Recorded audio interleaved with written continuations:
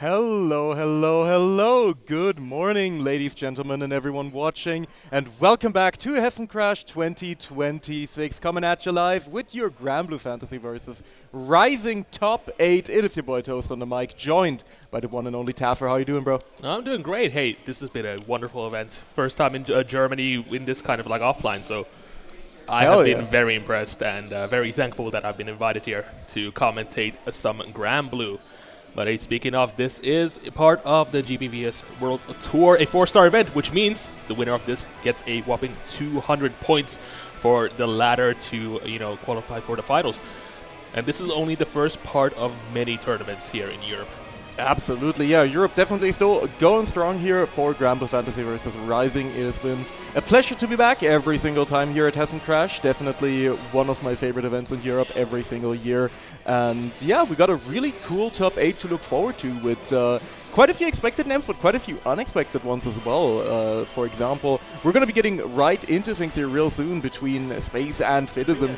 Two, of course, at this point, we could definitely call both of them the old guard here for European Grand Blue. Both of them legends in their own right. Citizen, of course, has been in the plus our minds, of course. He's already option selected himself out of any responsibility. Already told me, okay, I've been grinding away that plus R, but still going to be showing up, still going to be showing people that the Beatrix still got it. But on the other end, of course, we got Space, the #1 terror of Europe. I mean, he has been conquering pretty much the entirety of the continent for, the last year or two even at this point. And it's going to be real fun time watching him perform once again, I think.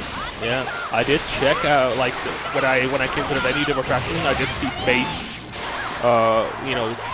rocking the Cagliostro for some potential counter pick plays or something. But we can't really just forget about that that secret pocket Cagliostro there. So once that comes out, that then shit's real. Yeah, definitely. Though I'm definitely expecting the Beatrix here for Space, just based on the fact that he's just been playing more actively. He's definitely going to be very comfortable in the matchup. And he's been pretty much the main representative of the character. Of course, whipping out the Dutch flag there as well. That's the official Dutch flag.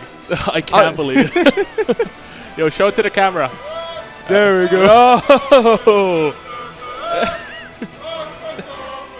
And the crowd is already going off right there. The Dutchies always showing up, always repping it here at Hessen Crash. And we're going to be getting right into our match here. We're done with our button check, and we're getting ready for the beginning of our top 8 at Hessen Crash 2026. Everybody hype for Beatrix!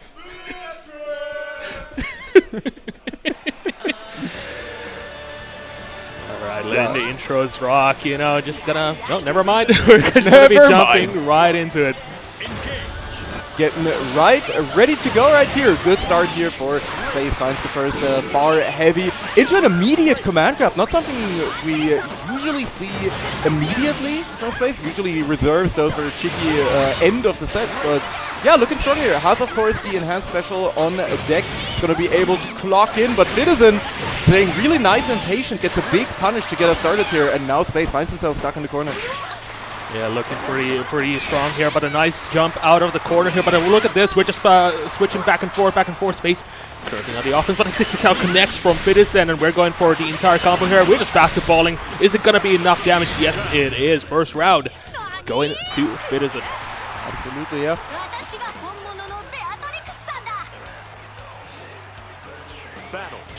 Alright, can Citizen keep this momentum going? Starting off with a riding free, but the jump medium doesn't connect either, but the DP comes out. Citizen pushing into the corner, and beautiful confirming the riding free. Absolutely. Gonna be picking up another corner combo here, and looking to extend. Gets a nice throw going as well.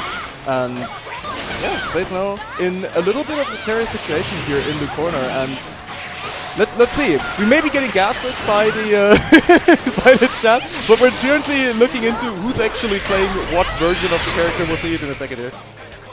Well, yeah, they're both playing Beatrix, so it's kind of they're both on Beatrix, but yeah, But they're both also playing. It looks like Citizen is on default color here. Well, we'll figure out soon enough. Whoever pops off after winning. So. Definitely. But here we go, beautiful shimmy to call it out. Here we go into the corner, full combo coming right off 50% meter. Not gonna, oh, actually gonna just cash it out immediately, get that refund while at it, and a beautiful reset. Nice extension as well, of course. Getting that nice hard knockdown going. BC immediately coming out, doesn't want to deal with any of these situations. I'm noticing that a lot of this matchup is just sending far heavy into riding free, you know? Yeah, definitely. Yeah, like, why do anything else? That's just such a good button, but here we go. It is a good button, sir, I can tell you that much. Okay, now the states are swapped, yeah, so, yeah, the blue one is still, wait, which one is blue? We'll never find out. We will honestly never find out, I mean. Potentially, you know, potentially Space taking around. May have been Citizen here. We do not know. we don't have the color identifier, so that's the issue here. But all right. Ooh, beautiful 6XL. Gotta get the corner carry as well. A bit of damage to boot it up, but the skating is a bit too hard on this, so gotta have to go for a reset. Oh, nothing is forever. Get the Delta Clock. Absolutely clocked in and locked in right there. And once again, we see, as we said before, we're seeing this far heavy gameplay. This character incredibly good at threatening that kind of extended mid-range here. Both are just bulldozing right now, just looking for those hits. The clock, of course, going to be coming in here as well, off of the back of that command grab. Going to be extending the combo even further. This is going to be quite close. Yeah, the raw link into the SBA means that the extra 10% damage might have just been enough to take the game here. And this means that I think that was Space. Or was it Citizen? Yeah, definitely. Space up 2-0 now. Citizen going to the Siegfried pick okay, here. yeah, definitely it was. Yeah, the one on the right is. Yeah, we did it, chat. We got there. We got there in the end. Fucked up that they both picked the blue color. Like, pick something else. Yeah, even the production got schmixed with that. So. Yep. We got absolutely schmixed up, but you know, then again. You can't think of a better way to start your morning than, you know, 10 a.m. mixturization immediately off the rip. But now for sure we know that Citizen is going to be playing the Siegfried here.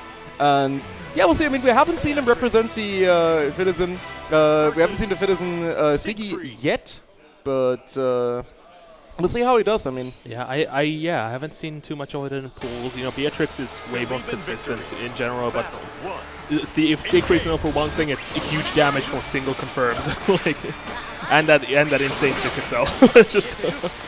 But here we go, there we go, there's the confirm, pushing in the corner, just facing it with 2M, but a beautiful floor heavy into riding free once again.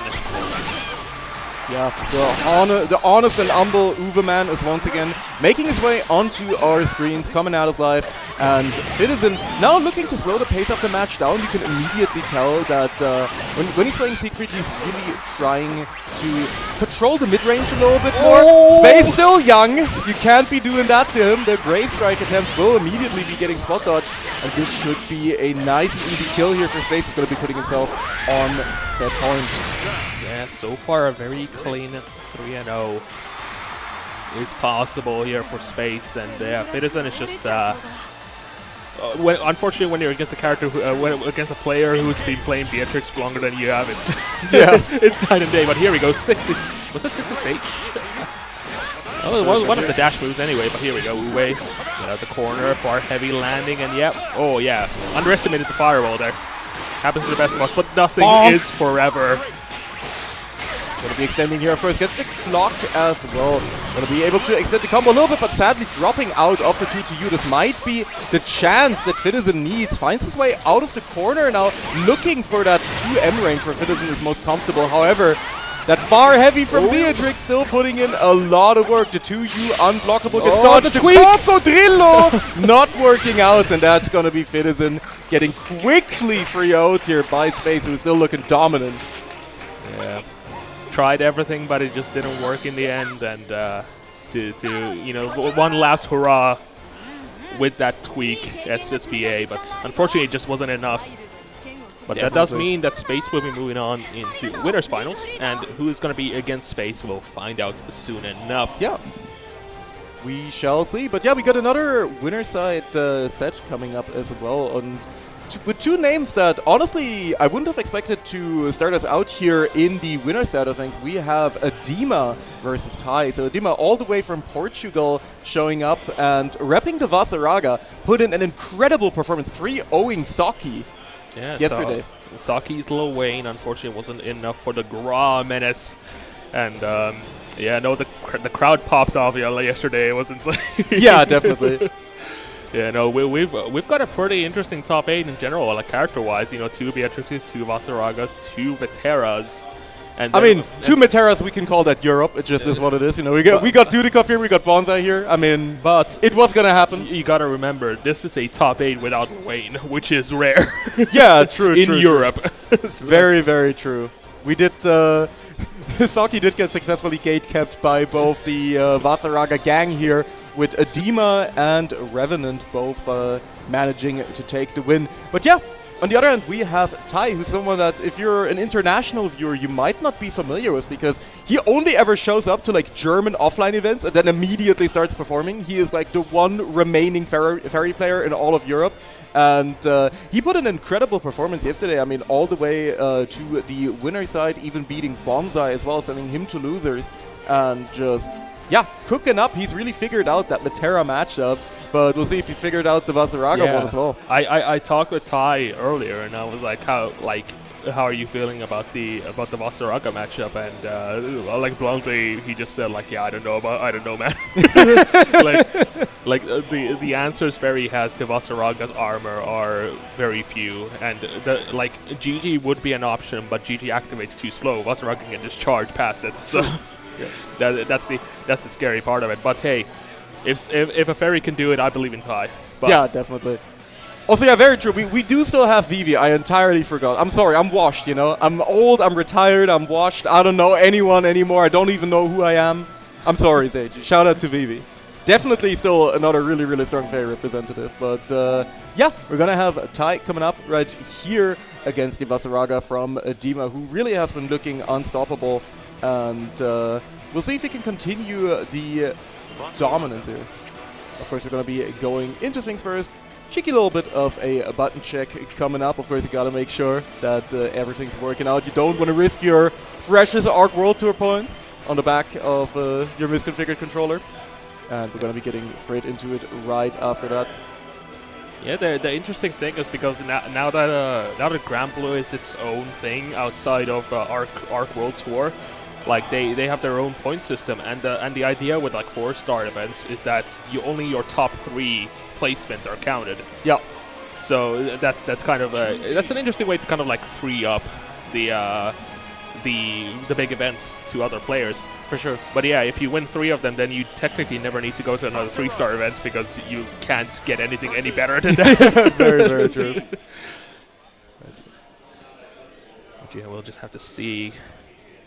Ferry's I'm trying to think of other Ferry, you know, like you mentioned yesterday, like there's not that many Ferry players nowadays. Like, you know, shout out to some old Guardian Lobster back in the day.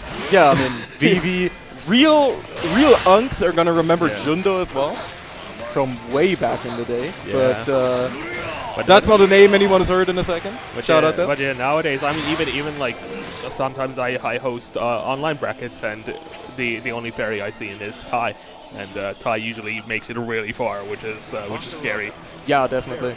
And yeah, no surprises here on the character selection. We of course have the Vasaraga from Adema versus the Ferry from Tai. Fist bump being exchanged, and we're gonna get right into it here for our second winner side top 8 match. Jundo the Ferry installment. Yeah, people don't know anymore about base Grand Blue Ferry install. That, like, I've never been so scared in my life. Like, fighting that character, you just let Jesus take the wheel. Like, you really could not do anything. I always forget that Ferry even has an install in this game. It's just like it's not useful outside of like U skills. Like U skills are way more a way better option in general than going for install. Definitely.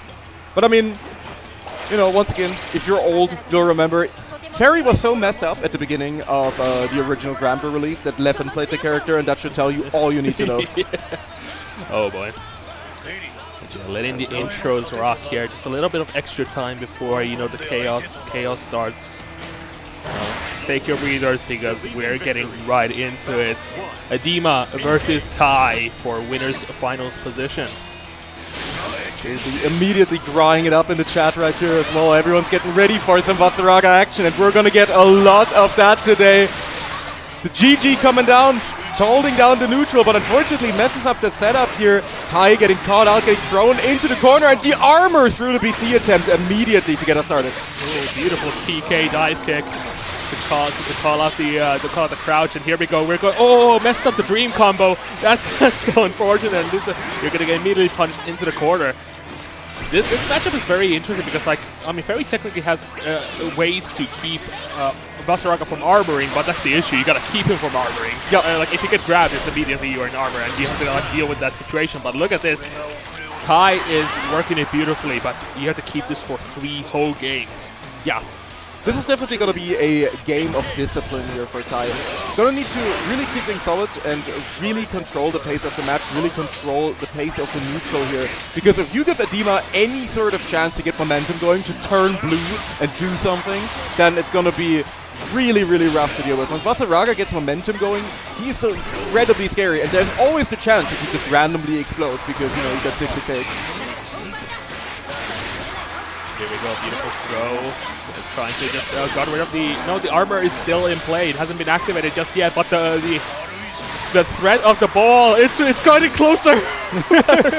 Oh, that's terrifying. And here we go, stuck in the corner. Armor was still in play there though, so the so he can survive just 1 hit. But here we go, Tai trying to even the life count now that there's no Soul Forge in play. Getting a bit too far away. Oh, unfortunately couldn't interrupt that. Here we go, GG, hold down the neutral. Oh, so close to the ground. It's so unfortunate. Yeah, somehow didn't have to get things going, but a really beautiful cancel into the U-skill right there. Gonna get himself the first game on the board. Tai going up 1-0 over Adema. Yeah, the local hero here against a foreign invader, so to speak, from Portugal. So the crowd is definitely on Tai's side. But also, the moment we see a 6XM from Wasaraga, we are something's gonna explode behind us, which is just an inevitable thing. Yeah, definitely. Here we go, yeah, shaking it out. It's only 1 game, Tai. You still got 2 more. Still got a lot left to do here. And we're going to be getting right back into it. Adema here looking for a fireball to get us started.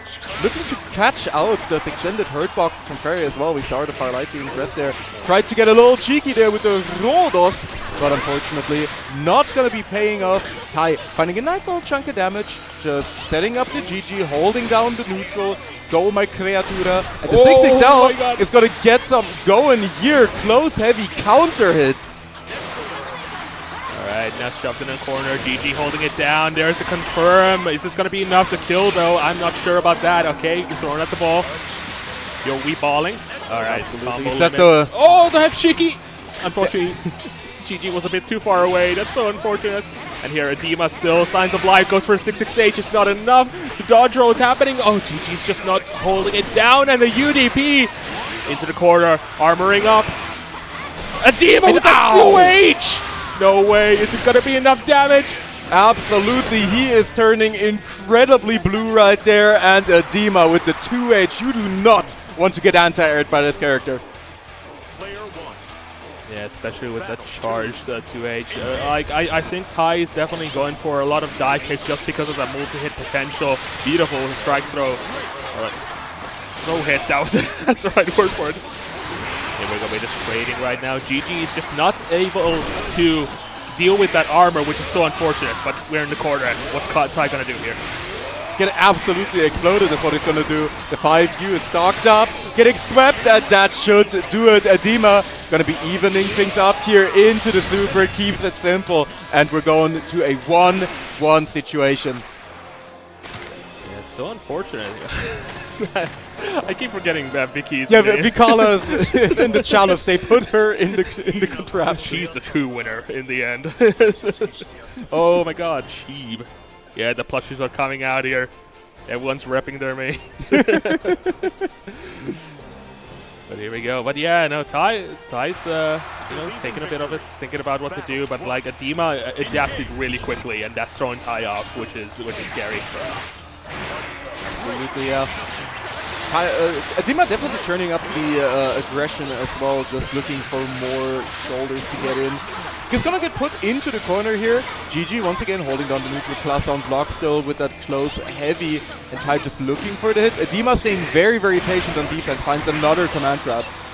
Okay, interesting that that Tai didn't go for any hits there, because there was no armor in play, and now just Adima just respecting the ball. Understandable, but the moment it ends, just immediately rushing in with the hell march. Tackle lands and forces time to the corner. Yeah, I really, really like the patience on defense from Adima here. He's not even been doing a lot of U-skill roulette on defense, he's just been very calm and blocking out a lot of the surge pressure. Alright, SBA once again used to finish off the round. Right now Adima's running away with it, literally. Tai needs to adapt somehow to bring this back. It's just not enough. Alright, oh, nice.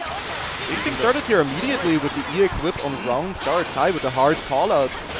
Finds a nice little dive kick here as well. Of course, Vasaraga, while his anti-air damage is incredibly high. And the first Gra has been recorded already.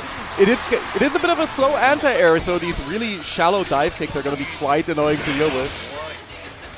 Yeah, now armor in play, tackle could happen at any time. Tai needs to be extra careful about this. That's why I've seen a bit more aggression, and there's the throw. Nicely done. But U-tackle is inevitable, but drops the confirm from it, unfortunate. Yeah, very unfortunate, mistimes the meaty there as well, just goes for the SSBA on wake up, but a beautiful DP there from Tai. Using the invuln frames on that to get through it. Combo limit is going to ruin things for Tai here.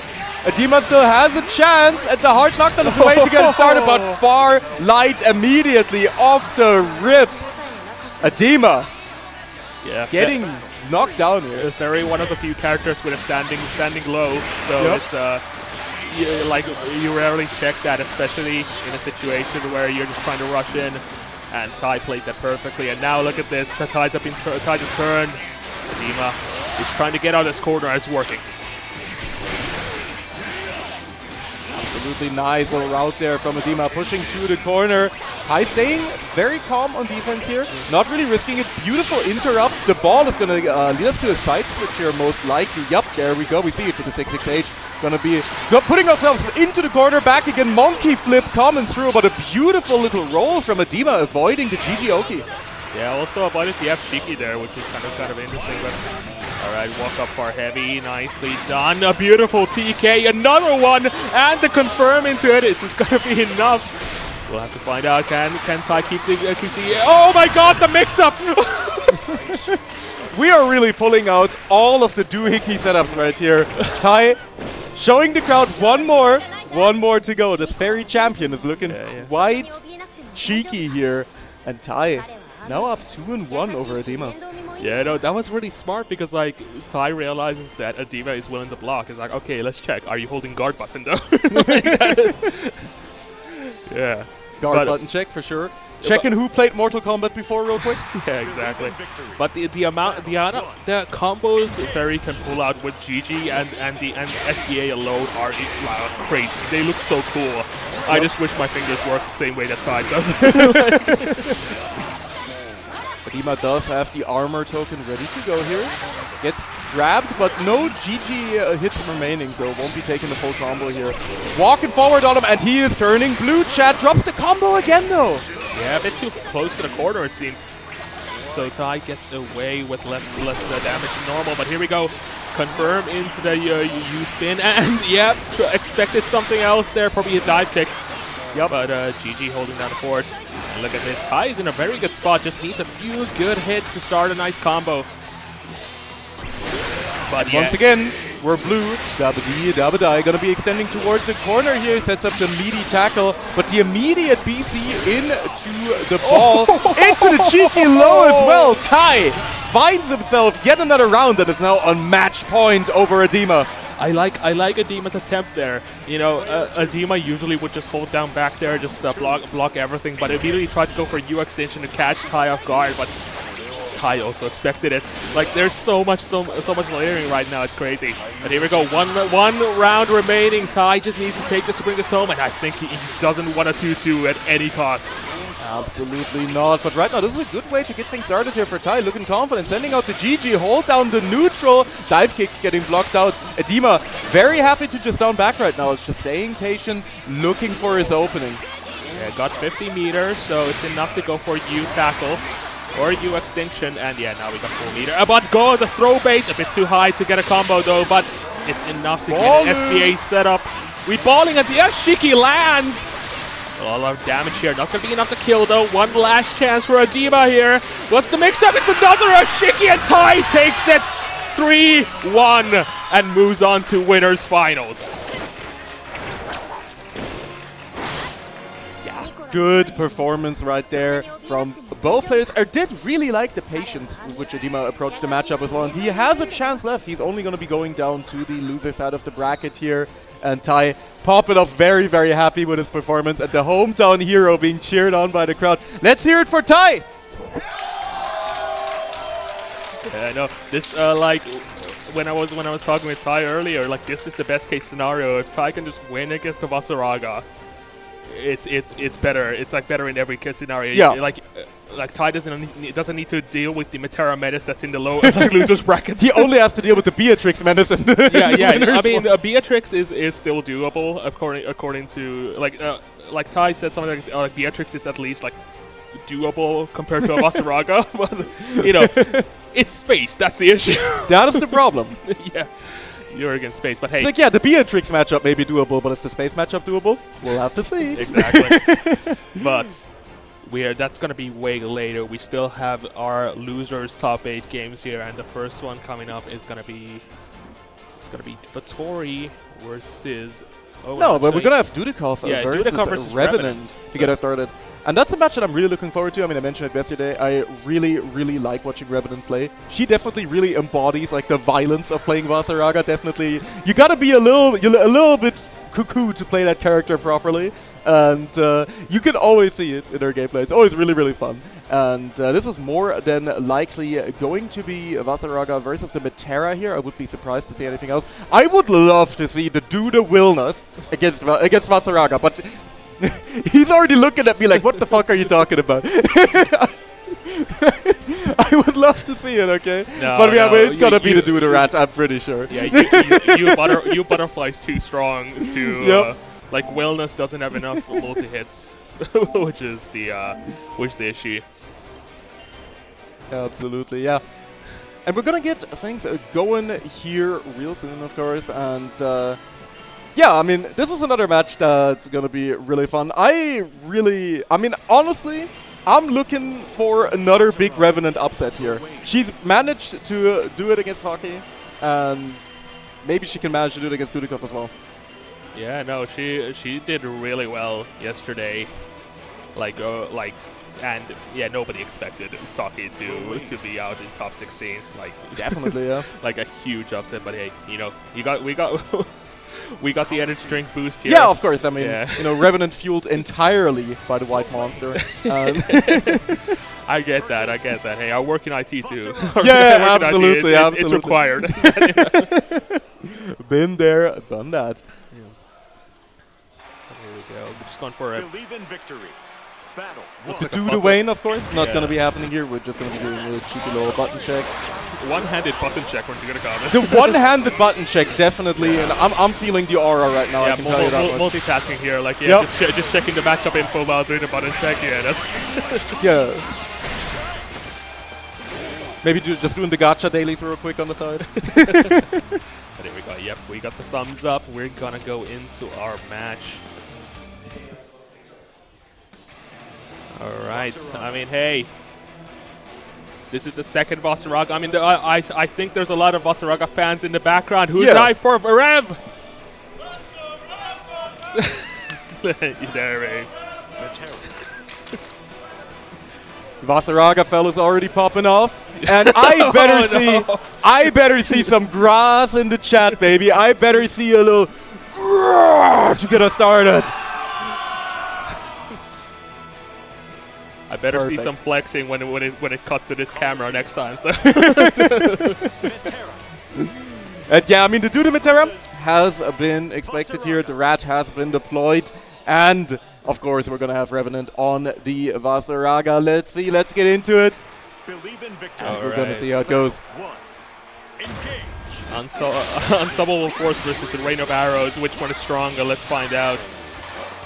The thing about this is that the butterflies are still as effective as in any other matchup. It's just like Revenant just needs to find that one good hit to get that Soul Forge in place. But oh, you butterfly says no. Immediately, yeah. And I feel like Dudikov's particular playstyle really works out well against Vasaraga. He's really good at just slowing down the game, at just trying to pace himself, and he doesn't really tend to go for too many cheeky plays compared to someone like Bonza. Right? You're not really going to see Dudikov just going for those random 5Us, but right now he's just getting smacked up in the corner here by Revenant, who immediately takes the first round, turning blue and turning Dudikov into a fine powder. The interesting thing about this is that you Butterfly was on screen, and because of that, Dudikov got a bit confident again. Because, like, you know, hey, who would challenge you Butterfly? Well, you have your answer. Leave it to a Vasaraga player. Yeah, exactly. So here we go. Once again, we're starting off as usual. Just Dudikov trying to chip as much damage as possible, using those butterflies to keep the distance. Revenant just not close enough to go for it, like a wild tackle to bring this up, but look at this, Dudikov is just keeping their offense so clean. Yep, I mean, this is the shoot arrow gameplay that we signed up for. Alright, yeah, arrow fall into the U arrow, and yeah, clean round from Dudikov. But yeah, Revenant needs to find, like, the issue there was Revenant had no time to go into armor. And maybe you tackle might be a better option, but like where's the timing for that? But here we go. Yeah, this is where we truly put Dudikov into the contraption though. Once you're in the corner, once Revenant has her armor token going, this suddenly becomes a horror game for Dudikov. Yeah, here we go, armoring through, slowly get into the corner, try to check a throw there, but Dudikov is staying grounded for now. But here we go, what a beautiful corner carry. Getting the U-Butterfly out, and Rev is out of armor and out of options right now, just has to block. Definitely keeping things calm and patient though. Cheeky low 6XL from Dudikov, gonna push Revenant back into the corner. The butterfly is being deployed, the arrows are being shot. Revenant is sitting on 100 meter though, can definitely represent the cheeky fireball as we saw. The double blue, the double 6XH, and we're going all the way back to the corner at the aura on the tackle. All right, one last chance. Oh, trying to go for a throw. Here comes the SSPA. Is it going to be enough? No, it's not. And Revenant's going to take the first game. Very, very nice there from Revenant. Really good patience. The safe jab there as well. Of course, you know, Metera doesn't have the fastest SSPA in the game, so using that fact, Revenant looking real good here and looking to dethrone yet another European menace right here. Yeah, but beautiful side switch from Dudikov, keeping the corner, and yeah, there's the low check, switching it up, no longer shooting arrow, but actually low checking you. Yeah, what are you gonna do? You've got butterflies on your face, and oh, but the U tackle is the answer to all life's problems, it seems. Absolutely, finds a nice staggered jab there as well. Beautiful stuff there from Revenant. Is going to be getting up the armor token as well. We got the armor tackle. The U-Butterfly is hunting us down here a little bit though. Oh, beautiful back throw. Revenant so close to chip point though, and yeah, tried to go for U extinction, but it's not fast enough. Yeah, not quite. But you can definitely tell already that Revenant is really finding her spots to try and counterpoke this offense, to try and fight her way through the unending storm of arrows here from the Duda-Rat, and the cheeky little reset into the Roda, scoping him up. Alright, BC coming out, immediate butterfly, stay away from me, Revenant, I don't want you near me. And look at this, it's working out. The butterflies are doing so much work in this matchup. Revenant trying to find a moment to the armor, but yeah, it's just unending. What is there to do right now? Ooh. Messed up the anti-air, the air unblockable. That's unfortunate. Walking him down, taking him to the corner. Dudikov finding himself in a very difficult situation. Armor token just about to run out though. Fights his way out, stays patient. Oh, but not ready for the throw. And here we go, Dudikov once again on the offense. Revenant is trying to close the gap somehow. UX Extinction gets dodged. Tries to just jump over. Nothing's working, but there's go UX Extinction into XXIII. Just a bit more damage. We're basketballing, and it's enough. Revenant takes another round right here. And yeah, it's been like her placements of these U fireballs have been doing so much work for her. It's so good in this matchup. All right, starting off, tackle, trying to just close the gap as much as possible. Command grab comes through. Oh no, Dudikov got Nice caught delay. pressing. And now Revenant is in nice position to close it out and make this a 2-0. Tried to get a little bit too cheeky with the 5U activation, quite in the right spacing for it. And now, once again, we are looking for another U extinction to get things going, but right now Revenant has to block in the corner, gets caught out by the classic shimmy there, using the TK Fireball. This is going to be a lot of damage into the U Butterfly. Throw coming out from Dudikov.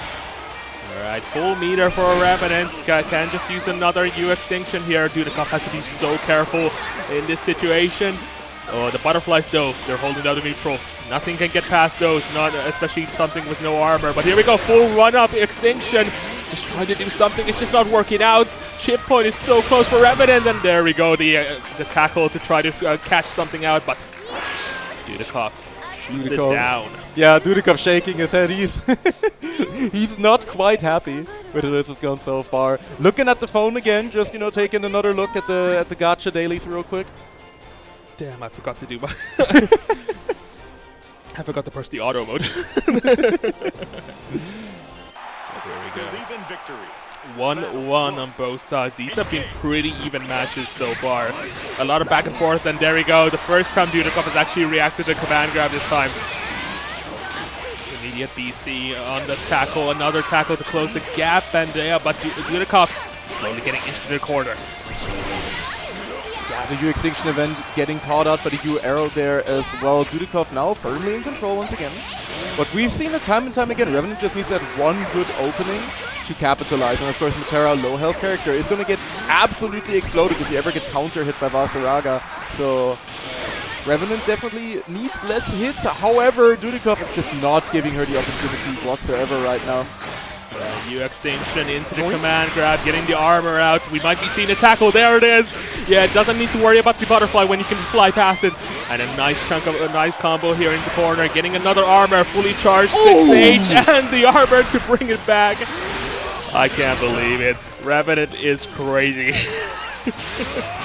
And incredible awareness there, converting the aerial stray hit there from Revenant into max damage. And that's something that you really have to know how to do when you play Vasaraga. You have to make every single hit count like that, and Revenant has been amazing at representing that. But here we go, once again stuck in the corner. Beautiful 2U though to switch the sides, and now Dudikov once again in that beautiful position. But look at this, Revenant is marching forward. The unending march is inevitable and will catch up eventually. I believe that was the infamous combo that I've been told to mention, but I won't mention by name. I won't give you the satisfaction. Here we go, U extinction in the corner. Oh, unfortunately Dudikov gets out. At the armor leading into the wall bounce, and that's going to be Revenant going up 2-1 here over Dudikov. Only needs one more to knock Dudikov out of the tournament and secure herself spot against Citizen in the losers quarters. Alright, Dudikov. Yeah, just going through the mind palace right now. What are the options? The file cabinets are getting open, getting thrown out. And in the end, I still think in the end, only two words appear in your head: just gap. Yeah. All I'm saying, though, I believe in the do the willness. In this matchup, I don't think it's workable. Definitely not. But here we go. We're actually just going. We're turning Matera into a grappler. A turn of fate here, but Revenant does get out with a nice tackle. Absolutely. Street Fighter 6 is later today, but we're getting a little bit of a preview from Dudikov. However, he's finding himself now getting absolutely brutalized in the corner again. This time not falling for the tricks with the 5U, not going for a BC. Nice little counter poke, and we are once again returned to neutral here. Revenant, however, does have 50 meter, is turning blue immediately, but Dudikov staying safe.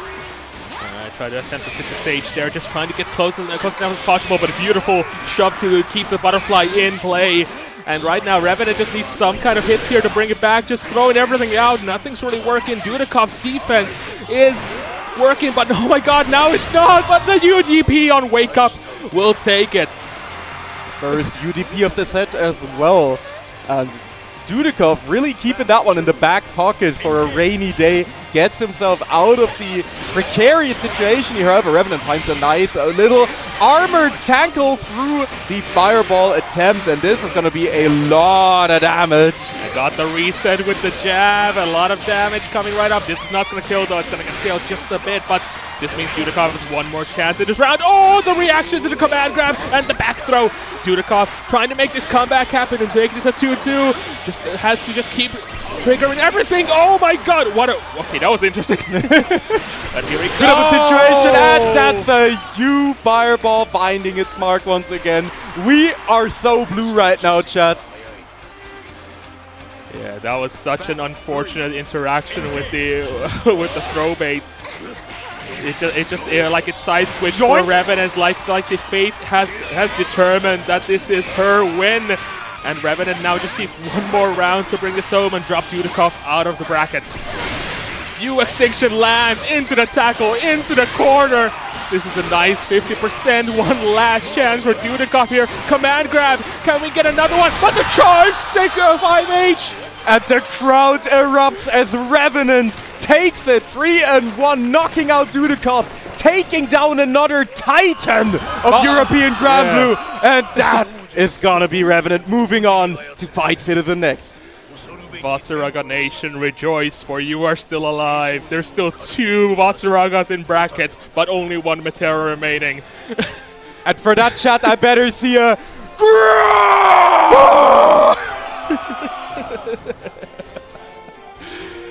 But man, beautiful performance. But yeah, our top 8 is not over yet. We still have 1 more match, and this one is another Metera.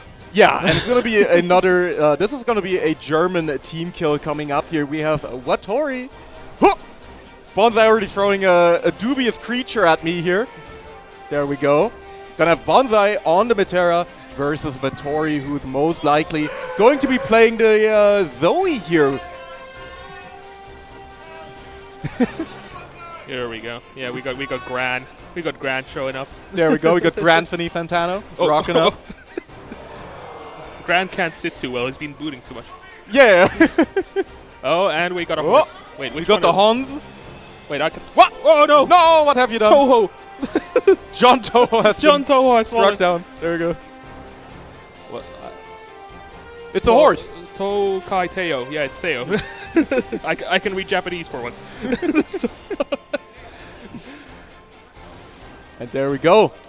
Yeah, Watori most likely gonna be repping the Zoe here. Has actually been putting in quite a performance with the character, and it's been really cool to see him kind of find his way with the character. And you know, Watori historically has been kind of, you know, he's been struggling a bit to find like the character really for him. Of course, he was repping Emila early, but that character sucks.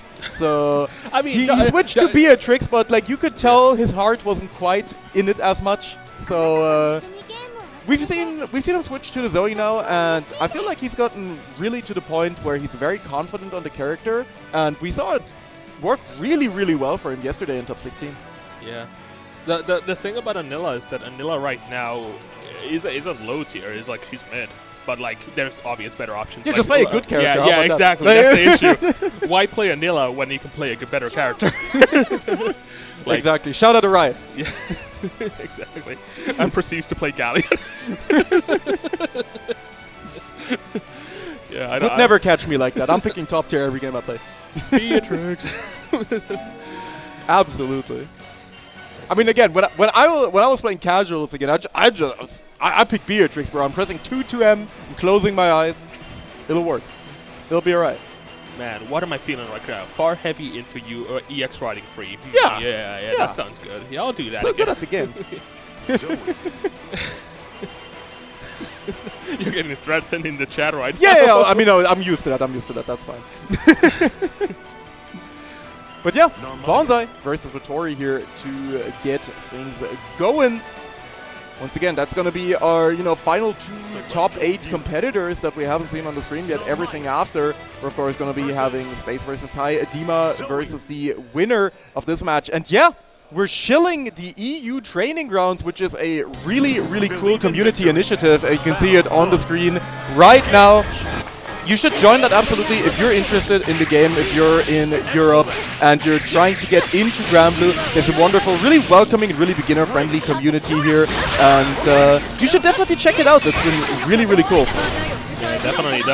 There's a lot of players there, and the like if you even want to get into commentary, that's a very good place to kind of like start off. They're very open to commentary applications as well. So. Just something to, just get your foot in the door, because playing ranked in this game is miserable.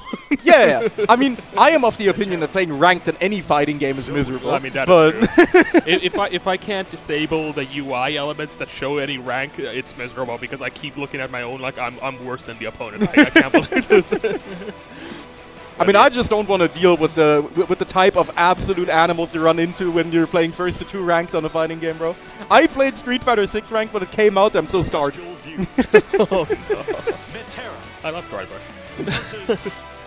That wasn't even the problem. There was some terrorism happening. But yeah, anyway, gonna be getting into things here. Of course, we have the Metera from Bonsai. Absolutely no surprises here. And Vittori gonna be rocking up with the Zoe here. And yeah, I mean, I can definitely see that we may be getting the Beatrix pick if this doesn't work out at all for Vittori.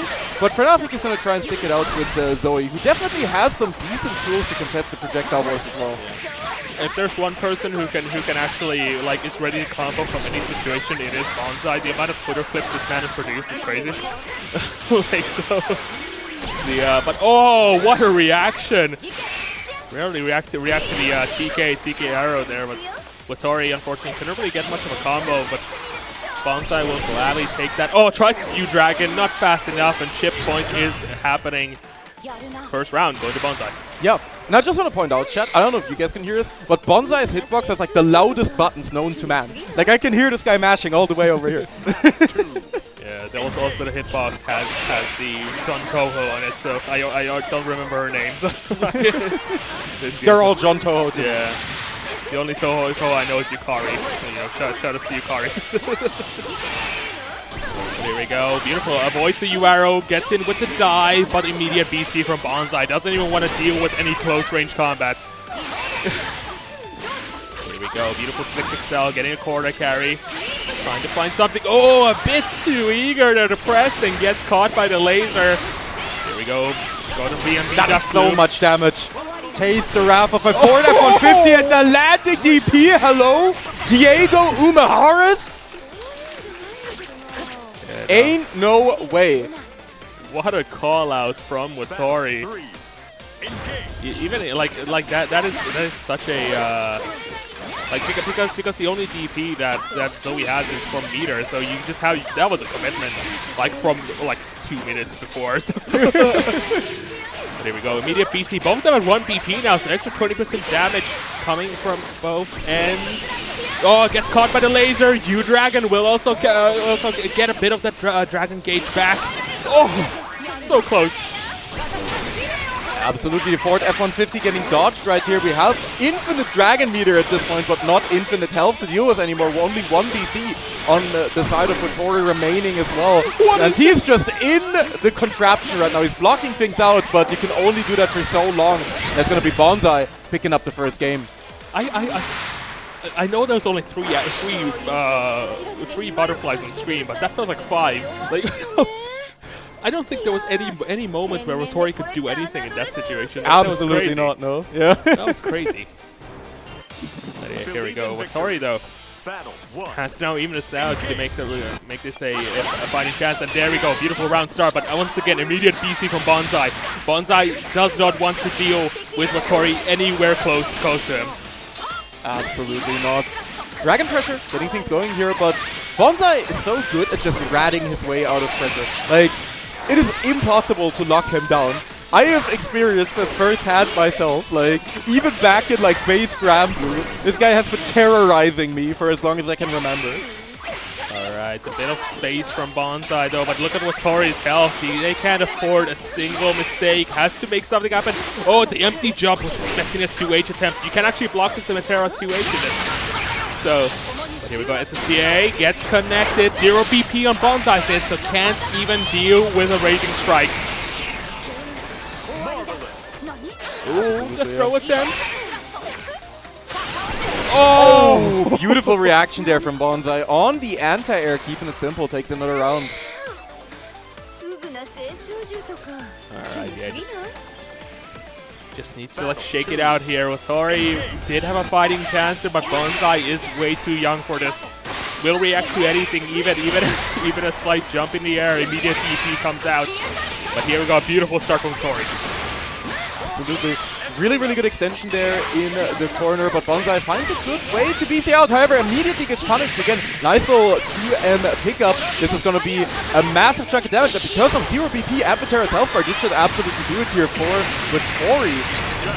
Yeah, it's all about momentum with a character like Zoe. Once you get that first hit into a combo at the corner carry, you can absolutely decimate, especially a character like Matera, who excels at this kind of like long-range game. But here we go, TK's arrow, immediate BC, wants to keep it going. Mano, we're going back and forth, another BC. Well, there, 1 BP remaining, a beautiful throw from Watori, trying to shove Bonsai into the corner, but UDP comes out. Not UTP, U Butterfly. Absolutely, and look at all the damage mounting up here from that conversion. Because Watori has been so liberal with his use of the DC, he's really feeling the hurt right now, and that's going to be a close heavy. And Bonsai dropping the combo, incredibly rare for Bonsai to miss those. Alright, 0 BP on Watori's side, a beautiful BC bait. No! He messes up the combo, and that cost Bonsai the game. I mean, Watori the game, they're both German. They're both pondering the orb right now. But Bonsai once again looking stone-faced as always. Like, I love like Bonsai while he's playing always just looks like the fucking Moai emoji. Like, he is unshakable. You should have seen Duo in the pools. That man has a neutral face that looks like he's in despair. So here we go. Watori just trying to somehow get close, but Bonsai is not willing to even like humor that possibility, and yeah, the UDP comes out. That's gonna hurt a lot. Bonsai pushing all the way into the corner. Gonna be optimizing the combo here. Of course, we're gonna have a setup at the end of this as well, and it's looking really dire here for Watori. He's gonna have to make a big read to get out of the situation, and that's just gonna be it. With Bonsai putting himself at set point now over Watori. Alright, yeah, last chance for Watori. He has to make this comeback happen, but it has to be 3 games in a row. It's not looking too good, especially against Bonsai, who will just mix you up.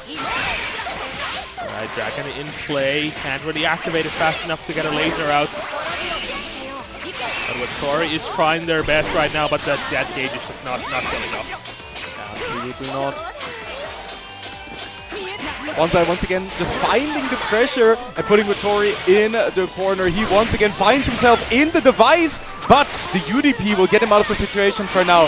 Has lost a lot of life trying to get here though. U-arrows are coming out and the throw as well. Watori is going to have to fight his way back all the way close to Chip here. This needs a bit of a miracle, but this is one way to get a miracle going. Has meter for SSBA. Are we going to cash out? Yes, we are. Going to just get that extra damage. This is not going to be enough to kill though. But Watori has a chance to stay alive in this bracket, but there's full meter on Bonsai's side. It's really scary. Watori just needs to do something, but SSBA comes out. Is it enough to block? Yes, it is. Oh, no, it's a close enough, but the close heavy will connect regardless. Watori still alive. There is so much spaghetti on the floor right now. The entire venue is being flooded. If you guys could see it, it is a mess right now. But we are staying alive. Watori has one more chance to get things going here, and Bonsai, once again, looking undeterred, just keeps the corner pressure going, keeps the butterflies coming, and Watori is fighting his way out the corner. Alright, Watori now trying to make this offense happen once again. With Bonsai will just BC immediately. Already at 1 BP, so that extra damage is happening, but Watori just needs to get a hit on to make that even work. But this is not gonna be happening anytime soon. Bonsai is keeping this corner check. Tori slowly losing health, just trying to find something. BC comes out, getting the corner switch. Just jabbing away. 0 BP on Bonsai's side, but has full health. Tori just needs one good hit.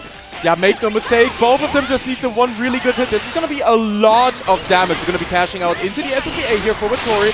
Going to get himself the bravery points back on deck as well. This is going to hurt a lot. It doesn't kill, but boy does it hurt. Once again, full meter on Bonsai's side, just a wake up throw. Scoops him up. Oh no, the low check, and Bonsai takes it 3-0 and drops Tori out of the bracket. Still, really, really respectable performance here. Making the top 8. Bonsai going for the command grab, picks up Tori. Carries him off. Carries him off the bracket physically. Yeah, that was our only Zoe in the top 8, so no more Zoe representation, which is unfortunate. You know, I'm all for, like, you know, variation in top 8. It's very fun, especially when everyone's a different character. Then it's like, oh, these matchups are gonna be insane. Definitely. But yeah, now we have another losers match coming up. Of course, we're gonna have the return of Revenant versus Citizen here, and I'm really looking forward to this match. I mean, this can only be good. You know what I mean? This should just be a banger. Yeah, the interesting thing is obviously Siegfried isn't as strong against Vasaraga as Beatrix is. Yep. So we're definitely going to be seeing more Beatrix in this matchup. But definitely. Like I'm trying to think of like multi-hits from Siegfried. Probably the only ones are like Fireball and then DP. That's about it. Yeah, I mean, the thing is, like, I'm definitely expecting the Beatrix to come out first here from Citizen, and just to try and kind of bulldoze Rev, because I honestly don't believe that Citizen is gonna be too locked into the Vasaraga matchup at the moment. I mean, he already, as we said before, he's been off to greener pastures. He's been playing +R, so I think he's just gonna try and enforce his own game plan. He's just gonna try and bulldoze with the Beatrix here. And yeah, have a nice day. He's just saying play Siegfried. It doesn't matter. To be fair, hey, listen to your heart. You know, that's all it is. Like, honestly, you gotta listen to your heart, and sometimes you really go within yourself. You listen to yourself, and the only thing that you can hear is Uwe! Verdrangen! Or something. Exactly. Yeah.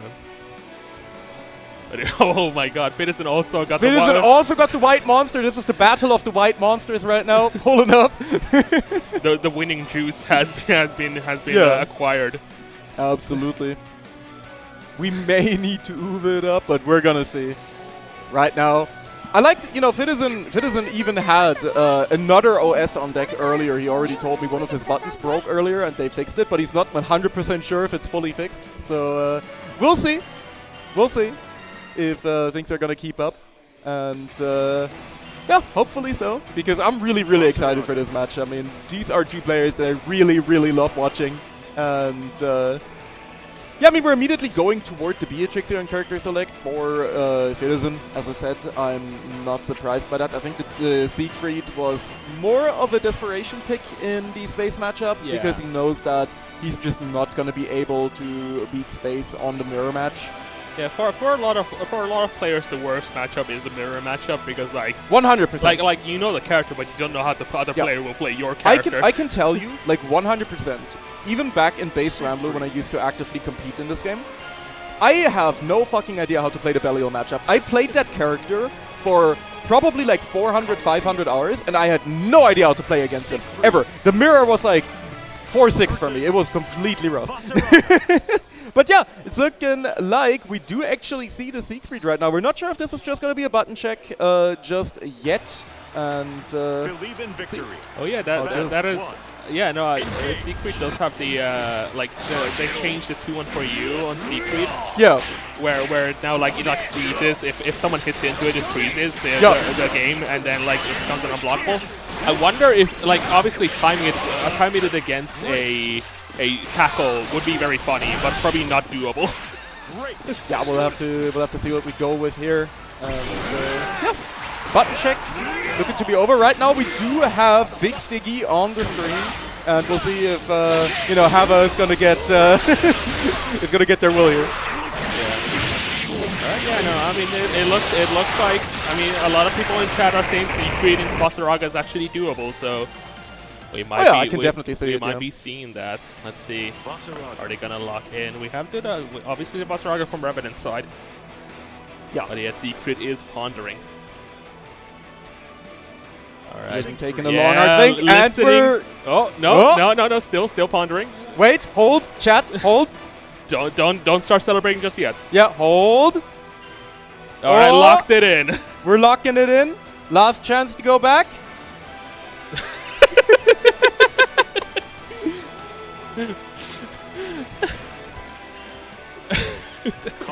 Chat, we're getting into things, and we're gonna get into it with the Uwe man. Can I get a quick Uwe?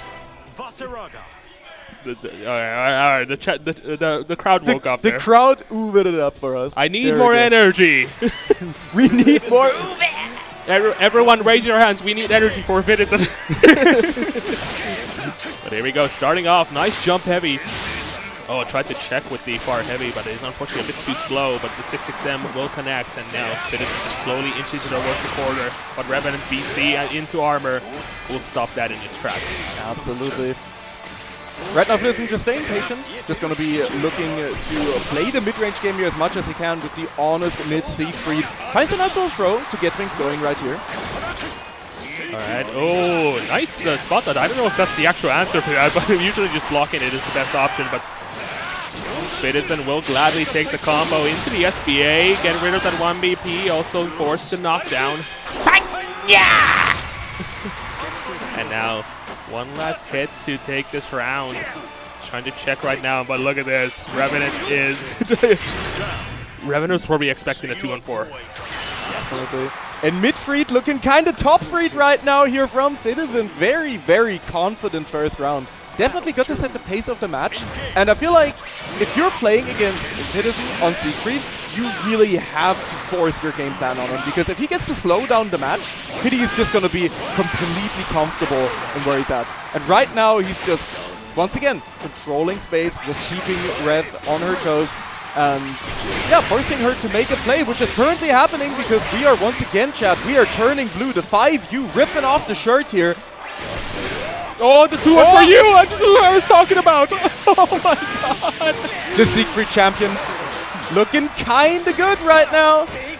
Yeah, no, there is actual counterplay. This is insane. And Vidison will take the game with that. Oh my god, what a call And out. it's looking like the Uwe man may be back on the menu, boys. Yeah, because unblockables don't care about armor. Yup. So it's, yeah, even going for the like the stance U on Basaraga will not help. So that was so well played from Vidison. Absolutely. Alright, trying to find something here. 6XL managed to land, continuing to a 2M. Gonna get a bit of damage here. Probably not gonna go for SBA just yet. No, never mind. We're just gonna catch out. Fair enough. Getting the knockdown here as well, finding another throw, and the Uwe man is looking good right now for Vidison. 6XM finding the cheeky little mid, and Revenant looking a little bit lost here against the Siegfried champion. Revenant was suspecting Beatrix, but didn't realize that the old demon back from year one has made its return. Yeah, the return of an ancient evil. Yeah. The scrolls have been aged too much. The text is unreadable, but we remember the terror of Siegfried. Absolutely, the double malignant stack as well. We got a lot of bonus damage on that. Beautiful DP here from Vidison. Getting going to run up close H. Absolutely no fear whatsoever on this man. Alright, here we go. 6XL going to the U extension. Gonna get a bit of a carry here. Not in the corner, but gonna get Revenant out of the corner, which is the most important part. But here we go, confirming the Uwe. Back in the corner. Revenant not looking too strong here. Needs to find something. Oh no! Misjudged the timing there, or the distance. Yeah, and this should absolutely kill right here. Gonna be going into the SBA. And let's hear it real quick. Never mind, we don't even get to the Schwarze Fänge. Instead, we're just gonna be going up to a 2-0 here for Citizen on the humble Midfried. Alright, last chance for Revenant. One more game for Citizen to drop Revenant out. Wasserraga Nation, I need you to give all your energy. Revenant is about to die. She needs to live. Kill! Alright, looking pretty strong here. Oh, the DP, yeah, the DP has so many hits and actually doesn't. Oh, that's tough. It doesn't leave the ground either. And yeah, gotta just get the confirm into SBA. Nicely done. Set point for Citizen. Yeah, if you ever get countered at close age by Siegfried, it's like, it will just uninstall the game from your system. You'll wake up somewhere, you suddenly have a wife and kids that you don't remember. That's a weird what's a weird buff for Secret? Yeah. There we go. Citizen looking so strong in this matchup, and it's like this, like, you know, bring out the old flame. You know, you still know her know her buttons basically. There we go, nice throw. And we are triple stocked up already here. Citizen has the shotgun loaded, and that's gonna be an Uwe to get us going. Oh no! Combo. Yeah, this is also 3 stacks on the Siegfried, so that SBA will do a lot of damage if Citizen ever gets to that point. So, oh, avoids the U extinction, doesn't avoid the throw though. Revenant is looking pretty strong here, but just needs to get a hit. But the tweak reaction. Wait, is this gonna be enough? The boys are gonna be kissing on screen. Wait. Is this enough? I would hope not. That was 3 stacks though, yep. Oh, and the scoop! Revenant, undeterred entirely right here, gets the scoop up. Oh, that was, yeah, Wasserraga's extra health saved Revenant there from losing to that SSBA. Absolutely. And that could be the beginning, that could be the opportunity that Revenant needs right here. Good for Drängen though to get us started. 2M once again coming out, and a beautiful air throw. We are playing Guilty Gear. Back throw, has armor in the like Citizen's just trying to find a good spot to DP the armor away, but here we go. Now Citizen back in the offense. 6XL just getting thrown out, going for a 1 stack. Just needs something here. Slowly evening it out, trying to shimmy. But Revenant is so stoic, doesn't do anything, and there we go. Nice combo. Learn to sit back and observe. Not everything needs a reaction. Revenant getting ready, stocking up as well. And Citizen now down to a very precarious life total. Let's the 2-1 for you, Rip! And this is gonna hurt a ton. Won't be able to quite build the meter to go into SBA here, but still, this is a lot of damage on the board. Late tech, Revenant down to her last chance. 1 more hit for Citizen is enough. Goes for you, but applies the chip damage, and Citizen takes it. 3-1. Oh no, 3-0. I mean. Yeah. Oh man, but hey. Nice attempt from Revenant trying to fight back against the Siegfried menace. There we go, winner's hug.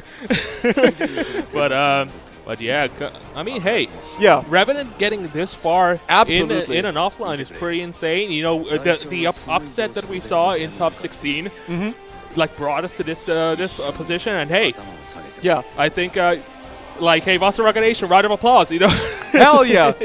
Just for the one time again, chat, for Revenant, let me get a grrrr! There we go. All right, but hey, that we aren't out of Wasserraga just yet. There is still 1 more remaining, and I believe that is that is Adema, who's coming up right after this. Absolutely. We are gonna have a Bonsai versus Adema coming up, and yeah, we're kinda gonna be low-key. I mean, we saw Revenant pull this off earlier, right? We saw her beat Dudikov, but we saw that this matchup is can be a little bit rough for Wasserraga. The neutral is definitely very annoying. We're gonna be once again, of course, going into the Metera versus Wasserraga here, and yeah, we'll see if Adema can brave the storm the same way that Revenant managed to do earlier in the Dudikov match. We did see before where Bonsai fought against Watori. Bonsai is very, very keen on just keeping Wasserraga as far away as possible. Obviously, once Wasserraga's armor, that's pretty hard. So we might be seeing Adema kind of like abuse that, but we'll have to see. I'm gonna assume Bonsai has a Twitter clip about Wasserraga matchup, matchup stuff. You know, just yeah. Let me just real quick look. But yeah. I hope Bonsai shoot arrow and It's green. Yeah, I mean, arrow and is green. the chances for that are looking pretty good. I would say. Is that Uma Musume? Look, I can do a gotcha pull right here. Like we got time. We got time. We got time to kill. Yeah. You know, we got some. I've got enough carrots. I can pull for Sweep Tosho real quick. Yeah. Okay. Like, we gotta bridge the time zone. We gotta increase viewer retention. And I heard that gambling is a good way to do that. I mean, hey, did you see Combo Breaker? Like, True. There was at least 3 different separate times where someone was rolling in the crowd, and they all got a 3-star. So that means that we have better luck when we're at offlines. True. All right. Let's go. We're going gambling, chat. We're getting in there. Yeah. Let's see. We still got a button check to get through and everything, so you guys are not going to be missing anything. And real quick. Here we go. I'm going broke for this one. Yeah. Let's see. We're going for John Musume here. All right. Well, you know, it's not the director. That's unfortunate. Oh no. I don't know this game, honestly. That's also you're gonna have to tell me. That's also the wrong text. Yeah, no, it's the lowest chances possible. Yeah, no, it's cooked. Pack it up, chat. Smoke this guy, it's over. Let's hope for a raid up. All right. All right, hey, I got 3 Agnes Tachyons. That's something. King Halo. I'm sure this means something to someone. Yeah. We got one more. And there we go, Super Creek. All right, yeah. Well, you know, hey, look at those Agnes Tachyons. Real gambling intermission. Yeah, we got the... Oh, yeah. Hey, go back to commentary camera real quick. Yeah. There we go. We got the... Yeah, we got the Uma sticker here as well. I will never forgive Uma Musume, but I was at Dokumi last week. I went to the Psy Games booth, and they had absolutely nothing for Granblue. It was 99% Uma Musume.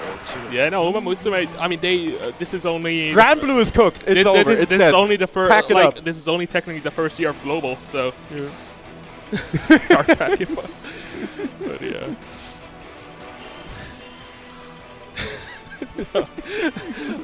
No, that's really funny because I didn't get lucky, but I got lucky in a different way where I got the same character 6 different times. That's one way to cope, I suppose. Yeah. I mean, they all have a 10%. Wait, no, it was 7% chance of appearing, and from like in that pool, and there's like 10 of them in that pool. So yeah, it's 6 or 7% chance, you say. So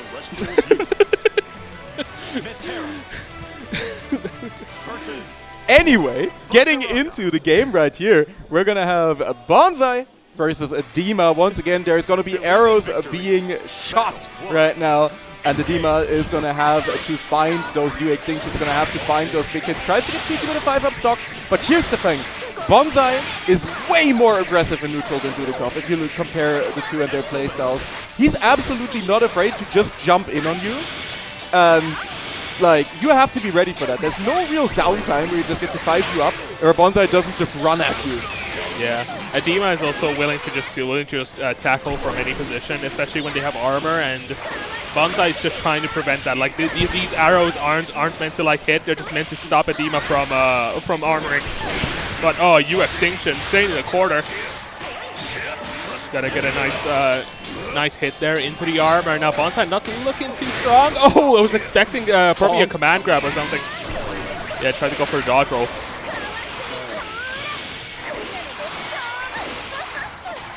Looking pretty good right now. Bonsai still has a nice life lead, but is at 1 BP, so a single U tackle might just be the end of him. But chip point is so close. U extinction misses, and the jump arrow will be enough to take the first round. Battle 2. Engage.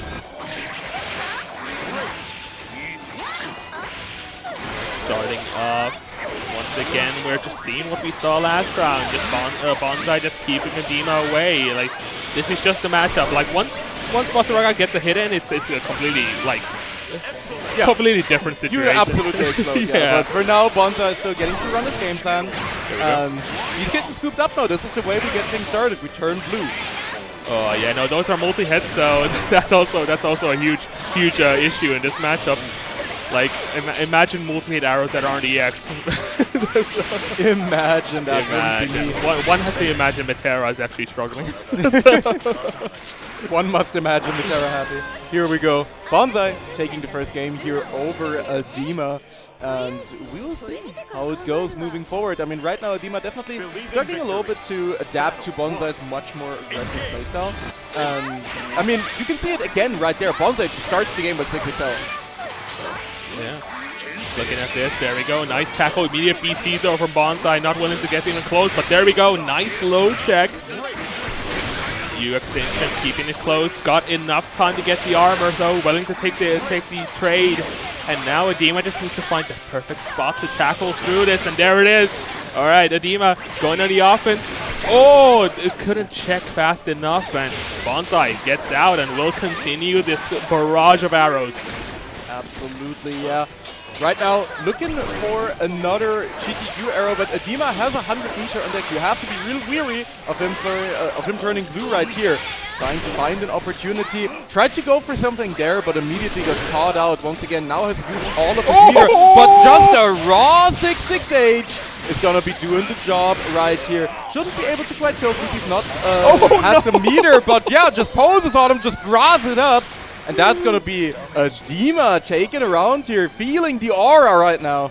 Yeah, no, using 5U again as a jump check is a very Adema thing to do. Like Adema's done it a few times in this in pools as well. So tried to tackle there, had the armor, but unfortunately a few too many hits to deal with that. And now Bonsai gets to keep the offense and a nice throw bait.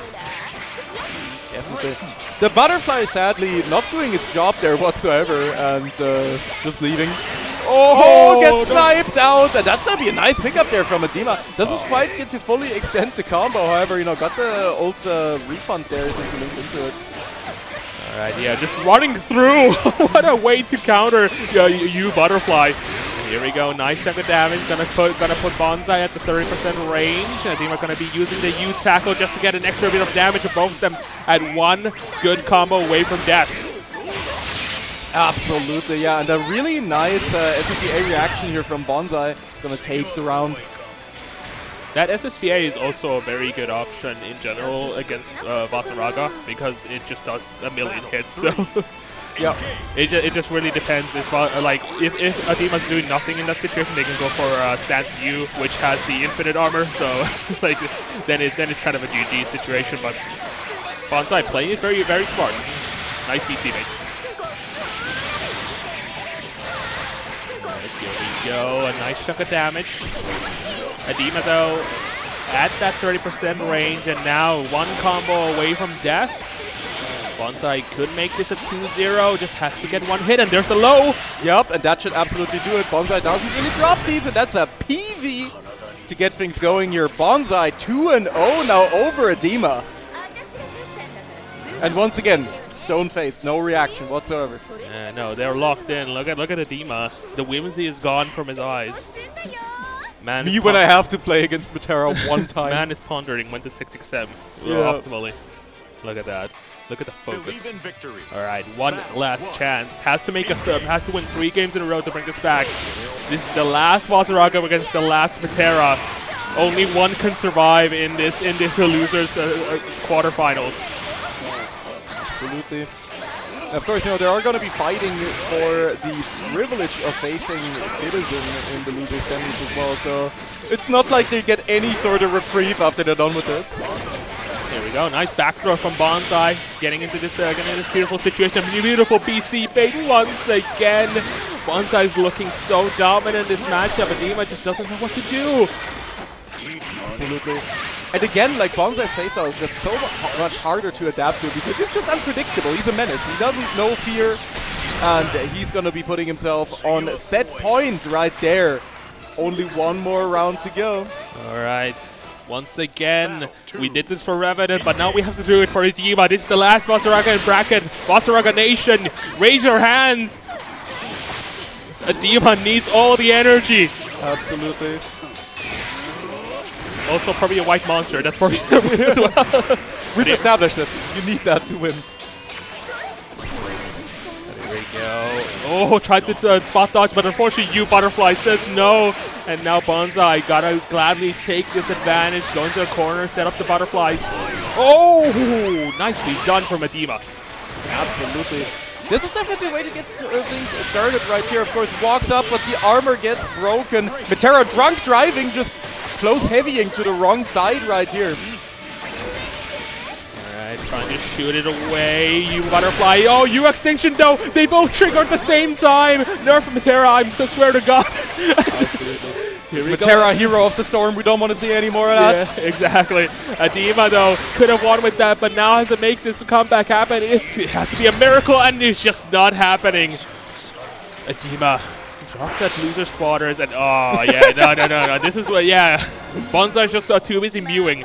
Yeah, Bonsai did not break his mewing streak whatsoever to win that. Mogging Adema out of the tournament. But a beautiful performance here from Adema. It was really cool to watch him play. Once again, not someone that we've seen too often here at these European offlines. So seeing him show up and immediately take top 8 and, 3-0ing Saki as well. Just an incredible performance. And yeah, really, really good job. Really well played here for Adema. And we're going to be going back to our winner side right here between Space and Tai. Coming right up for you. I do find it kind of sweet that both the Wasaraga players in the bracket both got the same place. Yeah, true. They're like, yeah, we go out at the same time. Fifth place for both of us. Let's go. Absolutely. But here we go. Hey, if you guys have been enjoying, there's still 4 more games left. Yeah. Plenty of Granblue left to play until then. And yeah, we're going back to this time no Metera, no Wasaraga. Yeah, no more Metera, no more Wasaraga for this one at least. We are gonna have, of course, Bonsai is gonna still be playing. Yeah. Bonsai reminding me of of an old incident that I had where I was playing. I was streaming the old lobby night in old Granblue. And I kept getting hunted down by Bonsai. He kept hunting me down to play.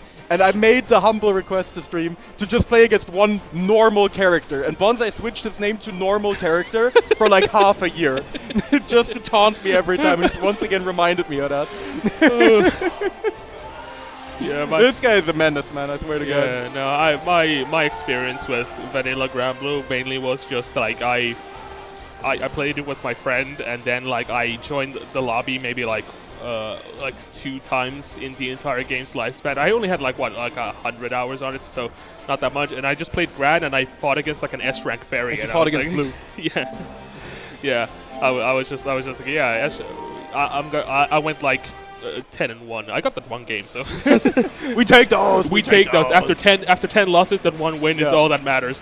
Absolutely. 100%. I mean, you got to take that. And yeah, we're going to be getting right into our winner side here in a bit. Space and Tai are already setting up. It's already going to be an amazing match right here. And yeah, looking forward to it.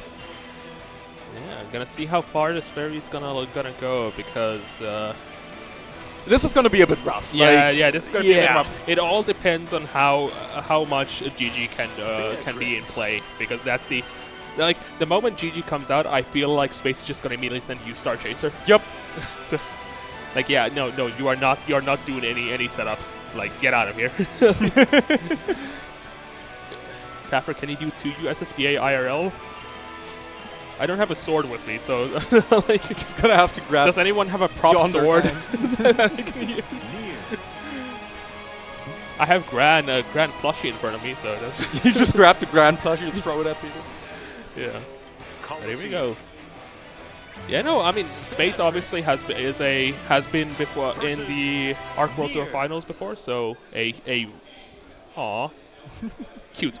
But yeah, so this is a huge like uphill battle for Tai. Definitely. I like how we're pretending like Nier is still in this game. It's just sort of over the music. So, I mean, the Nier's theme in this game is insane. I love it so much. I think Nier's theme in this game sounds like Five Nights at Freddy's music. I mean, if you've never seen FNAF, then you wouldn't know about that. But here we go. Thumbs up from both sides. We're just going to go back to character select, get the show on the road. Beatrix. Of course, the Beatrix has already been selected here for space. No surprises there. Fist bump being exchanged, and we're gonna get right into it. So, chat, let's do it. Let's make some noise for our winners final. Space versus TIE. Let's hear it. Coliseum. There we go. Love the energy in the crowd. Versus All right, hey. Fairy. The moment there's no Vasarago or Matera on screen, Everyone's happy. Everyone's so happy. Yeah. Yippee! They're willing to deal with Beatrix just so that they don't have to say. But we know that TIE got a lot of fans. Of course, the hometown hero defending us against the Dutch invaders here. Also would be a huge upset. So that's like we all love to see an underdog. Yup, for sure. Alright, yeah, just letting the intros rock, you know. Gotta get all that spaghetti out of your pockets before you start fumbling your combos. 100%, 100%. Just empty those out. And let's see, are we gonna get immediate fireball into fire heavy? Not this time, actually. Space keeping things incredibly slow here for the start. But there we go. XXIII coming out. There's the heavy fireball as well. And TIE immediately finding himself in the corner. The Brainlet Bringer coming out, but no hit. Alright, GG. Hold the neutral. Beautiful spot dodge on the Thunderbird. Managed to keep the corner, but unfortunately it wasn't fast enough to stop Space from getting the side switch back, and this combo will do a bunch of damage. Not gonna kill just yet. But it's gonna be real close. The next touch definitely gonna be able to do it here. First bonk coming out immediately, and now Space immediately is trying to go for the chip point, and yeah, spot dodging that can be quite annoying. TIE getting spot taken dodge out. is a bit too early. That's the issue. Like the spot dodge happened like at the peak of the ascent, so the dive hadn't happened yet. So it has that extra explosion at the end, which is catches people off guard. So, but here we go, nice combo to start off. TIE getting a bit of a lead here. Has to just keep this going, but riding free will catch you no matter what.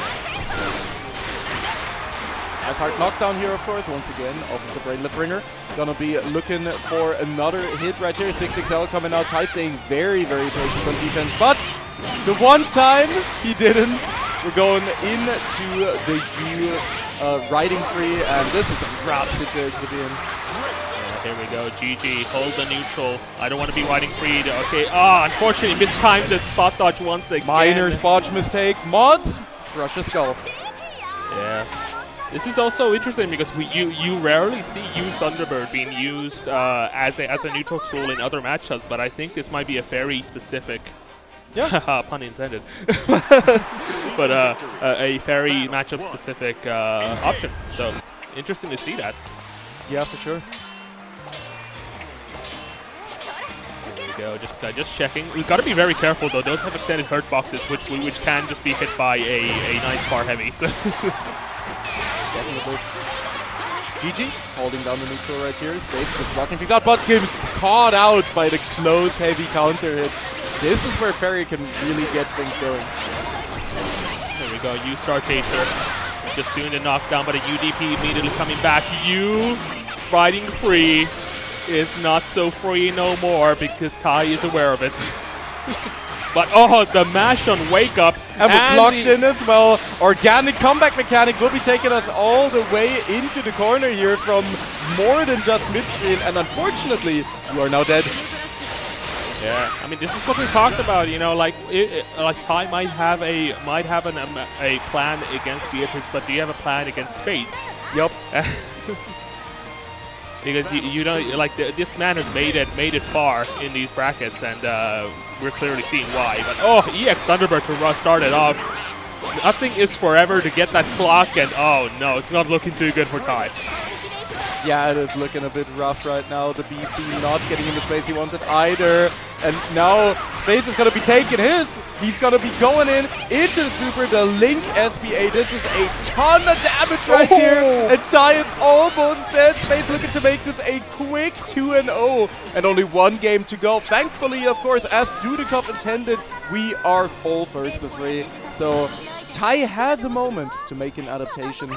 And Hopefully he can bring this back, but right now it's looking a bit rough. We're going right back into the rematch, and whew, man, he's gonna have to make a bit of a miracle happen. Yeah, right now Ty just slowly just chipping away, like just trying to check with those normals, but just not ready for the Thunderbird. Like that, that has been the key winning factor in this entire matchup for Space. And here we go, another throw. Can we see a command grab? Not quite yet. Keeping things just very, very calm and collected. That's the thing about Space as well, is that, you know, a lot of Beatrix players, especially, you know, if you've ever played ranked in this game, you know Beatrix players are just doing shit. But Space is so calculated with this character. It's so rough to try and play against him, because he knows when to be patient as well, even with the character being such an incredible rushdown monster, and that's going to be Space going up all the way to set point. Yeah, not looking too good for Ty once again. Just we've seen this situation before. 3 games in a row, last possible round to lose, and now Ty just needs to get these GGs on the screen to just hold it down, because nothing is stopping Space from just doing a Thunderbird. And I feel like that might just be happening really soon. It's at the range. There it is. There it is. Here we go. Confirm into the corner. Not gonna be just gonna be building that meter up. Oh no, never mind. We're just going for the raw link actually, and got the shimmy to get some extra damage. I believe this is going for SPA. Not gonna kill though. So yeah, last chance for Ty. Yeah, gonna be real close though, and yeah, just gets hit by the jump in, and that is a quick 3-0 sweep here for Space. But hey, Ty still has an opportunity here. He's only going down to the loser side of the bracket. You know, he can still make this comeback happen. Next up, of course, we are going to see who's going to be facing off against Ty in our loser semi-final, which is going to be Bonsai versus HESSEN. Bonsai already, you know, squatting down on the stage, already making his presence known, getting ready to go. Yeah, doing some warm-ups, like just to get that blood flowing into the fingers. So he's doing 5U hops IRL real quick. Yeah, but hey, let's see. Can HESSEN win this one and make it to losers finals? It really, it's definitely gonna be interesting, because obviously, I mean, we keep repeating this, but this man has been playing plus R for the last like 2 months. so like, if you're wondering why HESSEN is playing Beatrix, that's why. I mean, we're gonna see if we get more of the honest Midfried coming out here, or if we're gonna see more Beatrix. Actually, Siegfried does have options against Metera nowadays. Yeah. He's always had options against Metera. Yeah, but I mean, no, more options especially now. has been incredible. But yeah, we're gonna have to see how it's going. The what?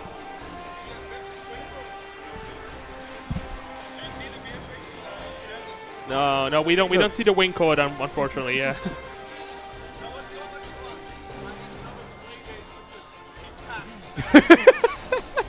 We're currently, HESSEN is discussing with us the meaning of the win quote from Beatrix, where she talks about the spooky pack.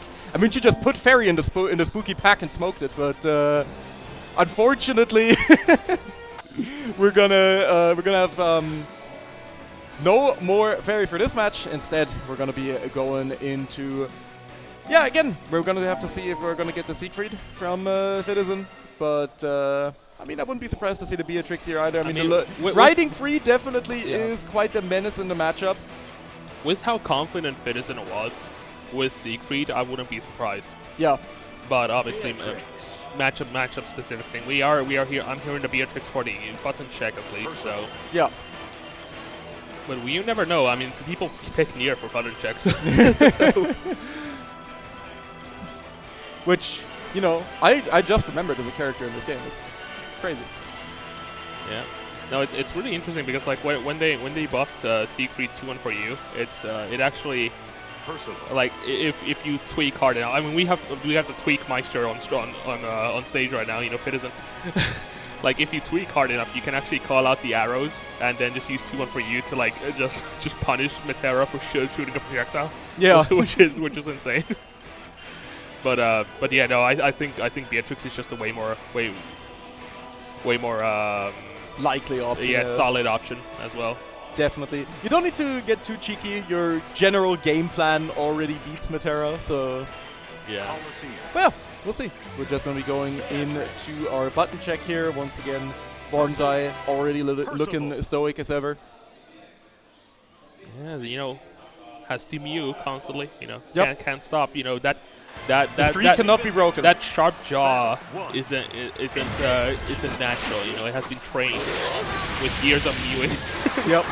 I also like that Bonsai for the button check here is picking Percival just to remind the people of the better times we used to have.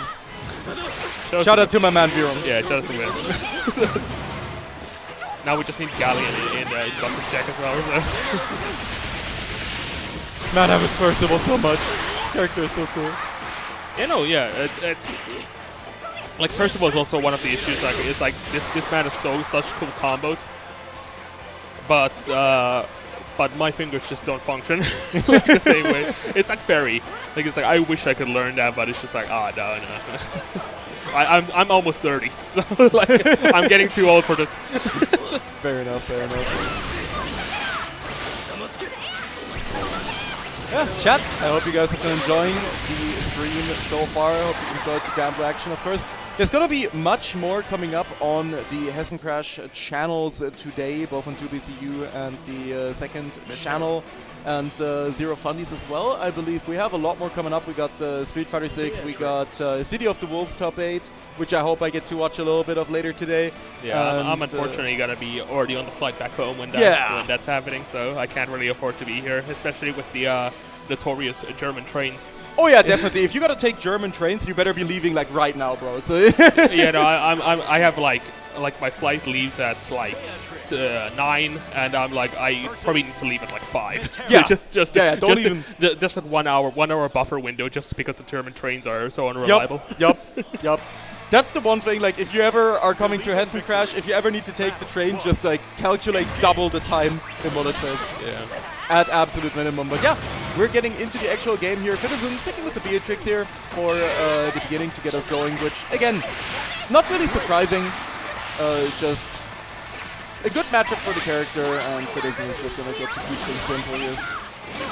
He's definitely played a ton against Bonsai, of course not recently, but generally speaking, this is a very, very classic German matchup across, you know, all versions of Grand Blue, so wouldn't be surprised if he still feels decently confident here. And once again, Beatrix was very, very solid in this matchup. Yeah, especially like when there's projectiles on screen, there's a really immediate answer. Yep. And it's just riding free. But hey, also that far heavy does a lot of work because it's not at the range where Bonsai feels very confident in using any specials. So 6XH though, trying to just make a little bit of space here. Gotta be very careful though. Use Star Chaser. Any kind of use skills are getting used here. But a beautiful 2H. Just to get that corner carry. And now the issue here is Bonsai 0 BP. We got a Delta clock. We're absolutely clocked in. You better not get touched here. You are going to die. Uh-oh. Yeah, didn't quite have the clock up, but that was incredibly close. Bonsai slide flashing oh! and he's tweaking! Man be tweaking, and it works. Yep, no. The tweak champion still at it today. Alright, here we go. Nice start from Fedison, but these are getting very close, and it's scary. But that was a beautiful neutral jump from Bonsai. Alright, shoving into the corner, getting those arrows up, just keeping it going, and Fedison, unfortunately, just not close enough to make use of those Star Chasers. Butterfly getting used, hopping in, not checking the low here. Bonsai gets a bit of damage here, not just going to use this to build meter, but UDP. Punching him up.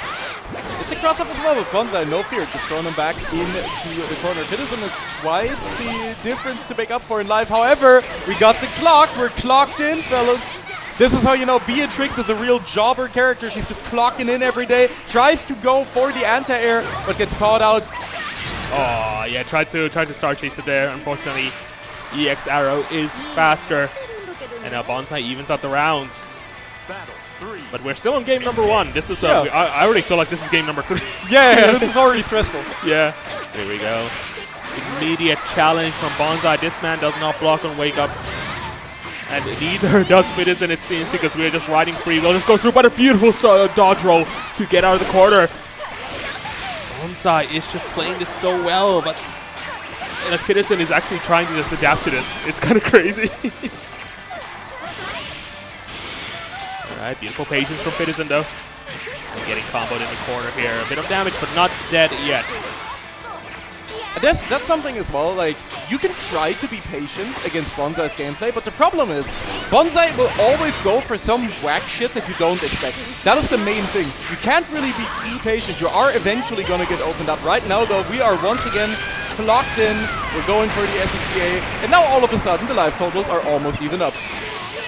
Alright, immediate BC for Bonsai. Once again, 0 BP on their side. Maybe an RS might call it out, but we can't really, you can't really trust in it because Bonsai might be young enough to react to it. Definitely. I mean, we got our organic comeback stocked and ready to go, though. Citizen. That was such a weird interaction, and nothing is forever. We'll take it. Citizen taking the first game. Yeah, incredulous sound design as well here from the team at Arxis, you know. I really like the fact that with both of these characters you can hear the hollow ringing in their skull because you know there's nothing going on there. I never really put 2 and 2 together. Yeah, no, she headbutts and it just hits the loudest bonk you've ever heard. Yeah, there's enough reverb in that skull to be an entire orchestra. And here we go, beautiful counter hit from Bonsai. Gonna get a nice combo here to start off, a nice chunk of damage, but organic comeback is on the table. Gotta be very careful. Definitely. Not gonna get a chance though this time, and Bonsai is just gonna pick up a very, very comfortable round right here. Battle 2. Engage. Alright, here we go, far heavy into riding free. Thunderbird just getting used. XXIII managed to catch the jump. Oh, the shimmy! This is a nice start from Citizen. Citizen really needs this, just needs to even this out to keep this lead going. Use Thunderbird, force a knockdown. Oh no, you are so dead. Yeah, no, it's over. Counter it, close heavy, pack it up. And that's perfect. Yeah, even if that didn't kill right there, an SBA would have come up right after that. Yup. And now Citizen looking pretty strong. Just a few more of those, and they can make this a 2-0, and that would be the best case scenario against the Matera. Oh, beautiful anti-air there from Bonsai. It's going to be the good extension as well, pushing all the way into the corner. Citizen now has to deal with the Bonsai blender once again. He finds himself confined within the contraption, and this is going to be another butterfly situation here on Wake Up for him to deal with. Good BC timing. All right. Just trying to check right now. Block the BC, but didn't block the low. Star Chaser catching the backdash. Butterfly is still on the table, just has to block it. 1 BP remaining for both sides. Citizen just trying to shimmy, but Bonsai is not falling for it this time. Bonsai evening us up here, 1-1. Nicely done from Bonsai there. Believe in victory. A lot of patience is needed to fight against the menace who can far heavy riding for you to death, so I applaud that. But here we go. Nice riding free to call out the butterfly. But yeah, no, there's a double jump. Like when a character does double jump, they can just get out the corner for free. It's unfortunate, but this is how it is against this character. But oh, backdashing a Star Chaser, not fast enough, but you know who is fast enough? That's right, it's Bonsai. Absolutely, always ready to get those conversions going. Tries to go for the cheeky TK arrow. If it isn't someone who doesn't usually tend to fall for that, once again staying patient here. Tried to go for Thunderbird, but got sniped out. Ooh, nice jump to avoid the throw, and now got a side switch. Not at the range for the organic comeback just yet. Gonna have to take a bit more chip damage to bring it out, and oh no! Unfortunate. That was a bit of a lippy making its appearance here for Citizen, and Bonsai now in the lead. Yeah, that is unfortunate. The TP just wasn't long enough. It doesn't travel far enough forward like Grants or G does. So, but here we go. Nice start from Citizen though. Once again, we're in the situation where Bonsai has a round and Citizen needs to catch up. Right now, if this continues, the raw raging strike attempt. Okay.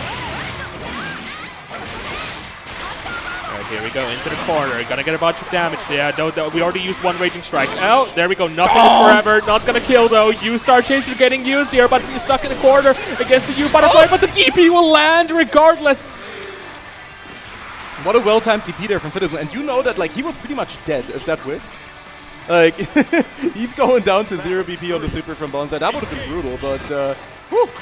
Once again, Terra actually getting anti-air. This is how you know we have entered 2020 30 at this point. Okay, 2026 here. Yeah. Yeah, okay, using just 2H. Doesn't want to DP too much. Anti-air with Terra is so hard to do in general that I don't blame Citizen for not really committing to it too hard. And Bonsai getting a nice confirm with the U-Butterfly. Oh, I saw a 2H attempt there. Yep. Oh no, that's unfortunate. The timing on the 2H a hop is super hard. So definitely, like it's better to just block it in the end. Yeah. Oh no, didn't check the far light. It's not looking too good, and yeah, that recovers fast enough. That's crazy. Yeah. Absolutely, and Bonsai rubbing his tummy a little bit. He's like, Citizen, get in my belly. And here we go. Bonsai now 2 points. Just needs one more game to bring this back, but Citizen can bring this back. We've seen already one win for Citizen's side. They just need to do it again. Was expecting them to press after the riding free there, so did the follow-up regardless. Just trying to see some kind of gap here in the offense, and doing pretty well blocking so far, but it's just not enough to block. You need to attack as well. Go U-Fireball finds his mark right there. This is really, really good for Citizen to get some offense going. But Bonsai, once again, no fear whatsoever. It's just going to press 5L. Yeah, are we going for another throw? Yes, we are. Street Fighter 6 with this week. All right, set point for Bonsai. One more round is all it needs. Citizen needs to make this comeback happen. Otherwise, it's over. It's be over. It's be over. That's why I was looking for a pun there. My brain just didn't work correctly. It's just man, it's just not working out. Bonsai is so willing to just keep this range. Look at the perfect like range gameplay here. You Thunderbird not working out, getting BCD into the corner. Butterflies in there. Oh, nice back throw from Citizen. Here we go. Starting the offense. Never mind. Never mind. BC, my goat, coming through once again. U-Butterfly locking him down right here as Bonsai rats his way out of the corner. However, you're never quite safe against Beatrix. She is real. She will hurt you, and you're only ever one riding free away. Bonsai down to 0 BP. He can absolutely make this comeback happen here. Citizen just needs one really good hit. Yeah, if there's one character who can make this organic comeback happen, it is Beatrix. Beautiful 2M there on the riding free attempt, though. This is a lot of damage. Not quite killing. Oh, no, yeah, one more chance, last chance, but the throw will seal Citizen's fate. And Bonsai will be fighting against Tai in losers finals. Yeah. And the nice part, you know, Bonsai just gets to keep sitting down, doesn't even need to get up from the stage here, just big chillin'. And yeah, still a very, very respectable performance here from Unk. He still got it. Yeah, but hey, now the issue is that Bonsai is going to be fighting against what's Promenade has titled as a Metera killer. Well, we already saw earlier that Bonsai doesn't care about that. He can make this work for sure. And yeah. We shall see. Tai coming up to the stage right now. We're going to be getting right into things here. And yeah, it's looking... He's still looking pretty confident, I can tell. Yeah, I mean... Oh. Can we get the plushie on the... We're deploying another creature to the stage. we got auto. We got auto here. We got space over here. Actually... No, space is in winners. Yeah, that is true. There we go. Really, quite the legion here. We even have the real Saki. Yeah, we have the real Tokai Teo. So actual Hons coming through. We got the real Granthony Fantano. Yep. So truly a lineup of characters that we have assembled here. Which no, Ty's been carrying out this auto plushie. I had to literally do a poll in my own server, like which one do I bring, because I have like way too many of these VTuber plushies with me. So. Yeah. It's like they're like, yeah, no, bring your Oshi. I'm like, which one? I've got 2 of them. Like, damn. What kind of fence sitter are you? No. I've got 2 of the same character. It's just a different outfit. Oh, I see. Yeah, this is the casual outfit. And, I see. And then there's the idol outfit. Yeah. I make it exiled from like from the anime fighting community. I've never watched a VTuber in my life. I'm gonna keep it. I don't think you need to be honest. It's a weird community to be part of. I got into it really early, so I'm kind of like hard stuck. So Bro is not making it out. Yeah, I'm not making it out. I mean, I've got literally a Kosuke Biju T-shirt. So that's another one. Bro is too deep in the sauce. He's not making it out. He's so lost. Yeah. But yeah, right now gonna be going into Ty versus Bonsai here. We're gonna see who is gonna have the privilege of facing Space in our final here. So not much left, so I really hope you guys have been enjoying the Granblue Gaming. Of course, once again, gotta remind you, we are part of the Granblue Fantasy versus Rising World Tour here, and there are a nice amount of points for our top 3 to grasp. All of these players have already secured themselves some points, and we're gonna see who's going to be able to go out. I mean, of course, you know, I'm sure that over the course of the season, Space is going to be farming points until the end. But yeah. But honestly, I'd love to see, you know, the Bonsai or the Thai qualification out of yeah, this. like since this is a 4-star event, we're fighting for points. But in like 5-star events like Combo Breaker or Evo France, I believe it's also a 5-star, or was it UFA? I'm not sure. But some event in France. There's too many of them. One of the French events. Yeah. But yeah, the winner of that automatically qualifies. It's the auto qualify slot. Yeah. So yeah, this is literally if you've only got 4-star events available, just just go grind. Just farm them up. Yeah, and even in that situation, only win 3 and then never attend them. Yeah, Evo France unconfirmed, but it's basically the only one that fits. Yeah, I mean, that makes sense. But yeah, would not surprise me. Yeah, they've only like confirmed like the NA 5-star events right now. So, but yeah, it's interesting. It's a bit different from the AWT like system. So yeah, for sure. Yeah, this is a run back coming up here between Ty and Bonsai. Ty, you know, managing to take it over Bonsai earlier. We saw it yesterday. Okay. Well, Bonsai has been delayed a little bit. You know, Ty is still sitting here. He's chilling. Yeah, no, Bonsai's scared. You know, Bonsai's scared. He's already running. We got literally the natural predator on stage. Yeah. But hey, we got time here. Yeah, we got time. How about we talk about the beginner server again? Hey, true. Production, can we get the slide back on? I guess production is sleeping right now. All good, but yeah. If you guys are interested in getting into Granblue yourself, if you are in Europe, you've been watching the stream and you're like, damn, I'm not even deterred by this Metera champion on the screen, and I would still like to try out this game. First off, the game has a free version with a rotating cast of characters that you can try out entirely for free. Also, just check it out on Steam. Also, if you main Gran, you never need to pay for the game. True. if you're a Gran only gamer, you can just always play it for free. So you can check that out. You can just get into it on Steam. You can give the game a try for free. Once again, not much unlike the critically acclaimed MMORPG Final Fantasy XIV. You get to play this game for free. You get to try it out. And if you're a beginner, if you're in Europe, you can go in and you can join the EU training grounds as well. And I'm sure we'll flash the promo image in a little bit as well. Yeah, let's see. We got there we go. Production. Getting it out. Yeah, there we go. Get the QR code over there. Join the server if you're interested even a little bit. It is worth it. Like once this game might look simple on the surface, but then once you like even dip your toes in a pool, you realize like, oh, this is pretty deep. Like, definitely.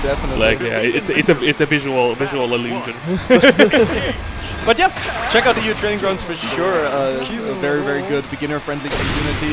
You can get into the game. And it's a great time. But yeah, there we go. We're still looking for the button check. Oh, we got a Versusi and Belial on screen for the button check. Yeah. I like, I get to at least see Belial on the screen very briefly. I appreciate that, Fan service for me real quick. I suppose. Unfortunately, Fogel is washed and doesn't even play the character anymore, so sadly we don't get to see Belial here, but... I mean, Fogel got absolutely destroyed by Duda Wellness in pools. So that was the Duda Wellness was honestly brutal. It's terrifying. No, like Gekiko hadn't even seen it before, and it's like, this same. I was also shocked. This character can do a 60% on mid screen, and he can also just keep us looping you back and forth from side to side. Yeah. I love Wellness. It's so funny. Yeah. Metera. And here we go. Let's get this show on the road. Ferry versus Metera, Tai versus Bonsai, who will make it to grand finals on the loser side. Let's find out. Let's get right into it. Bonsai shooting arrow to start us off. Ooh, yeah, nice. Tried to use the DP to get back to GG, but unfortunately got intercepted by the arrow at the same time.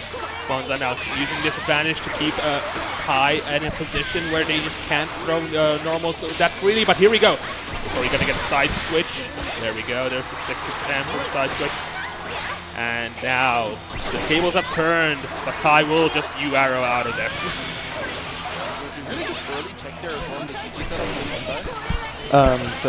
Gets himself a really good situation going here as well. Butterfly hunting him down, tried to go for the anti-air with the Starry Sky, but just a little bit too early on that one. Oh, nice. GG interrupting Bonsai there. Unfortunately, couldn't activate fast enough for the follow-up, but here we go, DP to keep the quarter. Oh, a bit too high, so the U-whip doesn't actually connect in the end. And both of them just fading back and forth. Nothing really happening here. Tried to go for the cheeky hop in the throw. That always works, but I guess not against Tai in this situation. Yeah, both players down to their last little sliver of health right here. It's getting real scary, and Tai manages to close things out here with the U-whip, whipping it up. Nicely done for Tai, but look at the health. Both of them were at chip point. Yup. This is as close as we can get right now. Alright, nice start. Oh, beautiful challenge from Bonsai though. Keep it going. Oh, another trade.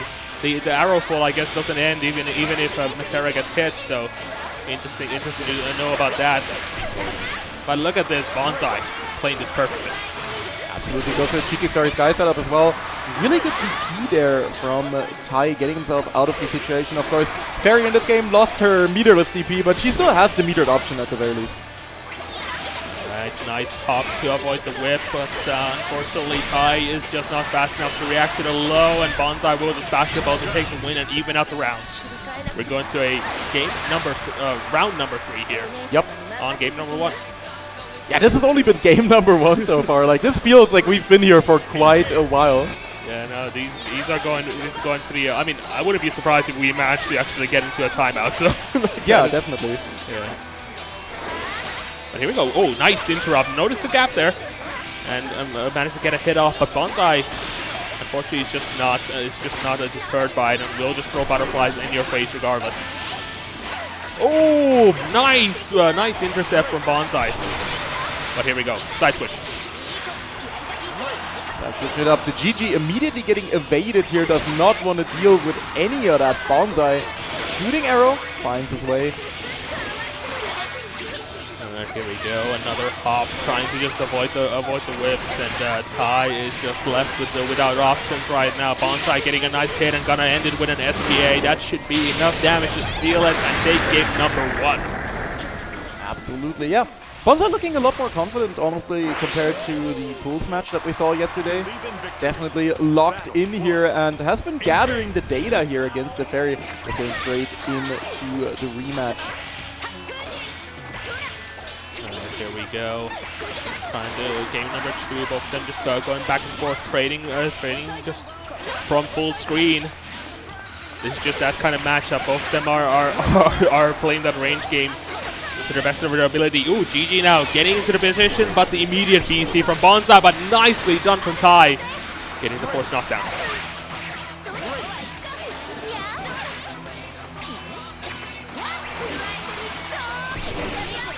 New arrow forcing. Ty's getting pretty close to the corner here though, so Bonsai's not Bonsai's looking pretty dominant still, even though Ty's gotten a few hits. But here we go, hop. BC gets blocked, and there's the combo. Alright, Bonsai going for the full damage. It's gonna be enough damage. No, got one more. Reset should be able to do it, but the BC comes up to Ty. Yeah, very good BC timing there from Ty. Bonsai trying to get very cheeky there with, I believe that was the start of close heavy right there.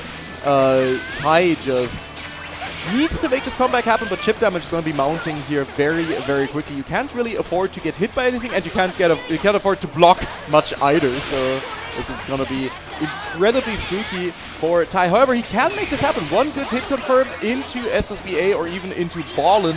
Should be able to do it here, but Bonsai is just going to keep ratting, he's going to keep evading, and the cheeky far heavy finds its mark right here. Bonsai once again taking another round. And looking a lot more comfortable in general now. Yeah, this is a very interesting because like Bonsai's probably figured out a game plan against Ty, and it's just to be as much in the air as possible. Even if you're full screen, just being in the air is stronger against the Fairy, it seems, because Fairy doesn't have any like full screen anti-air options. Yeah. I really like that from Bonsai as well. He whiffed his BC and then immediately mashed after anyway. Like that only with Bonsai are you gonna get gameplay like that. Beautiful pickup right there. Gonna be going into a cheeky little hop reset there at the end. Ty not getting caught out though. GG holding down the nooch. Getting the force knockdown. Oh, was expecting a side switch, but Ty calling out Bonsai full meter here. Nice, yeah, immediately mashing on wake up, just get rid of GG. Very smart from Ty. I mean, Bonsai. I'm getting mixed up myself here. This game is being way too intense. And here we go, both of them at full meter. Just a single hit might be enough for either side. Oh no! Just gets shot by the projectile. Bonsai now up 2-0 over Ty.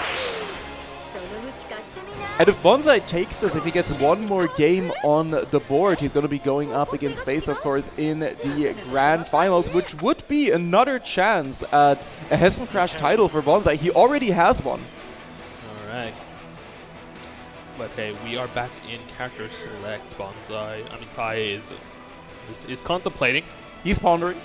Probably got to be sticking with the Fairy. The Fairy has been working before. Definitely. I think it's just all about strategy. Strategy has to change here. So yeah, he knows that he can win this particular matchup. He has literally done it in this bracket. So definitely possible. But there has been cases before where when Fairy doesn't work, Ty is willing to change characters, and it usually doesn't end well. Yeah, that's the issue. But yeah, I'm glad Ty's sticking with it. You know, just when you're in that situation, like when you're that confident with a character, just stick with it. Yeah, definitely. You gotta stick with your guns 100%. Yeah. We haven't been seeing too much dive kick from Ty though, so probably Bonsai is at the range where they can't dive kick reliably. So, oh, that was a nice air to air. Unfortunately, GG ran out just a little bit too early. Here we go, beautiful 6XL. Oh, unfortunately drops the combo.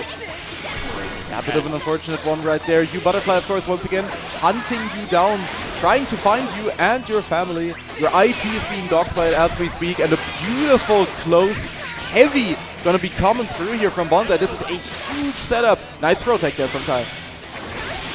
Yeah, Ty now playing patiently, trying to find a gap here, but could have actually probably pressed there, but the BC comes out instead, counter hits, gonna go for the crowd. Oh, just a throw right there, catching the startup from Ty. And this should be chip point. Yeah, very, very impossible to avoid at this point in time. Bonsai now up to match point already. Yeah, looking really strong, and Ty is just out of options. Like I think we might be seeing a bit more reckless gameplay, a bit more gambles from Ty's side to just bring this back, and yeah, it's already working out. Unfortunately, couldn't intercept that arrow, and the throw gets baited. A little damage here, but this started from a light hit, so it's gonna get scaled pretty hardly, but it does build meter. Oh, what a cheeky TK arrow as well working out for Bonsai. This is gonna be pretty close to death. I believe it's gonna kill you. Yeah, definitely the animation's gonna do it, and that's gonna be Bonsai taking it 3-0 over Ty. And Bonsai once again just mogging him live on the stage. Alright, hey. But still, beautiful performance here from Ty. I mean, showing up, getting the top 3 in such a stacked tournament. Let's give it up for our boy Ty for 3rd place, baby. Ty, you want this back or do I leave it here? Ty, Bro is 2 done. do you want this back or do I leave it here? Okay. Alright. There we go. The Creatura stays with us for now. Yeah. And yeah, we're going to be going right into our grand finals here coming up. Space already ominously approaching the stage already, you know, feeling the aura here. Oh man, but hey. What a match. Yeah, I mean, these have been very dominating dominating matches in general. A lot of 3-0s happening in this top 8, which is unfortunate because, you know, we do want to see longer matches. You know, game 5s are hype, but, Yeah. you know, hey. Unless they're playing 2x. Yeah, talking about dominating, though, space. Yup. This is, This is going to be a rough one. I know that, you know, Bonsai definitely is the type of person who grinds out these really annoying matchups for the character. Like, I know back in Base Grand Blue, he played a bunch against matchups like Belial that were miserable for Metera and Base Grand Blue. It was way worse than it is now. And he got super confident in all of those matchups as well. So definitely, if there's anyone who can make this matchup work here against the Beatrix, it's definitely going to be Bonsai. We saw it earlier as well. I mean, of course, he performed incredibly well against Citizen, getting the 3-1. So, yeah, if anyone can do it, it's going to be Big Bonk. we'll have to see how that's going to work out. It's Like how Bonsai has disappeared again, right? Yeah. Yeah, this is also, like, Bonsai got dropped into losers by Ty, I believe. Yeah, he did. Yeah, so that was a revenge match, and this means that, like, Bonsai has been in losers since top 16. Yes, correct. Like, basically. So this is a huge losers run up. Definitely, yeah. So if a Bonsai wins this, you know, Mad respect for sure. I mean, I believe in him, honestly. I think he can pull it off. It's going to be very difficult. Either way, hey, we have all the excuses to say nerf this character because we have a Beatrix and a Metera. So if only there was a Vasaraga that could just jump into the match, just real like, quick, you know, like, final oh yeah, boss. nerf that character as well. Get him, buff Vayne. It's like, nah, It's not buff DNF duel. we can't do that. Port Vayne into vanilla Gramble. Let's go. That's just how it is. But hey, this also means that since Bonsai is coming from the loser side, they have to win 2 sets of 5. 2 sets Luca, we will of hold you to that, by the way. Mods, pin that. Where's Luca? If Bonsai wins the bracket, I'm gonna make a stream and chug a whole liter of Pilk. Well, you know. We're holding you to that. Yeah. I now said it out loud, so it's in the VOD. Absolutely.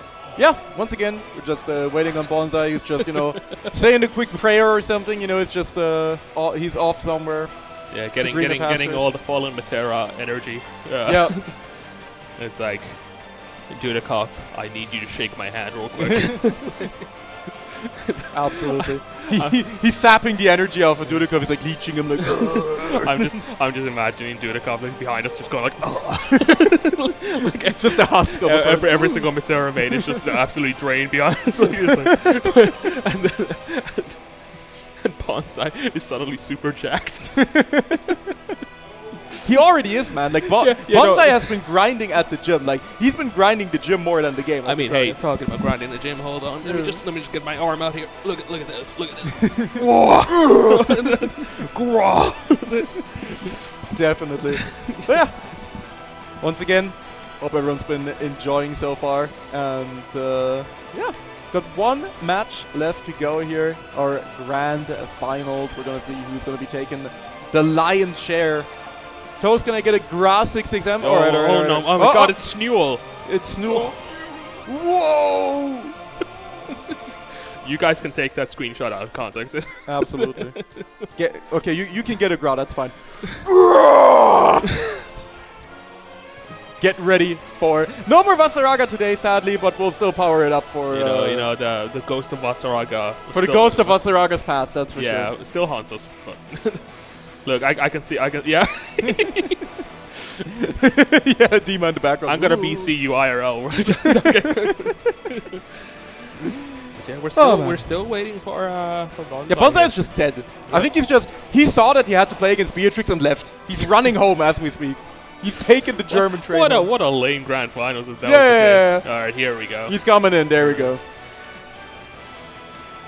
All right, we're since we have a bit of time here once again. EU training grounds. If you're a new player, if you're a beginner, if you're even in the intermediate in this case, if you just want to get into a community where you can improve and get more consistent at this game, join the EU training grounds. It's beginner friendly. There's weekly tournaments or weekly brackets, Swiss brackets, which turn into top 8 brackets, which is pretty cool. I like that. Yeah. And if you get into Master, you are banned. Oh, actually, no. That's if you get into Master, you get shot. Like, they just hunt you down and you're gone. If you ever get into Master, they will immediately say, like, you're not allowed to join the bracket anymore. Like, that's how it works. I got into Master with Vayne once, and I'm not allowed anymore. Yeah, which shouldn't even count because it's Vayne, you know. Like, oh, come on. But yeah. The QR code, scan it, join the Discord server. Anyway, but hey. Yeah, get in there. Right now, of course, you know, we're getting our button checks out of the way. We got the Grand Finale in the button check. God, I wish Grand would be in the Grand Finals. It's so much. Man, I'm on a roll with these puns. Grand Finals, but yeah, unfortunately, Tatsu did not make it far enough. Had to deal with who was it again? You had to deal with Dudikov. Yeah, Dudikov. On the Matera. Yeah, the Duda Matera. The arrows were shot. Gex didn't quite make it, but you know, he's still with us in spirit. And we're gonna have, of course, the old Beatrix versus Matera. Grand is literally on the commentary desk, you know, that's just how. Yeah, there he is. Oh Lord, he booting.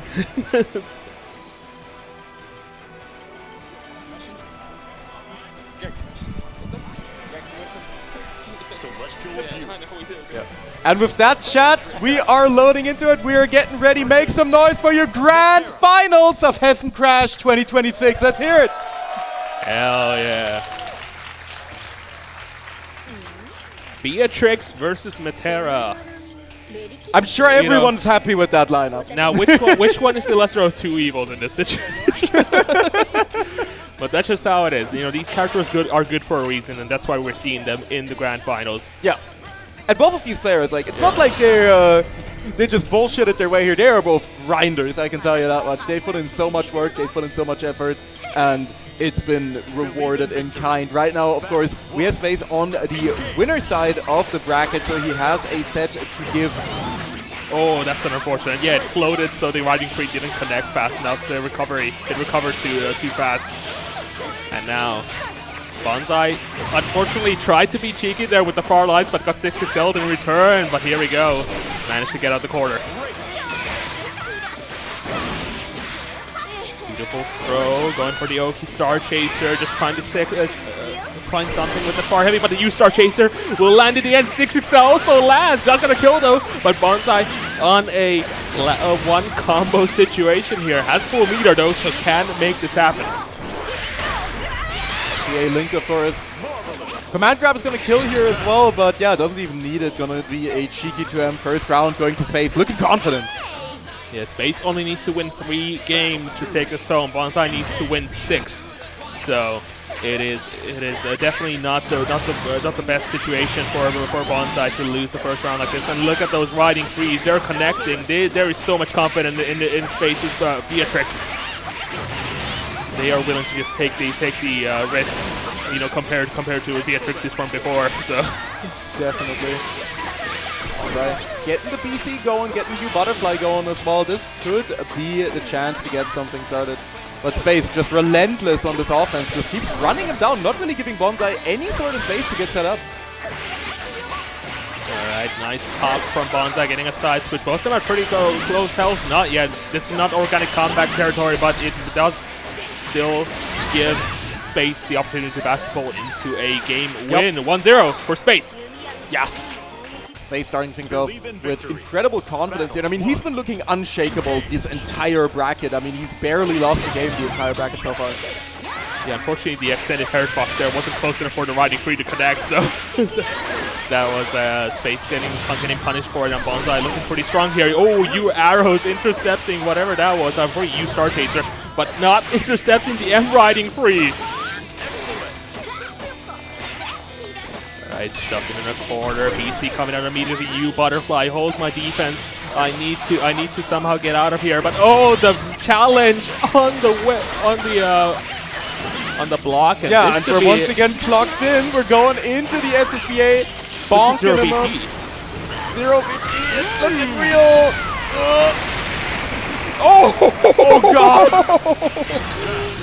Oh, that was so close. Yeah, you know, hey, send to the stage jump.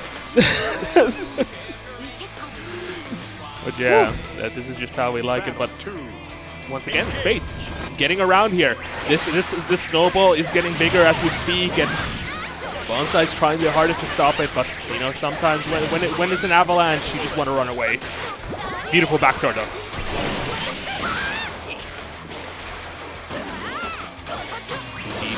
Forcing the situation, but a beautiful 2M to intercept it. Bonsai going for a hop into empty hop into throw. Oh my God! Calling out the jump. Space needs to make this a combo quick though. Combo limit is happening sooner than expected. BC coming out. Absolutely. And once again, Space, and this is something that has been incredible about the way Space has been playing this. Every single little opening that he gets, he's there with the offense. Unlike, you know, where we saw Citizen play earlier, where he was sitting back and waiting for an opportunity. Space has just been running him down. Like, every single little bit of breathing room that he gets, he's immediately in there. Like, that 6XL was incredible. And Space is already 2-0 now against Bonsai, looking to close this out in a very swift fashion. Yeah, Bonsai needs a miracle to make this a 3-2, and right now, trying their hardest, using all the meter possible. But look at this. This is what Space been doing. Just been the jab checking, and it's working out. Space just needs one more combo to bring this into a tournament and point. That should do it. Yep. There we go. One more round remaining. Bonsai needs everyone's energy here. We need the hometown here is about to lose. Chat, we're really gonna need some support for Bonsai. You gotta believe all the Germans, raise your hands. This Beatrix Menace needs to be stopped. All right, here we go. Far heavy into riding free, getting a nice combo to start off. All right, close to here, getting a throw. I think we're at the range where it actually might kill.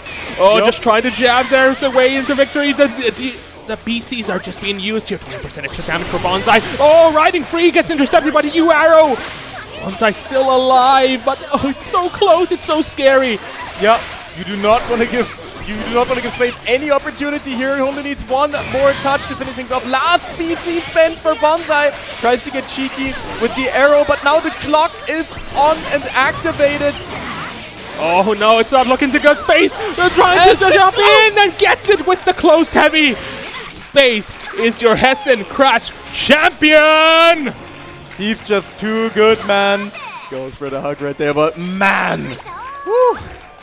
He's just too good! He is just too good. Let's see the flag real quick for the people. There we go! Yeah. The Dutch mentioned, baby, let's go! Stroopwafel mentioned! But yeah, Space wins the tournament, and with that also gets those 200 I was gonna about to say Arc World Tour. No, GBVS World Tour points. Yeah. So this is already 1 out of 3 possible four-star tournaments.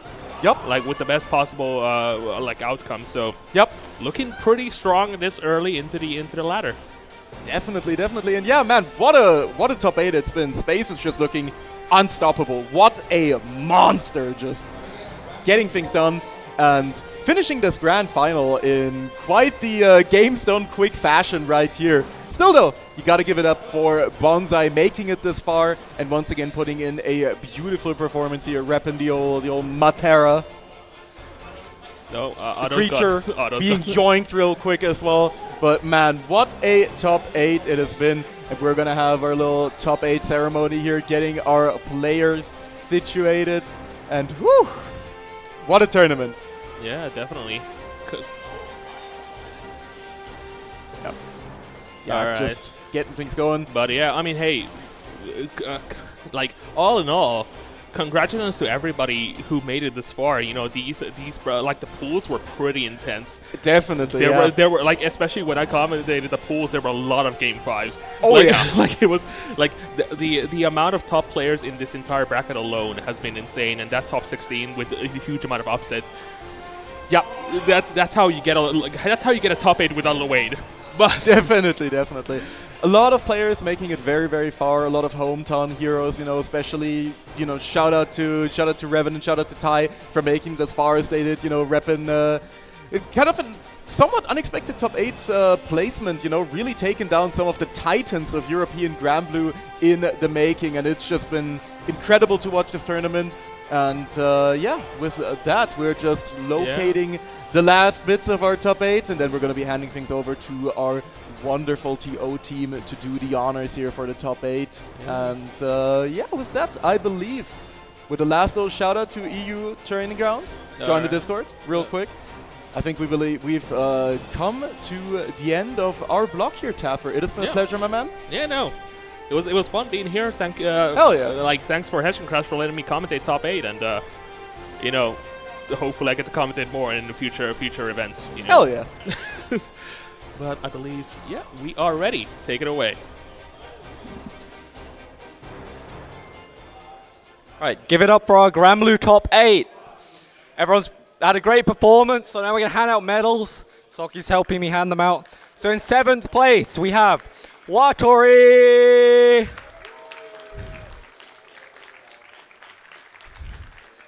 Also in 7th place, Dudikov. Next up in 5th place, Adema, the first of our Vasaraga players. And Rev, another Vasaraga player. Can we get some grass? Go! All right. In 4th place, Citizen.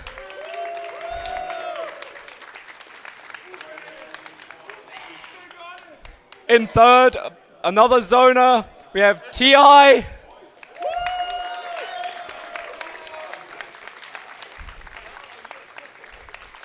And in 2nd, taking some revenge for last HESSEN Crash, we have Bonsai!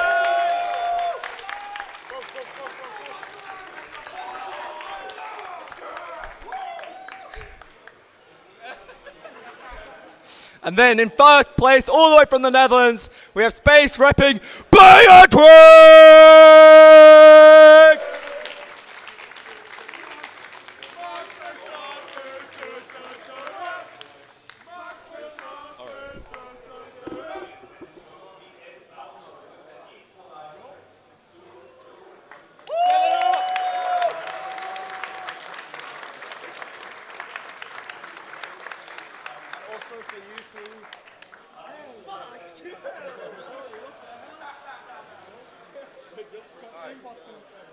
Give it up one more time for Grand Blue top 8.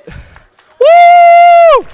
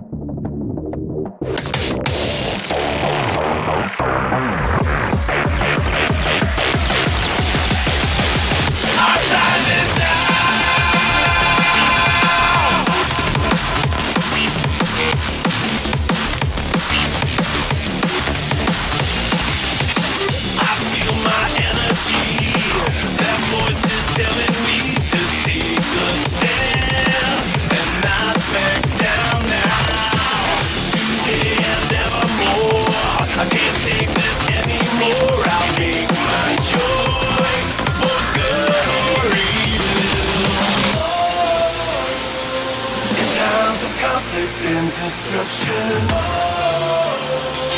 Our destiny is my connection now. A feeling in my soul. It's beyond the reach of most.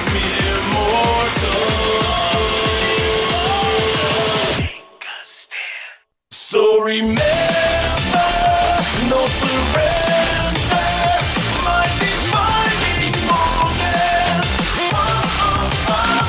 I will stand up, overcome my past, this is different to the end. If it takes forever, no surrender, now or never.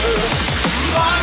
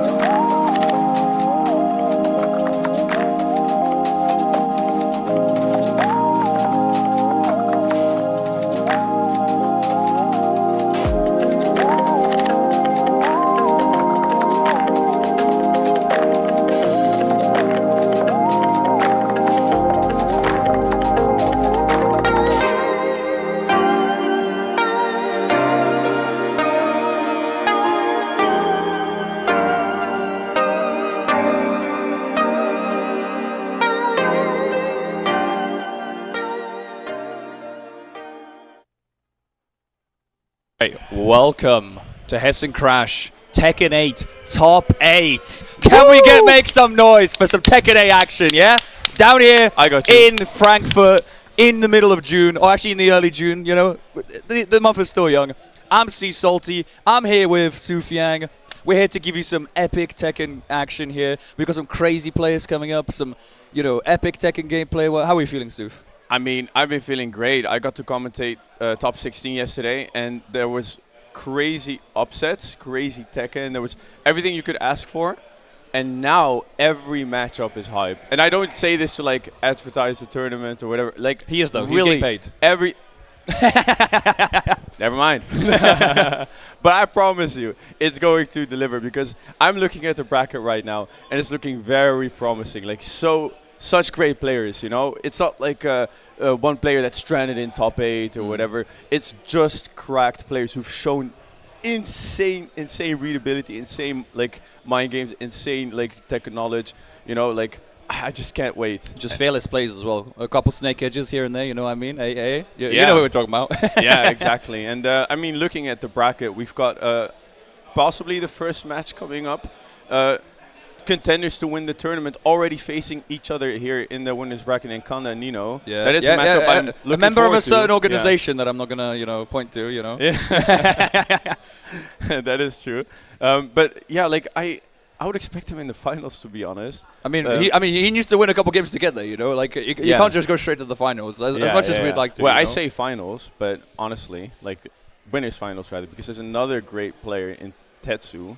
You know, like his year has been amazing. And, you know, he's taken names that many people would wish to take even one round from. True. You know, he's had an amazing Evo run. And now he's here, you know, like he's showing off his Kuni skills, you know, seeing how far he can get in this local. Surely you could take the whole thing, you know. Yeah, I mean, he won last year, right? Yeah. And now, like, he's very confident in his Lydia. But will he even feel forced to use the Lydia at any point? We'll see, because the next two contenders, I would say Nina and Kanda, you know, they could definitely push him to the limit. Like I definitely trust that. But like, let's let's not discount Tractor, okay? Because Tetsu starts to get. I was about to say Tractor could gap. I can actually believe it, honestly. He was playing insanely yesterday in pools. I didn't really manage to get catch top 16. I was busy commentating another game, you know, an honest footsies game. Yeah. But I heard he had a good performance there as well. He will destroy you for using jabs. I've seen people literally lose for using something as safe as a high. You know, like. Well, okay, let's not call high safe. You know, they are duckable in this game. Like. Yeah, well, and you can step them, but you definitely don't launch. You don't kill them for it. Yeah. Like his Azu is like he makes her look like Zhao Yu. Yeah. Like it's crazy. I mean, the backsway is kind of like AOP. It's just AOP in the air, you and know? he does like things that are like they're not safe to do at home. You know, like he can do that backswing blow. Yeah, he knows don't do what this to at do. home, but do it in ranked. Do it in ranked though. Yeah. Do it in rank all the time, all the time. Yeah, they don't launch that shit online. You know. Exactly. Who even plays ranked nowadays? Like, there's no. It takes me 20 minutes to find a match. Yeah. This guy doesn't. Oopsie. Yeah. Oopsie. I'm Jody Emi Fujin. Yeah. I mean, it's the same rank. Same thing. Same difference. Well, speaking of, we just covered two great players earlier in Kanda and Nino, who are, like I said, already facing each other. I mean, you should give a shout out to the lower bracket. I mean, we do have 4 really strong players there as well. We do have Bora Aloha, you know, a fan favorite Zafina player, showed some crazy plays yesterday. We have Empress FGC. I believe they're on Reina and Kunimitsu. Empress has been doing amazing on Kuni. She looks like she's been playing the character for years. Like it's. Did insane. she play in Tekken 7? Probably, right? Yeah, definitely. Yeah. And she's been playing Reina up until now, and then now with Kuni, it's like that's looking like her new main. Like it's a natural. And then we of course Kawu the kid, the kid with potential. Yeah, we're gonna have a kid derby, Hall Kid versus Kawu the kid. That's so true. They both have kid in their name. That's insane. Yeah. I didn't want to speed things up too much, but I already looked at. I mean, we've got time to burn because the players are still getting set up. You know, the setup is just warm. I mean, they have to kind of cleanse it. I mean, it was just used for Grand Blue. You know, kind of a dishonest game, so we need to, you know, reset everything. You know. Oh. Wait, did I just see that correctly? There's no butt checks in this game, right? This is actually an actual pick. I think these guys are more than ready to go. But you saw the pick, right? Sorry? You saw the pick, right? Yeah, that's what surprised me. Yeah, I'm surprised for both players. A lot of people. I was expecting Kanta to go Kuni, honestly. Yeah. Well, a lot of people would. The crowd is we ready got too. a lot of there's crowd a is bit ready of bias too. in the crowd here for Kanda. Yeah, I just wanted to say something about Nino so Yeah, go far. ahead. You might be surprised that I'm surprised to see him play Bear right now. But up until now, he's been playing, what, Eddie? Yeah. I've seen him play that in top exactly. six, That's up I was until surprised as well. I was 16. like, where's the Eddie? Yeah, but yeah, I think now he's playing his best character because top 8. He just wants to make a statement. He wants to win this tournament. But you're facing Kanda right here, right now, and he surely has done his homework. I don't think he's too comfortable with his matchup, but like, you know, that's only more motivation to try really, really hard. And with this start so far, should be good. So we'll have to see how this match is going to pan out. And Kanda with that first round, exactly the start that he wanted. Absolutely styling on Nino right now. Like, he got that wall jump, like, counter hit on him, like, and then he just started playing the game, you know? Yeah, but it's just normal stuff to Kanda. That's true. That's an average Sunday for him, you know? Yeah, exactly. This isn't even Hessen Crash. Bro thinks he's probably playing ranked right now. Like. Yeah, but the pressure from Nino gets that wall set up over here. Gonna get that free unskilled damage. And let's see from here, gets the right button to hit. And that should be around for him too. That's so like another they try- stomp. That's another stomp round, you know? We had Kanda like literally just going from 0 to 100. Now we got fucking Nino going from 0 to 100, you know? Oh, welcome to Tekken 8, ladies and gentlemen. It can go that fast, you know? That's true. You could be one mix away from just instantly losing the round. So yeah, and just having your back against the wall, especially on this stage where it's very likely to happen, it's just very tough. Was that a field punish on Kanda's end? Maybe not so sharp right now, but we're gonna have to see how quick he can get his mind back where he needs it. Yeah, Nino finally getting that heat engaged, getting that throw in as well. Gonna see the Yoki situation here for Kanda. Guesses incorrectly, unfortunately. Gonna push him. Timing and the L sweep. I like how he's pushing him on the ground as well, just closer to the wall with the bear hitbox as well. I didn't realize you could do that in Tekken. That's Yeah, crazy. bears can do that. Ah, okay. Yeah. I watched the documentary. I watched the documentary. God damn. Oh, supposes Kanda's back. You see wildlife out here, like. Yeah, this is all natural. It's just instinct. That's true. It doesn't learn frame data. It's just nice step from programmed Kanda in the here. mind. Gonna get a small little punish here. Try and go for the hop kick, trying to catch Nino, pressing any kind of buttons right now, but Nino's got some patience. But finally, catches him pressing a button. Good slice to punish him from Kanda, taking him all the way to the wall, the other side of New York or wherever this map is. Shout out to Smith Coffee, guys. True. Kanda takes a round to bring it to a round 5. What a first game, guys. Literally, round 5 of the first game. Already super close. Oh, nice parry here he from does a Kanda. Gets the launch. Alright, gonna be Let's some see next here. round. We'll get the wall. I mean, obviously Kanda's gonna get the wall. I was just saying, you know, how he's gonna get the wall, you know? yeah, I'm just acting surprised because Kanda's just so optimal on the character. I see it week in, week out. But, you know, for the crowd, you know, like they get to see it. Alright, but Nino here popping heat, giving him some breathing room, but it's not gonna be enough. 7 golden letters For the first game. Yeah, what a way to end the first game of Kanda's favor. Great showing for both players, but Kanda just clinical. Oh, he's feeling the hype from the crowd right now. The crowd is amazing. A little bit Already. biased, just a tiny little bit though. Just a little bit, just a Just a little smidge. Alrighty. bit. Wait, The bear's angered. Yeah, true. I mean, you know, Nino's gonna probably have to play a bit more patiently last time because like Kanda was definitely testing his patience last time. Oh. And the second he went for like a wall running move, Kanda was on that stuff. You know, he just like, Yeah. okay, cool, I'm gonna punish you, I'm gonna slice tip you, you're on the corner, it's my round, whatever. But hopefully Nino can adapt to it. Finally gets his heat on the table as well. Kanda spending his, so now the resource advantage is technically on Nino's side, but it doesn't really matter if you're just getting comboed, you know? It was an interesting moment to challenge for Nino. Maybe just lost the patience here, but hey, the heat Heat smash, smash. all faithful. Good button. Oh, nice the dodge. grab waves, but no punish. But he's gonna take his turn, and this step coming in. Kanda did the homework. Disgusting. Absolutely disgusting for Kanda. Yet another great start for Kanda. Just such a great showing. Okay, nice spacing, good awareness in Kanda. Trying to catch Nino, just press anything. Nino finally getting that heat on the table, Oh but gets my launched for it God. instead. Roll mix, gets the bear electric. Doesn't get full conversion of it. Oh, this time he cancelled the string early, so Kanda couldn't step it. And now Nino making the most of this turn that he got and the damage that he's done. Oh, just the power crush hit. No, doesn't get it. Kanda's made actually reverse it, and he gets a loss. Doesn't get the pickup again. His execution has been a bit off. Let's So hope blame he's gonna- the input delay on the PS5, it's okay. Yeah. Alright. He's too used to online, you know. Heat being spent, nice block on the Hypnotist low there. Oh my god, Nino just went for the same option 3 times in a row and it worked! And that's finally Nino taking a round on the board on the second game. Just ripping the same option 3 times in a row. Or surely, rule of 3 is the thing that works in fighting games, right? So, makes sense. The no mix up, mix up. Exactly. Okay. Kanda trying to get out here with a trade. Breaks the break. throw, puts Nino into the corner here. Nino gonna get a float with the heat Oh, engager. That's great heat exactly what burst. needed right now. Gonna carry Kanda all the way to the end. Actually, take the Oki in the mid-screen instead. One more hit might be a way to get Nino, for Nino to get another round here, but Kanda managing to AOP his way into his face. Currently into back turn and gets punished for it. And that's Nino. Maybe one round away from evening out to a 1-1, who knows? Hey, even the greatest players can look at the screen, be like, I don't know what's going on. I'm a power crush, you know. Yeah. Or he low did know. parry in this case, I guess. Or he did know. Let's not sleep on his knowledge here. But yeah, with Kanda's like just movement, his mixing and stuff, I wouldn't blame him if he tried to take the easy way out, you know. And let's see here.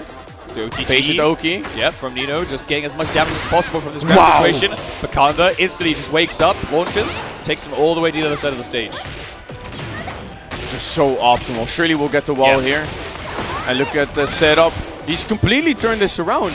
Now he could potentially win this round with the heat smash. Smashes out the heat. Oh, goes for the grab dodge again. from Nino, but doesn't punish. Throw gets broken.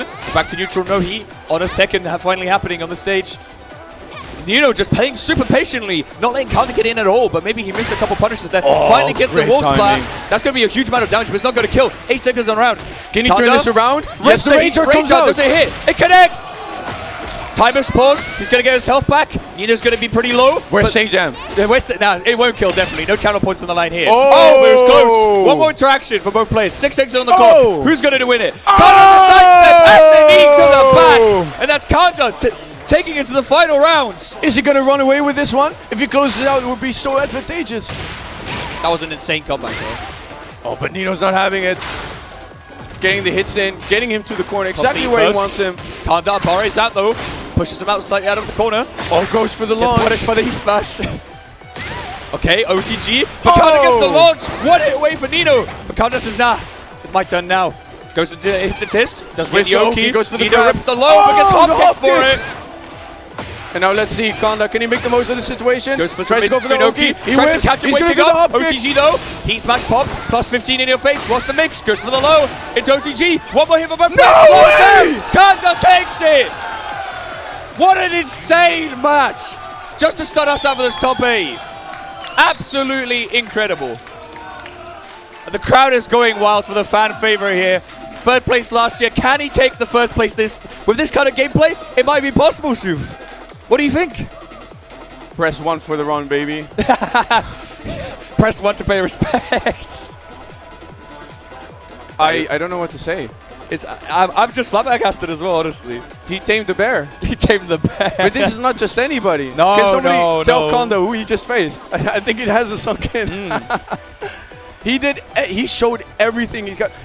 Have you seen Kanda up until so far? No, I mean, I only saw him once on stream. He must have actually. been sandbagging because it seemed like he was struggling even just as he reached up. There was no sandbagging. Both of these players were playing out of their minds right now. So Yeah, come on, right let's- now, absolutely not. Yeah. He was showing everything he got. He was showing all his mixing potential, all his reads, all his dares and stuff. All his it's crazy to beat Nino 2-0, guys. This EWC winner, wow. Wow. It is what it is, Character Yeah. specialist, pretty good at the game. I've heard he's pretty good at the game, at least, Yeah, and not to take away from Nino, he played amazing. That's why I'm so surprised. How was this a 2-0? It was so close. It was so close. It's literally the definition of 2-0, but it was close, I'm sure Nino went up to the TO and was like, it was 2-0, but I took rounds. Yeah. No. Oh, he would not be satisfied with just rounds. Definitely man. no. He wanted that win as finals for sure. He was expecting the 2-0. Wow. Alrighty. But, well, if you guys think your cortisol hasn't spiked yet, the next match is going to be even more crazy because we've got Wow. Tetsu and Tractor wow. coming up. We can elaborate on Tetsu, but you guys surely already know his amazing accolades so far, this great year so far, like I said Yeah, you already before. glazed Tetsu enough. How about we give Tractor a bit of spotlight here, huh? Wow, Tractor showing. Tractor is a name. I didn't know who he was. Mado gave a little bit of insight before, but when I saw him play, I'm like, I'm on the bandwagon. I'm on the Tractor. You're on the Tractor. I'm on the Tractor. Oh my! Why are you going with this? Where are you going with this, man? He's an amazing player, is what I'm trying to say. I love watching true, him. that's I just true. want to see more. Exactly. No, his Azu is very, very fun to watch. Wow. But is he gonna make Tetsu pay? That's what I want. I mean, I you know really what? want to see like how his amazing style so far and entertaining style to watch is gonna translate when he faces Tetsu. You know, like think- it's I think gonna it's- make him bleed. I think it's a good idea. It's a good match, right? Because the whole thing with Tractor is very good at using these panic buttons, these evasive moves, and like that kind of stops Lydia from playing her game plan, which is like the one thing you want to do against Lydia. You do not want to, be there standing there blocking Lydia mix and being like, you know what, am I gonna eat unblockable today? Like, I don't know, man. Yeah, I wonder how many options HESSEN really has. Like I'm not a HESSEN player, and it looks like he like Not yet. Maybe one day. no, come on. What are these allegations? But I mean, if anyone would advertise the character, it's him. I'm not gonna lie. Like he's making it very tempting, you know. Now we don't But- need more people playing Azu. Just let Tractor play Azu. It's okay. Yeah. Dude, he would make people throw controllers away the way he plays, man. Like, but what I'm trying to say is like, I wonder if it's a matchup to matchup thing. Like he's learning matchups and he's like, I know what I can afford. You know, I know when these evasive things are working out, and then maybe into the Lydia. Well, speaking got of some homework Suf, done, I think you need to hold your horses here because there is actually no Lydia on screen right now. Of course. Tetsu is Of course. opting for the Kunimitsu Of course. instead. I don't know. I've just seen so much of his Lydia. I'm just so conditioned Yeah. to think that. But like, I mean, the Kuni, of I course. kind of like this pick though because I feel like Kunimitsu, she can kind of disengage a bit more than Lydia can, so it might be a good idea against Azucena. Yeah, absolutely. And I think with somebody with great fundamentals and adjustment as Tetsu, like I don't think it matters what character he's playing at this point. Like Well, I think it does he's matter a gonna little bit. adjust really, really well. That's true. So yeah, like the player matters too, is what I'm trying to say, and Yeah. perhaps even a lot more. Oh my god, Oh! instantly going to rage on the wake up here and actually managed to hit him as well. There was a bit of small tech in there going on with these dig jams, and finally Tetsu decided, you know what, I'm sure you're going to press the button track that. I show you want to kill me. You want to take round one of game one, right? I'm just going to press rage out. I'm sure it's going to hit. And he actually manages to pay off for that as well. So Tetsu taking round one in a very clean read, I guess you could say. Yeah. And you know what's so amazing about using the rage art early? Because a lot of people think like, oh, is he this test for this too? Oh. No, it's gonna add mental stack. Yes, it's literally mental stack on the table Next right time now. he's not gonna press when he's glowing red, and he's just gonna take the turn and destroy him. Who knows? Yeah. You know? It's setting up for future rounds. I kind of like that. Yeah. But does he even need it when he's hardly being hit? Tractor already on the ground. One hit away from dying, and the down 1+2 is going to take it, I think. I don't know. I played Kuni for 1 hour, okay? Listen, I'm a... Well, you know more than me. I don't know if Hey, you're like, why are we in then? I just know 2-2. yeah. Just do 2-2. Hey, that's like every Kuni on ranked, so it's fine. Yeah. You're as good as all of them.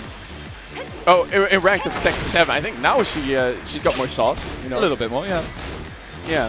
So let's see what Tractor's going to do to adjust. He's slowing the pace down, but I think that's something that Tetsu really likes. Definitely. Withering Spinning at low HP. again. Tractor punishing it this time though, taking Tetsu to the wall finally, but whiffs the throw, doesn't get punished for it luckily. Jab to stop the stance mix coming up from Tetsu. Great step. Tractor going for the... Running 3-2. Gonna pick it up from there. What can he do in this round? Tetsu glowing red. He doesn't want to press into press No. again. Break the Great throw. break. Okay, doesn't whip punish. Still playing it super safe. Oh, mix. Tractor Oh, punished for an the orbital. counter hits. It's fine. It's still 7 seconds in the round. Anyone's game at this point. Maybe Tractor might whip out Rage out of his zone at this point. But 2 seconds on the clock. Someone's got to press a button. Oh, Tractor No. takes it. Great discipline on his end. And that must be scary against somebody like Tetsu. You know, you don't know Definitely. what to expect at any given moment, So props to him for taking that round, but he's going to have to do a lot more to win this first game. So let's see here. He took a lot of mix there from... Oh, just a lot of pressure from Tetsu, but finally managed to find his way in.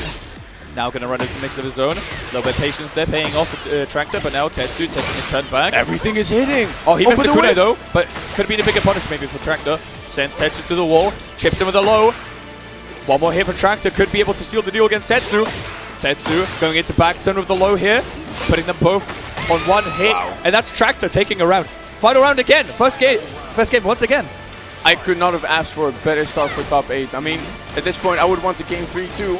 But Tractor right now is showing that he could run away with this one potentially. Yeah. But Tetsu not having it, just coming in with great fundamentals, stepping those moves, but not Nice too much back rush. reward.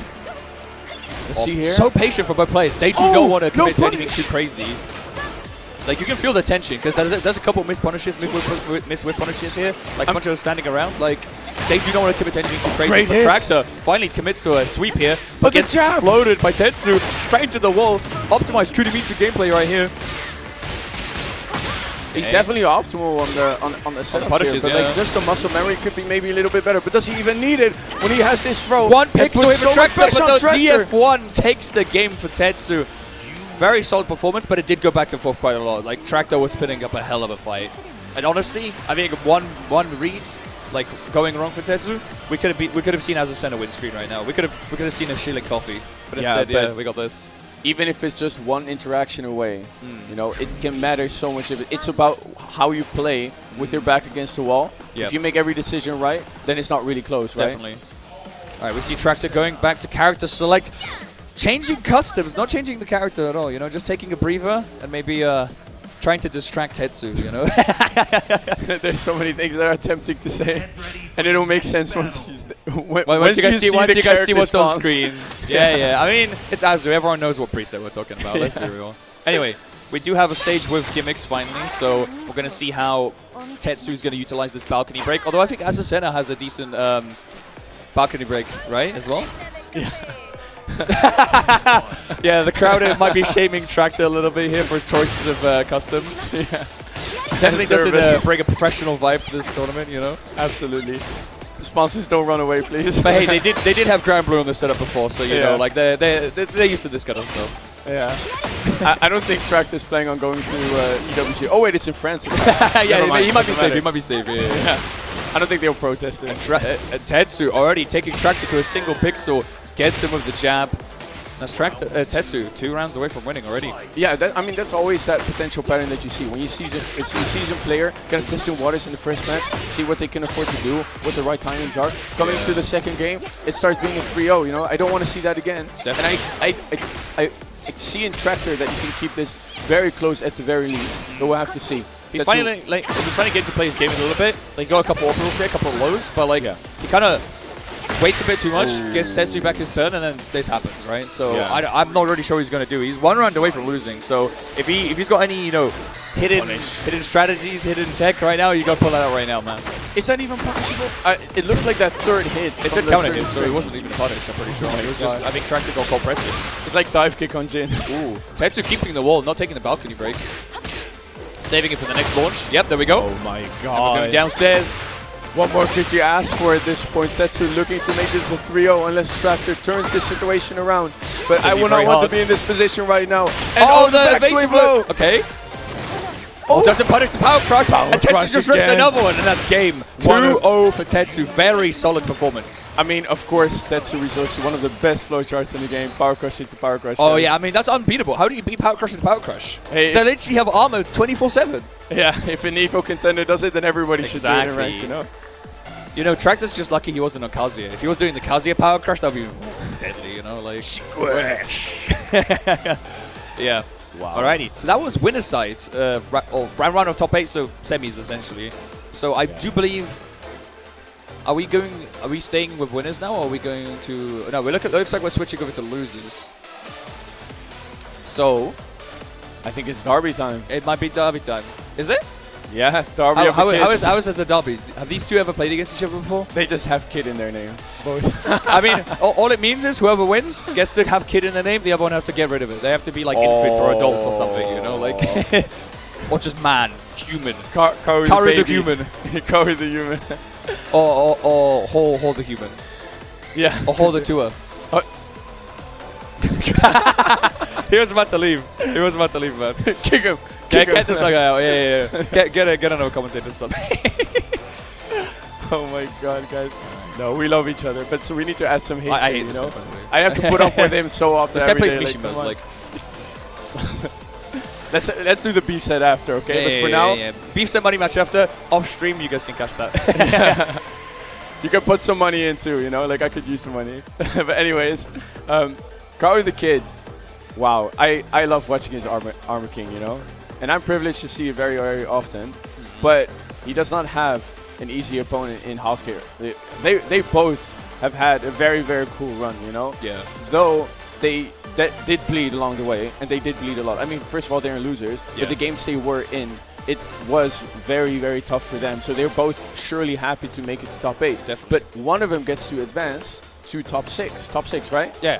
Yeah, and that would be such an amazing achievement for either of these players. Definitely. And I mean, like, even you're saying like top 8 losers, but this is top 8 losers at Hessen Crash, where the like Tekken tournament is like every round is going to be like, you know, an absolute killer round, right? You're like, it takes a lot of work to get to this. yeah, tournament, and we've seen this from these top. TWT points yeah. to play for. That's true. People are It is trying dojo, really, really yeah. hard here, guys. Like, there's something on the line here beyond just pride. And also a lot of Germans here. Like, they finally get a local to show up at A and regional, destroy yeah. people in. They so got plenty of locals, but yeah, this is like I think the one regional for the year. only Hessen. Hessen's no, the only no, one they where have it matters. locals. They have locals like weeklies and monthlies. I know, but Yeah. Hessen is the only one where it matters, man. Sure. You don't get to have us listen, at every listen. German local, you know? Unless crossover still happens this year somehow, but we'll see. That's fair. Alrighty, so it looks like we're just trying to locate the players. Maybe Karu the Kid is doing some last-minute lapping. Who knows? Nah, he doesn't need it. I'm seeing if he's in the crowd somewhere in there. Yeah. He's just vanished from the face of the earth. Yeah. But yeah, tell me more about Hawkit, because I didn't really catch any of their games at all, and I'm not. Maybe some people aren't super familiar with the name. So I got the privilege of seeing him yesterday, and these were nail-biter matches for sure. But the thing with Hawkit, like I said, is like his last opponent was a Lily, and like the thing with me is I'm watching him and I'm like, it's very hype to watch, but it's like you can definitely find the exploits as a great player to open this guy up. And the thing I'm worried about is Karu the Kid. He's an observant player. Yeah. Right? He will look at what you're doing and he will make you pay for it. Definitely. And the thing is, he's done it to such amazing players already. I mean, who did he beat again in the past set?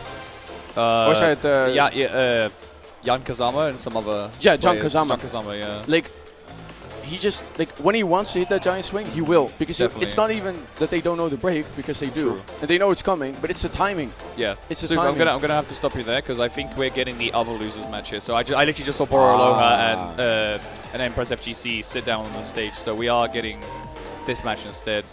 Completely fine, you know. Yep. Like we can. As Yeah. well as I the mean, Tekken yeah, base we in can the save match, the yeah. law for the next match afterwards. Yeah, it's just but it was just yeah. like a teaser. Yeah, a little you know? teaser. Yeah, a little teaser. teaser, Again, like teaser. you know how tournaments are. Sometimes the players aren't like ready, and it's the same round and losers, so the order doesn't really matter as long as the bracket progresses the same way. So it is what it is. Yeah. But yeah, so Boro Aloha, I did watch a lot of his matches in pools, or at least one of them, and yeah, his Zafina is kind of crazy. You know, Yeah. like He's a very flamboyant person, flamboyant player. flamboyant character. Yeah, he is the character. you True. know? Yeah, no, definitely. Yeah. Yeah, but he's also so daring. That's what I love. It's so entertaining to watch him.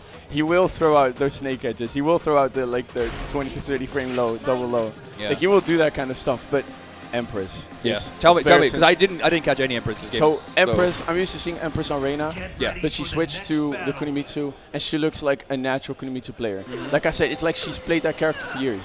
You know, she's doing so much on the character. She's making you work so hard. Yeah. And it's like, if you haven't lapped Kuni, you're gonna lose. But True. it's not I mean, even that's like that every she's character in teasing this you. game, It's just that you need to know your options. Yeah. You need to make the most. You need to You need to know how to RPS against the yeah, character. you need Yeah, to yeah. step that third hit. You need to do. Whoa. Whoa. Whoa! Is this like a strike punch check? Are they like gold busting right now? What's going on? What are these key judges?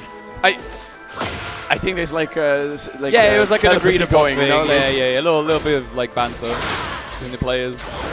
I see. Like I thought almost like it was a button check. Was Yeah, it? yeah, that's what I'm saying. This looks like they're playing a 2D game, you know, where they don't actually have a button check and they have to like press the like plus buttons. It's like- Yeah, exactly. But the Borloa with the start here, I guess, was an interesting first round. But Definitely.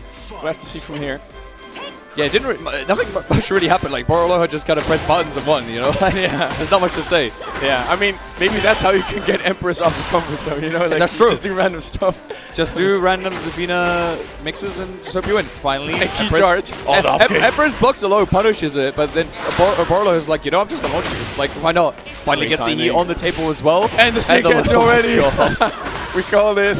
You know it's coming. The slow low You know is it's coming. coming. You just gotta react to it. You know, it's only like 23 frames or whatever. Yeah, and he could already get that first game here and there, right now. Empress I can't taking even a talk, cut from man. Tetsu's book here with the power crush here, getting her out of the corner, putting her Boroloha into mid screen, blocks the load, doesn't punish it from Boro, unless that was safe, maybe, who knows. Great step into the interrupt there. And now the launch. Oh, surely he got the launch there, right? Nope. They had to pick up. Oh, Okay. Buttons being pressed right now. Both players doing a slight trade, but we get the counter hit here from low Boroloa again. and the Snake Edge onto Empress. And that's going to be Boroloa taking a 3-0 for game 1. And absolutely, you know, the last 2 games, it was close back and forth. This was an absolute dominating performance here for Boroloa.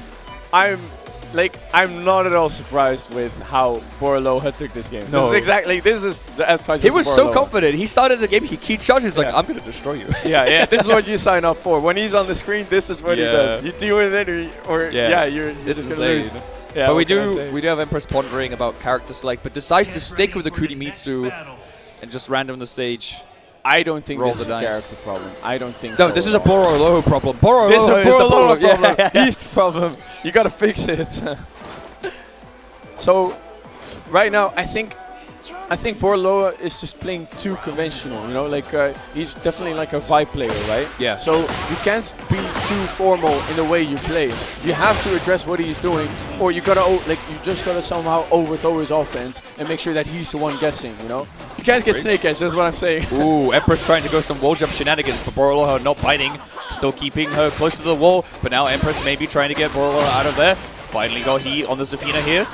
Going for some high low evasion from Boroloa, going for the Scorpion stance. Putting Empress straight to the wall. Nice sidewall conversion. Goes for the Oki option, So gets the heat launch as well. And this is going to get followed up. my And then God. the Oki seals the deal for Boroloa. 1 round on the board. Game 2. So far, it's not looking like a top 8. It looks like Boroloa is just doing layer 1 stuff. This is like opponents. zookeeping, dude. This is zookeeping in pools right now. The thing is, I'm Oh, not for even whip. trying to talk about Empress here. You know, like I understand you get flabbergasted on stage, and you're getting like screwed by things that before you would just deal with on the spot. But it's Definitely. like Boroloa is doing things I would do at the start of the tournament. I would Yeah. be formal at this point, but Yeah. he's just doing Boroloa things. Yeah, like Boroloa is not one of those players where it's like, I have to play clean, I have to, you know, play conventional. He's just like, yeah, I'm just going to do stuff. Like, I'm just going to press buttons and it works. I bet he would do the same against like Nino or Connor. Yeah, for sure. If anything, if he wins the next round and moves on, he's going to do that to his Yeah. next opponent as well. Okay, Empress starting out with the Power Crush here, getting her the round start advantage. Finally gets a launch on Boroloa, much needed here. Gets the wall splat as well. What's the Oki option? Could have waited for the spring kick. Gets the punish, but could have been a launch maybe. Absolutely. Empress needs to do something. You don't want to go out like this. Come on. You want to get on the board here, get around. Up for the 4-4. Gets no wall. Okay, that's fortunate. But Oh, the the follow-up on the 4-4-3. Yeah, we have those. We do have Empress those is not indeed. looking good right here in this position. She's going to have to do something to Gets stop hit by this the because low. she's going to And get that's gonna be eliminated. Boroloa. That's 6-0. 6-0 for Boroloa. Absolutely insane Zafina gameplay. Oh, The fist bumps come out and the head shakes come out as well. no. Not the way you want to get out of a tournament. No. I Still feel impressive for making her. it top 8, but like, that's brutal. That is absolutely brutal. Wow. But Boroloa, do Boroloa things. And we're What a gonna see more. privilege. And we're gonna see more of Boroloa. That's the crazy part. We're Oh gonna my- see more of this Zafina gameplay. What a privilege to enter top 8, get to do your stuff, and it just Just pop off on working. stage. And BM as well. The The key charge came out. You start off with a key charge. He saw things. He saw the future. Who makes this He stuff up? pre-ordered this BM key charge. He did it. You know, most people do it after you pick your opponent. He did it before. Oh my god. And the thing is, like, Empress was like feeling that same vibe, like was matching that vibe, also throwing the key charge. But Yeah. buddy, you need to play. You need to play. You could have taken that round. Exactly. All right, now we're getting the other losers game coming up here.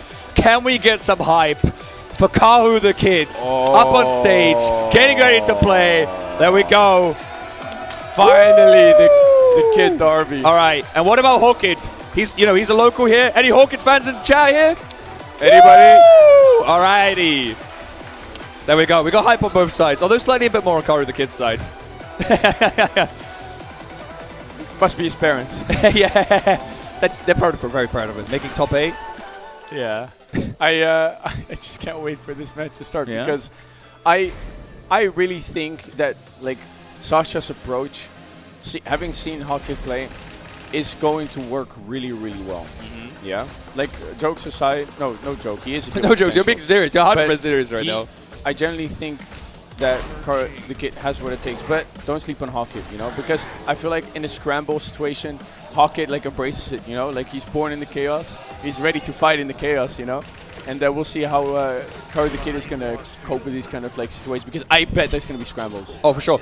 Well, we got a Clive from Hawkins. You didn't tell me Hawkins played Clive. I wanted to keep it a surprise. Oh, You love Clive. now I'm going to root for him. Clive's my go. Yeah, that's what I mean. I just wanted to get you excited. No, I'm joking. I'm joking. Karu the Kid, you know, he's Mr. Dojo player. I have to, you know. You can be a Clive fan.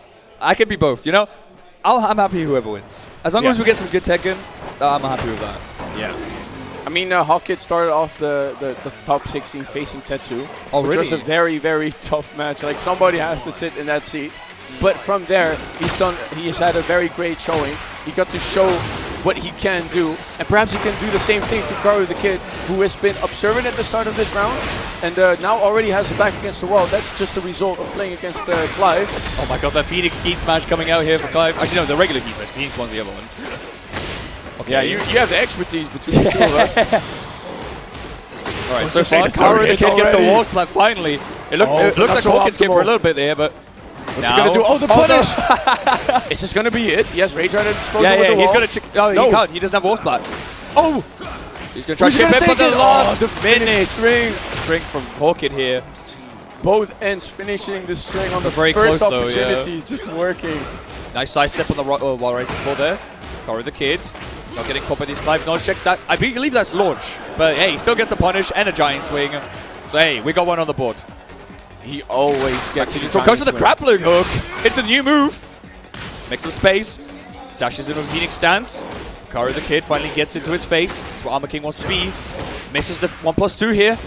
Doesn't get punished for it. Tries to go for the armor, but Karu the Kid Mixes it up with pokes the him Shining out. Wizard. And the roll forward from Karu the Kid. Finally on the board, evening it to a 1-1.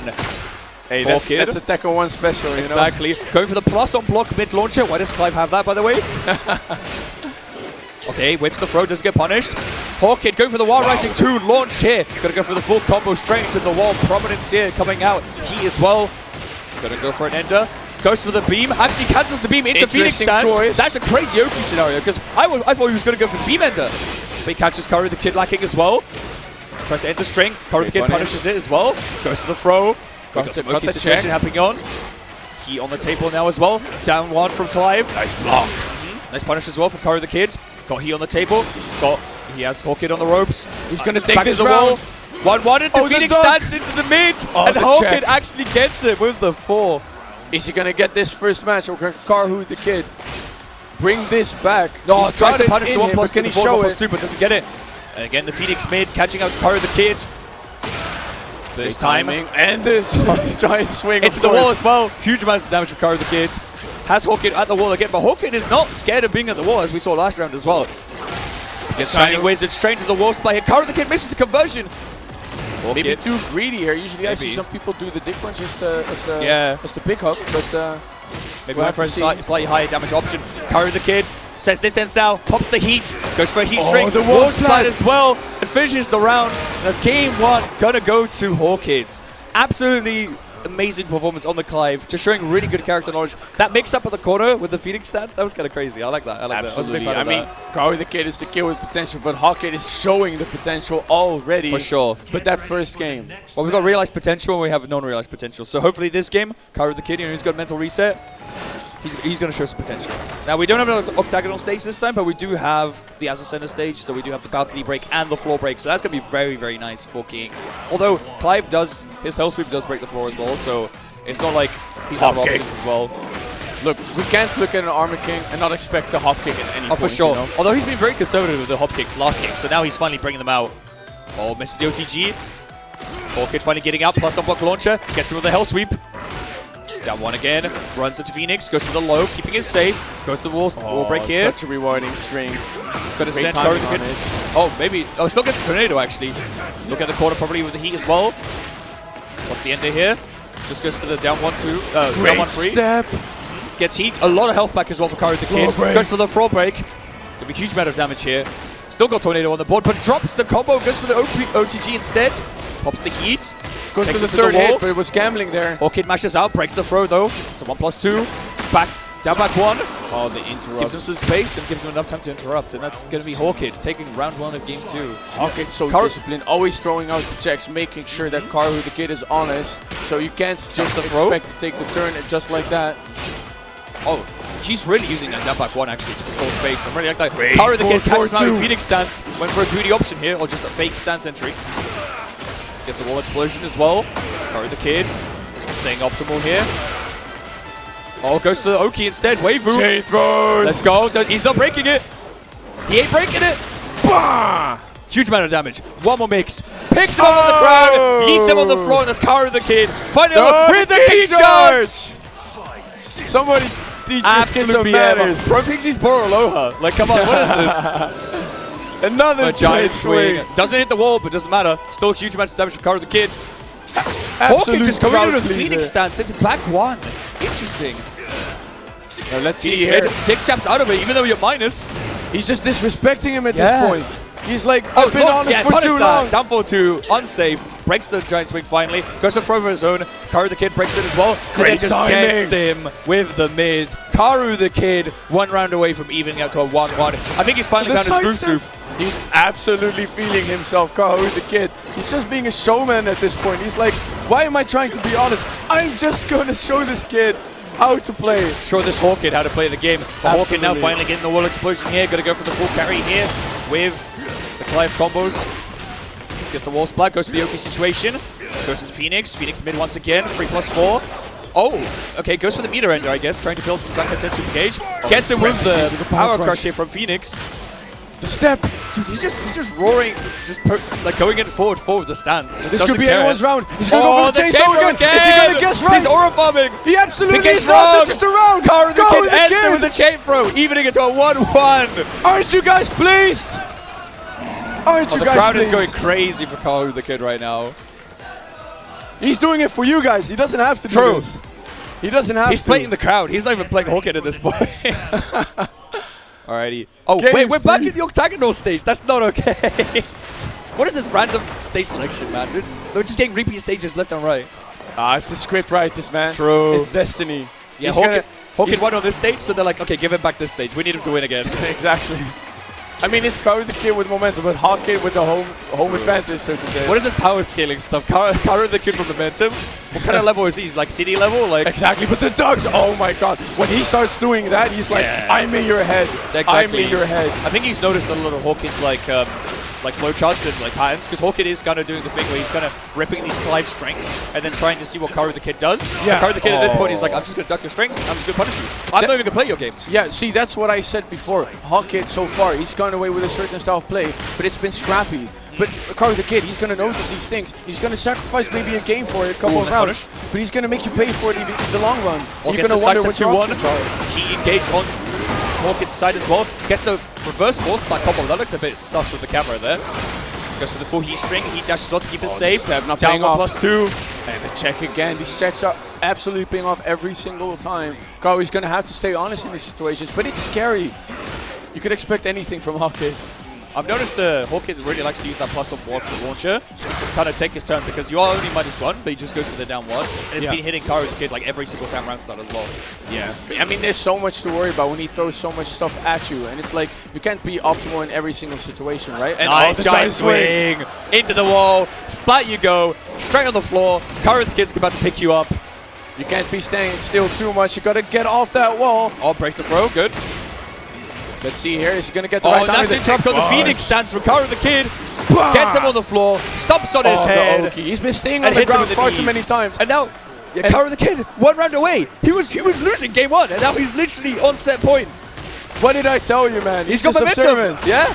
He already has the download potentially, but Hawkid is like, okay, download this. True. He's going to Download get this that one, combo. but misses Looking the for combo. Oki.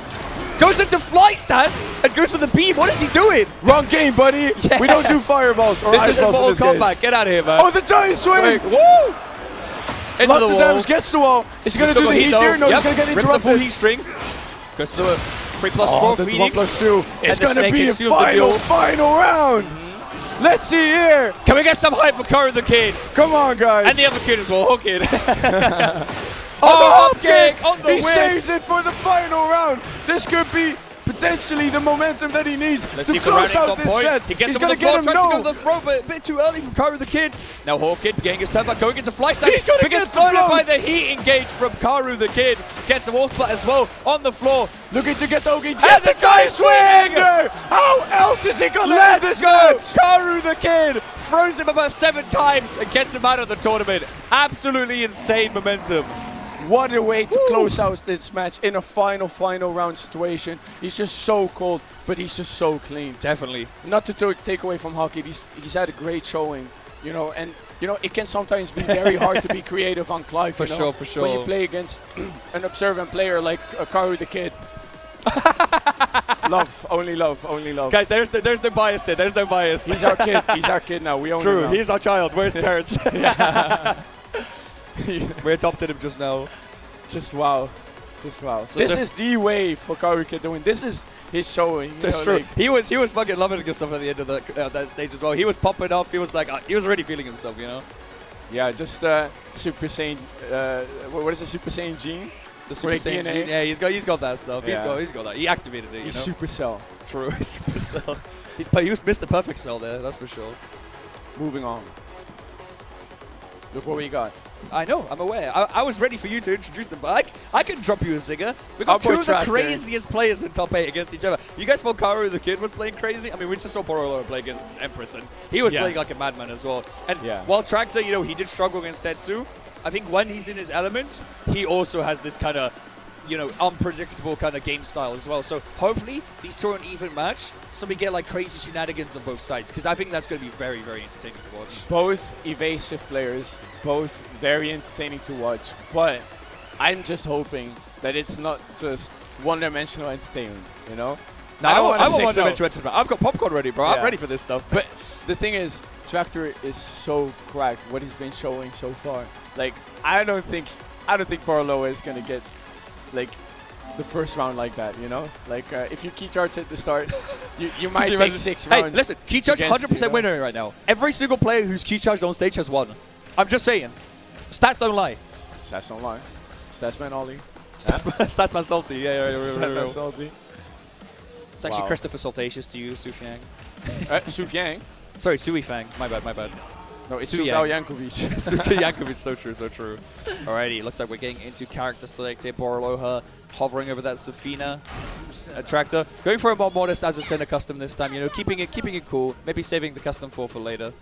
Absolutely. I mean, he's projecting to make a way deeper run than just this match, you know. So that's the confidence you need if you want to make it into the finals. Gonna have some water because I'm gonna need it for this match. Yeah, he's got to for hydrate sure. himself, wet the pipe and everything, because we're about to scream our lungs out, I'm sure. All right, infinite stage, the wall shenanigans on the table here. So far, nothing too crazy. Both players, decent defense. The Boroloha already getting those straight hits in, but the evasive move here from Tractor, the back sway, catching Boroloha. Already 1-for-1 for that move.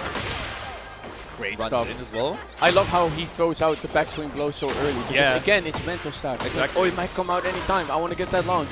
Because it is launch on block, guys. It is not safe to do at home. That's true. Guys. And he's doing it on stage.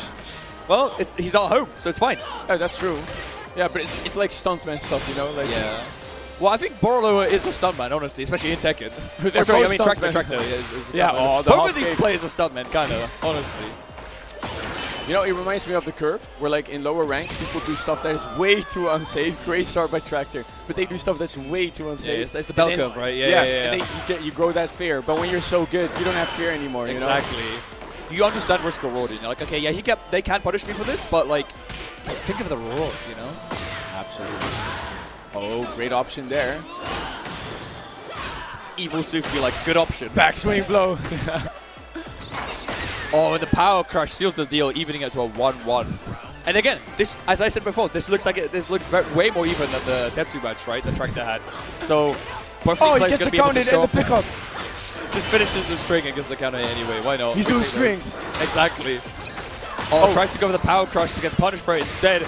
And we actually get to the wall in Colosseum, which is, you know, you don't see that very often. I mean, if you get red this many times in a row, sure. Borolo can also play very disciplined. And with this hit, Perfect as well. 7 golden letters. That's a great way to come into, what is it, like match point. So, yeah, I mean, yet another launch for Boraloa. He's just running away with his first game. Definitely. And let's see. There's nothing else to say. Like, Tractor did have some decent reads round 1, but I feel like at this point, Boraloa has just kept playing his own game, and Tractor's kind of reacting. But finally gets a nice little punish on the whiff snake edge. I mean, Boraloa is just doing strength, but Tractor knows his options. That was such an optimal choice to challenge the stance. Let's see how much he can make out of this. This rage can actually help him so much, but good sidestep on the hop kick and gets him with another orbital. And that's final round, game 1 again. Again, every single time it's been super close, final round, every single time. Every single time. Doing strings again, but it's punishable, guys. You can punish strings in this game. You can. Much to most players' lack of knowledge, I guess. Trying to fish that while sending 1-2, but not in this situation. Tractor's like, hey, game 1, it's been mine so long, it's written, and I'm going to show it to you. Challenging with the running 3-2, and then the heat smash. I mean, the heat engage, and now with the wall situation, absolutely favoring him. Boraloa is so patient, though, but And finally just gets caught by step. the step, but doesn't actually die. But the OTG will give Tractor the first game, reversing that momentum as well. Like round 2, round 3, it was all Boraloa's game. But Tractor kind of slowed his pace down and just said, you know what, I'm just going to wait for you to whiff your crazy shenanigans, and I'm going to punish you for that stuff. Tractor be like, put on that suit, you're going to have to play this formally, buddy. Yeah. And let's see if Boraloa is, in fact, going to try and approach this in a more fundamental way. Or double down, who knows? I want to see a double down. I think the crowd will want to see that as well, I'm sure. I mean, we are on the ultimate cheese stage, right? True, we are on the Dark Souls 2 triple floor break cheese stage, you know? Yeah. And Boraloa is very sharp, punishing the down 4-2. I don't know if it was the most optimal punish, but had a great start to this round. And let's see, Tractor taking it back here. Nice parry from Boraloa. First life down and immediately gets does us the out move of the to challenge. Miyazaki poison swamp. Now we're at the glass floor. Let's see what we got. This soon, guys. Like, this is how efficient Boraloa is. Reaping the best reward. Pops the heat, but actually just instantly reaps the heat smash instead, and that's Boraloa taking round 1. Wow. Very solid showing. Exactly the start that you need. Fishing once again for the while standing 1. No whiff punish from Tractor though. Finally getting some footing, but gets very floated careful by with the the floor power break. crush. And another floor break from Boraloa. I think he's got all of them now. Having a parry that floor breaks in this stage is just crazy. Huge amount of momentum. Cashes out the resistance away from the opponent as well. Let's see what's for breakfast. Rolls away from the low. Tractor playing patiently, waiting for Boraloa to whiff something. He's Mixing paying the patient timing. against the stance. Great discipline on Boraloa's end. So you can have discipline, guys. Yeah. Now let's see. Tractor trying to take this round with as bad of a start that he had. Oh, but the snake edge, guys. Now we can check that box. Exactly. And the rage. Take out off to your finish bingo us sheet. off. Yeah. Get that bingo card and you can just cross that off. Exactly. That's already match point for Boraloa. Now, is this going to be sweep of a game, or is this now stage situation going to favor Tractor, perhaps? Well, I mean, the Infinite doesn't really favor either player. Actually, no, Boraloa has very good wall rounding, as we saw in his previous game. So, if anything, it's just going to make it so launches are less potent, right? So, like, you can afford to make a bit more mistakes, which could favor both of these players as well. Yeah, but I think Azucena's Oki is very, very good. So, in this case, like, throw the running 3-2s, throw those annoying strings, throw those back turn stances, and you can just open Boraloa up. I don't think he needs to wall. Get chips Boraloa over the low, pops the heat smash. Plus 15 just does nothing. Waits for Boraloa to do something. Look Maybe what's instead of there. the heat smash. Look what's there. But there we go, Tractor on the board. Not letting Boraloa take this game easily. Just He cheese him up mixes the it up. stance, yeah. You know why that works? Go on, because the explain. animation looks like that of the snake edge. Yes. So people are ducking because they're like, oh, the arm goes behind the head. But there's no tracking lines, right? So he's just hitting with a mid, yeah. Yeah, exactly. So it's a very, very annoying thing to deal with. Oh, you would expect he would get an instant reward there, but he did it in another fashion. That's fine. He still got some damage on the board. Tractor playing patiently, going for the ground throw here against Boraloa. Crouch. Goes for the axis from the stance, but will lose the turn. Just getting Boraloa chipped by all these challenging. lows, but finally there gets it was a- straight into the launch. And I think this should kill, especially with heat as well on the table. Maybe one more interaction, Tractor on the Oki. Yep, no, gets the heat dash into follow up, and that's going to be enough. Tractor could win this match and Now he's on- eliminate yeah. Boraloa. He's on set point right now. So Boraloa better lock in to, guarantee this third game for him. But Okay. Borloa could do it. He has it in him. He could do it, Tracked on the but ground. oh, the power crush was so well timed. Nice And the hop hop kick. kick. If it doesn't work, just do it again until it Exactly. does. Just keep ripping until it works. He's got the health to spare. He'll be right eventually. This is such an amazing position to be in for Borloa. Heat is already activated. Maybe he can step that heat burst attempt. Oh no, just do strings. Just do strings. Finish And there every we go. string. Just doing strings gets you to game 3 apparently. There you go. Absolutely what we wanted. We won those game 3s, man. Absolute cinema. I trust that either player has it to win, but there can only be one winner, man. That's true. So this is Right. going to make it a very interesting game 3, hopefully. And it looks like we got no more gimmicks, so no more wall breaks for Borloa. Now, remember, it was close, but Borloa used every single one of those resources. So technically, if we power scale it that way, that means Tractor's favored once again, as he was in the Colosseum match, you know? Yeah. Well, these guys, I know they're very confident because they're on a boat trip to EWC. Hey! But you got to win this match. Yeah, you gotta win HESSEN Crash first. You don't want to be eliminated already. You got to make a name for yourself. So challenge that. Be disrespectful. Get that pick up from the string. But the sidewalk could be awkward here. Let's see how optimal Borloa can be. We'll try to adjust with the step. And What does they get? There what it an is! approach. I mean, Tractor was like, oh, sidewall situation. Oh no, Borloa is adjusting, you know. He's staying in stance. He's going to move. He's going to go for the Oki. And that's when he goes for that sneaky low. Oh my god, the mental stack on Tractor must be insane there. Definitely. He got so much of a health lead early on as well with these like chip lows, but then just 2 interactions with Borloa like made him move around. It's very unfortunate. You don't have to be this desperate. Borloa just goes for that. Oh my god, the timing on that string. Give me some time to analyze your past interaction, man. Goes to the ender here. Let's see the Oki situation. Chips into the low. Tractor gonna hold this mix. Finally gets his turn back, but doesn't get anything too out of it. Goes for the tracking move. Borloa not moving a single inch. And finally gets the snake launch. This is Fake not out. healthy for someone's mind. Tractor. Okay, blocks the low, gets the punish. Oh, the while standing 1-2. Borloa is going to take yet another round, and he's 1 round away from taking this. Yeah. Tractor didn't even get to play. He didn't even get to pop heat. He didn't get to play Tekken 8. Like, what is going on here? Just wow, Tractor, he's such an amazing player.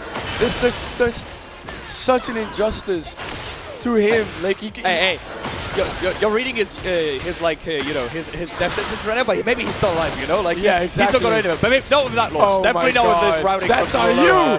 That's Hey, on you. You were sowing the seeds That's of his on defeat, you. man. And that's going to be on you. Borloa taking game 3 in a very convincing fashion compared to the other first 2 games. I guess he just finally found his flow and just didn't let Tractor play his game at all. Hey, I don't blame you, man. Like, I'm a Tractor believer even still. Yeah. Even he's I can't though he's believe this, eliminated. That's very the round unfortunate, just but- started and you were reading his eulogy out already. You were like, oh, he had a great run, you know. And then the second I finish you, he actually does lose, man. This Tekken game's too fast. Can we like increase the health again? Yeah, exactly. Fixes all the problems, But yeah. right? And still- add roll Q. But still, like, Tractor unfortunately eliminated at 6th place, I believe, or 5th. Actually 5th because it's split, right? But hey, very entertaining player to watch, very amazing performance. But now, we got the crowd favorite coming back for more throws, more hop kicks, maybe a bit of poison breath from Gamba King, who knows? We'll see if he can please the crowd this time, because facing Nino, Nino! he's got the work cut out for him. This is an absolute test. Wait, well, hold on. No, wait, no. Get that off the screen. We do not need any more King buffs, dude. What? Someone escort this King player. Wait, someone escort this King player out of the venue, please. Get them out. Hey, shoo. Oh my god. I should have ignored it. You can't give King players attention, man. They'll go to the feedback channel and they'll start complaining about Downfall 2 again. Like, Hey, forget the King players. we got the gonna look Arm at the again. base We got players. Daniel Armor and we got King. Cooler Daniel right here. Exactly. Now let's see what this kid can do, you know? Like, no. All right, Nino Chat- opting chat for the Eddie L. this time. No bears. L No bears chat. shenanigans. Just pure kicks versus pure boxing. What is this randomization? Why do we get... Oh, Eddie! Yeah, that's what I'm saying. No more Eddie! bears. No more animal business. We just got kicks and we got dancing. Oh, we're in for a treat, guys. Carl the kid is going to have the discipline to face Nino's Eddie here. Let's see what he can do. Going to look for the timing. Nino already getting a launch here. Into the corner. Is he going to take the wall? Is he going to try to get a bit of damage on the floor? Looks like he's going to try to go for the Oki. Goes into the stands. Gets dick chopped out by Sasha.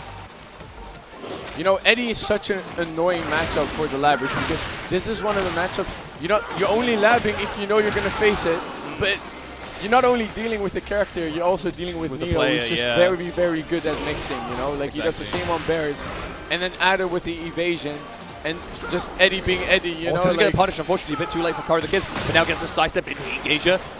I love the confidence of Curry the Kid's side. Just keep doing it. He's going for like these small pokes, DF1s, but gets punished for trying to go for the third one. Gets launched again great by option. Nino. And now we're here again at the wall. Going to probably go for the same Oki setup. Actually gets the wall splat instead this time. On the ground once again. Karu the Kid going to have to guess against the stance. Guesses correctly twice for the third time. That's it. Gives Nino the launch. And that's 2 rounds up for Nino. Karu the Kid not getting to play the game right now. Maybe he needs a bit more hype from the crowd. Who knows? Don't sleep on Nino's Eddie. Definitely. Cooking here. No one's sleeping here. Karu the Kid needs to be awake, because if he falls asleep for 1 second, he's getting launched. Somebody get him a can of Red Bull Oh, just in breaks the case. chain throw. He's not trying that.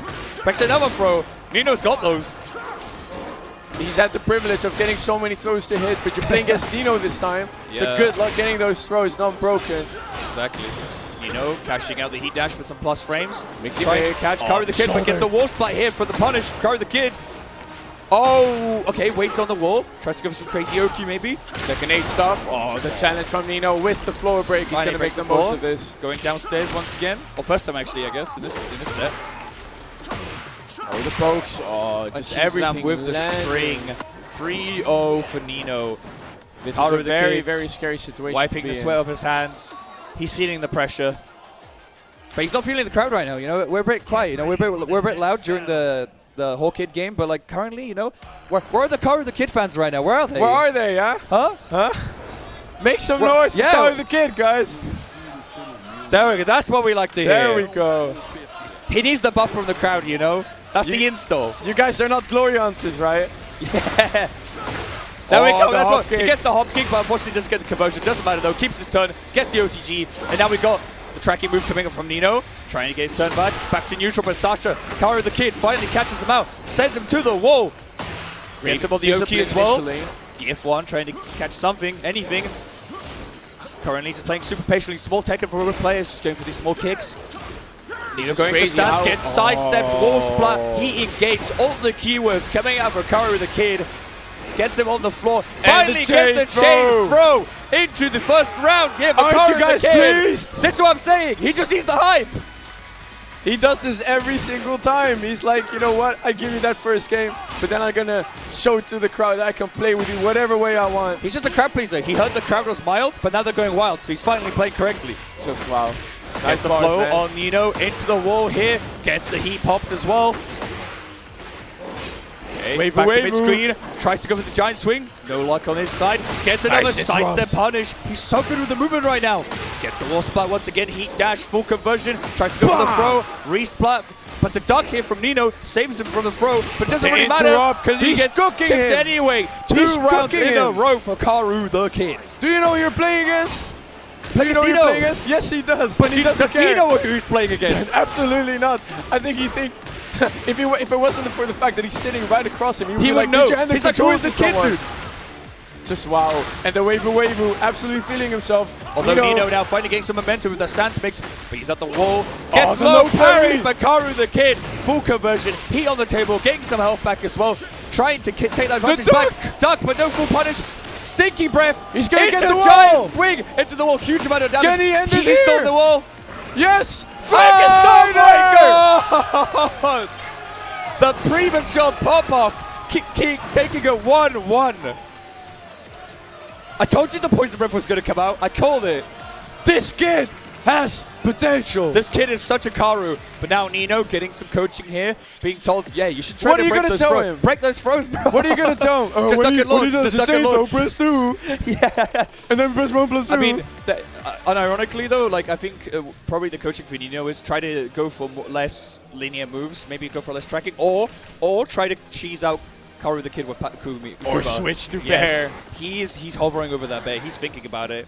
Yeah. He's really pondering his options right now. He locks it in. The Kuma is on the stage. We got the Jaguar versus the Bear. Who's going to win this one? Yeah, just one thing I wanted to touch upon during that match. If I were to seriously coach, there's some moments where he had this fall confidence. Like he slowly steps, pushes Karu the Kid to the wall.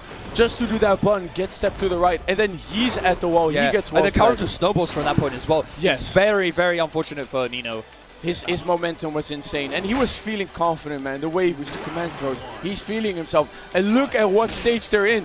One quick launch, and you're at the wall. Exactly, very small stage. One of the small stages of Tekken 8 right now. Oh my God! God! The Kid already aura farming, getting that launch onto Nino. First round, right off the bat. He's not scared of the Bear at all. Gets the wall spot into the Oki. Tracking move, trying to catch Nino stepping on the Bears. They don't really step too much. Great discipline, but the timing on Nino's side doesn't get the pickup here. Maybe a bit rusty now on the Bear. Gonna have to adjust a little bit. But now the sidestep from Karu the Kid. Again, the immaculate movement here. Tries to go to the throw. Doesn't happen this time. Gonna have to eat the Bear mix. Blocks both mids, but the third one gets him. Third time's the charm for Nino, it seems. Gets the wall spot into the Oki. 1 HP for Karu the Kid. Can he stay alive? He blocks the low, but tries to punish. Doesn't get punished. But now the trade, unfortunately, in Nino's favor. Key charging him back. What an absolute BM. Hey, Key charge 100% win rate. I'm just saying. Oh, you gotta pay attention, Nino. Don't sleep on the Kid. Karu the Kid is now. He's angered. He's enraged. He's going to try to get him back. But now Nino getting into that heat dash, putting it to the wall. Can Karu the Kid digs up his way out? The Bear Electric coming out. Not going to sugarcoat it. Karu the Kid doing some wall pressure, trying to catch Nino doing anything right now. But the wall parry from Nino here, taking it to the wall.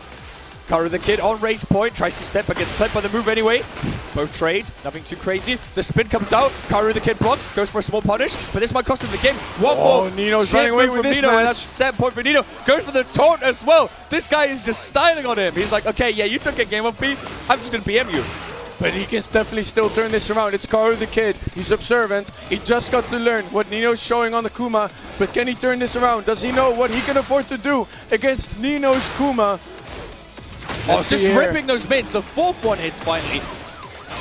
Oh, this is a scary position. Look at the chip. Look at the chip. The heat smash comes out. Karu the Kid, maybe final guess. Goes for the toe kick. Doesn't get punished.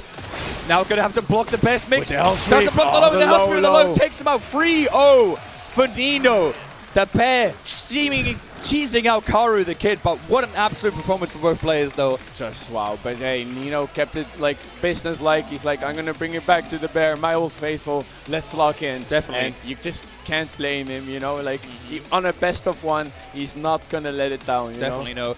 But it's what a very great unfortunate. showing still, yeah. See, if we were one game further away, like further up in the bracket, or 2 games actually further away in the bracket, it would have been first to 3. Maybe Karu the Kid would have had a chance, 1 game to kind of adjust to the Bear. But yeah, being 2 games in against Eddie and having to adjust to that Bear is very, very difficult. Absolutely. Speaking of difficult, very difficult. There's gonna be this is the match I think most people have been waiting for. Like when I saw the bracket and I saw the seeding, I was like, this is Grand's final potential, and this is winners final, so we're close enough. We got probably the 2 most favored players to win the tournaments. We got Kanda versus Tetsu. Like the 2 big names of Hessen Crash 2026, of Tekken at least, Absolutely. Like I had 2 players kind of locked in for the grand finals, which were Nino and Tetsu, and Kanda having the potential to be there. And now he's looking to reach that potential, but now in the winners finals and facing Tetsu, that's the test of where his potential really lies. Definitely. Like beating Nino, given that it's an uncomfortable matchup for the Xiaoyu, that is a very, very big deal. That is already something that you can have in the back of your mind, like, wow, I achieved that. That's amazing. I secured myself top 3 beating Nino, But Tetsu, man. It's just very solid. If you look at the dictionary and you open the word solid, you see Tetsu. Absolutely. That is exactly what you see. Yeah, I've been repeating myself about his achievements this year, and just in general, it's not just this year, and it's just a seasoned player, a veteran player, and the crowd already going wild just from character select for Kanda here. Yeah. Can we get some noise for Tetsu as well? We keep it even, Make some noise! Woo! And then more noise for Kanda, just even it out even more. Alrighty, looks like Tetsu is opting for the Kunimitsu once again, which might not go up to his favor because Kanda is also a Kunimitsu player as well. Lapped the character quite thoroughly. We saw a lot of his Kunimitsu yesterday as well. So he's going to be very familiar with his matchup. And we're gonna find out if Tetsu is familiar with Xiaoyu, because obviously these two have played last year in HESSEN Crash as well. And it did look like Tetsu was confident in the Xiaoyu matchup. So let's see if he's still, let's see if Kanda's leveled up since then, Absolutely. And the thing is, like, learning a new character is not just about learning the character, it's also about learning the matchups and what your options are. Does he know the anti-Xiaoyu button? Surely. But does he also know what are the great ways to challenge Xiaoyu in her stances or in her shenanigans? Because Kanda is going to put you to the death in every possible way. He is the advertisement for Xiaoyu in Europe. So good luck, buddy. Yeah, because right now you're floating. You're floated at the wall, and we are Underground Arena, everyone's favorite map, of snowballing. Luckily, there's no explodable walls here, but Kanda getting caught here in the back turn. Tetsu actually being able to get out here, but the heat smash does get spent from Kanda here, trying to catch Tetsu in the mid, but Tetsu not budging a single inch. Now starting his game up, but Kanda blocking down 1+2 here, getting a nice little punish. It's a tight situation. Trying to catch her with the spin. Now keep the discipline. The lows Oh in the mid, no! but the dick jab, and actually Tetsu still wins through the health. I think if Kanda actually had more time, you could have converted that combo and killed him, but unfortunately 60 seconds is all you get. Yeah. That's all I can spare you. Maybe too comfortable in the round end situation, and you should not test Tetsu in these situations. He's done that against very, very seasoned players, like World Warrior players, And yeah, you could use every single round you could get, against Tetsu. Alright, Kanda playing a bit with small Tekken, but finally gets caught stepping by Tetsu. He's got him at the wall. Goes for a throw, but gets fully punished this time. Down 1+2, catching out Kanda once again. Too desperate. Yeah, and that's a very clean round for Tetsu as well. Just trying to get it back into the corner, right? Of the side swap throw. Yeah. But that's a panic move, right? Yeah. So Kanda is like, I need to do anything at this point. Definitely. But Tetsu just expecting these things, so just amazing stuff. But Kanda's optimization in the combos. Good luck dealing with that. He's in a position he wants to be in now as well. Oh, but Tetsu actually goes for a throw, doesn't get punished, but gets broken. Great challenge. Catches the Oki, gets heat of his own as well. So now Kanda's going to have to play on the defense, loses heat.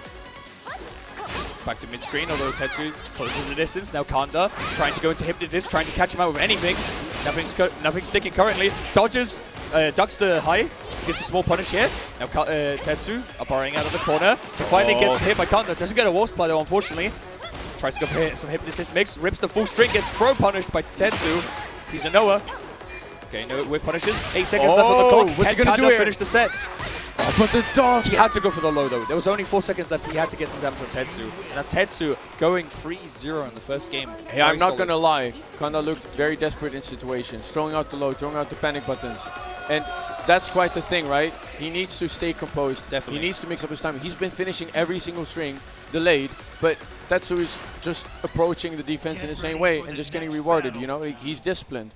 You really have to, like, make him pay for this discipline, Like, currently, Kanda's kind of just trying to, he's going for these very, what's the word I'm looking for? Like, very, I don't want to say generic, but very, solid options right now. I think he needs to layer one option. He needs to stop putting or, going into these further layers a bit more. Although, launching round start is definitely one way of doing it, Absolutely. But we've seen Tetsu come back from these. Not every round in the last match was ideal. Ooh, gets punished for going to AOP mid-screen. Doesn't matter. Now gets punished by the low as well. Tetsu just knowing all the frame data for Xiaoyu.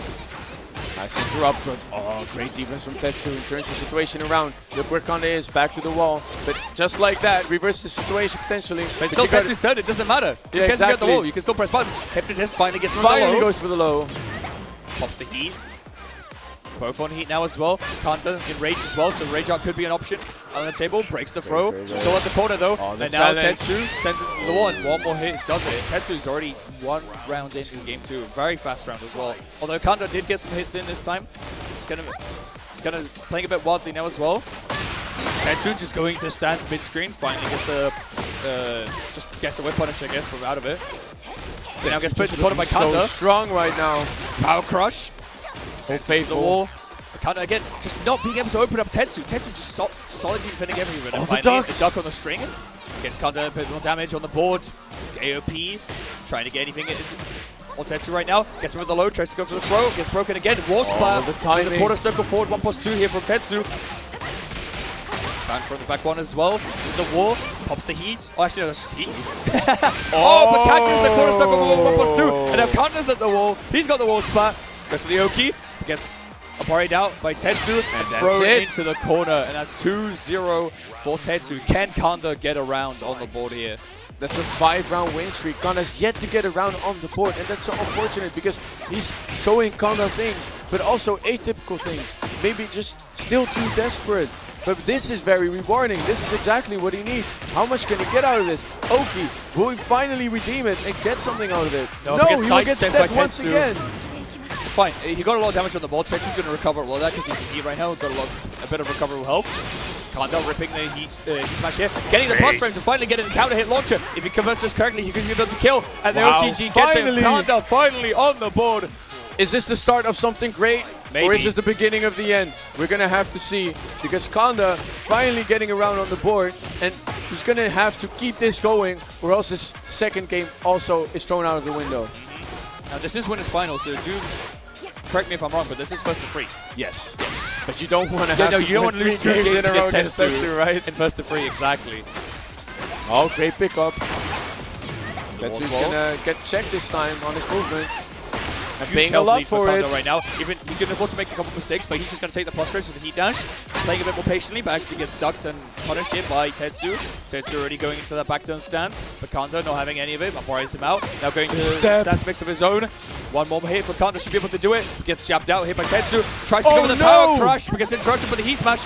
Both players very low HP. It gets chipped in by the low, and that's so the game clinical. 2 for Tetsu. Although slightly, he had to work slightly harder for that one. Tetsu is just so clinical, man. Like, he can make these very high-tense situations seem like another day in the office, you know? Oh, I'll finish this up. I got this. No, it's fine. Don't worry about it. All right, the crowd trying to hype up Kanda here. He's on his last legs. Final game in his first to 3. Is winner's bracket. You know, he won't be out of the tournament, but he locks the Xiao Yuan for the final game. And it looks like we're going to be at Lee's Manor here with the balcony breaks and the wall breaks available for both players. So maybe Kanda will be able to snowball a bit more with these stage mechanics, but we're about to see. I mean, he has been adapting over these last 2 rounds, especially after game 1. Game 2 was a lot more solid performance from Kanda, especially if he gets these whip punish here. Takes Tetsu straight to the wall, into the corner. You're not stepping out of there. So Tetsu's probably going to try to find an option to reverse the situation, but no, if Kanda just keeps snowballing like this, and this might just be a straight up perfect for Kanda if he gets this OTG, and the low gets it, and that's 7 golden letters for Kanda on the first round. The crowd popping off a little bit there, as they should. You see, that's the thing, right? Like last year, I remember Kanda was in a position where he was 2-0 against Joka. That's true. And Joka brought it all the way back. Even made a video on that set, how mentality matters everything. Maybe Kanda took a page from his video. Yeah. Yes, we'll have to see. But let's not speak too soon. Yes, so much work to do still. And Tetsu gets just caught with the hypnotist mix. Finally. And straight to the wall now as well. But the get up gets Tetsu out. Duck. He smashed from Kanda, putting Tetsu on the wall once again. The hell sweep gets him down. One more hit, but then the second hell sweep gets punished. And now Tetsu just dash blocking forward, trying to catch Kanda pressing anything, and finally gets it. Gets the wall splat as well as the heat. Now Kanda gonna have to play a bit more careful because the heat smash is on the table. He did get caught by that. He did get caught out by that once before. Oh, sorry, the game's going way too fast. Okay, into the floor as well. That's 2 rounds, 2 rounds in a row for Kanda. That's a great start. That's the start you need. Definitely a confidence builder, which is exactly what he needs. And now let's see here. Kanda gonna go poke.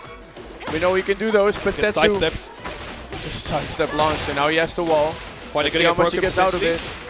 Nope. Decides to keep it. Kanda with the duck, but doesn't get punished. A small micro duck. Gets wall splat onto the wall here. Tetsu another wall splat. Gonna go the full conversion here. This won't kill, but Kanda's gonna be in a very precarious situation for sure. Gets the throw, tries to switch sides, but gets wall broken instead. Straight to the balcony. Definitely gonna finish him off probably. At this point. Yep.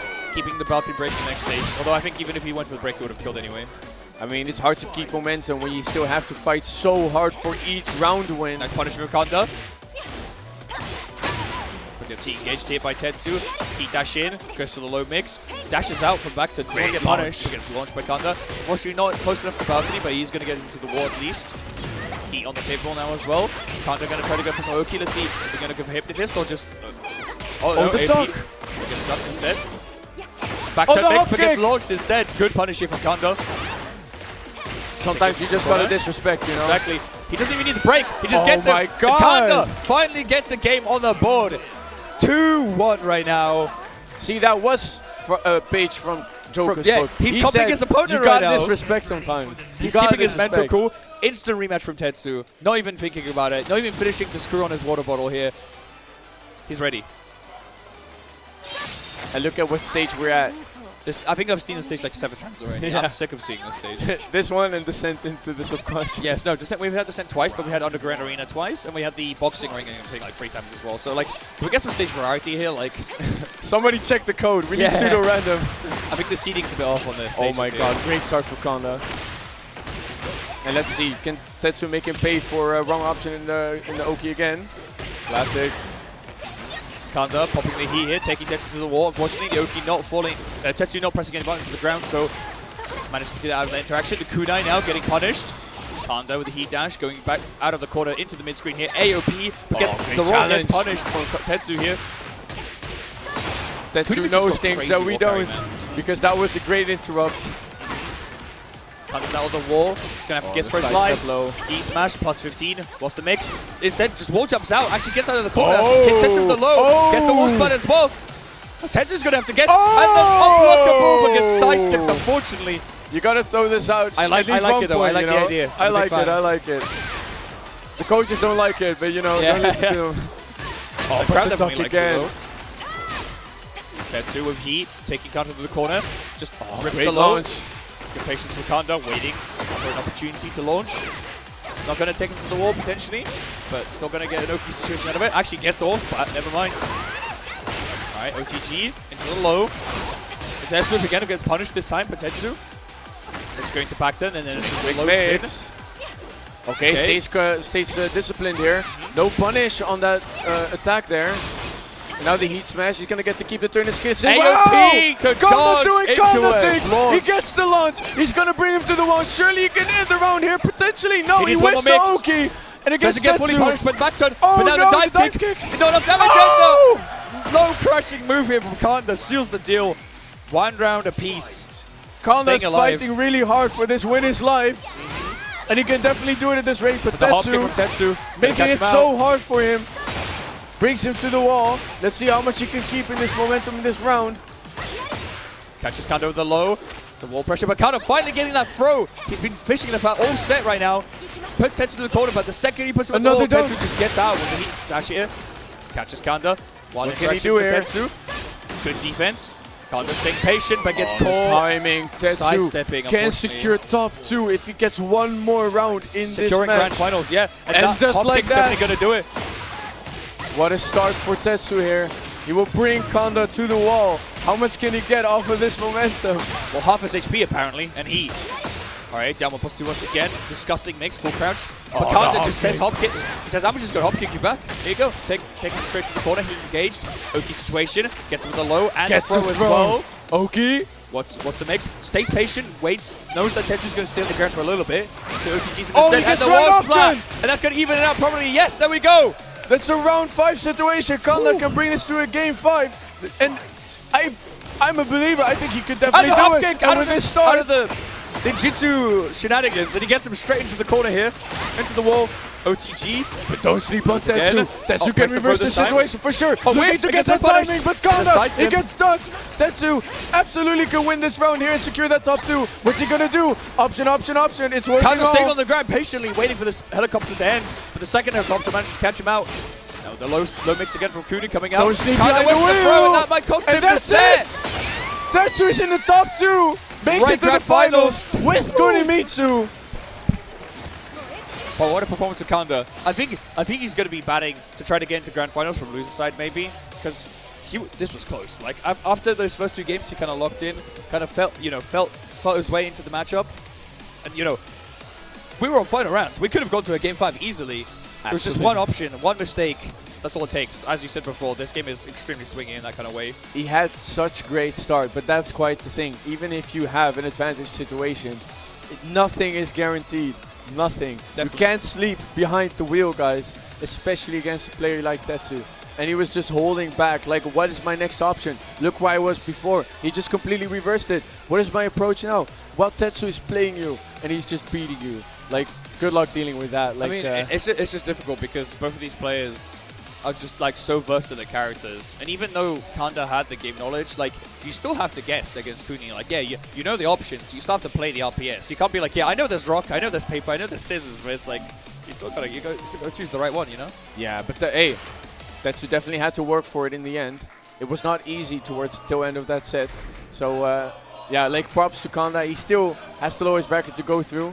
But let's see if he won't repeat past runs. And speaking of repeats, you know, we did just see him very recently, Nino, back on the stage here, trying to get into that losers final against Kanda. But he's up against a crowd favorite, clearly, because Boraloha getting some hype the second he sat down on that chair. Like, people want to see that Zafina gameplay once again. Yeah, but Nino has dealt with a crowd pleaser before, and Boraloha is definitely a crowd pleaser. Victor. So, Interesting. Oh, yeah, I think it's a matchup thing. Really? I think it's a matchup thing. Yeah, and honestly, like, Victor is a character, if you're a really good player and you know a little bit of sauce on him, you can just pick him up just like that, you know? Fair enough, fair enough. My day one Victor is also pretty good. You know? Yeah, no, I don't think so.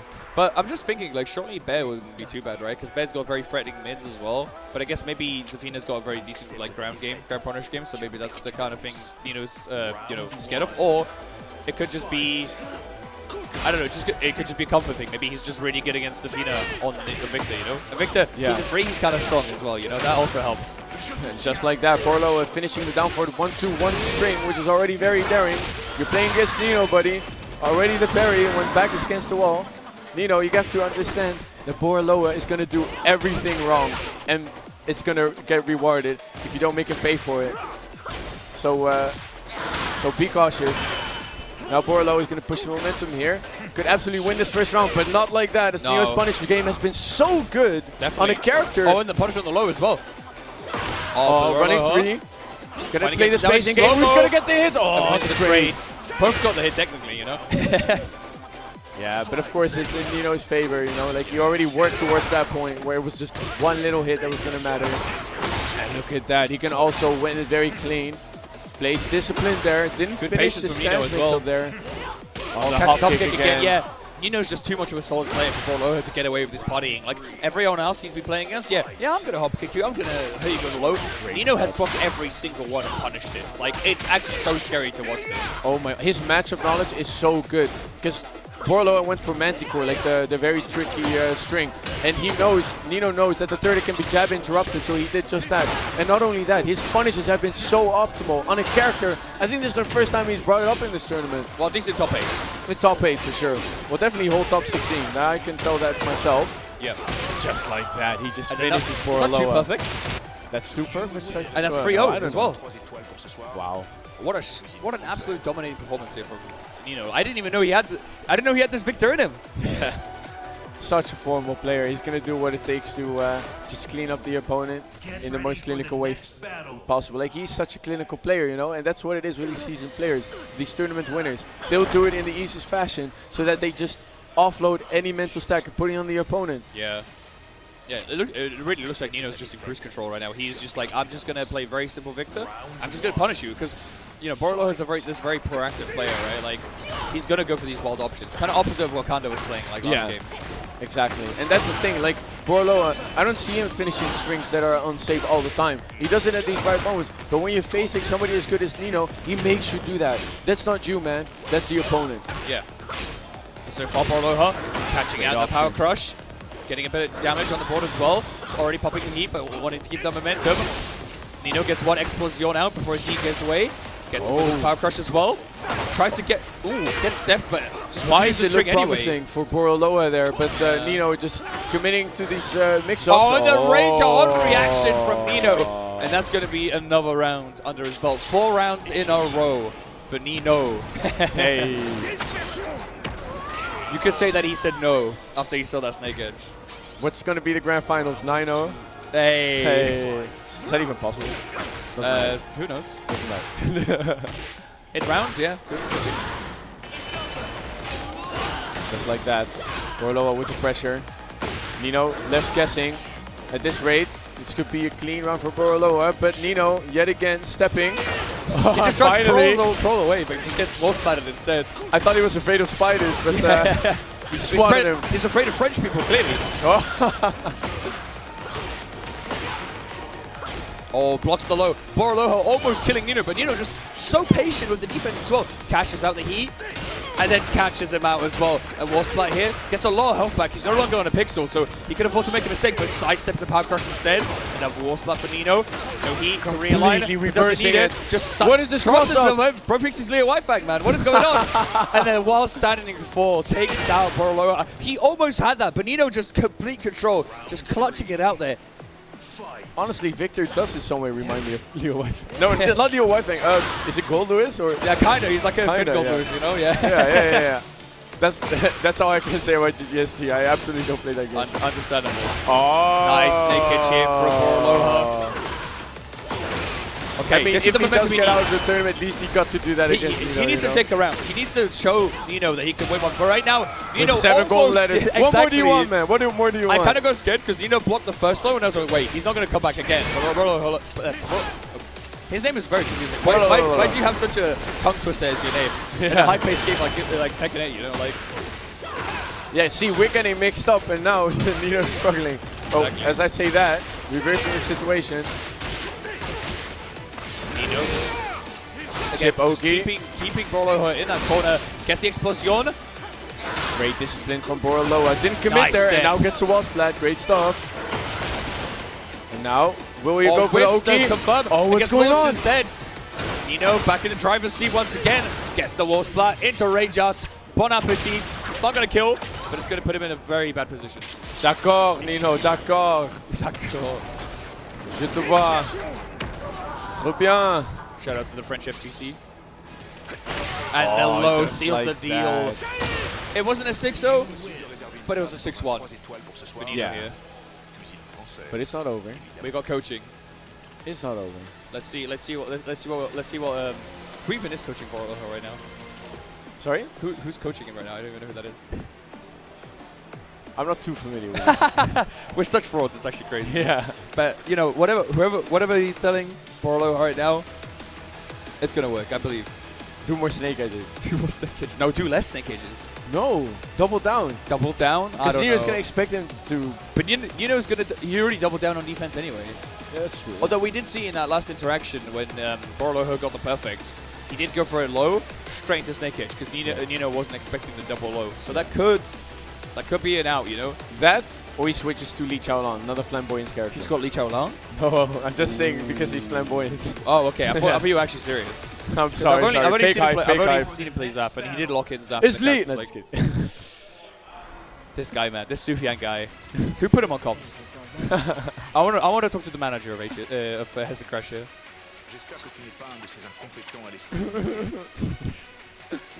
Alrighty, Underground Arena. Are you guys sick of this map yet? Because I am. It's my favorite shape. True. Alright, so far, very just small tech in here from Boroloho. Just small pokes, you know, chipping out Nino's health here. But Nino playing super patiently, just waiting for his way in. Finally finds it here with the launch. Takes him to the wall, and it is one explosion. So we're going to get one explosion, potentially. Nope, he keeps the corner instead.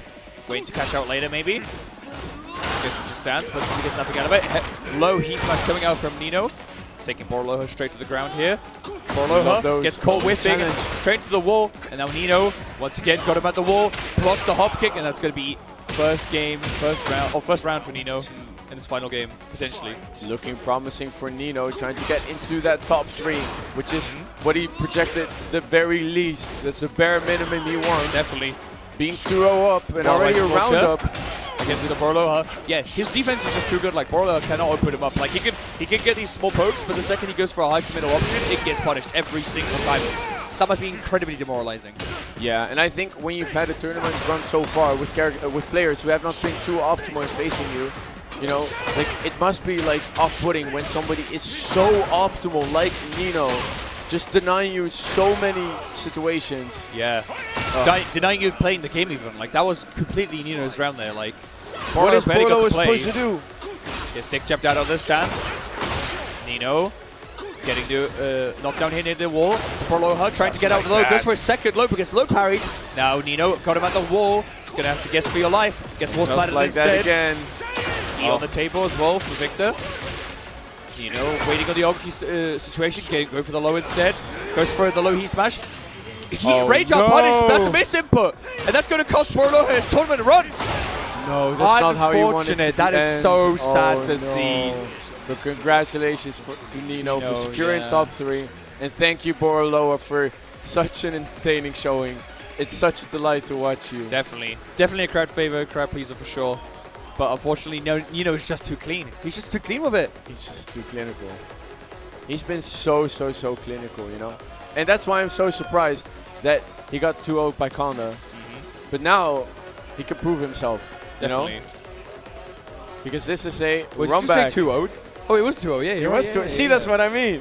I was surprised. I think even Conda was surprised. Alrighty, so the battle for grand final, losers finals here at Hessen Crash. We've got Kanda, we got Nino, we got 2 absolutely clinical players here. This is like an operating room. We're not in a tournament, man. We're at House MD. Like, what's going on? It's crazy, yeah. Yeah, that dude, like, he can't be showing the cans anymore now, you know? No, like, no, you gotta no, put the tag, or else. Wait, am I allowed to say the name? What, the name of what? Mesovic, the sponsor. Oh yeah, no, Yeah, you can't say that. Okay, we put Meso Dojo. Yeah, Non-profit, Meso is a noun. non-profit. It is not, not related to anything. That's true. That's true. Well, we profit off of the entertaining playstyles, but like Exactly. beyond that. But yeah, I'm just very hyped for this matchup because we now know that Kanda has it to beat Nino. But we know Nino, you know? Nino going for the Eddie. Oh. Interesting. Does he not believe in the bear? I mean, I would believe in that Victor. That Victor was insane. Yeah. Personally, if I was Nino, I'd be like, hey, I'm just going to whip out that Victor. I'm going to play complete clinical. Yeah, but maybe it's a matchup thing, you know? We'll see. We got Mishima Dojo as well, so wall breaks are going to be plentiful this game. And that might help one of the 2 players here snowball into some easy round wins. Well, not easy, but, you know, more comfortable round wins, let's say. Yeah. Khan already started strong with a launch. He's letting it off the rip right now, like a Beyblade out here. Going to the hypnotist stance, hitting Nino with the low. Going to AOP, just trying to catch anything out with the low parry. He's in his mind. He's completely read him like a book right now. Into the wall. Going for the wall OP again, probably OTG. Yep, here we go. Oh, he's a back third. He's going to get hit. No, he faked it! Never mind. And the heat smash punish, perfect from Kanda. I thought he was going to get hit there. I think what, you know what Kanda sees? Yeah? He sees 2 win on the bottom left right now. Yeah, it's like a That's lobby. what he sees. We're like in a lobby right now. He's like, I faced this guy in the rank before. I destroyed him. I'm going to do it again. True. He switched to Eddie. Oh, misses the conversion, but goes for a reset instead. We've got that Kanda reset right here. What's he Gets gonna caught do? by the stance great. here. The handstand from Nino coming out strong here. Finally being able to take his turn for a little bit. Gets Kanda on the floor. He smash cashed out as well. Gets the wall splat. Goes for some more strong OP options, but Kanda manages to jab out. He's on rage point right now. Great Gets the timing. launch. That could be it. That's really a lot of damage. He's got the breakable wall as well. This is Rage art. definitely gonna kill. He's like, hey, you missed yours. I'm gonna whip out mine. Mine's gonna hit. Kanda 2 rounds up against Nino. This is so strange to watch because we literally just saw Nino clinically like dismantle Boroloha. But now Kanda's like, okay, I saw what you did to my friend. I'm gonna do that to you, bro. I had to like disassociate a little bit. Yeah. I'm like looking. Is that Nino sitting there? Yeah. It is in fact Nino, Are you guys. sure Nino doesn't have like a twin brother who plays Eddie? Yeah. Maybe? We know. I don't know. Who knows? Maybe he does. Well, Kanda is projected to get another perfect, maybe. Who knows? But He let's hasn't see. taken Oh any damage. my God, that's You it. predicted it, yeah. Is that it? That is That's gonna be it. What? Absolutely insane. Kanda is just on a roll. He's feeling himself, yeah. He's playing up the crowd. He's smiling. He's ready. These guys are enjoying it, and There's no rightfully coaches so. coming in to save Nino either. He's just going back to character select screen, maybe cooling down, trying to think about his options, or maybe trying out a different character. Hey, He's hovering a bunch of characters. Asuka, I saw a Devil Jin. I'm seeing Lars. I'm seeing Alyssa. I'm seeing Lee. I'm seeing Xiao Yu. He's going to play the mirror. Mirror. Nah, no way. No way you want a mirror. Anna. He really does not believe in the Kuma. Did someone tell Nino we're not in Season 2 anymore? Hey, he knows something we don't. I mean, I could not foresee a Victor pick against a Safina, and it was perfect. So maybe don't sleep on that yeah, guy. maybe he's got you know? the perfect, like, you know, perfect picks for the situation, you know? Yeah, He's like let's not forget, it's Nino, guys. it is Nino. It is Nino. It is Nino on the Nino. Oh no, on the Anno instead. Anno. I guess. If it was Nino, you could have made the pun. Yeah. On the Nino's sister. There we go. Well, great start so far with the bazooka. Oh my God, goes for the bazooka fake out here on Kanda. Keep the grandmas home because Catches him they're out. not safe. Okay, Outcross stays safe. Kanda finally getting that heat gauger in. Puts Nino to the wall. But Nino Abari's out with a heat burst of his own. Kanda getting heat launched here. Straight into the stomp right here for Nino. Catching Kanda on the ground once again for the hop kick. Not getting punished, but the side step will definitely give Kanda the punish here. Look at the HP. He can regenerate all of this, and he can get that Oki situation that he wants with so much damage. He's got that Fortnite chug jug. He's getting the health back. Oh, you gotta guess right, buddy. You gotta guess right. Plus There's 15 another gets for your life. Oh, he's gonna mix him hop up. kick. And just It's like back to that. mix. Oh my God. He's still used every going, single but he doesn't stat, get the and he punish. starts to open him What's up. going on? Oh, he gets the sweep And on the low Nino's side. launch. How optimal can he be in this situation? Let's find out. Oh, but the kick. And now with the low, what's he gonna do? He's gonna challenge him. Oh, the low my from God. Nino. Great clinical finish. Unfortunate gameplay here. Oh my God, the timer really adding to the suspense there. Nino having a great start now with the debuff. Chip, chip, chip. Stain State on the board here, Great but Kanda great doesn't care. punish. He's going to just launch him and send him straight to the wall here. Oh, going for some OP sidewall, options. so awkward. But again, Finishes Nino just the string. refusing to get opened up. It's like he switches characters. He's a completely different player. It's so strange to watch. Yes, but the hop kick. Resort back to the big Tekken if the small Tekken is not rewarding enough. But back to the wall. Chip, chip, chip. You can't block for too long. You gotta guess, and he guesses with big Tekken once again. Look at his combo optimization. Surely he's gonna make the most. Look at it. He just re-angles, puts him in an ideal angle now. Now he gets Soki, but the heat smash challenge on Nino's side. Look at this. Now for the low. Oh, the sidestep Nino. punish from Nino. 2 rounds in a row, by the way, against Kanda. This is like a complete reverse sweep now. I mean, it reminds me of the times that Atif would switch characters mid-set, even in grand finals, and it takes a lot to adjust in Tekken in general. So maybe Kanda just needs this match to like come back, but Maybe. Nino just so nice low solid. parry. Oh He my saw the God. startup of that. He was ready for that low parry. Now he's going to send Nino straight to the wall here. Tries to go for the Hypnotist Step. mix, but gets stepped instead. And Wall the splattered, challenge. and this could be it for Nino.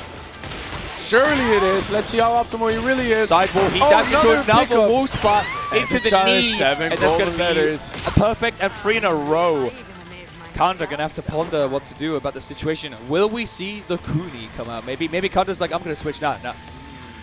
Wait, he hasn't locked it in. Okay, he's thinking about it. No, now he's he's just locked it in. thinking. Yeah, he's sticking with Xiao Yu. Nino briefly looking at the crowd. Yeah, you get to be smiling right now. That was definitely a good showing here. Definitely. But don't sleep on Kanda. He just needs to adjust. Sometimes they can be a bit slower on the stage. Sometimes you're just quick to get flabbergasted by what you're seeing on the screen. And Ana is such an aggressive and overwhelming character. That's true. So let's see here. He's got very like dangerous lows as well. Kanda again. This is what we saw game 1, right? He just lets it rip, round start, gets the launch. Insane momentum as well. Heat on the table, Oki situation. Not a place you want to be if you're Nino. Oh, look at that. Tries to interrupt here.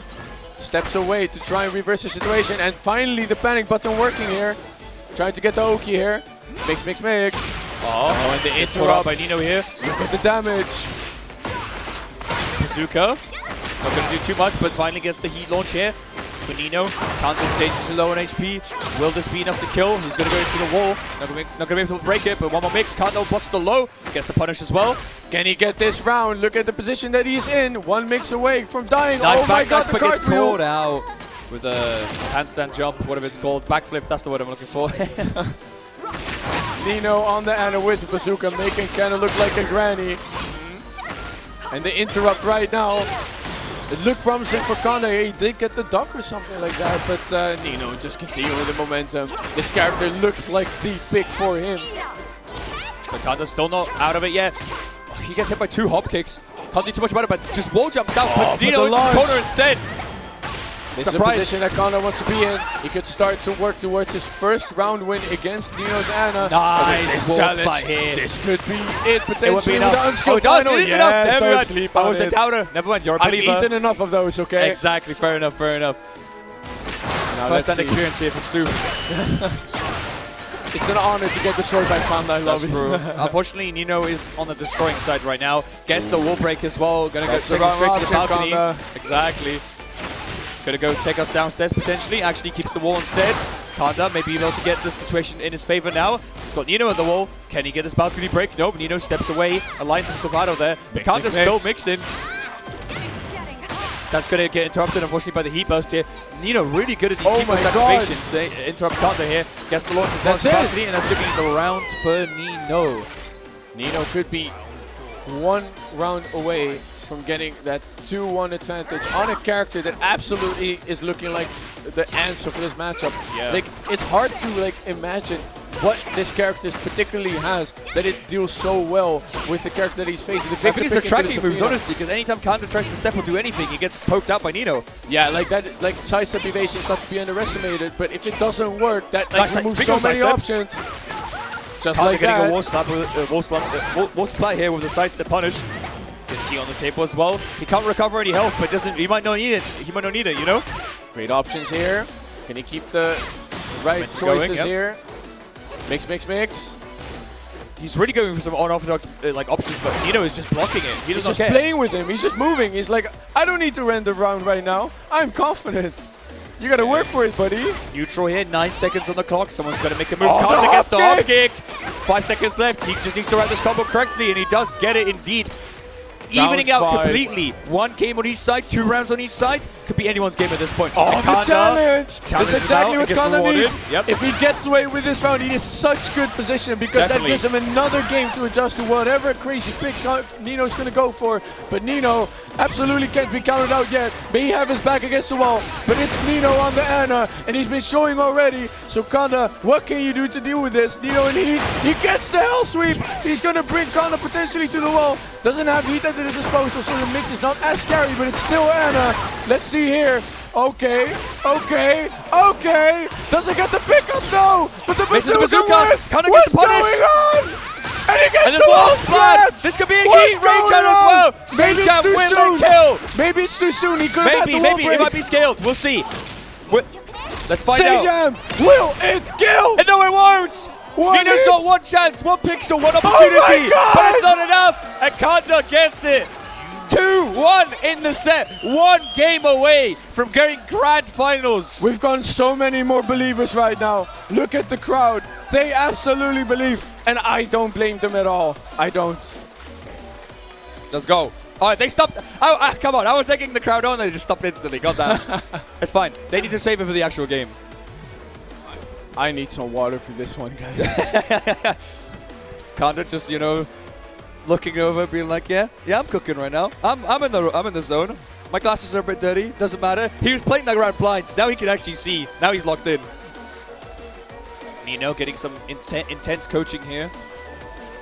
Pondering what he's going to do. He locks in the Ana. So he's playing Ana for the rest of the set now. You know, I don't know, man. I don't know. I don't know what's going to happen This is either. the first time I'm nervous for Nino. Yeah. Well, the good news is Kanda can lose this, and if the Xiaoyu stops working, he does have the Kuni in the back pocket. But I feel like if you're Kanda, you just want to win now. You want to save your energy for grand finals. You need it for Tetsu. But right now, Nino getting that bazooka on Kanda, getting the first blood here in this 4th game here of losers finals. Unlike with Victor, his punish just now was not on point. I don't know what mind state Nino is, but he's going to have to reverse it right now because, buddy, you could be out of the tournament if you don't win this match. But hey, it's the match is still young, so let's see. And that's something great here. Gets the debuff, pushing through the wall with the counter hit. Look at the It's going to be damage. nasty amount of damage. Yeah, gets the wall break as well. Sends Kanda straight to the other wall. It's not going to be enough to kill, but 1 more mix should be able to do it. Kanda goes for a launch, but it's just not enough. And that's Nino taking the first round of the 4th game. We see counter after counter after counter, like somebody in the chat correctly called out. And even in this match, we see it. But it's in favor of Nino so far, so we'll see. Yet another counter. And let's see. Kanda unfazed with the bazooka, but Oh, currently no getting launch. punished. And the hop kick comes out from Kanda. Finally getting some damage on the board. Buddy, if you're not launching, I will will. launch, yeah. If you're just going to keep pressing lows, yeah, fuck, yeah, I'm just going to go for that. Why not? See, even great players can resort to big tech, and if they don't have the patience to deal with this. But the snake edge getting blocked by Nino here. And the low launch as well. This could be death here for Kanda. Playing Another with round their on lives, Nino's both of them. side. Yeah, definitely going to be No way! but the low gets him anyway. Well, Unfortunate situation. Nino on set point, not set point, but round point, game point, whatever.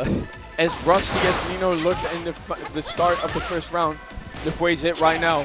I envy his position right now. Being 2 rounds up, maybe he can get relaxed a little bit and see what Kanda does in this very match. Or he just goes ham, No, he he's gets that going one down. with the bazooka. There is and he no gets this relaxation. damage. There's no relaxed muscle in this man's body. He is. Oh, never the mind. hop kick. Maybe he's relaxing now because he did let go of the pressure a little bit too much. Letting Kanda get a launch here. He on the table here for Kanda. Nino going for the sweep. No, catching Kanda out. Kanda trying to do any kind of option, but the hop kick gets punished. But the low parry comes out with 1 HP. Kanda going to recover a bit of HP. As well, destroy all that great health with the Rage Art. I kind of like the Rage Art here. Yeah, I think so too. I mean, he's not gonna have the HP to gamble later on. No, you know? he's going to have to guess right on this Oki right here, right now at Hessen Crash. Can he do it? And he he guesses will! correctly. And Kanda is still in this. Is he gonna take it in this match? You don't want the set to last any No, longer definitely against Nino, not. but winning 2 rounds in a row against Nino is quite the work. Nino is absolutely making a fight for it. Already pushes him to the wall. And let's see here. Okay, Nino getting some mix, but Kanda finally getting his duck out here, getting a bit of damage, as well as getting his pressure on. But now Nino taking his turn back with the bazooka string, pops the heat engage, doesn't get anything too much out of it. Kanda chips him with the low, but the second one gets punished. You don't want to try that too much in succession against Nino. Nino heat dash in, keeping his turn. Kanda on a very low amount of health, but he's got rage. There's going to be a huge amount of damage from this combo here. Realigns as well with the heat burst. Awkward If position this for Nino to be in. doesn't get the can't open up Nino right now. Nino is just defending very Mix. patiently here. Oh, There's no mix. he doesn't There is no punish mix it. here. But the bazooka coming in, and he could be 1 hit away from ending this. Oh, the Tries to- lowest and the launch! And this could be it. This could be it for the round. 5 seconds left as well. Kanda needs the health advantage. Oh, Goes no. for the Oki instead. Against the low as what? well. Still What? the health advantage. And the Oh. 1 pixel gets Nino the game wins for it. Nino. He didn't have enough time. That's so unfortunate. He made all the right options, all the right calls, but he just didn't have enough time. Yeah, I don't blame him for taking a breather because what happened? What happened? Wait, there's no breather. He just rematched. Whoa. And we got Underground Arena. And look at the stage. Final game of Losers Finals. Give it up for Kanda. Guys, make some noise! And Nino as well. Come on! Come on. Come on! Come on! This game 5 in loser finals already so much hype. You Kanda already couldn't ask starting for going more. up to a good start here with a launch, sending Nino into the corner, but Nino actually stepping out of there, realigning, gets the launch, gets the counter hit into the heat engage guarantee follow up here. Chipping Kanda out here. Kanda a bit rattled from the last round, it seems. Getting launched as well. He launched into the wall, and that's going to be the first round potentially for Nino in this final game of Losers Finals. Another ideal start for Nino. The Ana is paying off. Maybe he really just needed some time to like ooze into the character. Definitely. I mean, he did have that great start, but then Kanda adjusts, and now it's gone back to absolute Tekken. Kanda though, playing a bit more patiently this round as well. Just going for these small pokes. Not letting Nino get away with anything too crazy. Catch him with a tracking move. Heat on the table as well. Full heat engaged, the full bar on Kanda's side here. Nino, the heat burst of his own, trying to play Tekken 8 at the same time as his opponent. Already the heat dash. down. Yep, already out of resources. Trying to find his way in, open up Kanda, but Kanda just barres out. Finally takes his turn, pokes him with the low. Does he have Gets what his it back takes to turn. get this round? He smashed, chip damage on the table. Trying to open up Nino once again, but Nino just holding back patiently. Breaks the throw. Tracking move coming out. Tries to hop kick him out. No punish. AOP coming out. Oh, Finally the gets a hop kick. but not so roll optimal splat. there. He still Very needs one more. atypical. But Nino trying to catch him out with the low as well. OTG. 6 seconds left. Kanda needs to make defense. Oh my yes, God. there we go. I was going to say he needs to make defensively, but apparently no. He just kill him. Just like that, great discipline on Kanda's end. Stay on the ground, make him commit to the low. Fully even once again. Although Nino shooting Kanda down and back down with the bazookas right now, sending him straight So to the much wall. damage. Kanda trying to launch, but tries it for the second time and actually gets it. And the crowd lets it be known that this combo is gonna last quite long, and he's gonna push him to the wall. What's he gonna do off this Oki? Look at this momentum. Oh, the challenge from Nino though. But he burst again. He's so on point with these. Oh, the fix mix-up. bazooka. But Kanda pops the heat smash trades, so he's still alive, but it's not a good situation for him. Hop kick the wins, hop kick was and not Nino is on set point right now. of Can he losers make finals. it to the finals to face Tetsu, or is gonna make this an absolute challenge for him? But with this start, Nino, it's looking very promising for him. The debuff is gone and the But that's launch the is wrong gone to option for favor. Nino. What's he gonna do? Surely bring him to the wall. He has all the resources to do it. Yet again, such a favorable position to be in. And let's see, he gets the low. He's gonna dare it. Is he gonna go low again? Yes, he will. It's And Nino punished reads by Nino. it. Off And the the AOP challenge. launch into wall splat. Kanda's going to take us potentially Guys. to a round 5. No, wait, OTG's not Guys. there, but the low gets it. Final Round! We can't Make make some double noise, Luigi! come on, Final double round, Luigi. losers finals. Could be anyone's game right now. Nino getting the first blood of the low. Gets Lee as well. Staying state on the table as well. Staying Kanda. calm. Too much intensity. They both need a They're breather so here. patient. They don't want to lose this round at all. You don't want to get big tech in here. No. That's a Nino another punish. punish. Oh, Again, the side on the board, but the side step Kanda! launch from Can he Kanda. start something great here? Nino, can he turn this around? So many questions. Nice side We wall will routing find as well out. from Kanda. Gets the wall explosion as well. We love Underground Arena. So AOP much patience, patience. but doesn't pay off. Unfortunately, Nino with the heat engage, but gets hit by Kanda. Kanda heat burst, heat dash as well, keep the cross range. Oh, but but the the loss from challenge. Nino. This could be a disaster for Kanda. Only real Tekken. No more heat. Will the rage come into play? We'll have to see. Coming with the Oki. Oh, But he's the gonna wall go flip for the from wall. Kanda. Could be anyone's game here. But the He low goes launch for from the Nino. low. This could be if he doesn't drop the combo. And Nino will make it Okay, to the lose it to finals. grand finals, knocking out Kanda in an absolute nail biter of a set. What? What an amazing A performance final for our players, round. though. Wow. Congratulations to Nino, but it has to be said, Kanda, he gave everything. He gave absolutely everything. And yet again, it's just the top two. He cannot reach back to back to back, but still an amazing showing. Definitely at third place at HESSEN Crash once again, twice in a row. If you want to say anything about Kanda, he's consistent. Oh, absolutely. And he's making top players bleed. He's making top players bleed. Tetsu and Nino definitely had to fight to get in the position they're at. But just two titans in the Europe scene ending up Absolutely, in yeah. the finals. It should be no surprise, guys, on paper. I mean, I'm just so impressed with Nino's character pool, honestly. I did not expect him to pull out Bear, Eddie, Anna, Victor. I wouldn't be surprised if he pulls out something else. Maybe he'll pull out, I don't know, Kazuya, Jin, who knows? Bro, he is Ditto. Yeah. He is Ditto. It's the opposite of Ditto. It's like It's not counterpick Nino, Ditto. it's Yeah. Ditto. Oh my god. Or maybe Asuka, yeah. Or Lee. He is, Lee is literally here, so maybe, who knows. Maybe he'll be inspired, you know. Baki, or sorry, Oh, Yujiro, yeah, he'll get Yujiro Yujiro. early. He absolutely would play But Yujiro. Bandai Namco's gonna come over and be like, hey, here's this memory stick. It's got Yujiro in it. Lock in, bro. Where they at? Where they at? But yeah, I think everyone, the players, the crowd, the commentators, are gonna need a small little breather before grand finals because, oh my god, we're not gonna last. Suf is collapsing on me. My throat. Yeah, mein Throat schmerz. I think that means hurts in German. Who knows? Yeah, I could use a pretzel right now. And 2 liters of water. And some tahini. There you go, Suf. Cheers, mate. Cheers, mate. But yeah. Wow. Whew. Look, I just want to say so far, this tournament has been an absolute blast already. It's been such a delight to commentate. It must be such a delight for you guys to watch it. The crowd has been enjoying it. There's been storylines. There's been hype. And now, 2 titans in EU fighting for all the Tekken World Tour points that they could use, definitely. Yeah. And They're fighting for that big cup over there. You guys can't see it? that too. Yeah. That too. Don't sleep on it. It looks very nice, actually. It's like a World Cup, kind of like football cup, you know? Yeah, I Yeah. mean, it's not crazy that I didn't mention it yet because it's out of reach for me, you know? I mean, I you could saw only it on dream the to zoom out get because it. we do have the zoom out camera as well. Very nice production work from HESSEN Crash here this year. Absolutely. Shout out to them. Absolute upgrade from last year, not gonna lie. Yes. The production feels so good this year. It's Now you such a guys- joy to commentate. Yeah, there's no excuse to not come to these venues, to come to this local because they are doing such a good job hosting this. They have the absolute right spot and the temperature is amazing, which is not a given. Yeah, it's not the hottest day of the year this time, you know? Yeah. We're not sweating bullets, you know? Although after that set, maybe we are. Oh, absolutely. But that's not on them. That's not on them. There's Yeah, only yeah, so yeah. much you can do, providing. exactly. So yeah. I blame the players. Right. Just an amazing. So we should be getting Tetsu and Nino on the stage at some point. Obviously, we want to give Nino a rest. I mean, that was an intense set, right? Surely. Yeah, that comes with coming from losers, you know. You're gonna have to face Konda like it's like a ladder in MK, you know. Yeah. But we do like it looks like they are pulling up to the stations, so we will be getting into our grand finals very, very soon. So do not leave, because the excitement will continue. No, stick with us.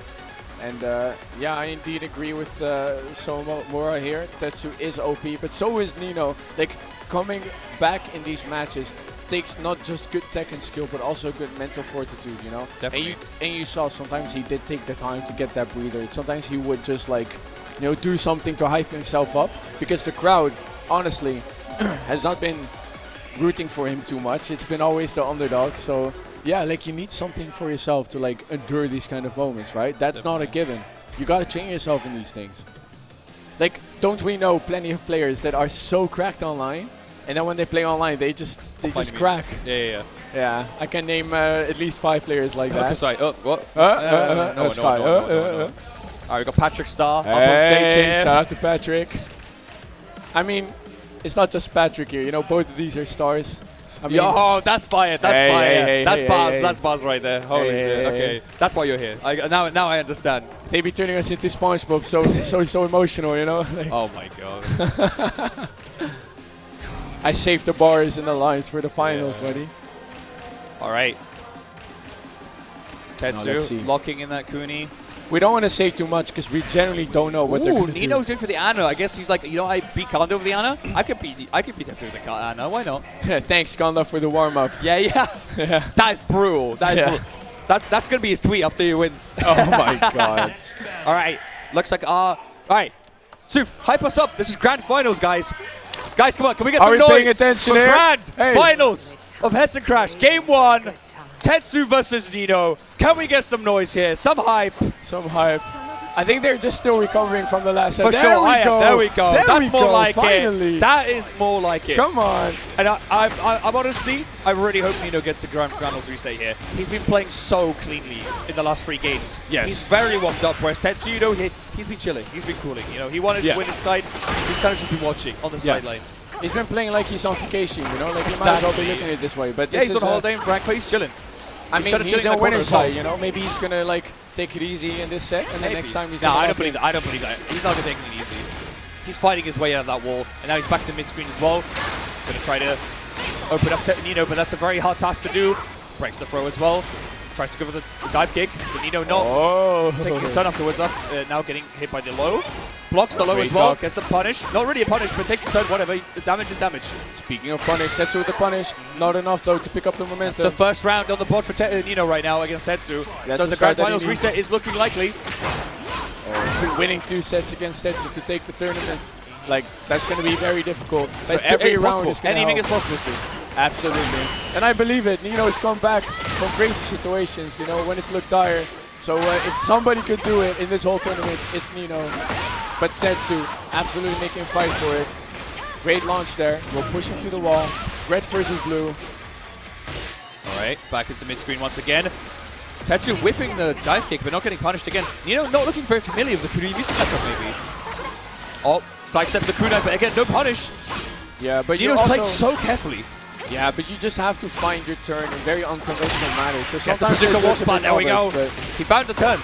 just like that. Hey, and just a reminder, it's Nino with the round up, and he's just about to get a round 2, maybe. Potentially. If it's not for Tetsu. 6 seconds on the clock. with the Can read. Tetsu get enough damage? Rage Out might be able to seal the deal, but he goes for the wall spot instead and the gets the follow-up. OGG. And we spoke a bit too soon there, Suf, because Tetsu now on a round of his own. I don't mind that at all. 2 great players with a round apiece. That means great Tekken, you know. And just like that, Tetsu showing his great Tekken skills, stepping that button, knowing the matchup really, really well.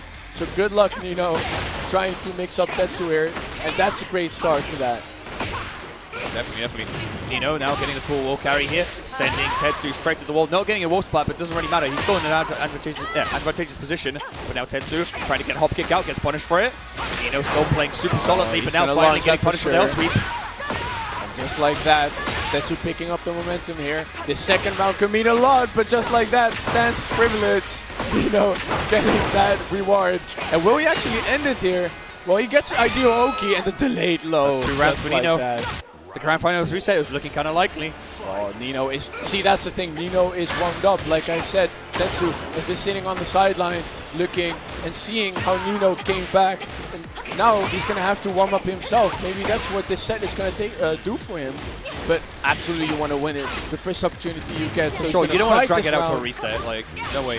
Still has heat at his disposal, but just like that, Nino evading the jab, killing him for such a small button.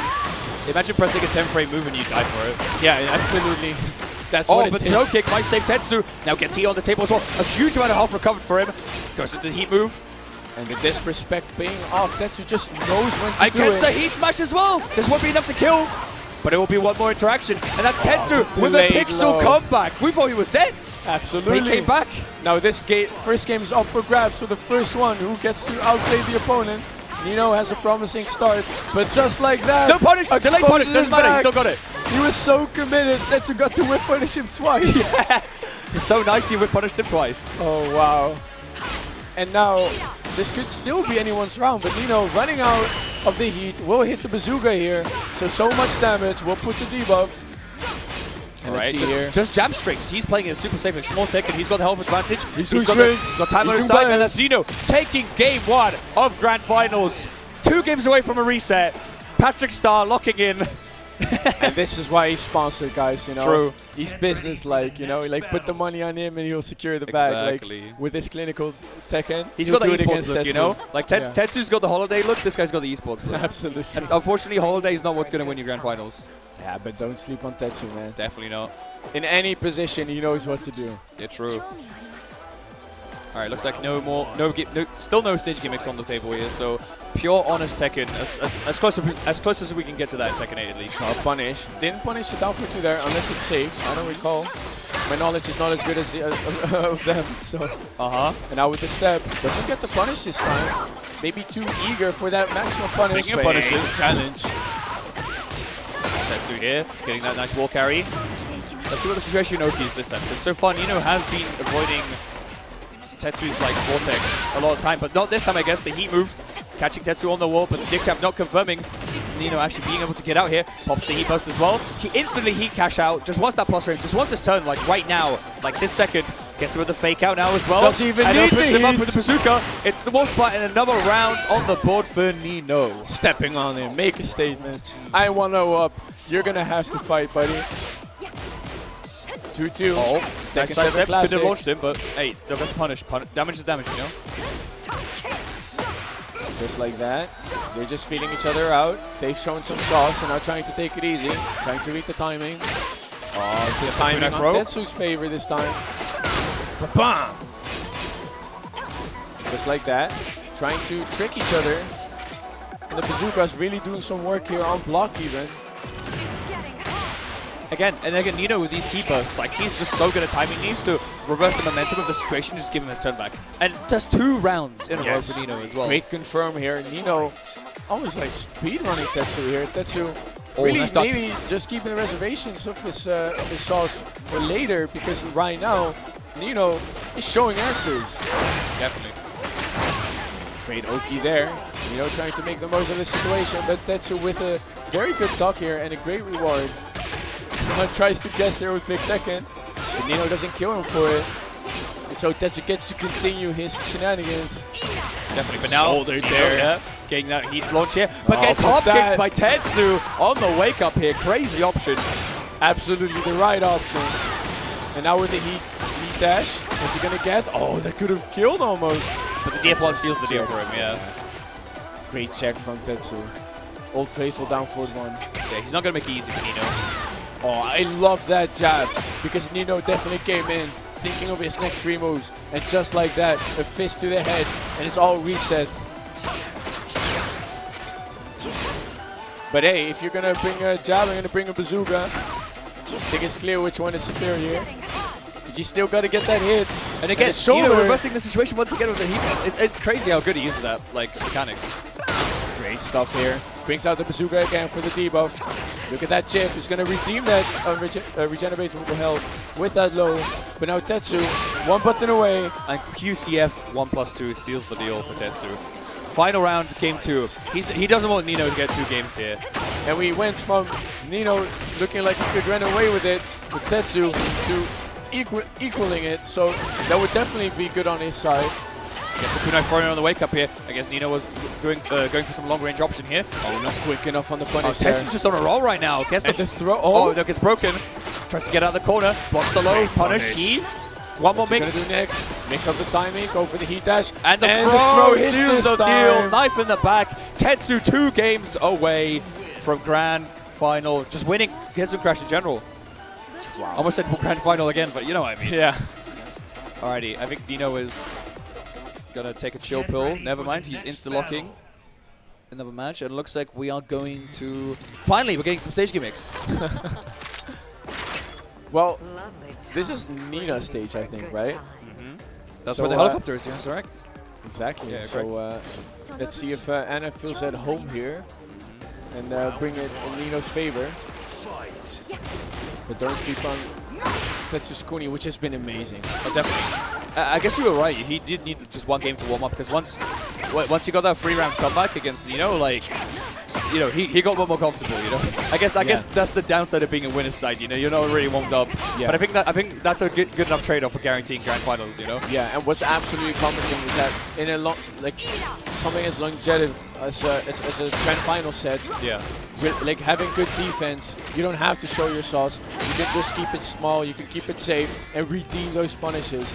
Tetsu has made so much work after that. So like even though he came to a round 5, the fashion in which he did it, it's very promising for him, and he could definitely win this set already with the way he's playing. 1000% even. Yes.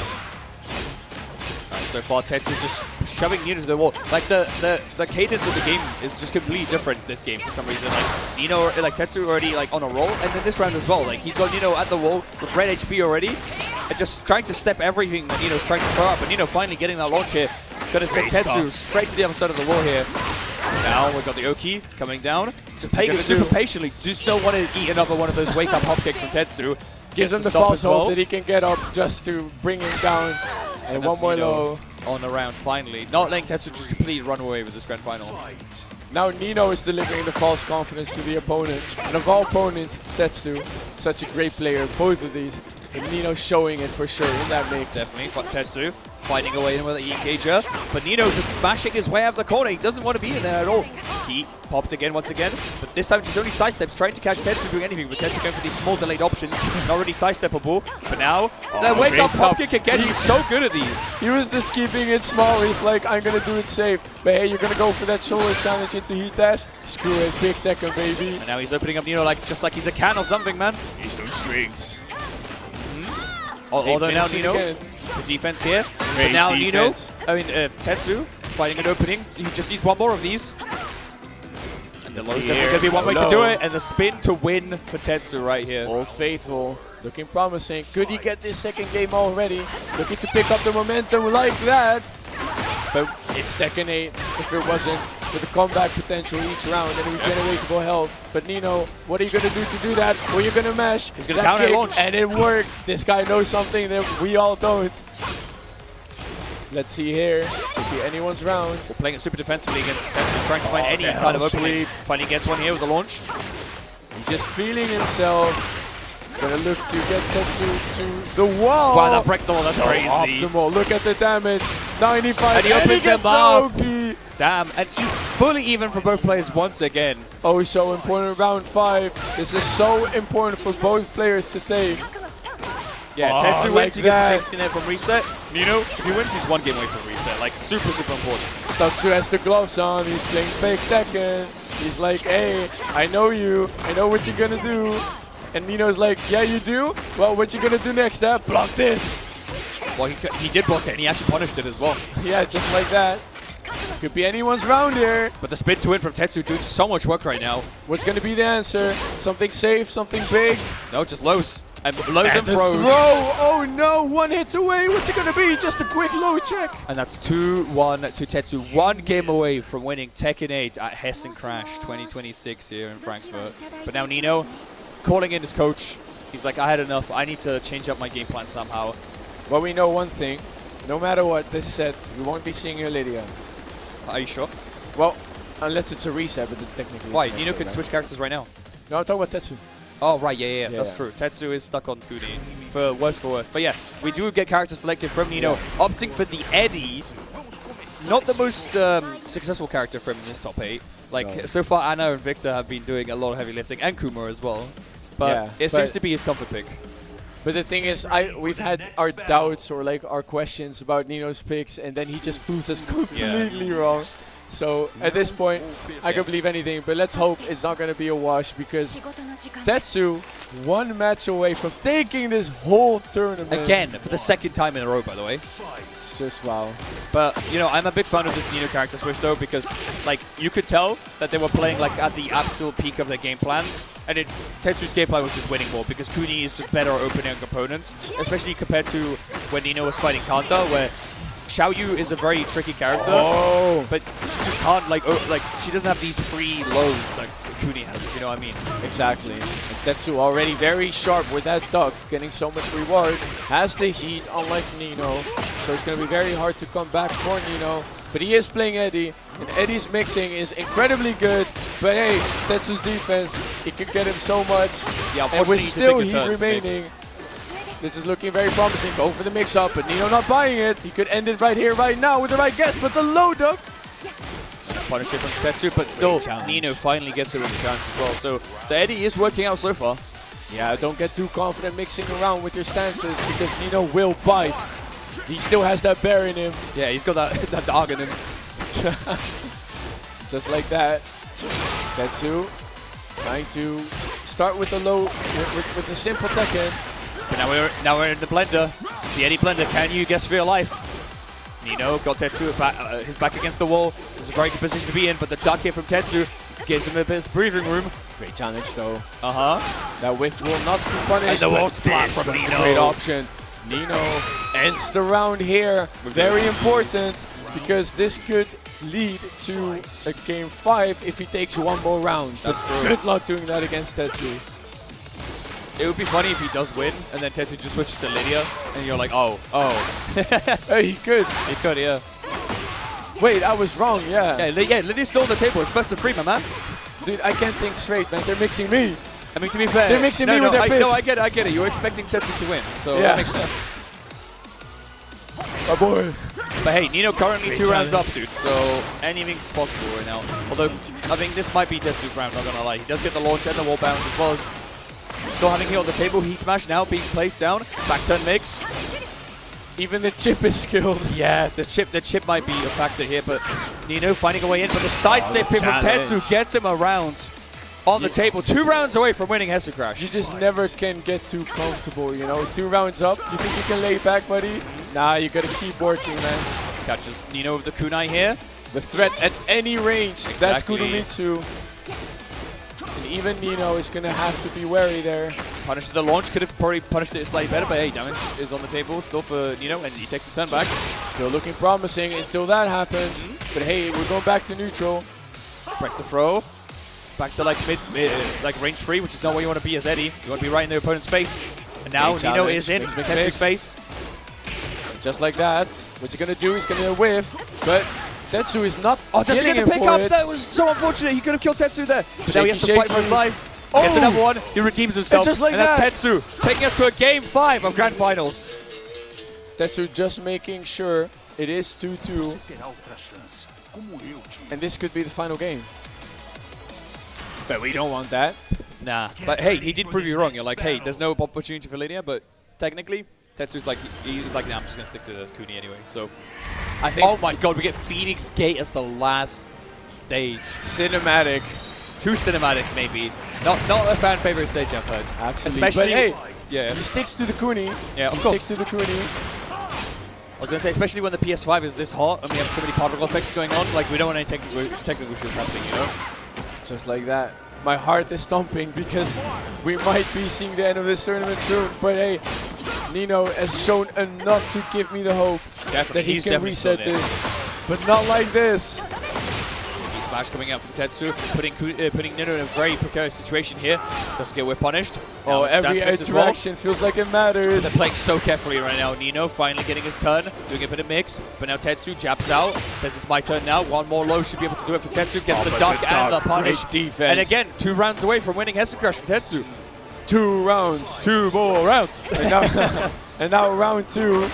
Gets the duck on the first hit, But still he gets didn't punished. redeem it. Yeah, didn't punish in time, unfortunately. Now Nino gets a duck of his own with much better punish as well. Another duck from Tetsu. This is a game of ducking and launching as Mari intended, it seems. Quack, quack, quack. Tetsu, he thinks he has the answer. Gets the launch, but no full confirm. Now the low parry comes out from Nino. Again, no confirm. The pressure challenge. is just so hard for these two players, it seems. Now let's see First here. from Tetsu coming out. But the the side step from steps. Nino. Will it be enough? And the low gets it. He delays it as well. Just waits for Tetsu to duck and then stand it back up. And he's like, I'm just going to get you. I wonder what Tetsu's mental is. He's not playing his absolute main character here in a situation that will mentally strain you for sure, knowing you're 1 set away from winning the whole thing. So let's see. And now his punish is a cleaner now. I think it was just a bit of nerves near the end, maybe. Or maybe the setup is melting because of the powder effects. You know, it is Exactly. Phoenix Gate. But the option choice there and the timing was not so clean, so Nino redeems it. He's gonna go for the Oki here. Okay. Into stance with heat as well. Tetsu's in a really bad position here. Cashes out the heat with plus frames. Spinning and mixing. Ooh, Tetsu tries trying to get the heat on his own, timing. but doesn't get it. Hey, that hit in my brain. I don't blame him, but just the like punish that. here for Nino on the wall as well. Gets the install. Tetsu's on 1 mixed away, but he's staying patient. Gets a hit in as well. Oh, Nino the on the wall. Still trying to hit him with the lows. Now the hop kick as well. Pops the heat, but gets punished. And the launch here from Nino. 1 round away from Grand Finals reset. Can we get some hype for Nino here? Don't we want to reset, guys? Don't we want more Tekken? Come on, with this stage change, a lot can happen really quick. Yeah, we don't want grandstand on Phoenix Gate. You know, like. And just like that, half HP gone, no regeneratable health, but he still has the heat at his disposal. And Tetsu of all people can definitely turn this around. Who's going to redeem the floor here if we get to see it in the first place? Heat smash. Tetsu on a small amount of life. No recovery. Oh, he gets the Nino punish! gets the And Nino gets punish! the reset! And we're going to reset. We get more good as Tekken, guys. Absolutely hype. All we could ask for. We are RPSing the side once again because it is a new set. So technically, Tetsu could also switch to Lydia as well if you want. Oh, sorry. Nino could switch characters as well if he wants to. Both characters, or both players can switch. Guys, I want to test the crowd. We got a reset, which is absolutely always a given. But with these 2 seasoned players, can we make some noise for Neo? Can we make some noise? For Grand Final For reset! Neo? Ooh, there we we go. also have Tetsu here with amazing technique. Can we make some noise for Tetsu? Come on, guys. There we go. Everybody's got to stay sharp, not just the players, not just Exactly. us. Everybody, come on. Wow. All right, I heard the characters being picked. I told you, the Lydia did come out. so Tetsu was like, okay, I could win Grands with Kuni. I'm whipping out the actual stance mix character here. Now he woke up. Yeah, He has Saiyan jeans as well, you know. exactly. All right, let's see what we got here. Masters of Karate, let's see. What's better, Karate or Capoeira? We'll get our answers. All right, so far so good for Tetsu. Already getting heat as well as wall. Bit of damage on the board. Getting another trade here, favorable for Tetsu. Getting whiffed, but no punish here for Nino. Gonna have to take a bit time to adapt maybe to this character change. Gets the heat burst now. The side steps from Tetsu, just doing a lot of work. Nino putting jump to the corner. Heat smash on the table now as well. Tetsu staying composed. Taking a couple lows to the face. Still alive though. Just needs 1 more in. Everything The is low hitting, man. sweep gets him. Nino, first round of the reset on his side. I mean, Tetsu has not been playing Lydia this whole tournament, so like this is just a warm-up for him possibly. But Nino is going to take everything he can get. Everything's going to feel nice when you're in Grand Final, especially if you just won that Grand Final first loser set. Definitely. All right, he engaged on the side of Tetsu once again. He's got him at the wall. Okay, gets out with the heat burst once again. Nino's so good at these. Absolutely. Already has that first stack. Do we get to see the second stack come in play before the round ends? Because they're both at half HP. Tetsu yet to redeem the heat. That's where Lydia is supposed to be at her scariest. And the Nino second doesn't let stack. him. And And just the like low that. gets it. 2 rounds in a row for Nino. Looks like Tetsu needs a bit of time to warm up to the Lydia, it seems. And Nino, just his EWC win is just in the back of his mind. He's like, I have what it takes. I can beat anybody. Come on in, Tetsu. I can do it with Eddie. All right. Tetsu keeping the pressure up on Nino, but again, the heat burst getting Nino out of that situation. But Tetsu says, nah, it's still my turn, but you can't really take your turn against the heat smash. Heat smash, that's the word I was I looking got for. you, man. I got Thank you. you. And just like that, Nino got that confirmed as he gets another sweep. Gonna try to get more mixing going. Tetsu's very observant. Gets the challenge here, finds the moment to stop him. Another challenge move, gets the step. Looking promising for Tetsu. One Finally round on round. the table. Got 2 Great stacks stuff. as well. Yes, we love those stack gaming. Caesar 1 shenanigans. Alright, nice counter hit from Tetsu. Putting Nino on that breakable wall here. Can we see that balcony break today? Wall break first, then balcony, I guess. But yeah. But Nino lost the On the round. parry! Oh wow. He's smash Stacks, blocks heaven and galore. earth. He's doing stance mix. Great challenge. You can't be too respectful against Lydia. Blocking is also a choice, and block hook can also be wrong. Definitely. Nice Straight ducky up. from Nino. No punish, but still gets the way in anyway. Sidestep. Nothing too crazy. Small tech and being played for both players. Finally gets the launch into the wall. Now we're probably going to see the wall break here for Nino. Nope. Just keeps the wall again. He's playing with his food. And now with the Exactly. Now grab. he gets it. There, There we we go. go. Paying off with Straight to the the choices balcony. there. Say the line, Soof. Wrong option, buddy. Not going downstairs today. And actually, that might cost Nino the round, because now Tetsu picks up, pops the rage out for all the Polish people. Wszystko dobrze. Wszystko dobrze, dawaj. Alrighty, gets a health back, cuts down that grey health, resets the situation, and gets a whip punish, but no full launch. And now Nino getting a punish of his own. Can he end it here? Oh He does! my god! Nino takes game 1 of reset, 2 games away from winning HESSEN Crush. What a Tetsu was showing 1 from round away Nino. before the reset, and now Nino's got the advantage, he's got the momentum. Just wow. Hey, and usually Tetsu takes those. Instant in round rematch. end, even when Instant he's rematch behind. from Tetsu. Oh. He's confident in that Nina. I mean, I know. what goes beyond Lydia, this? Lydia, oh my god, I'm so It's fine, it's fine. yeah. Polish is hard. Yeah, true, thank you. What goes beyond this? He's brought out his strongest character. Yeah. You know, but He brought up Poland's strongest soldier. great challenge here. But not too rewarding. The ball is just so close. Definitely. So even a little bit of pushback is going to matter.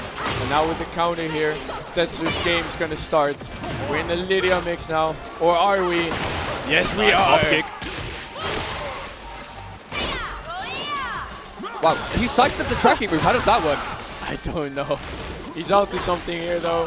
He's mixing hard with the duck. Tetsu's defense. Oh my god, how many times do we have to say it? He's making so much out of it. Look at that damage. Goes for the quick check. And the jab will... He will just take so much damage for it.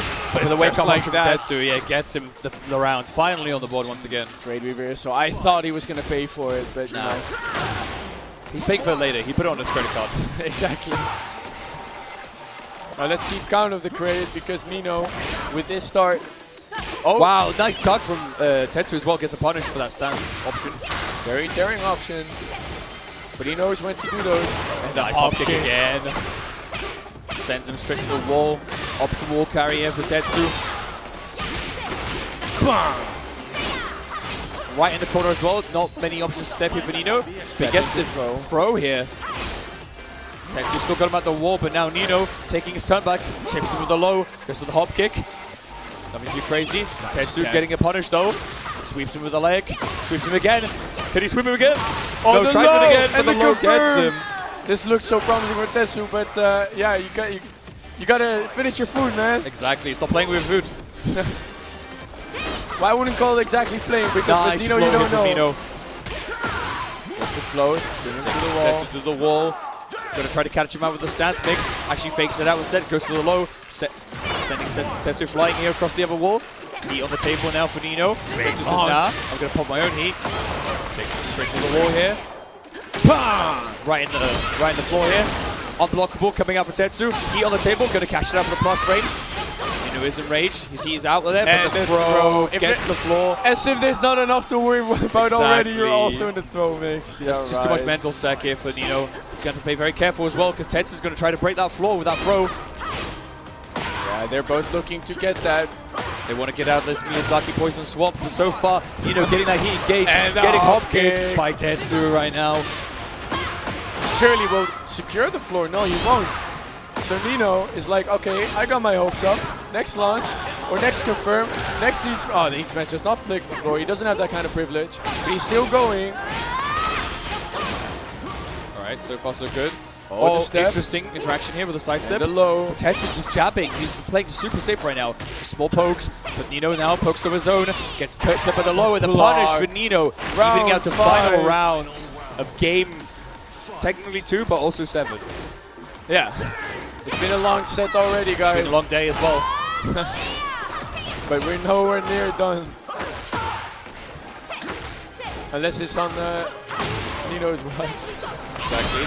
Engage here from Tetsu, putting Nino out on the wall again. Oh, what happened there? The heat burst not going to save him this time. The sweep from Finally the floor Tetsu, going downstairs, finally leaving the swamp. Now we're in the castle, or whatever this kind of thing is, I don't know. It's looking like it, buddy. With the And final that's hit. game 2, going for Tetsu on the board. Both players just 2 games away from winning this whole tournament. Don't we like what we see? Good Tekken on both ends. I don't know, Lady was on the screen. Can we really say that's good Tekken? Yeah. yeah. Yeah, the nerfs. I don't know how much nerfs really impacted, but you can't nerf Tetsu. I mean, these two definitely have Nerves of Steel, and we are coming back to Phoenix Gate once again. The frame rate are dropping to a crisp 12 right now as we go to game 3 of this grand final reset. You're a lyrical genius, man. Thank you. Can you do it in Polish too? If he pops Rage out again, I'll do it. Let's go. Recite the Bible when he does Rage out. Maybe. But let's focus on the game. Nino with a great start there. Yeah, definitely. Still hasn't taken any significant damage, but has spent his heat already. And Tetsu now back to neutral. Gonna try to take his turn back without getting clipped. But Nino just chipping him out with these lows. Just so tricky. Definitely. Even Tetsu is left guessing. So what's he gonna do? He's gonna look to try and start his momentum here. That's all that Lydia wants. And already right off the bat into a low, which is a standing unblockable. So rewarding. And just like that, Another unblockable. Nino just got schmixed. It just goes that fast. It just goes that fast. And 3 stacks at his disposal. Looking very, very scary. You can't give Tetsu the start of a momentum. Hey-ya! He's just spamming those mids. Hey-ya! Hey, mids, you know, the best buttons in the game. Just keep pressing them. Oh. Gets evaded here by Nino. Allows him to pop the heat. Gets step. sidestepped here by Tetsu. Good punish. Gonna take him straight to the other side of the wall here. Maybe not, actually. Just the Uki instead. Pops the heat. No, actually doesn't pop the heat yet. That's the top kick. Goes for the parry, but gets thrown instead. Very good option. Straight to the corner here for Nino. Well, let's see here. Heya, heya, heya. How many heyas can he afford before Nino is going to get a right guess, because he's going to be forced to. Trying to get those challenges. And in fact, it's in his favor so far, but the punish with the political storm. Without the heat, not too rewarding, but wow. And the OTG, I think he pressed the button, right? No, like getting up, maybe, right? But it wasn't a counter hit, so I'm so confused what happened there. That's supposed to be a grounded move as well, so I don't know. Even the game didn't follow it, I think. Crazy, yeah. Tetsu just whipping out some random technology out of nowhere. Pushing the engine of this game. Exactly, exploit dark technologies, you know what I mean? Yeah, exactly. 100 elo exploits. Yeah, and also pushing Nino to the wall. Punish for that heat burst. burst because it didn't connect. Look how rewarding this can be if he also has the floor break. No, he doesn't need it. Bam! Hey-ya! Oh, He and can the sidewall continue. carry, no way. And he has the heat in his Last disposal. What's he frames. gonna do? Eat He's this gonna guess mix. right. And that's Tetsu, 1 game away, 2-1 in this grand final reset. Nino again. on the ropes. Not again, because before it was Nino 2-1, Tetsu's and then they favorite. evened it out to 2-2. No? No, it wasn't Tetsu's favorite, 2-1. Oh, okay, so we're literally getting a repeat of last time. Yeah. Wait, hold up. Hold up. Hold up. Nino hovered over Nina custom. Nino hovered over Lydia customs, and then switched over to Panda, hovering Anna now. Mishima. Yeah, I think the Anna might be the play here, because it's no longer against Kunimitsu, and he needs his best character. And so far, this Anna gameplay was super clean. And then before the reset, Anna still against Kanda. So I like this character change as well from Nino. He just needs something fresh again, because he's just eating Lydia mix after Lydia mix. He's got to play his own game.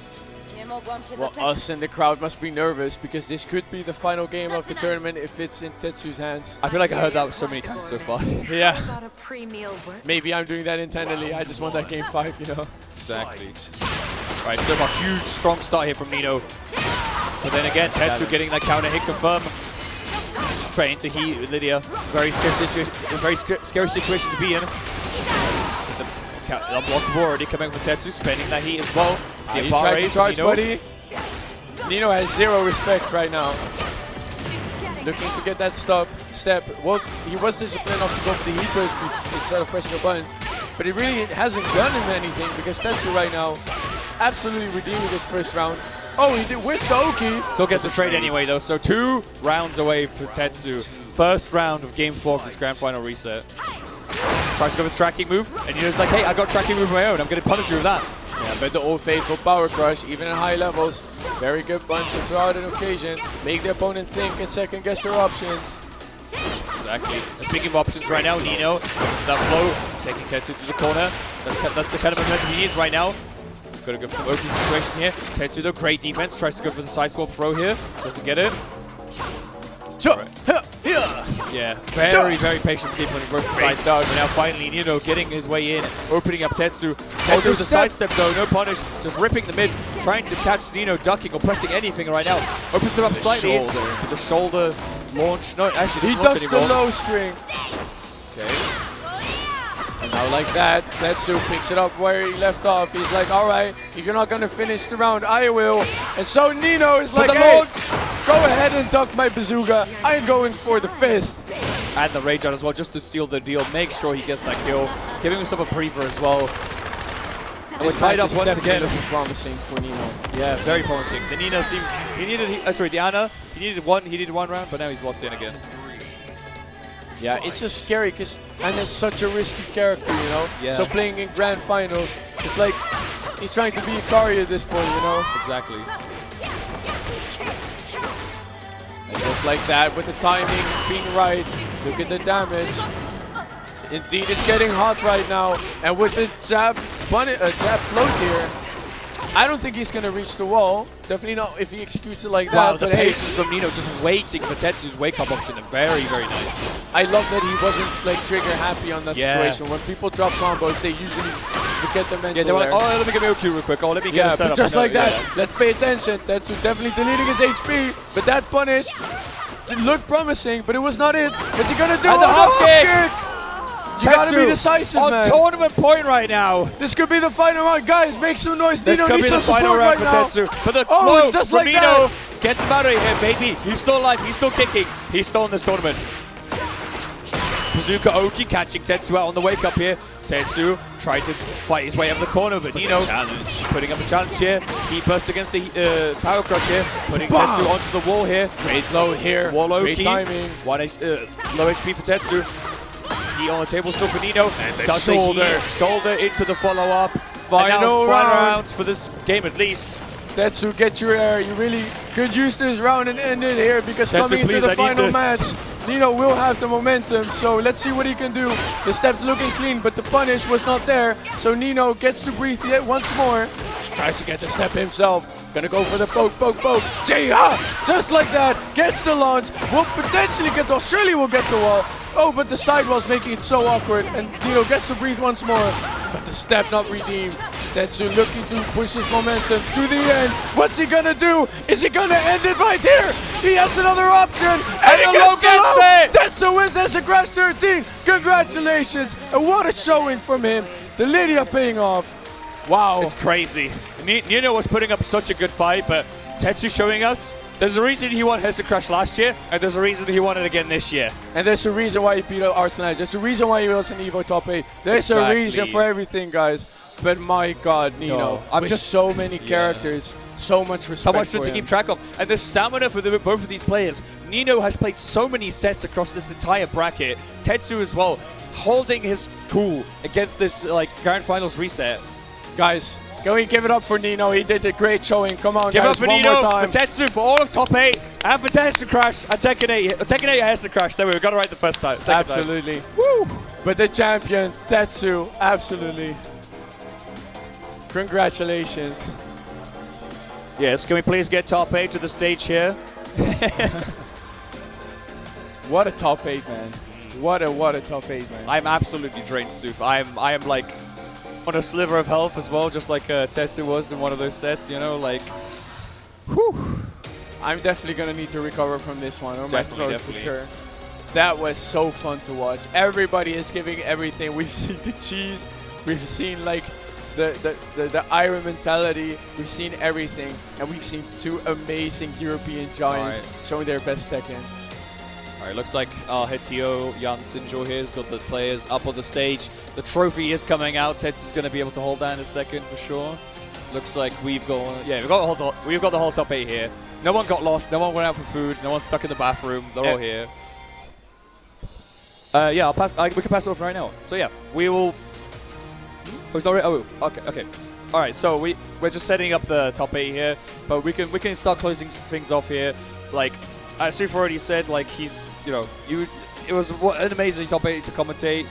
Obviously, I appreciate the opportunity here to come to Hessen Crash, come to Frankfurt, and watch this good ass Tekken here, and also just commentate it as well. Any other closing remarks here from you, Suf? We've been absolutely privileged to be in this venue, in this VIP spot to watch the matches, and you guys sure were privileged to watch these matches too. The crowd has been amazing, everyone has been amazing, production has been amazing, and now I'm just so beyond this privilege. I'm just so happy to be here with everybody, and yeah, for sure you guys have had a good time if you've watched this top 8. So yeah, what more can you ask, man? Exactly. One more. Well, we can ask for a top 8 ceremony at least, because we're about to get that in a second. Absolutely, yeah. Yeah, we're still slowly getting everything ready, so we're gonna have to just chill and just process kind of what we saw. All right, we can hand it over. We got the green light for production. So this has been Salty. Yeah, this is Salty and Sufyang from Meza Dojo here, commentating Tekken Top 8. Thank you all for watching. We're handing over to our TO Sinjo for the Top 8 ceremony. Peace. There we go. I'm tired.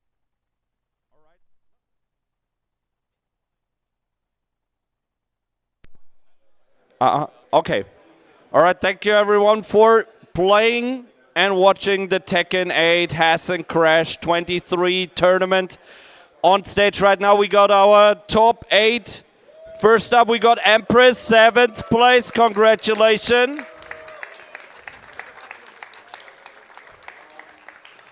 On 5th place we got Tractor, and followed by Kahu the Kid, both tied for 5th place. Give it up. On 4th place, we got Hit Bora Aloha, our hometown hero.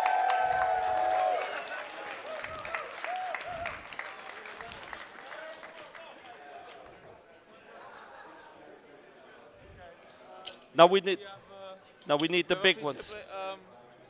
3rd place.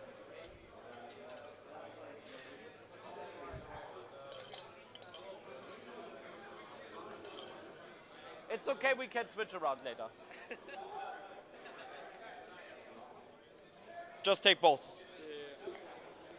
On 3rd place, give it up for Kanda.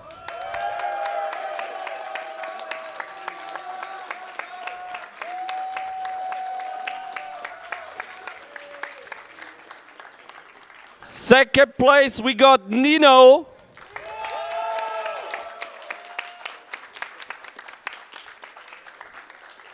And take the trophy as well. And then on 1st place, the title defender. Like last year, it is again Tetsu. Give it up for Tetsu, your Hessen Crash champion.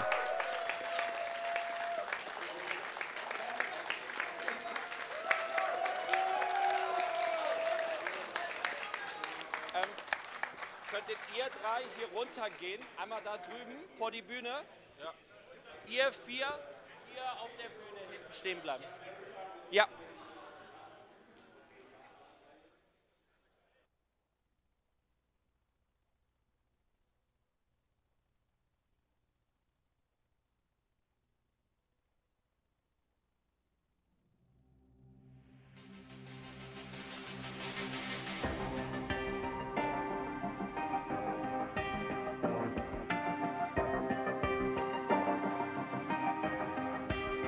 Yeah, every day I do this, never fear losing. And when I get up in the game, yeah, I'll be improved. A real problem, but I solve them all facts proof. And if you think I'm gon' fold, then you talking fool. Yeah, y'all wanna win, let me spin, boy. I dunks inside, I'm super fly like I'm hanging off the rim, boy. I been winning for my kinfolk, and I put on for my city from the intro. Let's go. I put that time in, my pride is out the roof, I get that grind in. So I'ma tell the truth, I get my grind on.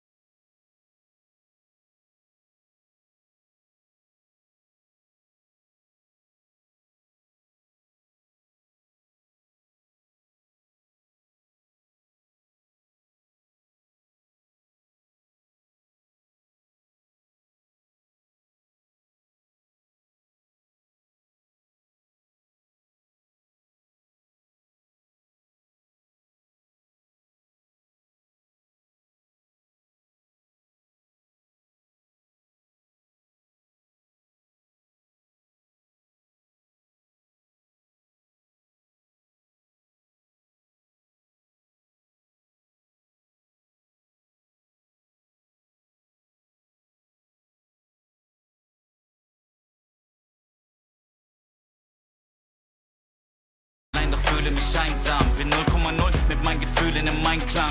Seh mich nachher, folgt doch fürchte das Scheitern. Ich tanz auf der Party, doch eigentlich würde ich gern heimfahren. Himmel hoch jauchzen, zu Tode betrübt. Ich hätte gerne Sonne, doch der Mond, der genügt. Nur weil ich über exzellente Strophen verfüg, heißt das lange nicht, dass mein Herz sich nicht wohl anfühlt. Und ich weiß ehrlich selber nicht, woher das kommt. Auch am helllichten Tage sehe ich alles sehr verschwommen, als hätte man mir irgendwann einmal den Kern entnommen. Ich bin zu lang durch dieses tiefschwarze Meer geschwommen. Ich bin psychisch labil, ich fühle mich wie ein Freak. Nicht gegen die Welt, sondern gegen mich selbst führe ich den Krieg. Mich packt dieses kalte, leere Gefühl nach nem Sieg. Egal, was ich erreichen mag, genügen wird's nie. Doch ich kämpf weiter, mein Herz, mein Weg. Weiser der Selbstzweifler in mir, mein ständiger Begleiter. Doch ich lebe weiter, aufhören ist keine Option. Bekämpfe die eigenen Dämonen und besteige den Thron. Es zieht sich wie ein roter Faden durch mein Leben. Große Taten, wenig reden, denn der Tod erwartet nämlich jeden. Muss der rohen Angst entgegentreten. Mein Herz rast, Erinnerung schmerzhaft. Doch was mich nicht killt, macht mich stärker. Spür die Kraft in meinem Innern, nenn es Kernkraft. Und die Kraft, die mich runterzieht, Schwerkraft. Atme ein, atme aus. Kein Zurück, nur geradeaus. Die Gaffer stehen am Gartenzaun. Wann zerbricht sein Kartenhaus? Der Druck steigt, Junge fragt, wo die Luft bleibt. Blut, Schweiß und Tränen schimmern leise im Moonlight. Braucht nicht mal eine Sekunde, nur einen Bruchteil. Glaub nicht an gut oder böse, wer ist schon schuldfrei? So fokussier alles in Slow Motion. Heder sehen wie Ameisen aus hier von hoch oben. Zerleg sie in Protonen, dreht sie im hohen Bogen durch die Galaxie weg auf dem Betonboden der Tatsachen.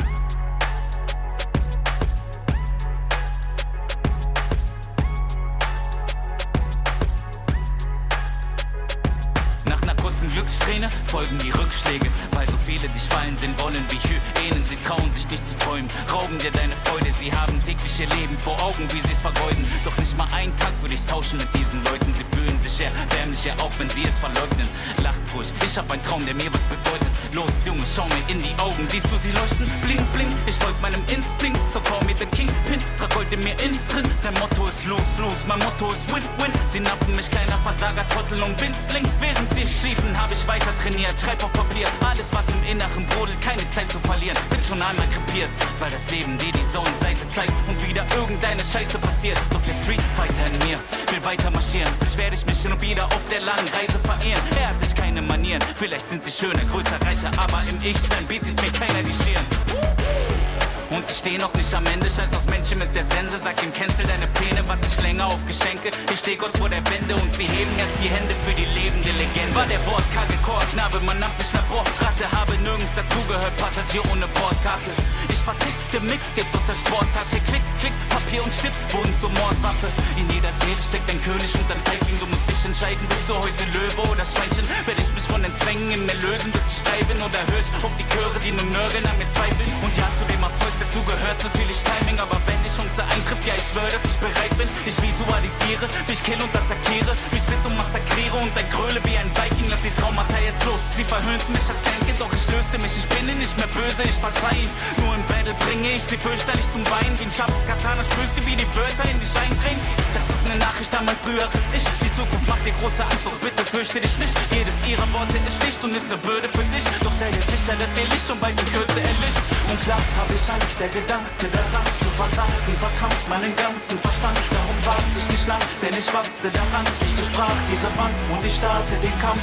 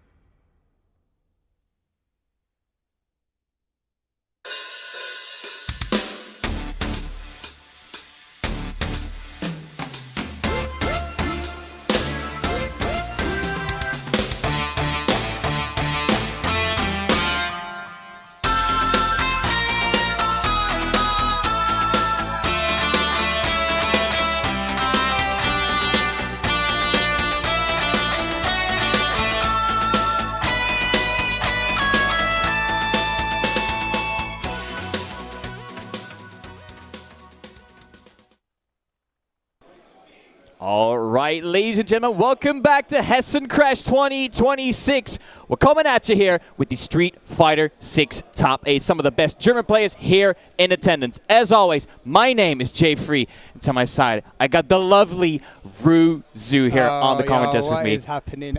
It's a pleasure to be back. As always. Together again, and I am looking forward to some Street Fighter 6 action. As always, you know, we love a bit of Street Fighter 6, and loving the variety of names we're seeing in top 8 because some upsets happened, which is great to see. So I'm going to take my shades off now, you know, it's over it now. But, you know, Halibel, a typical name I would love to always see, you know, top 8. But, you know, Toshiaki there, you know what? It's like, Toshiaki, got to watch out for him, mate, because this guy, a bit of a killer, you know, he's been hurting some people. He put Halibel on losers. Yeah, absolutely. So this is the thing we need to watch out for. And I won't look at your notes for that either, by the way. I just knew that.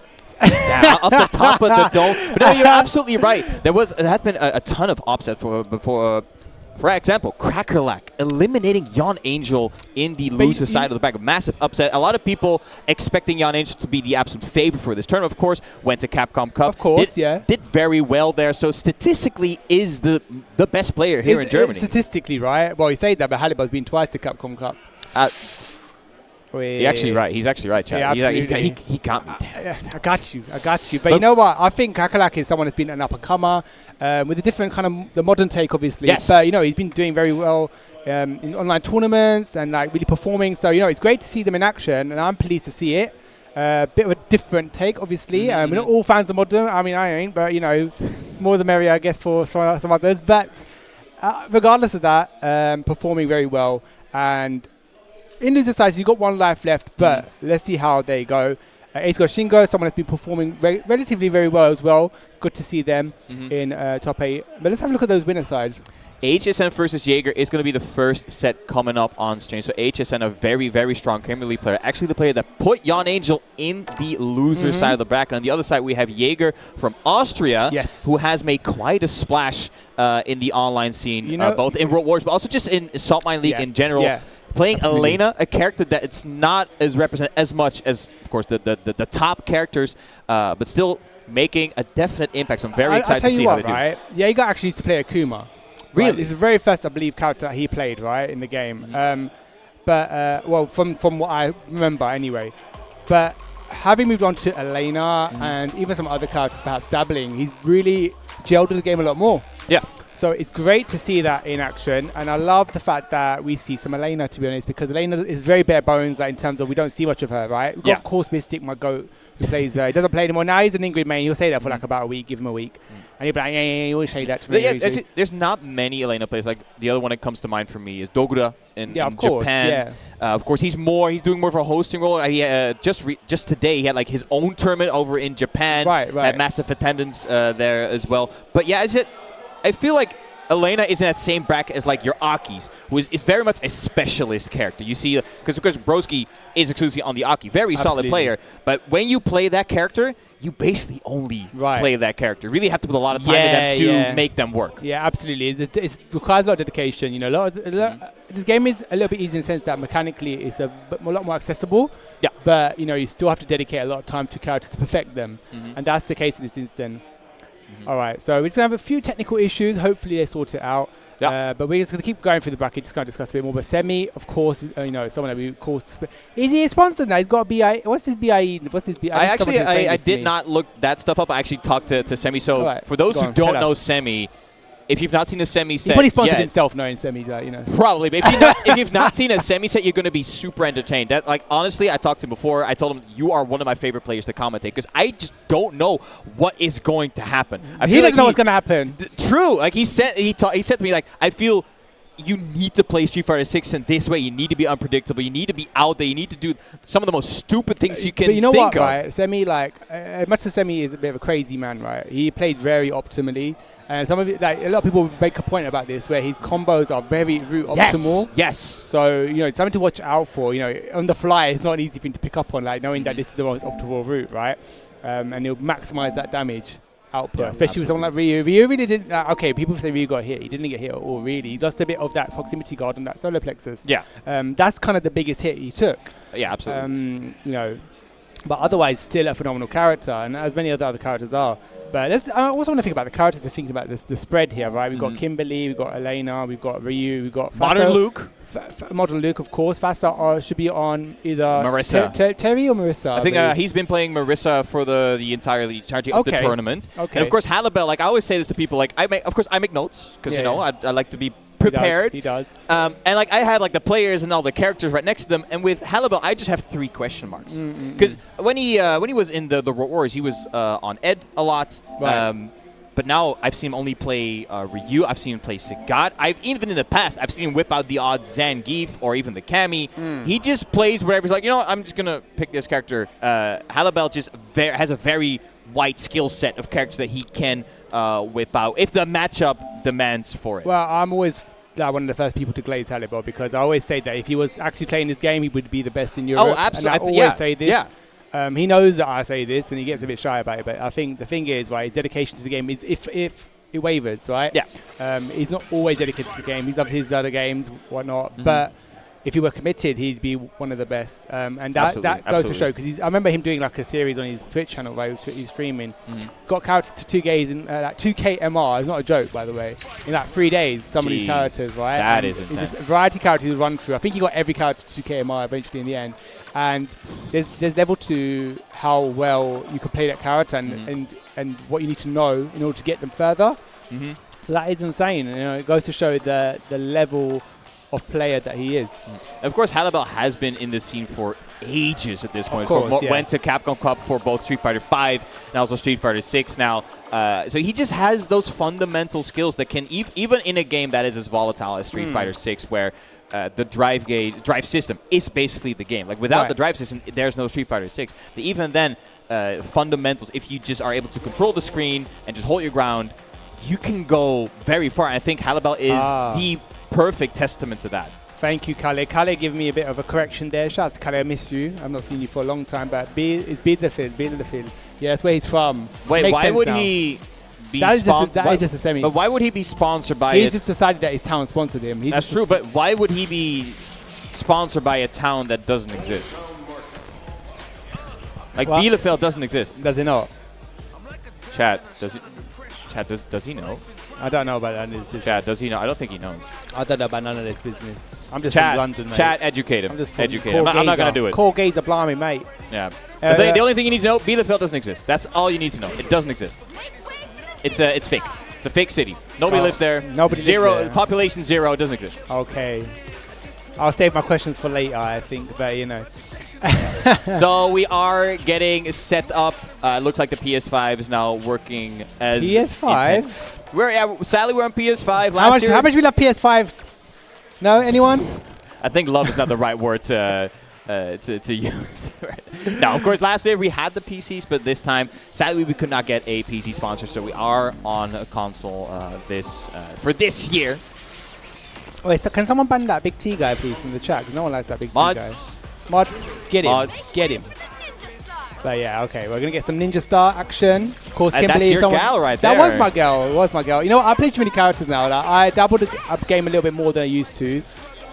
But I play Viper. I play Ingrid now. Add to my roster. You know, I'm just adding. Plays Ingrid. I mean, what do you mean plays? You said yesterday you don't even know what you're doing. Yeah, but did I win? That doesn't matter. Did I win? Did I win? That's the question. Yeah, just remember that.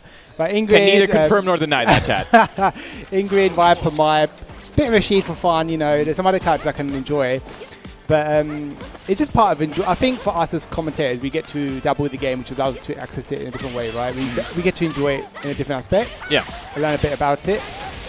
But yeah, Kimberly is someone that I did really enjoy. I think my time is done with her now, I'll be honest. But I'll bring her out if I need to. Yeah, that makes sense. But I've got some dirty gimmicks on there. I'll just annoy you. Who's better at 6? And, you know, I'm not going to answer that question, but... Big T, should we do J3, do we a money match? Is that what you said? No, I'm broke. I'm broke, man. I can't do money match. No, but I think even though Kimberly has been... she's a top tier character. Yeah, she is. I'm going to say very clearly, she's a top tier I think she's character. right outside of that top 10. Like, no, I think she's a top 10. Oh, okay. She is. Because she has been getting more and more love in the most recent patches. She's only had buffs, I think, since she lost that Tatsu nerf, which was, I think, pre-beta or beta. Or the invincible. Yeah, and she never really needed that anyway, to be honest. So that's probably why they took it from her.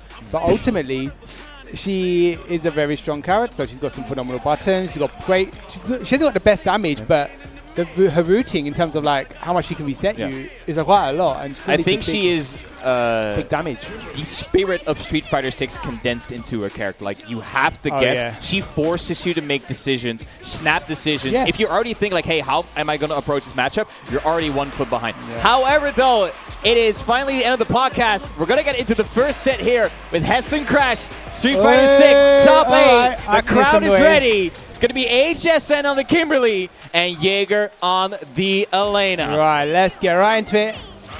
And as always, we all day, every day. Yeah, let's go. Entire top 8 is first to 3, by the way, so a little bit more leeway. Time to think. But HSN already trying to establish the Kimberly shenanigans. I don't think Kim does too bad in this matchup either. Like, she can get some routing in terms of elbow drop to kind of bait, and like her slide's quite effective in this matchup. Just need to be a bit wary of the roll.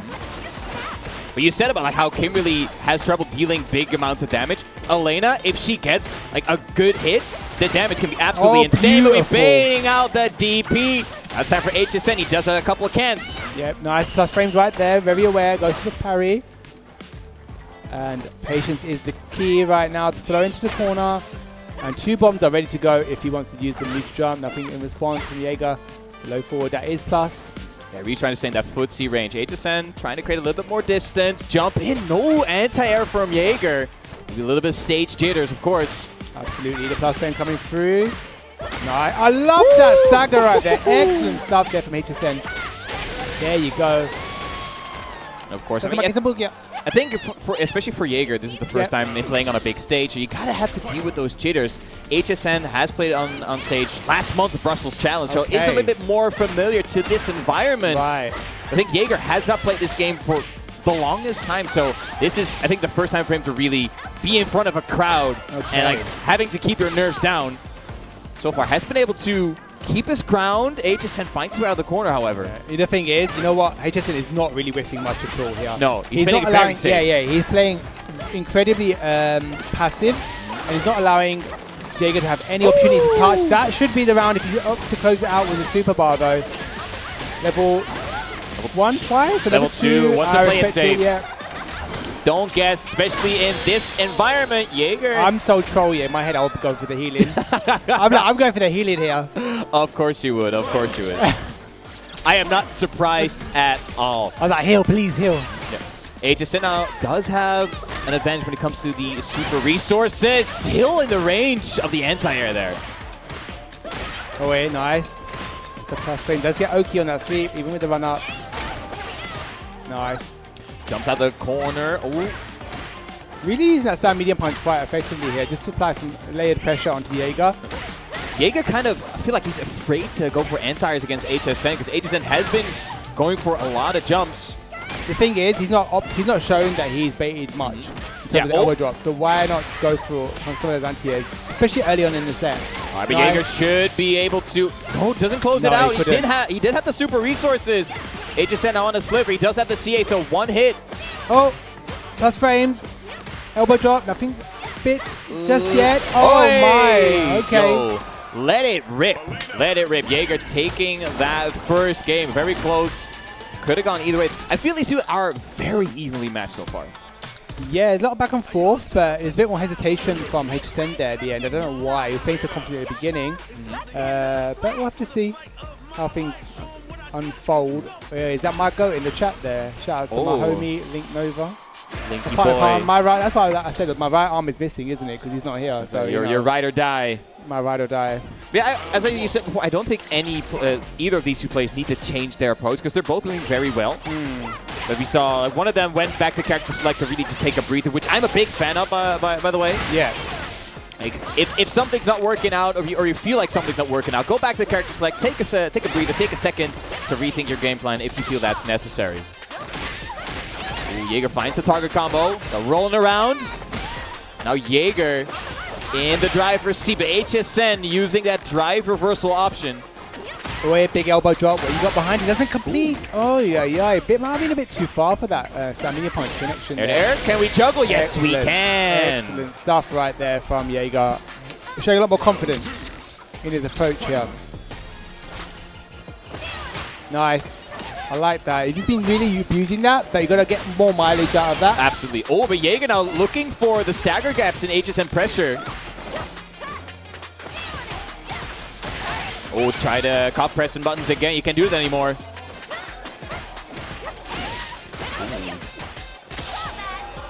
Crucial tech right there coming out from HSN. Ooh. Okay. No DP, not biting. Almost refusing to DP at all, actually. Because I feel like HSN has been trying to bait out a couple of anti-airs with the elbow drop. Yeah. But Jaeger's like, you know what? I'm not going to fall for that. No run up. Nothing behind that. Not even a drive rush. Walks his way out of the corner. I love that. Go for that stagger. I love the throw as well. Got to use these bombs a little bit more as well. And we've not seen the pain can make an appearance as of yet, but Jaeger being very patient on defense. That He has the CA. He actually might be dead. You might be right here. Now let's find out. Some of the grasslands here. This is first retreat indeed. Let's find out. Oh, just a slither. Oh my. Doesn't go for the plus frames. Was scared of the response there. I think he tried to make something out of HSN. Should be, yes, goes to level 3. It's very, very expensive. However, he does get the buff. Of course, but the trade-off there would have been you get level 2, you would have got level 3 instantly, really, in the next round. Getting an opportunity to spend it is another question, but okay, you got the instant straight away now. Let's see what you got with it. You don't even equal grounds here. The music power up. Go for the teleport. We've not seen that before. I think that's the first time HSN went for the teleport. Overhead, yeah, meaty enough. Jaeger, though, finds himself out of the corner. We're trading places here. Musical chairs. Absolutely. Ooh, perfect parry on the anti-air this time. Very nice. Keep it going. An excellent tech right there. This guy. They're jumping quite a bit, you know, like they're a bit afraid of each other neutral. The bomb finally set. Yeah, double bomb, double pressure. Great defense. I was going to say great defense from Jaeger, but the shimmy will connect. HSN, there's the level 2, tying things up so far. And once again, the match is so incredibly even, Ruzu. It really is a lot of back and forth there. Game apiece right now. I feel like he's going to speeding up a little bit more once they get a feel for each other. But yeah, I feel like we're going to see a continuation of these two characters. I don't feel like these two would either switch out, to be honest, but... Of course, HSN winning the game is not allowed to switch, but I don't think... I don't feel there's a need to. Yeah, I don't feel like this is really... I don't think he's even going to pick out another character anyway. I've only known him to play Kimberly. Oh, that picks up with the Rhino Horn. Oh, there's that the shimmy. Gorgeous. Lovely shimmy right there. Big damage coming out of here. Spin side. Oh. Jaeger dancing on HSN right now. Holy crap. All right, Jaeger. Oh. And now you can see Jaeger kind of up in the offense. We saw him being very, very patient in the first couple games.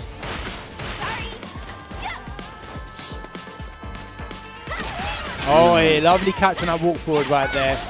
Taking to the corner, double dash, look at that.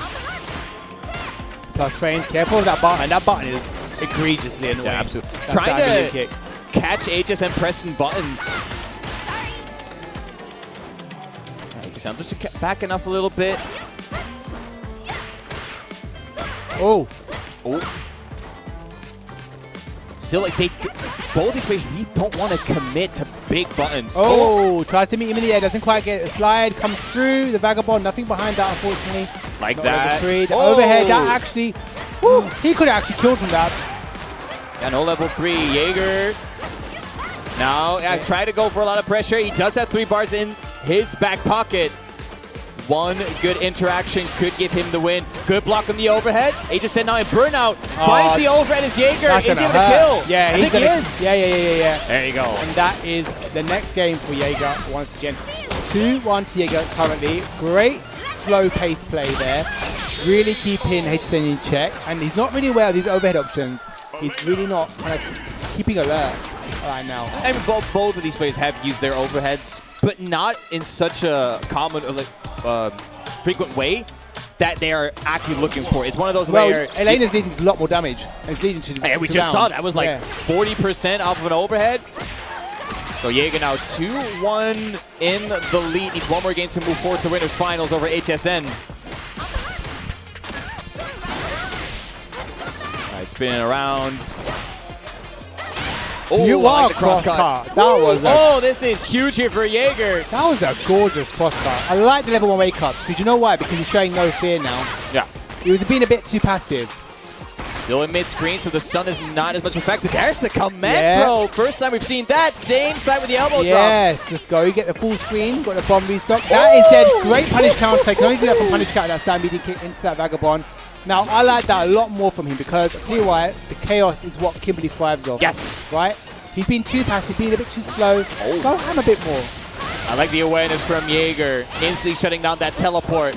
Overhead once again. Great clip, conversion. On his counter once again, we'll find the hit. Jaeger now once again in that driver's seat. We're going on the Autobahn. Finds the air there. He's been looking. No! Huge drop for Jaeger. This is giving HSN a huge opportunity. Side switch. Now Jaeger with his back against the wall.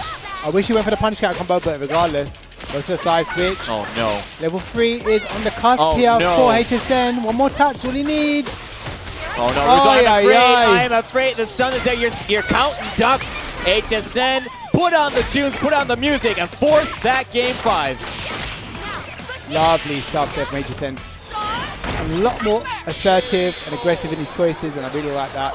That means we go to a final game, ready for our very first set. This is some of the closest Street Fighter 6 gameplay I have seen in a while. They are so evenly matched, these two.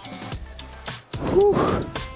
And this is only winners semifinals, Ruzi. We're just getting started. We are getting started, baby. Let's see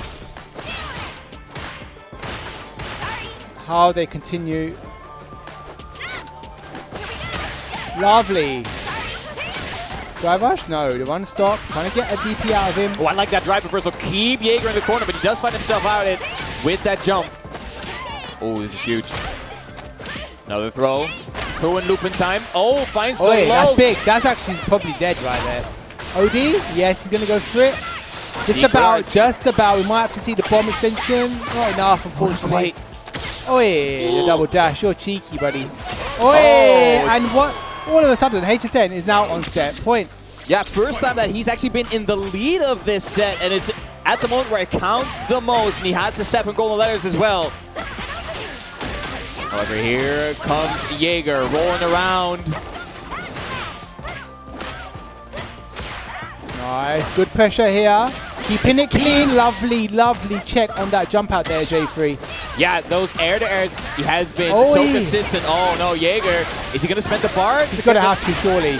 Level 1 or level 2? Playing it safe, playing it safe. And we're going to go to a final game, a final round already. And once again, it's only our first set here at Hessen Crash Top 8. Absolutely, incredible stuff here.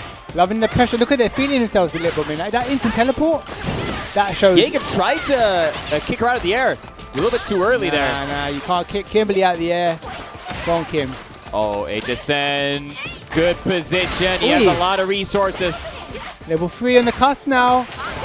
I like that once again, keeping Jaeger in that corner. But Jaeger very active on defense. Beautiful stuff here. Driver slow? No. He's not been going for a lot of these flame tap kind of things, situations. Oh my goodness. Jaeger, level 2. Level 2. Healing. Yeah, do it. There you go. Woo. Oh, look at that. Now in the life lead almost. And the drive bar as well. Oi! Oh, wait, hold on. That was sick. I love that. Hold on. Jaeger is not in burnout, but he has a sliver of HP left. Run up throw. He's going to throw. Oh, here's the check. He mashed. Careful now. He wants to get a pressure. What a DP. And finally. No so buttons close. pressed. Yeah, no buttons pressed by HSN here. Oh! Again, Jaeger. He's challenging. Is it enough? He has level 1. And he does it. Oh, what an absolute nail biter. And Jaeger threading the needle against HSN. Moving forward to winners finals. That was a fantastic set, I have to say. Lots of back and forth. Well, my heart, bro, I can't take it. Excellent checks and awareness of Jaeger there because against Kim you have to kind of know where she's not safe, right? Especially in the run-up. So that was exceptional. Really, really good stuff. keeping himself in it, because that level 3 there at the end was a nail-biting point, because that was almost HESSEN. Right, it was fully in HSN's favor, but from what we saw in the previous part of the set, Jaeger so patient, didn't want to challenge. In the end, he was a lot more active on defense, really challenging some of the options HM was throwing out there, challenging the gaps in the pressure. Just like that.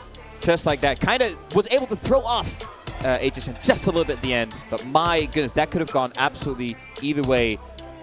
And that healing came in clutch as well, because don't forget how much dry bar that recovers now, and it's like 16% more health as well, I think it was. Or 16%. That's a lot. Yeah, it's quite a lot of health. So for this game in particular, it's not much as Street Fighter 4, but you know, thank God. Oh yeah, that could be a healing though. And of course, we are going to get our next players on stage here. We get Semi and Fasta. This is, I expect, to be quite a fast game. I don't know particularly why. I just kind of have this random gut feeling. I think you might be onto something here. You might be onto something here. Possibly. I might know what I'm talking about. So yeah, Fasa versus Semi 28. If you're a frequent flyer here in the EU FCC, you should probably already know who Semi is. I'm not gonna talk about him because he will explain why you should know him. Fasa on the side of the Marissa, also a very high damage character. And of course, as we know, Semi on the Ryu. I mean, both of these two characters hit like 18 wheelers. Yeah, maybe 20. 24 wheelers. Whatever it might be. How many wheels you got? You know, as long as you don't throw a wheel at me, I'm good to go. They're going to be driving through, no brakes, only drive. Well, let's see how these boys fare.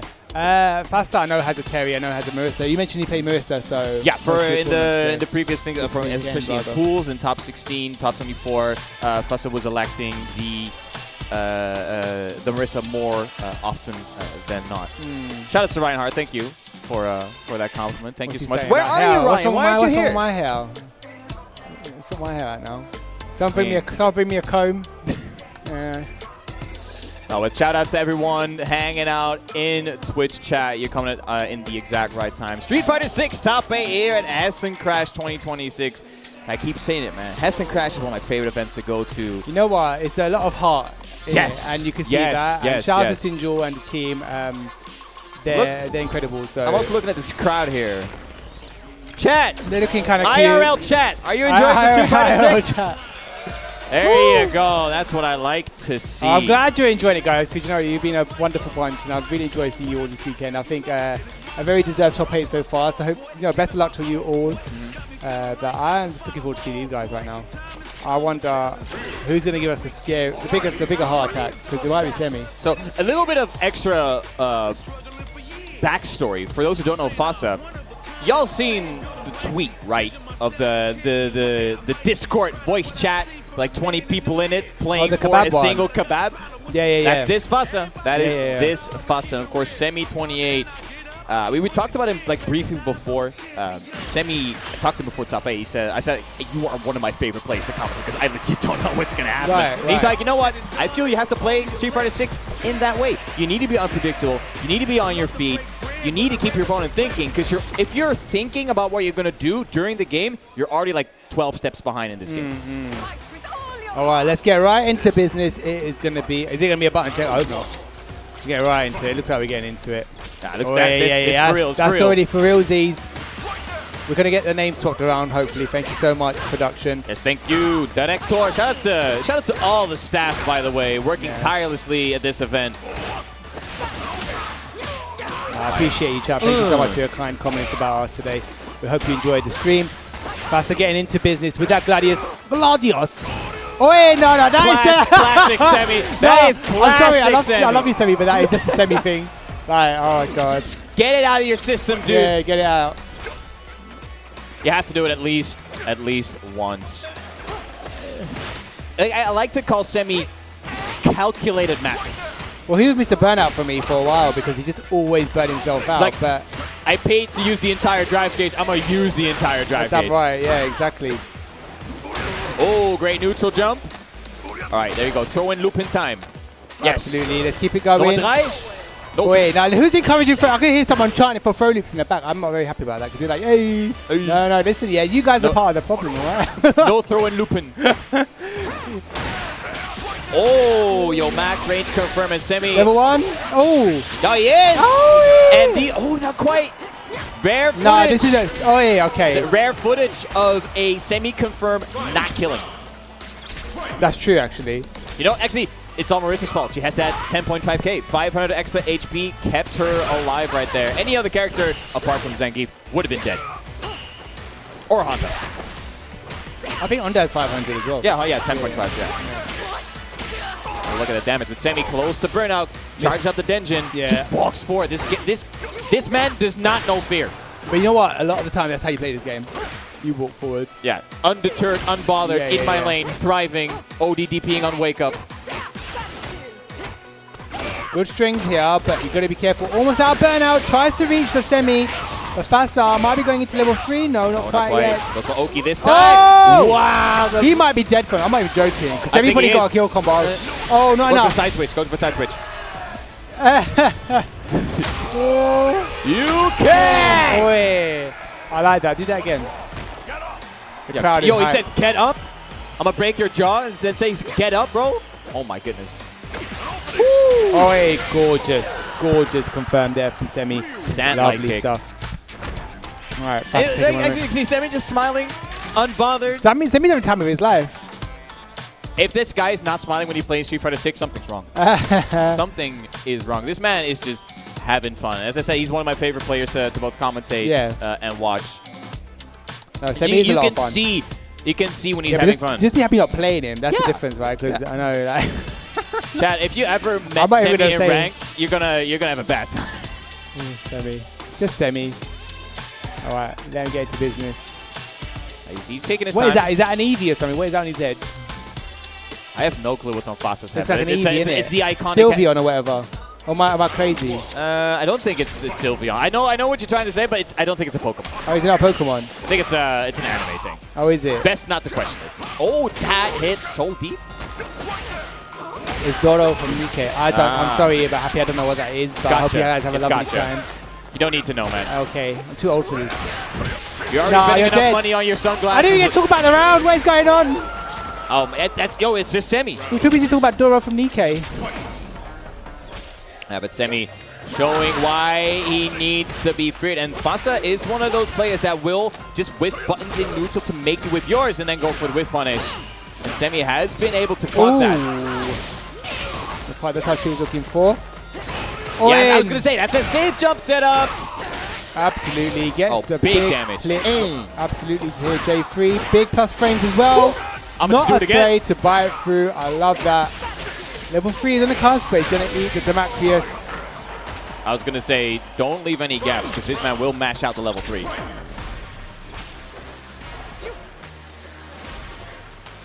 Oh, we're playing neutral? What? There's the neutral jump.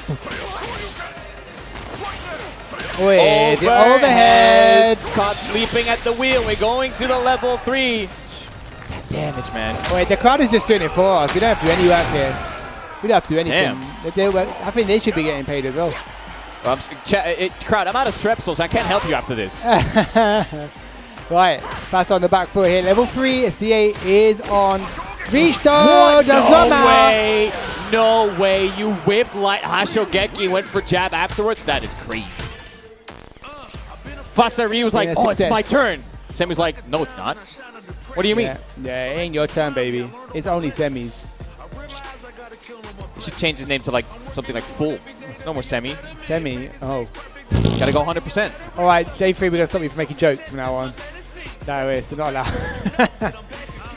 Right, he's thinking that his notebook. Yeah, the notebook. Step 2, 3, your winner. There you go. I see. I think he found the secret. Alright, oh god, now I'm afraid. Yeah, shout out to Fasa. One of the absolute pillars of the German FGC. It's one of the mods of the German FGC Discord. And of course, Semi also a long-time member over there. Yeah, he's got the book with the cheats, the tomes. Oh, wait, the cheat book. I need one of those. All right, let's get into it. Let's see if Semi can take it home. If not, Shasta's going to have to do a reverse sweep here in this instance. Gonna go back to the Himalayan mountains. Ooh, nice whip punish with the forward heavy punch there from Fasa. Oi, where are you going? Sweet dreams. Absolutely. The Scootum. Oi, that is It was safe as well. safe, yeah, that hit Yeah. high.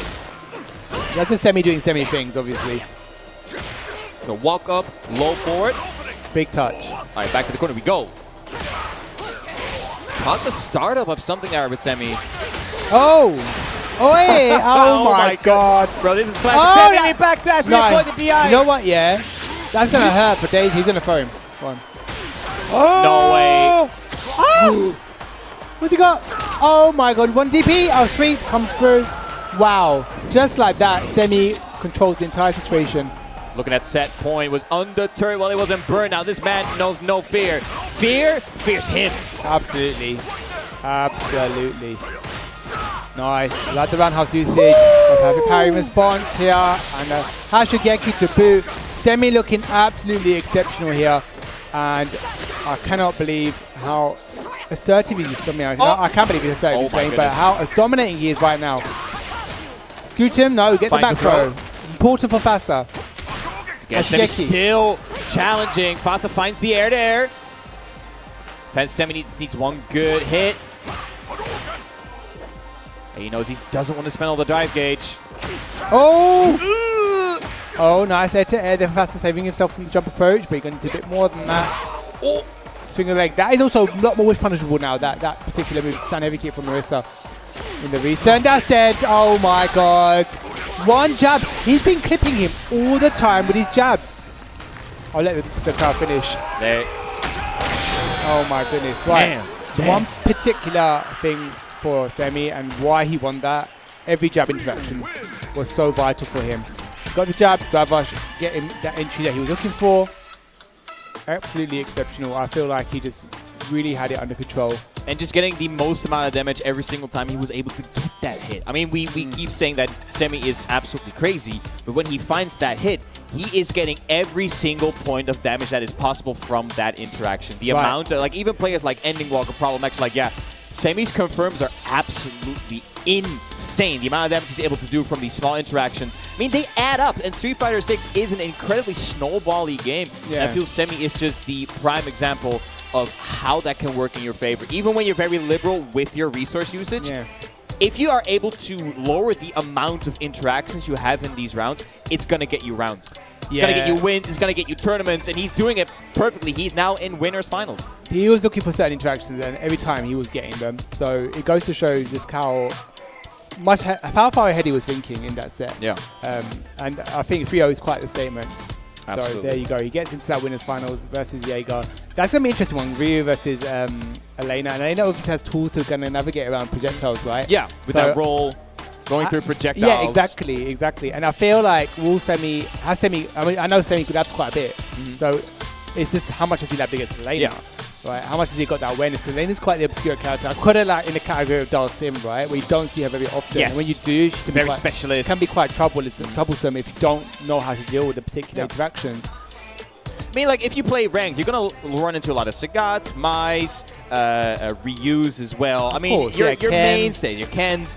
But like Elena, Aki, Dalsim, those are characters you don't really see online, so you don't really get to play against them a lot. So your knowledge for that matchup is just not as strong compared to the top of the meta at the moment. But we're going to go down to our losers side of the bracket. Up first, we're going to get GG. Actually, no, we're going to get Crackalack and Ace Scott Ching, a little bit of a mix, so that's all right. All right. These got mixed up. You ain't even playing the game. That's true. You know what? I mean, Director told that was the first order, but we're getting mixed. The production's mixing us up. What can we do? Oh, fair enough. Right, they were not here to play the game. GG Halibel, even though they sit in top 8. Halibel, where are you? I told you to prep properly. I'm playing casual somewhere. Probably, yeah. Yeah, Ace Scott Chingo and Crackalack. These two actually have not met in bracket before. Crackalack, of course, the premier modern Luke player here in Europe. I would say the best modern player right now in Europe. I think so. Yeah. At least the most prolific. Yeah. Smile. There you go. I don't know. The camera's got off me now, so enjoy that. Smile denied. And of course, Ace Scott Chingo has also been very much an online warrior, very solid Kemi. I think he's also like on the cusp of getting that big result. And now he's on top 8 for Hessen Crash. I think he barely made top 8 last year at Hessen Crash. But he always shows up for Salt Mine League, also for the World Warriors. So he's very much a known entity. Or is that microwave? Some microwave. Okay. Time to cook. I was going to say, is that what it means? Oh, is that what it means? Time to cook, yeah? Crackalack. Cookerlack? I don't know. Is it time to cook? Going full car crash neutral into win. What are we cooking though? Some. I hope some gourmet some gaming. Gourmet cami. Some gourmet gaming. Just gaming. Microwave Nation. Okay. Oh, okay. What is the Microwave Nation? Because you know, listen, I feel old now. When I'm asking all these questions, I'm like, what is this? What's that? What's this Doro thing? Yeah, I don't know. I didn't know that either. I'm not into all the okay, the so am I stuff. just like not young enough, or am I no, just? this is like the generational gap. We just don't know. We're old. Is it actually? We're boomers. We might as well be. I'm boomers. a boomer. I don't know. You're more of a boomer than I am. Am I? Or I mean, because your favorite game is Street Fighter 4. Yeah, but I was like 16 at the time, so like. Still a boomer. I mean, you have. Semi, is your favorite game Street Fighter 4? What is your one? Oh, you. I thought it'd be Street Fighter 4 as well. He's a zoomer. Street Fighter 4 He's a zoomer. My favorite game is Marvel 3, so I don't know where that puts me. Right. But yeah, you have definitely. No, but listen, what are you talking about? You're a boomer as well. This Marvel came out when I was playing Street Fighter 4. 2011. I mean, that's still like I after was in. 2010. Where was I? 2011. In university, I think. I was young. I then. just finished like high school. Actually, no, I was still in high school when Where it did you came get a out. Red Bull? You can find some lovely Red Bull in our fridge over there, but unfortunately we can't put the camera on that right now. But you know. If you walk up to the stage to get a Red Bull, we will slap you. I won't touch anyone. I'm not. These are staff only. Staff only. Yeah. But you can obviously buy some yourself at the shop, you know. So. Only on corner shops though, because on Sundays supermarkets are closed. Germany-wide. I needed my protein drink from the Lidl, but they were closed. A protein? What, you like a protein drink? Bro, I need the gains. Is it? I need the gains, bro. Aye. Nobody wanted to go gym with me as well. Oh, man. Oh, my. Well, we're here to enjoy us and play some gaming. Right, anyway, we're getting into it. We're going to get some Cammy action versus Luke. This will be interesting. I do think Cammy actually is a top 10 character right now as well, considering the buff she got. You know, someone that stands out to me, of course, my very good friend Shax. That is performed absolutely exceptionally with her. Oh, yeah, absolutely. But Crackalack starting off strong, baiting out the parry. Ace got Shingo already stuck in the corner. Repping the driver attack, by the way. I like when we're getting some free costumes from Capcom, benevolent Capcom, but Crackalack, he's laying down the damage. Nice, good punish from that sweep. Excellent stuff right there. Good assertion of gameplay there. And had Ace Goshingo in the corner the entire time, no room to breathe. Oh, missed a dive kick. The suppressor, of course. Ever so menacing. Ace Goshingo trying to find his way in with a button. Spin knuckle. Crackalack whipping the throw. Is giving Shingo an opportunity to get his offense started. Ooh, the knee will find its mark. Overhead. Watch it dome. Crackalack has a level 3. No Memphis yet. Cross cut, of course, a little bit easy on the modern side. Bro, what are you trying to hit there? Ace Goshingo will elect to use the resources. Delta red assault. Assault him. Execute and assault. Yeah, that's that group. But we low forward into Memphis. Crackalack takes the first game over Ace Goshingo. Smiling. Crackalack still undeterred, unbothered, in her lane, thriving. All right, well. And Ace God is taking a minute, you know. Take a sip of water, rehydrate. You know what's funny that you'll see Takedo, right? Always just sits between animations and Yes. Keeping hydrated, keeping aware. You know what? That gives me so much anxiety. Like, how often does that man go to the bathroom? Like, he's sipping water constantly. Yeah, but I mean, it's got to be like a tank then, isn't it? You got to hold it in sometimes. That's true. Might help you play better. He's a true hydro homie. Might help you play better though. Like yeah, you got the actual physical pressure. Like, I gotta get through this. Yeah, exactly. All right. Like, I don't want to lose another round, man. Oh wait, that Chad phase. Loving the animations here. Street Fighter is 6. Crackalack once again. 1 game lead. The entirety of top 8 is first to 3. Ooh. Expecting a little bit more out of that punish from Ace Goshingo. Nice, good roundhouse.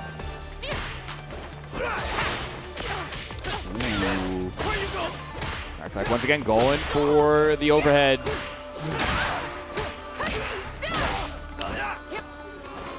Oh, a big DP right You cannot do that against Modern, man. No, Modern, you gotta have a bit more awareness, and you gotta be baiting a little bit more. Great back media punch there from Ace Shingo. We're gonna need a little bit more than that against Crackback right now. Crackback applying that pressure on Thick. Excellent stuff. Forcing out the burnout on the side of Ace God Shingo. Crackback with a lot of resources. Wow. Trying to bait a reaction out of Ace God Shingo. We're at the wall. Stun. There it is. Walking forward to build the resources. Yo, the DDT! Oh, damn, that big chunk at the end. Does a lot of damage, even in Modern. Very nice. Let's see what she can do. Oh, the trade, the forced trade there was excellent. I really like that. No level 3 just yet. Gonna keep forcing interactions here from Ace Shingo. Oh, no whip punish on that. There's the rising uppercut once again. Jumping in against Modern is a bit of more of a risk. Great pressure, absolutely laying it on Thick right now. The overhead attempt, but doesn't quite connect. Gets the parried. Big DP. We need a bit more than that though. Oh, just to reach. Oh, nice punish counter coming up for Ace God Shingo. Crackback though needs one good hit to close out the game. Ace God Shingo looking to force out a final round. Should be able to do it with the level 3. Yes, Delta Red Assault once again. Ace God Shingo making this go to a round 3 here in game number 2. Excellent stuff.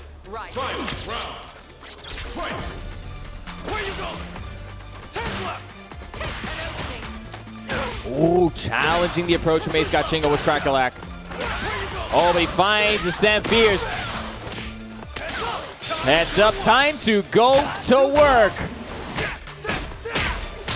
Wrong guy to Memphis. Thank you, crowd. Oh, nice. Another third boot. Just being really assertive, all these choices, and it's working out so wonderfully right now. Okay, finds the low forward. Yeah. Nothing out. Ace God Shingo, I feel like almost afraid to really capitalize on these punishes.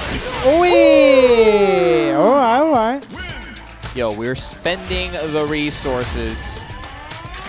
Crackback just chilling, being comfortable. Enjoying themselves, yeah. And I think that's really important. That's part of the fun of the game, right? Like to enjoy yourself and to really kind of feel yourself as well a little bit. So meanwhile, Ace God Shingo rubs chin, ponders. Where's take the Kami? Check the notes, check the tombs. Looking for some coaching, maybe. I think, as far as I know, Ace God has played a bit of a Kuma, but I'm not sure. Oh, the amiibo? Oh, the amiibo, damn. You know. Ace God has played like Kuma, but I feel like, I don't think this is the right choice personally. I think Kami is where you're strongest. Stick to what you know. Stick to what you know. Akuma is interesting, of course, but it's going to take a lot of damage from Luke. Yeah, I mean, it's not like Akuma's a bad character, but you cannot just pick up a character and expect you to do to perform at the same level as the character you have the most experience on. You got to stick to your guns, trust yourself, because the moment you're gonna doubt yourself, right, that's when it all starts crumbling. Absolutely. Great DP though. That Modern is clicking in. Modern reaction. Modern problems require modern solutions, Ruzu. Ooh, the decent parry, not quite perfect though. The snapback combo right there. Oh, yeah, the forward heavy kick. Rising uppercut again. Crackback been very consistent with the anti-airs. Not this time though. Wait, where you going? Dive kick to boot as well. Low on drive meter as well. Gonna get DP'd with that neutral jump. You can't be neutral like that against the likes of a modern player. No, you cannot. There you go. I like that. Ace God Shingo using the DPOS. Wait, buttons are clicking though. Both. Yeah, both in burnout here. Oh my god, you're going towards the sky. Wait. Finds the hit. Oh, nice. What a confirm. And Crackback looking at set point right now. Absolutely, looking very solid.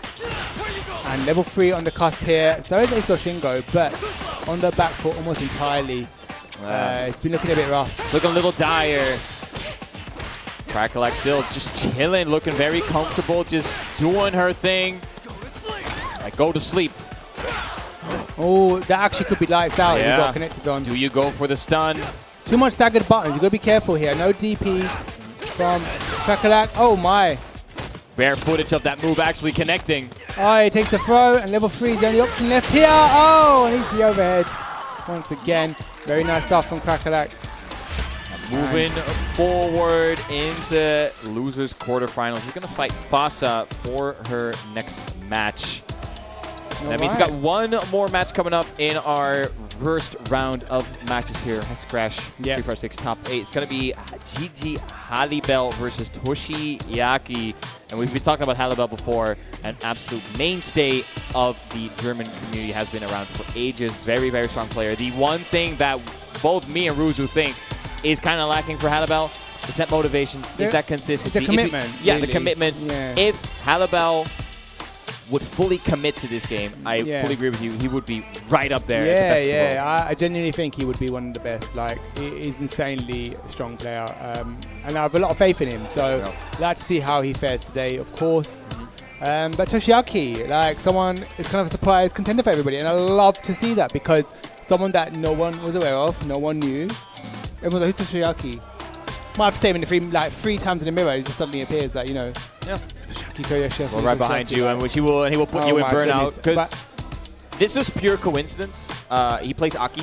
Okay. But that was he chose his name before he chose Aki, so that was pure coincidence. But these two have actually met a couple times in tournament before. Okay. But it has generally been in favor of Gigi Halibel. In I'd fact, imagine 3-1 is the set count when it comes between these two. But yeah, Halibel with a mountain of experience playing on like any single stage, be it online, offline. Capcom Cup, like legitimately the biggest stage there is for Street Fighter 6. And every single time I see Halibel play, he's just like, oh, I'll do what I want. I don't care. Yeah, and like, I remember he just whips out characters or something. I'm like, what is he doing? Like, just whipping out random character. And he'll body that person up with that character. And he used tools in specific ways to get around that character. I'm like, eh? Like, that's when I first realized that how amazing of a player he is. Yeah, I feel like he will look at a character and will actively try to go against one of the most like effective ways and try to create like his own style of usage for that character. Of course, there is the dominant strategies that he will also employ, but he will always like, hey, what can I do that kind of goes against the grain, but is just as effective, if not more effective? Absolutely. I feel it's like that. That X factor that he has. No, is he gonna pull out? No, he's gonna play Cammy. He's gonna play Cammy. Wait, Ingrid? No, do it, coward. Do it. No, he ain't doing that. He's gonna go Cammy, that's for sure. Oh, he's not locked in yet. He's gonna lock in the Cammy against the Aki.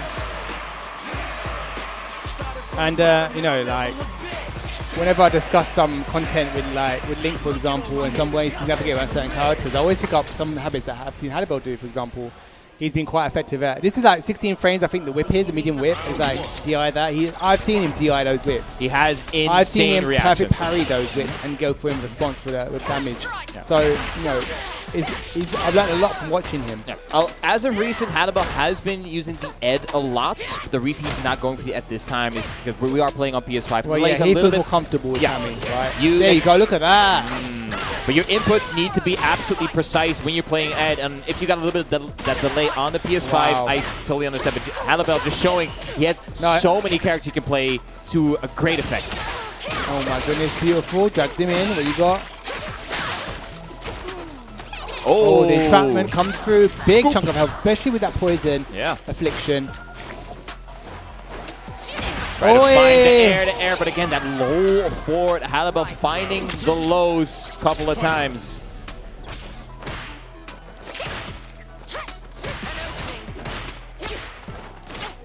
Yeah, Toshiaki does find Halibel in the air a couple of times as well. Aki's got like an abundance of anti-airs actually. She's got quite a few. Like, she's not that. Just the whip. If she comes from like above, I think it's crouch heavy whip. kick. Yeah, it's good like heavy kick. Yeah, exactly. So she's quite okay for anti-airs. It's just whether Toshiaki can actually navigate around Halibel's face. Wow, what a way to deal with the dive kick there from Toshiaki. Oh, yeah, and that's what I'm talking about. That is exactly what I'm talking about. Perfect parry on the medium whip or drive impact. One of those two options you'll be seeing from Halibel, and that was a divine example. He is just built different. Halibel is just built different, constructed uniquely even. Toshiaki in that yellow danger zone. Halibel has that level 3, and he also has the reactions. Don't throw a foot. Oh wait, I'll have seen level 3 in my head there. I saw it as well. Oh yeah. I mean, Hurricane's in the chat. Oh, that clipped so fast. A throw again. Poison Affliction is depleting health, and entrapment that actually is going to kill. That's going to kill. That's going to kill, absolutely. Wow. And I like the strategy Halibel try just taking the throw, low risk option, but going for the parry there, sealing his own fate. There is the spin knuckle finally connecting. He's tried it a couple times. Parried. No, we read that. Saw that coming from a mile away, or as we say in Germany, a kilometer away. You know what, right? Oh, No way! it's there, the Hurricane! Oh my He appears in God. chat and he happens on screen, and that's a perfect debut as well. Wow. Woo! Oh yeah, can you imagine this one whole move named after that one player? Like that's what you've done, Hurricane. Damn. Yeah. Shout out to he's nodding. He knew Halibel knew exactly what he just did. He knew exactly what he just did. Taking the first game, and that, I mean, if you're Toshiaki, you cannot dwell on that. You can absolutely not, because Halibel, if you let this man loose, there's no coming back. Knocking about all dive kick, not quite biting through there. Looking, oh, and even that was insane. I don't know if you saw that particular interaction, right? The heavy punch with punish. I think I missed it. Just we barely. tried to with punish it. Like, I love how Halibel is looking for every possible interaction and trying to find an answer for it. Oh, again! Not a perfect parry, but might as well be. You know what? I like that. I like that. Even though it was blocked, represent that option. Toshiaki still with a huge life deficit. And that is the second time it will connect. Absolutely. Looking divine right here. He's like, bet, I'm going to do the second time. You're not going to expect it. Yeah.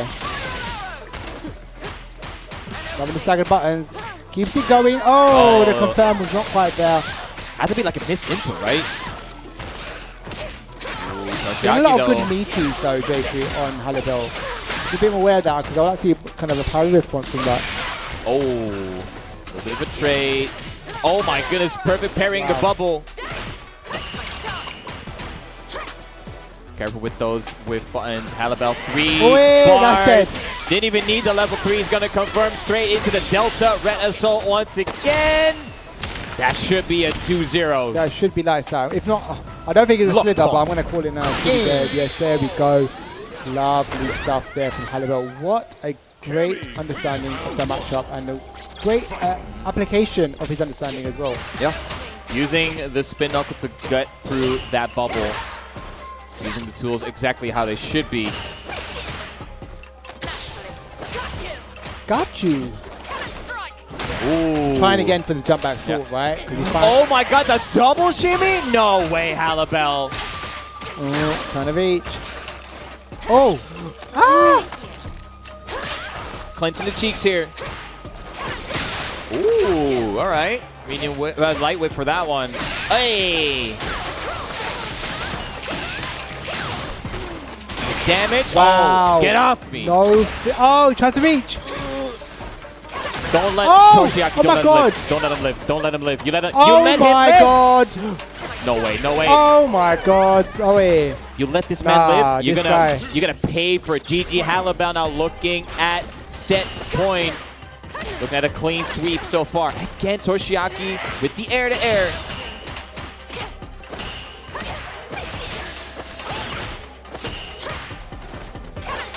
Oh my god, he got the hit. Toshiaki once again trying to go for the anti-air. Landing on the bubble, giving Toshiaki the deadly juggle. implication, yeah. Comes right on through. The poison affliction, of course, is there once again. And it's not as menacing, but it's there. It's prevalent. Yeah, but absolutely. It's not as prevalent as some people. You really have to respect Yeah, it. yeah. There again, the perfect parry he's on ready the for it. projectile. Absolutely crazy stuff from Halibel. Halibel is looking absolutely exceptional. One with punish right now. Oh, the perfect parry. Bro, Oh. I need someone in chat to count the perfect parries. Oh, He read it. He read No it. GG way. Halibel knew exactly what was coming to him. Level 3, once again, the Delta Red Assault. Clean 3-0. Absolutely exceptional gameplay there from Halibel. Really just on point. And I mentioned earlier that he understands his matchup quite well because in certain interactions he knows how to navigate around, right? And he did it once again. 3-0 is quite a statement, and I feel like he's coming in today with some confidence. He had a bit of clarity for himself last night. And I feel like we might see a winning Halibut today because that was absolutely exceptional. If he keeps playing like that, it might be his day. It might be his might day. just be Last his day, year, he got second at Hessen Crash, only coming second to Jan Angel. And guess who's already eliminated? Jan Angel. Okay. It might be his day. We're going to stay in loser side for a little bit longer. Up next, we get Fassa versus Krakelak. So we saw them before. Marisa versus the modern Luke. Man. So far, this topic, I'm having a ton of fun. How about you, Ruzi? I'm having the time of my life. But I'm wondering how these lovely people behind us are doing here for this Street Fighter 6 top 8. Make some noise! Oh, there you go. Look at like them go. There's a lovely bunch right back there, yeah. Making plenty of noise for us. Ruzi's am I not smiling? If there's someone that's smiling a lot, is this guy. Oh, look at those pearly whites. Oh, absolutely mogging everyone here. Holy. No, there's nothing to mog. But the jawline, pristine. Big T, we need to get Big T out of this chat because he's on my case for a while now. And this guy is following me around. It's like a lost puppy. But less about lost puppies, more about Krakelak and Fassa. We're going to have some Marisa versus Luke. That might be interesting. We don't see much of these characters. I was going to say, I mean, anyway. Luke was everywhere in Season 1, but then got hit. He got hit on the wrist pretty severely. I'm glad. He's still a very solid character. He's just not not as good as the fine. rest. Yeah, I know some people say that he's not a good character anymore, but actually he's absolutely fine. I think he's where most characters should be, if anything. Very well-rounded. He has obvious strengths, but also very obvious weaknesses. Yeah, exactly. And some are just too much of a par above the rest, and that's what happens when you see clear disparities in characters and their strengths. I think the big thing is people asking, like, hey, why should I play Luke if characters like Ryu or like Mai? If you like Luke. Yeah, you only play Luke if you like Luke, but Krakelak, of course, not just playing Luke, but also, once again, on the modern side of things. And Fassa, I mean, Marisa, speaking about characters who are considered to be a little weaker. Oh, she's fine, please. She could do 80% of my health, yeah. That's true. In one combo, I don't even want to hear it, all right? If our combo starts with fully charged forward heavy kick into Quadriga, oh, you just dead. You might as well just get your funeral arrangements in order, because you're not setting up from that combo. Yeah, absolutely. But you see Fassa. What's that called again? The dodo. I already forgot. Can someone remind me what that is on his head? It's something gotcha from Nikkei. Is it a gotcha game? Yeah. Nikkei. Nika, Goddess of Victory, something like. It's the same team that made like that Stellar Blade game. You lost me now. I'm sorry. This guy only plays fighting games. Holy. I don't play only fighting games. What do I play? Oh, wait, anyone looking forward to that Assassin's Creed game? Black Flag remake, yeah? Nah. What? I'm going to be seeking sea shanties all day. I'm not even joking, yeah? Maybe I am old. Oh, yeah, you are. Like, listen, yeah. Bro, you have a kid. That ages you for like 20 years. Oh, my God, yeah, listen. I love you, Layla. You're my pride, but, you know, damn, I'm like 20 years older than I am. Daddy needs some time on his own sometimes. No, my wife is amazing as well. They give me some good time. So, you know, shout out to the missus and the baby, but let's get into the action. Fassa versus Krakelak. We're in the losers quarterfinal stage here at Hessen Crash 2026. Whereas Marisa does have a couple of good anti-fireball tools, but then again, well, the Gladius is going to be key here. Yeah. To really kind of catch Krakelak off guard. Big jump. Unless you read the Gladius coming on. That's the big weakness of that Gladius. A very lingering hurt box. Oh, bit too meaty there. Try to go for the Bluetooth grab right there. That's right, big jump back jab. Keep him on check. Marisa obviously the anti-edge kind of have bigger weaknesses. Yeah, the crouch heavy punch, that it always whips, dude. It literally always whips. You're going to be able to kill, though. That's a big question. Modern does a little bit less damage. We're going to go for the level 1. Krakelak taking that first round.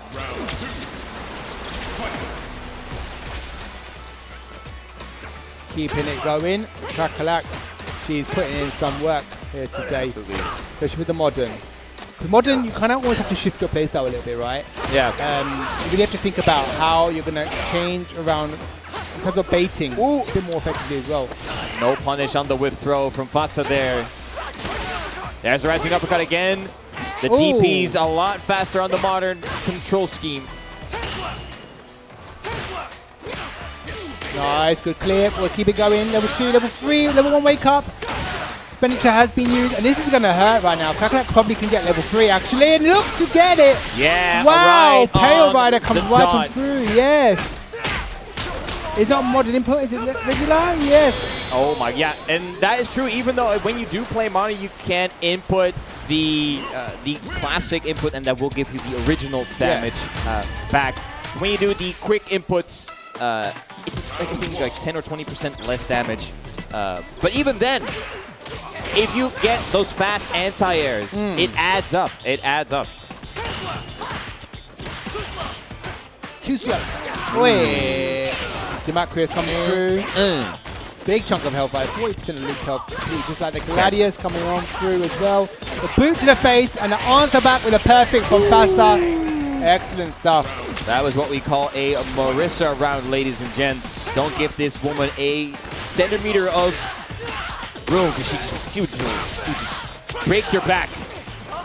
Hey!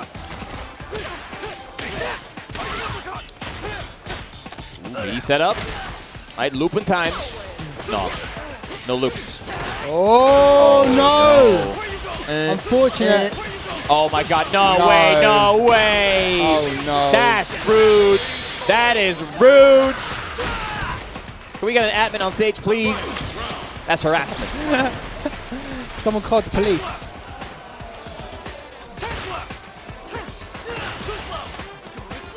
Go to sleep. She ain't going to sleep, yeah, mate. this woman doesn't sleep. And Marissa, if she does sleep, she sleeps standing up. My goodness, yeah, she's going to need a whole job, Chamomile.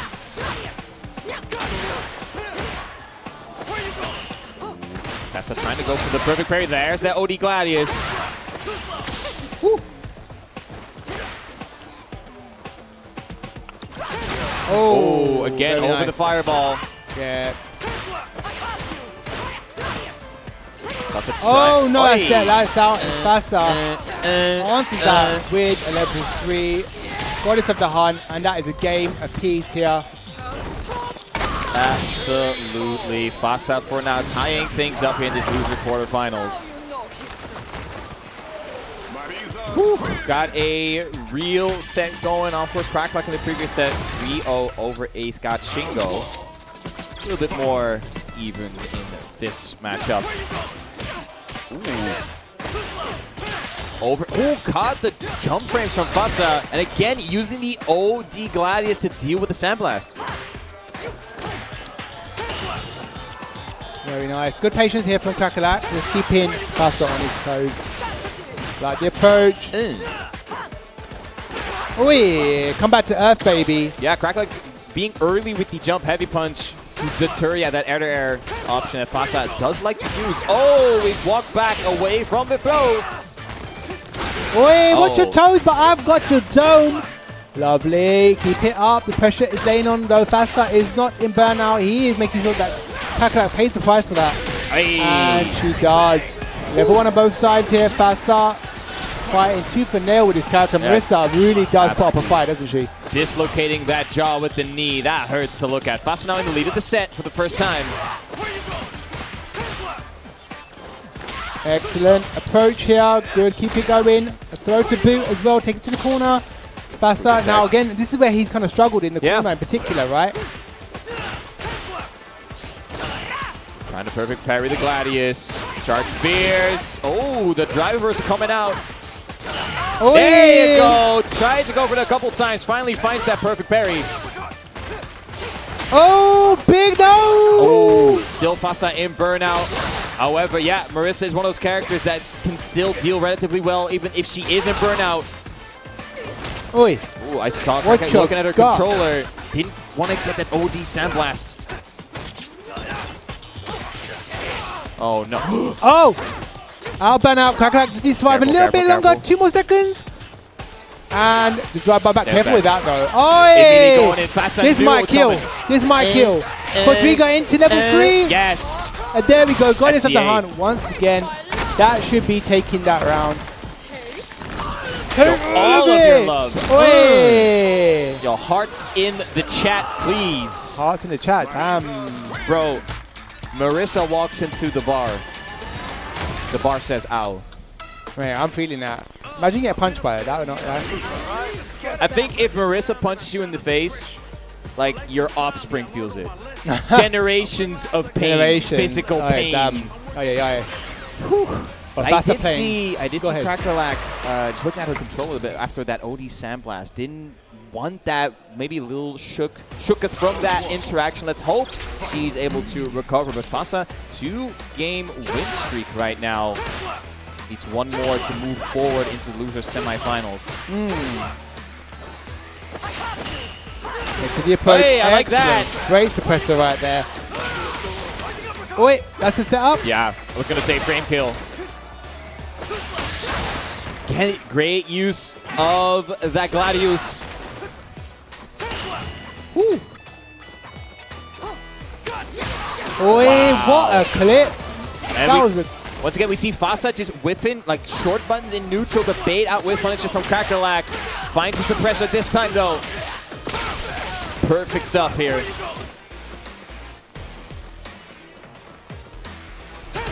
Playing neutral here, Ruzu. We're playing neutral. We are, and Fold gets right on foot, or Scooter rather. We can get a clip where he would like. But he does again. No, Fold behind that. Oh, the jab check on that dry rush poke. Excellent stuff there from Fasa. I think he's got 5 rounds on the trot now. He does indeed. Fasa looking at set point. Crackerlack back on the back foot right now.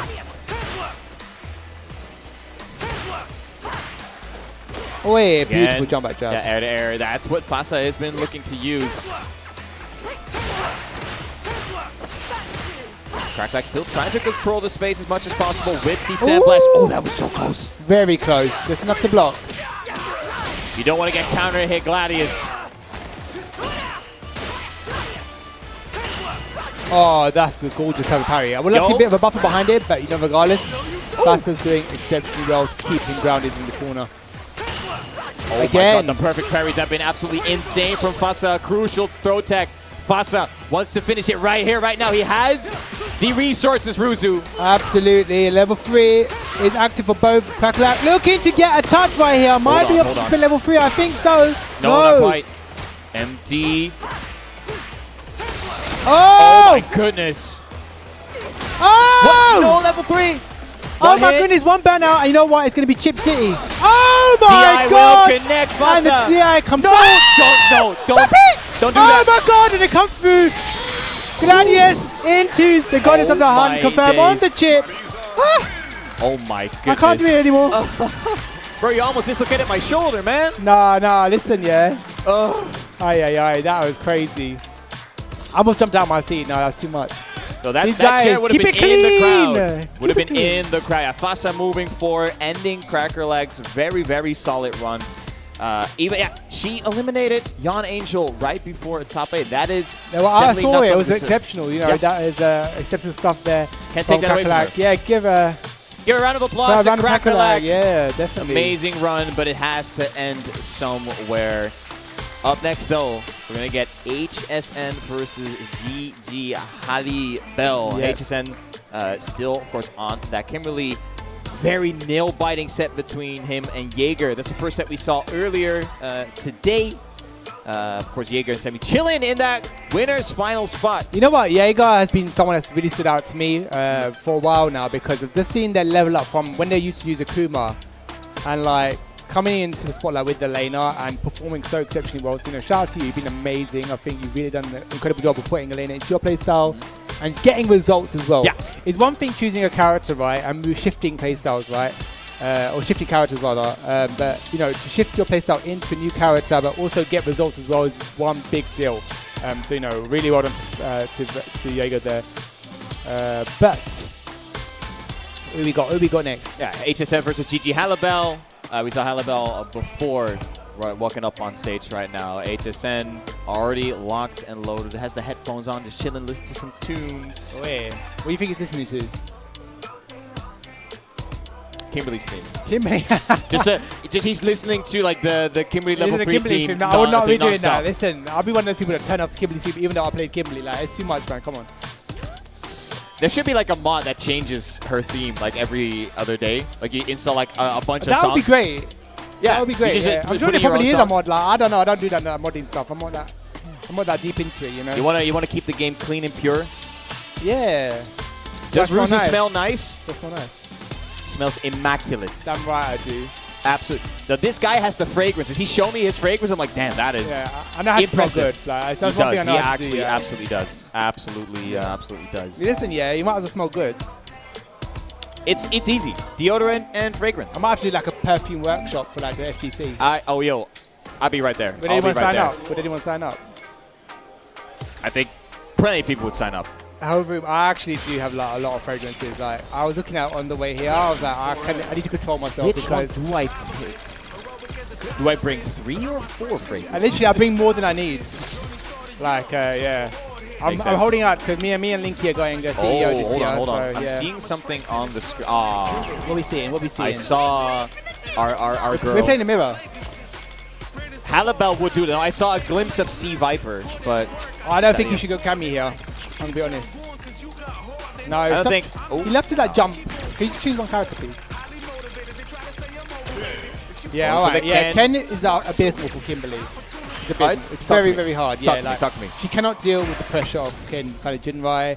Oh, yeah. She really struggles on the defense side of things. So it's one of the worst matchups. Okay.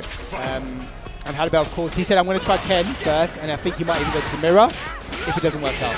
I mean, so far it's working out great. Halibel already got on the first interaction. HESSEN clapping back. Oh my goodness. Off rip. Halibel, no chill.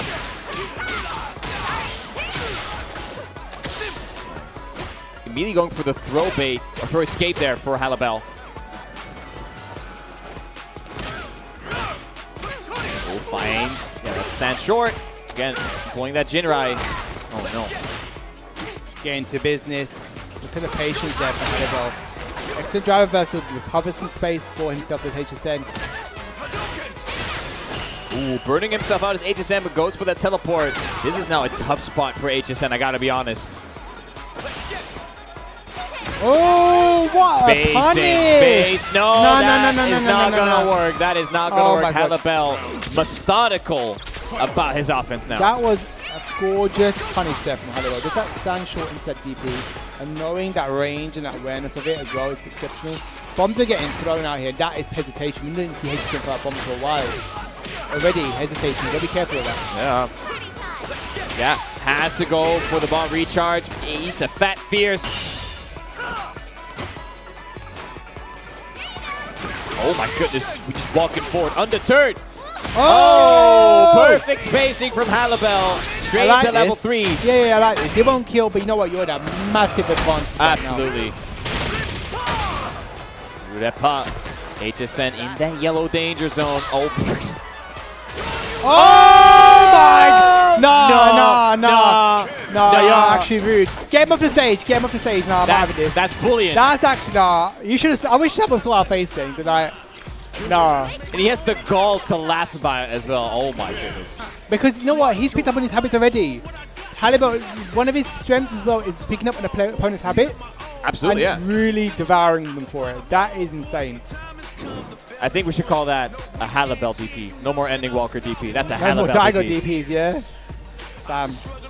But that is probably the biggest message that Halibel could have sent to HSN. That's a huge that is, message. that For the is first saying, like, game? I know exactly what you're going to do, and I don't care. Eat this DP. I've got you figured out. Download complete. And that was only game 1.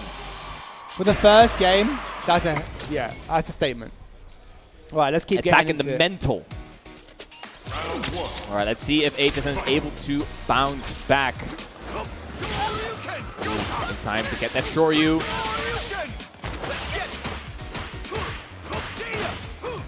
Right. Oh, not quite in range. HSN finds his way out of the corner though. Halibel trying to check the drive first, but HSN caught the startup frames. Now it's time for the Kimberly shenanigans.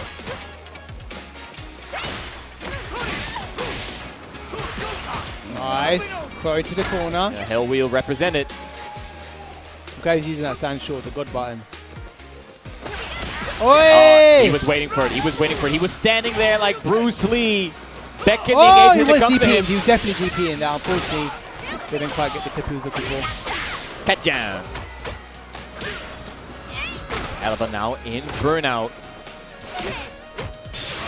Oh my, that's dead. Oh, what a read. Absolutely insane. I don't know if that stuff was a from read. Alaba. I think I was just doing it. I think it depends on who you ask. I'm going to ask him later. He definitely just did it. I think he's got HSN figured out. This guy. It's looking kind of bleak. Halabel just doing his Oh, thing. DP. Yeah. OS. Cannot be holding up back in the corner. Oh, again? Yeah. And like I said, he's using that stand short absolutely effectively. He's ready. He's not pressing any buttons. He's forcing Ooh, I HSN like to the close reset that there. distance. Yep. I like the reset attempt there from HSN, but we need a little bit more than that now. Plus frames. No DP. There's the parry, though. This is huge for HSN. He tried to dash under. Watch your feet. Not Burst afraid. him He's not out. even doing anything. No, I said Level don't three. do it. Don't do it. He's dead. He's dead. Absolutely dead. Don't challenge Halabel. He has those. He has those, Ruzu. Nah, You should know that. He's ready for what he's thinking. Like, I know how Halibel's thinking, right? He's just like these two options. What's the most likely scenarios here? Yeah. I'll have to be ready for either one. That's basically it. And like he said, he's ready for that. Yeah, he just held down back through the entire block string. He was fine in burnout. I don't care. I'm gonna level 3 you here. If you try to DI me, if you go for any attempt to throw me, I'm gonna go for that level 3. HSN hovering, a couple other characters, recognize that his game plan is just not working out. Viper? And I'd like to see it. Let me some Viper. Rashid. Okay. Wind Gang represent. I thought the Air Nomads believed in peace. I don't know. Do you not know Avatar? No. I've watched it, but I don't know what's going on. I just watch it. Chat for real. I was this close to just walking off the stage. This man does not know Avatar. Wait, give us some Viper. Of course. Who loves a listen? Who loves a bit of Viper in the chat? Tell me, because I mean, I do. I want to see it. Wait, hey, shout out to Halabel. Wait. Thank you. Making us look cute, yeah. Oh, I see you, Halibel. Shout out to Halabel for that one. You know what that says? He's having fun. And that's when he excels. Yeah. That's when he excels. A Halabel that's having fun is the most terrifying Halabel you can face in bracket. Yes, absolutely. That is one of his things, right? When he's having fun with the game, when he's enjoying himself, he is at his peak. Like, really, really is. So let's keep it going, Halibel. And let's see what HSN has got in response, though. Going back to the Kimberly, just going back to what he knows best. -4, just a bit out of range. Might be -3, yeah. So nosy space with HSN. Very nice. The -3. light Jinrai. Again, just snuffing out every single opportunity for HSN. But nice read on that DP. He's going to do it again. He's going to do it again. Oh. He knows he's trying to throw. And Kim doesn't even get much damage from her throws anyway until she got the level 3 buff. Oh, wow. Max range. Heavy Dragon Lash. There you go. Again, the Shoryu Repa. Keep it clean. Don't Beautiful do it DP, now. not a full DP, but he gets the clip nonetheless. And Halabel not pressing buttons. Oh, no, never mind. Oh, Oi. yo. The Oi. shared brain cell. Nice, that is the round. Level 1. Shoelaces untied. There you go. Level 1. Doesn't even need to spend the paint can. I do think he could have killed there if he went for the run-up into the Vagabond, but I think, you know what, let's keep it clean, let's keep it easy. Level 1 spend here. KISS. Keep it simple. Stupid. Keep it simple, stupid. Keep it simple, stupid. Give him a kiss. Mwah. Oh, the low forward again. Yo, the skill and fundies. Is that a drop or attempt of a reset? He's not even pressing the button. He's not even giving a chance to be punished. He's like, try me. Try me. I dare you. Halibel once again. Oh yeah, you can't do my- it. You can't do it. No raw drive No, rushes. man. These checks are insane. No cross cut. Keep seeing it. Didn't risk it. Oh! Again, Halibel now looking at set point. They did quite a few 3-0s here. Oh, we're going into speed run mode. Halibel. Oh, you know what? I respect it. But HSN with the awareness. There you go. That's my level 3. This time it will connect. Get the buff going. A little bit overzealous from Halibel. Oh, and that actually is not the round yet because Kim doesn't do that much damage. Reset. What you got? Nice little route though. Oh, my seismic. goodness. Come here. Oh, gets hit on that. HSN waking up a little bit here. 2-1. Question is, will we see a switch from Halibel? I don't think we will. No, we won't. No, it's commitment to Ken is definitely going to be there now. It only would have been first game if he lost to Ken. As Ken, he would have gone to Cammy. With punishing. Ooh. HSN though now being a lot more active here on offense. It's these little interactions where they're wriggling. It's always Halibel who comes up on top. It's because he whiffs the less. That's true, right? yeah. And he's actually like really keeping on top. It's like a game of chicken. The one who presses first loses.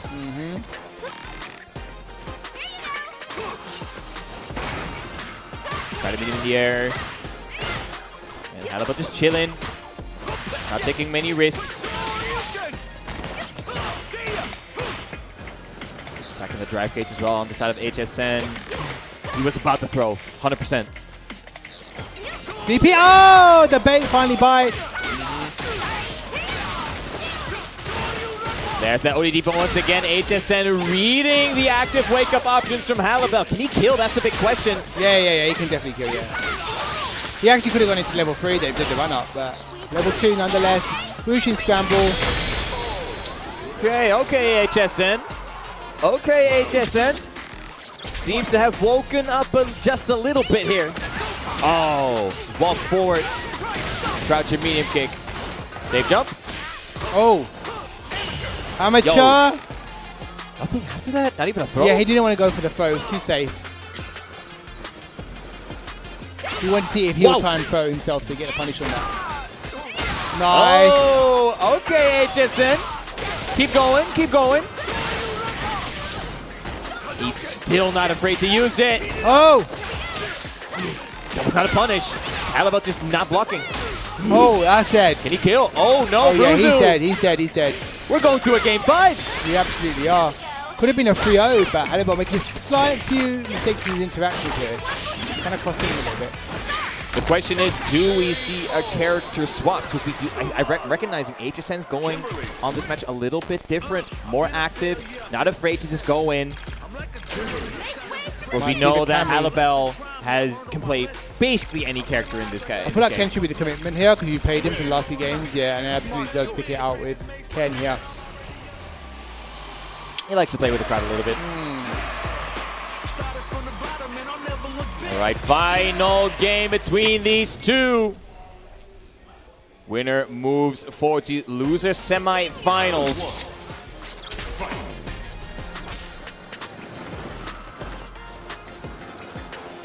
Bro, we're playing some neutral here, Bruzu.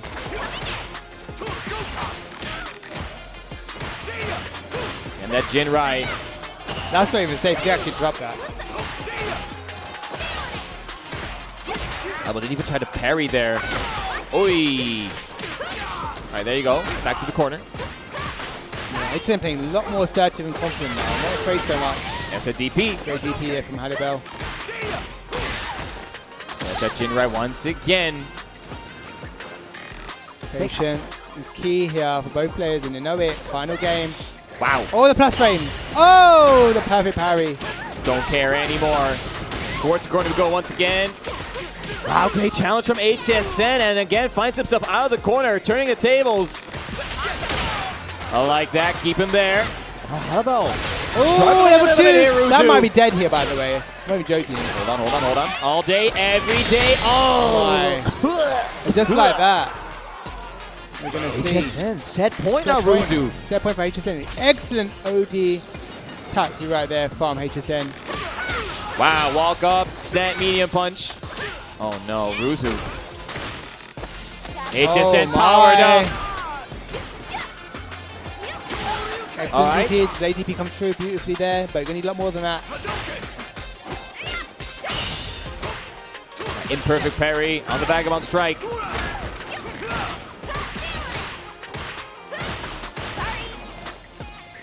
Just taking it easy, not overextending. Too late on the driver's check. It's gonna don't tempt fate again, HSN. We saw what happened before. Again, Jinrai. Don't test the reactions though. Slide will connect.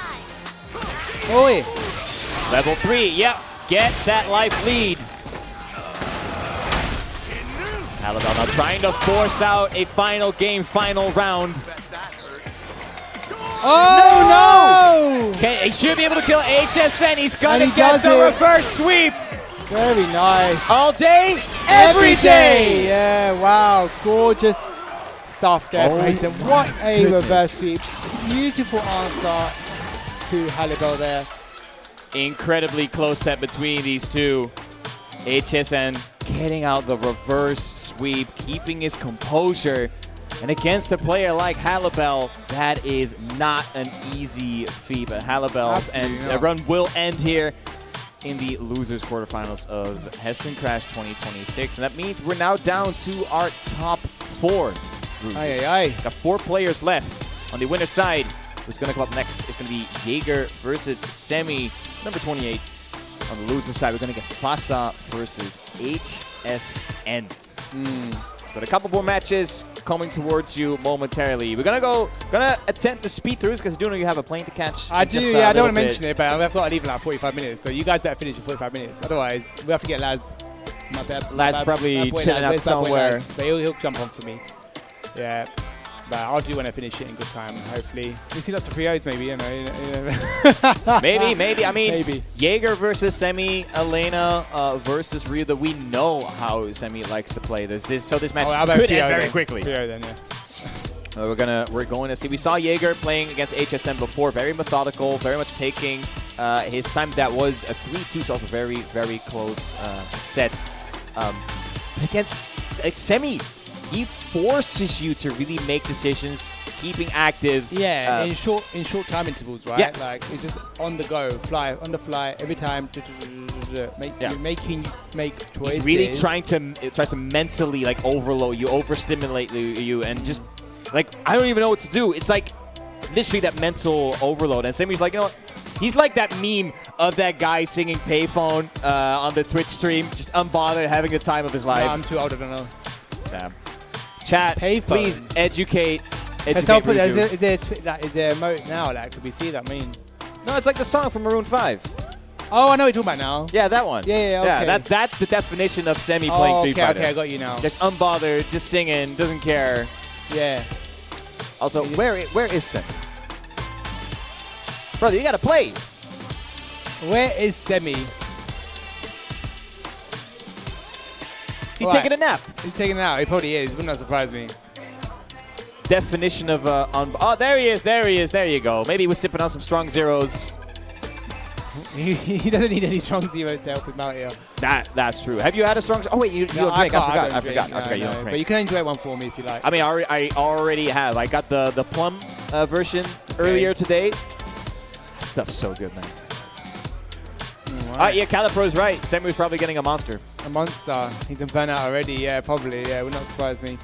Right, Semi versus Jaeger. This is the winners finals now that we're looking at. Obviously, after losers semis, losers final, and then grand finals. Yeah, so we got 4 more sets coming at you. We've gone through the bulk of the set so far, but we're still not quite done.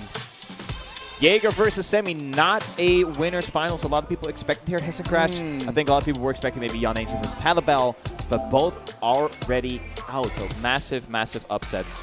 That's how it goes sometimes. That's how it goes. You've got to be ready on the day.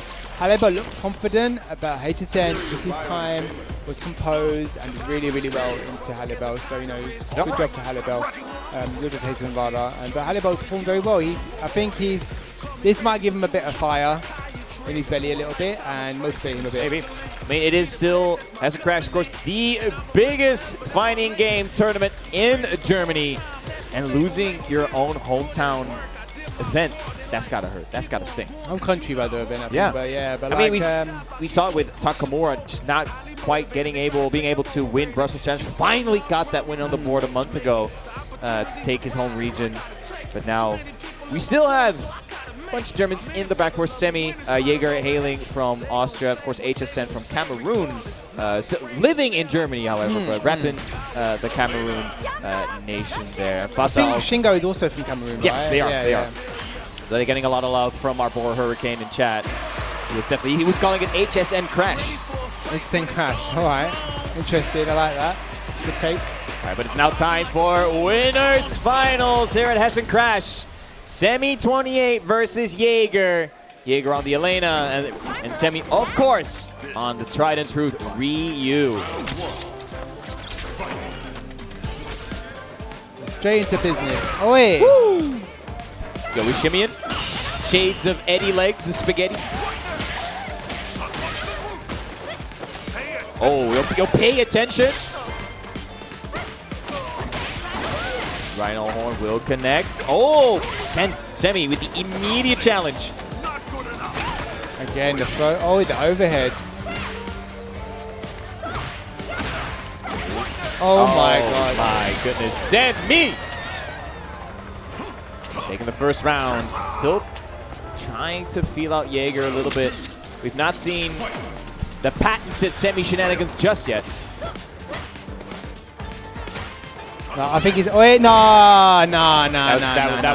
That's just a Semi thing that was to do. Intentional, That. 100%. Of course it was, yeah, but it's just a Semi thing to do, isn't it? One more touch is level 3. Yeah, there you go. Oh. I don't think that was intentional, though. No, very unfortunate drop there for Semi. And now you're dead.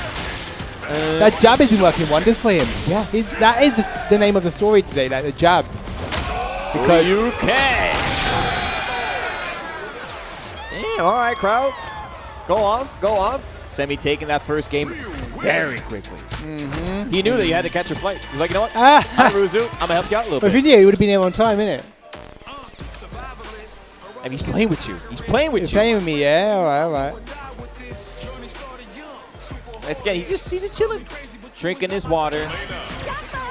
Jaeger once again just taking a second. I think that's very important. You want to shut down Semi's momentum as much as you can. Yeah, I think that's quite an important factor as well, actually. Like, just taking him out of his zone a little bit, because he does feel himself a bit too much, and then he'll run away with that, right? Semi just crossing his legs, getting comfortable. Yo, Jaeger just locking eyes with the screen, absolutely locked in. Game 2. Let's see if Semi is able to keep this momentum going. Oh, I like that. You gotta fight fire with fire. That becomes very rough. You got perfect parry though. Whoa! You know what? I like Jaeger being active on defense, but Semi reading it to an absolute T. Yeah, this is optimal stuff. Jinku Hadouken. My goodness, getting every single last drop of damage from the interaction.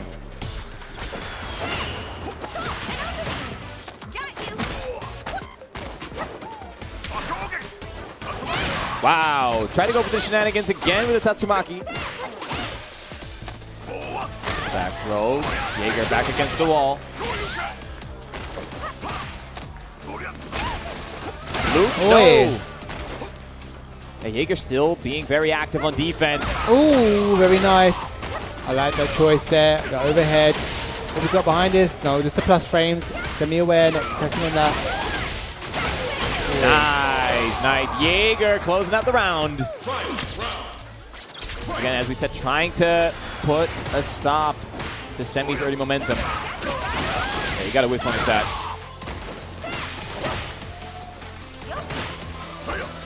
That is safe, yeah. Got the target combo. Wait, lovely touch right there into that conversion. Force knockdown. Level 3. You gotta stop Elena from getting... That's dead. Ivy does it right. Rhino Horn into level 3. Yes, there we go. Jaeger putting a game on the board.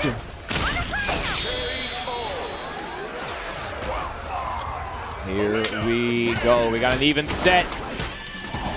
Jaeger already able to calm down Semi a little bit. That smile has faded. The smile's gone. Take a time to think. Yeah, take a moment for yourself and just like kind of review what went wrong, what went right. Challenge it, channeling his inner Ryu actually. Inner Ryu, yeah. The deep breathing. Oh, the monster hit. The monster hit. He came back from the trance. He came back from the trance. Oh my goodness. All right, let's see. Woo! Over the Denjin charge.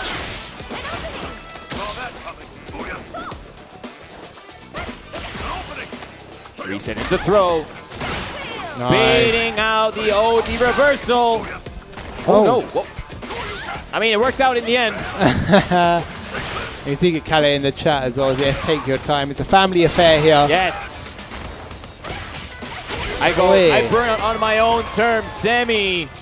The jab, jab, jab. Keep it simple.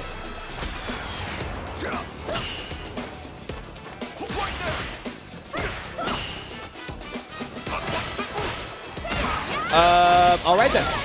I'm just not gonna touch on that. It's just, you know what? There's lots of unique interactions happening here. I like that because you know what? You're aware of his like Denjin charge there. Gonna get him while you can. The healing comes through. Healing and the extra drive gauge. The flowers on the ground too. Oh, they're gone. Oh, the interrupts. Semi still has the Denjin charge. And there's the CA. Oh! If you press the button on that, yeah, that would have been lights out. Insane. Oh, hold on. Drive gauge is now back. Be careful, Jaeger. Don't get caught. Don't get caught. I told you. And he already showed the button multiple times there, right? So the fact is, if you saw him throwing at that light kick, do not make the approach. Slow. You had the life lead. Ooh. Yeah, you said it perfectly. Ari pressed the stand light kick as of that was a warning sign. That was the warning shot. Exactly. Like, that was the stop into my sign. space. Yeah. Yeah. And Jaeger was like, you know what? I'm gonna do it anyway. And immediately got slapped on the wrist. Semi. 2-1 up. Yeah, constant adaptation, but it's tiring him out. It's. Oh yeah, got the crowd cheering behind him. Yeah, think of your heart, big man. Think of your some heart. water to kind of wash out that monster. Yo, Chuck. There we go. Yeah. Exactly. Chat, stay hydrated. Check your posture. You don't want any lower back problems. Yeah, H2O. Oh yeah, I can relate with that. The back problems. I mean, you're old now, so. Yeah, I mean, listen, yeah. Yeah, that makes sense. How do you think? Well, you already know how old I am now, actually. So. You're 56. I know that. No. I look pretty good for 56. And that is very true. The hairline is pristine. Oh yeah. Alright, beats in my heart. Let's see if Jaeger can use the music buff.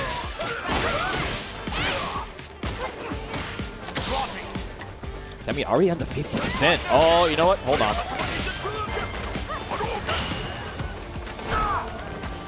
No punish on the whip donkey kick there, Ruzu. Nice, good DP, absolutely. And looking to run amok here. One touch, I'm calling it now from Semi. He's looking for a button. And there you go. These are the warning signs once again, right? Oh no, the target throw, yeah, into Denjin. Ay. Nico Hadouken, Semi looking at set point, one step away from getting himself in grand finals on winner's side. Absolutely. One touch again. That stands short, and the jab has been working wonders for Semi. He's been using them so effectively. Really clean, really oppressive. But Jaeger is fighting right on back. Stand forward. Nice. Good punish for that donkey kick. plus frames, and Semi doesn't buy it, but he gets the clip. Semi once again burning himself out, taking agency over his own drive gauge. Oh. Final horn will connect. Semi again. Oh. Neutral jumps, sticking out a leg. He needs one hit here, Ruzu. One jab. Oh, wait, the storm. Ah! Oi. Oi. Oh no. Still in drive. Oh. Don't do it, don't do it, don't do it. Jab or the short, and he calls it out, and he clips him by the toes. Again. So you can! And the crowd calls it for us. So I hope you guys can hear them at home. Absolutely amazing, absolutely amazing. The stand light kick was the name of the game there for Semi, and as we said before, using it in neutral, just whiffing it, just sending a message like, hey, if you get into this range, you're gonna get clipped in the shins by this stand light kick. Yeah, absolutely, and he's been using those buttons really effectively. Now that's data for anyone else that's going to go up against him, right? They have to just keep their eyes and ears open, everything, you know, like when you're playing the game, sound is also really important. Some of the cues are really key for some players, like, you know, for example, you tell the different Jinwise by the sound effects that Ken makes. Yeah. There's little things like that that can really help. But yeah, Semi played exceptional there and used some of his buttons really, really well. But next, we're going to have Fassa versus HSN. So Marissa versus Kimberly. Initially, I used to always think that this was Marissa's favor. But as Kim got her buffs, and she's just a lot stronger overall, I definitely think Kim kind of is the outlining winner right now for this set. Especially with her pressure being a lot more safe or has less gaps. She used to be able to jab through a lot of the pressure things. If you let Kimberly do her thing, that's when she really tried to run over you. But nowadays, back then you could just mash jab in some of the strings. That's not possible anymore, especially when you do like crouch fierce into the run. If you press buttons there, you're going to get blown up. You're going to get counter hit. And with the buff she has been getting, and Marissa on the other side, not getting, she didn't get nerfed, but she also did not get any buffs. She got adjustments, that's what we would call them, right? For example, she lost, I don't know what she actually gained, but you know, for what I know she lost was one really kind of key is Sam Roundhouse. It became a lot more whiff punishable, right? So Kimberly's definitely got options to kind of navigate around that. So I'd like to see if Hitchin picked up on that and has he implemented that into his matchup and knowledge. So we'll have to see. Yep. Absolutely. Loser semifinal winner of this will fight Jaeger. Still has a second chance in this tournament. So we've only seen Fassa on the Marissa. You mentioned that they played Terry. Terry. Okay, we might see the Terry. I think Terry's quite a good choice, actually. Working like Sisyphus. Every single time he comes up to the top of the hill, the boulder is pushed down once again in the trenches, trying to get the AMR points. Fassa versus HSN. Let's see if HSN is able to keep that momentum from previous set against Halibel with the reverse sweep. That's definitely no slouch. But Fassa, being one of the hometown heroes, has the crowd behind him. Absolutely. Let's go and see. Oh, patience. Yeah, we're playing neutral Ruzu. I'm seeing so much neutral today. I'd love to see you Can't play believe it. I don't play neutral. I'm gonna go drive rush. Oh, with the roundhouse. Oh, what a punish. Alright, alright. Sorry. Nice. Fassa tried to counter drive rush. Oh, nice sweep. Caught the trip guard.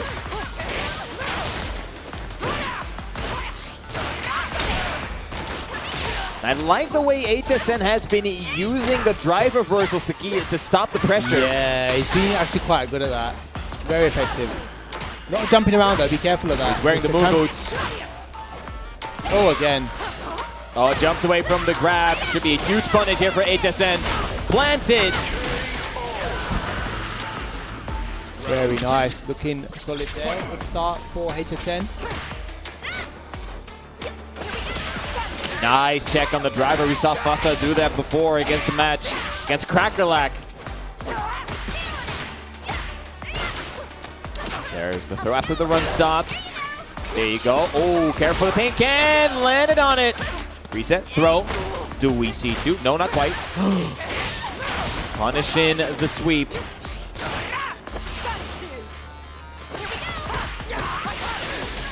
Finds the crouching short is Fussa now. He is in burnout. Once again, Marissa, not the worst character in that burnout state.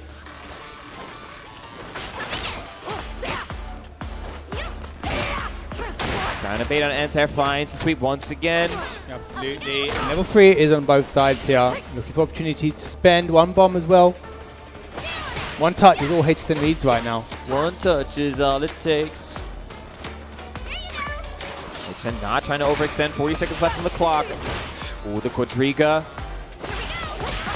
Check on the drive rush once again. Fussa was waiting for that. Forcing a round 3 of this first game. Absolutely taking their time. Nice, good sweep. Oh yeah, the overhead. Oh no, the next slicer. Big touch right there. Hey. Go into level 3, go on. Planted. Put on the tune. Oh yeah, it's a big chunk of health right there. And the drive bar is going to be building right on back. No bombs, but I like to see how HESSEN uses his Oki, because Game does get quite a bit of Oki for that. Nice. Oh, throw, and he does. He resets it because he needed a throw to do the damage. HESSEN keeping the win streak going. That's now 4 straight games he's won on that stage. After the reverse sweep from Halabel. Alright, keep it going. Oh yeah, the run up, the throw. Oh, the elbow drop connecting. Fawcett's just not ready for that.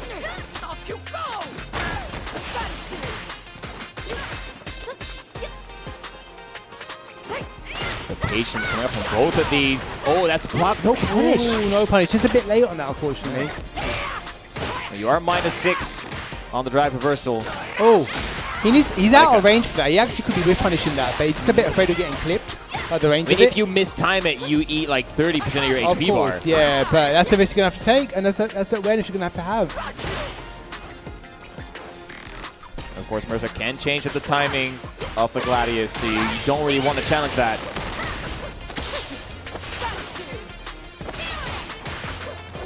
Nice back dash to avoid the throw. HESSEN's going to cash out.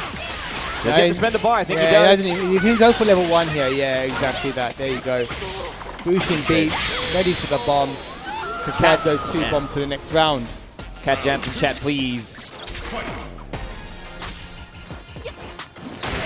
Ooh, again, the sweep will connect. The cross up. Ooh. Yo, you got to study harder. Oh, no, miss input. Ah, but it doesn't matter. He actually could have killed there. No. HESSEN, come on. Big touch. Come on. Level Cash 3. out. There you go. Turn it up. Bushin Ninja Star Cypher. Okay. HESSEN. Wow. Yeah, really solid there. Very, very impressed with the way how HESSEN is playing right now. Oh my god, the tombs. The cheap book is coming out. Hold on. Oh, is it just He's looking for it. He found it. He's just waiting. He can't find it. There's another one. Cologne food guide. Oh, he needs his kebab. He needs his kebab. Chat, someone get Fuss's kebab. All right, HESSEN needs one more game to move forward here in this top 8.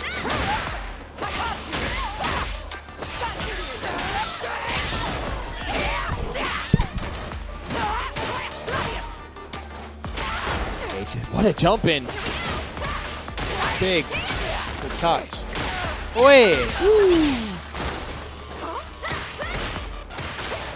Run stop throw is tech this time by Fussa. HESSEN has done like a couple times, so Fussa picking up on some of the habits. No driver check there.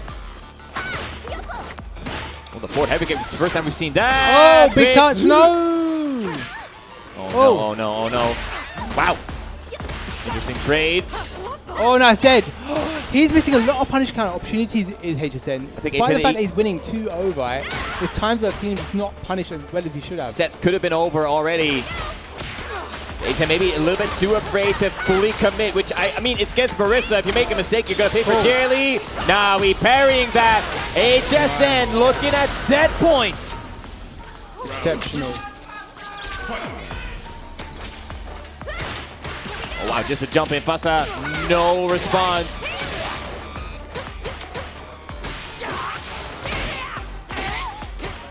Connect it. HSN though, the drive gates being twiddled down. Crucial parry coming out from HSN. Get that drive gates back. Oh! Level 3 is there to be used. So not looking for option. Wow, what a whiff punish. Excellent. Masa. Don't give this man an inch.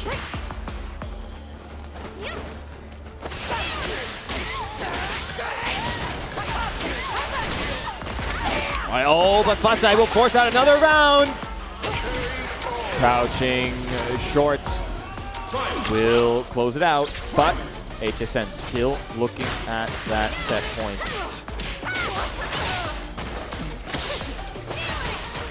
Also with his back against the wall. Absolutely. Level 3 is on par for both sides. Right now, 2 cans are ready to go as well. The elbow drop, big touch. And the Yushin Ninja Star Cypher comes through to play, and this is where it gets even more scary. The buff has been implemented, right? Yes. 11% damage, the movement speed, fastest character in the game. Oi! Flight will connect. Fasa also sitting on 3 bars. HSN needs one good interaction here, Ruzu.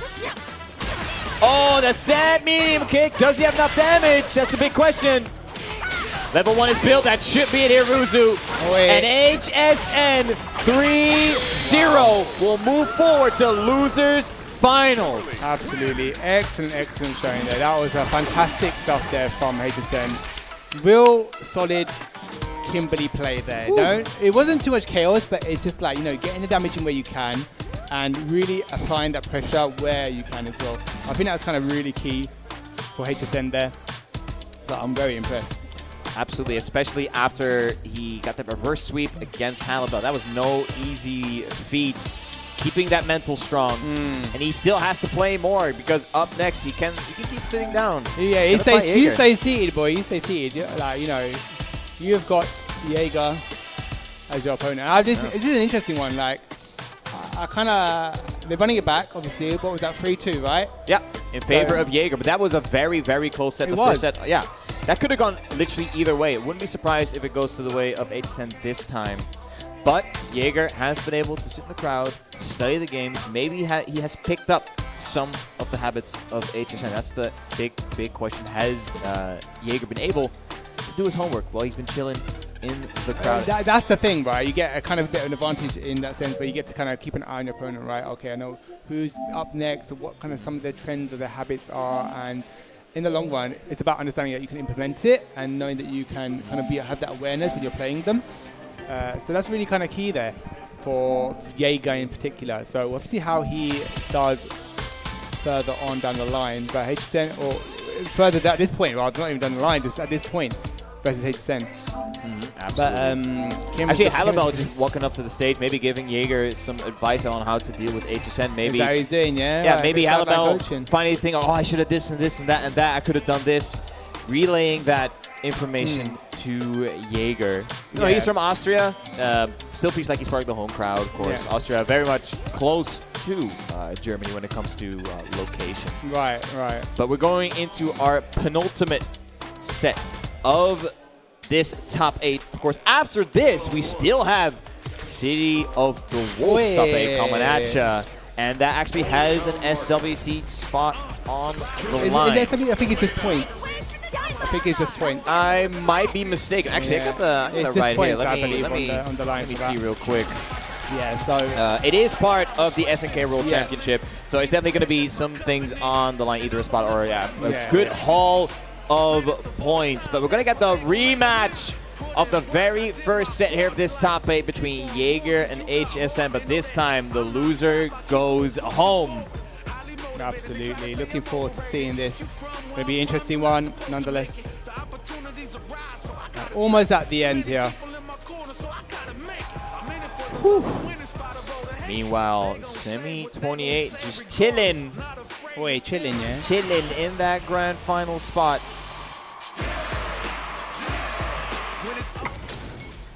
All right, losers finals here for Hessen Crash 2026. For Street Fighter 6, Jaeger on that P1 side, Kimberly on that P2 side, piloted by HSN. Yeah. That medium kick is menacing, yeah? Yeah, absolutely. Like, One of our best buttons. There is the answer. Oh, not this time. There you go. No more jump-ins. You're grounded. How's this?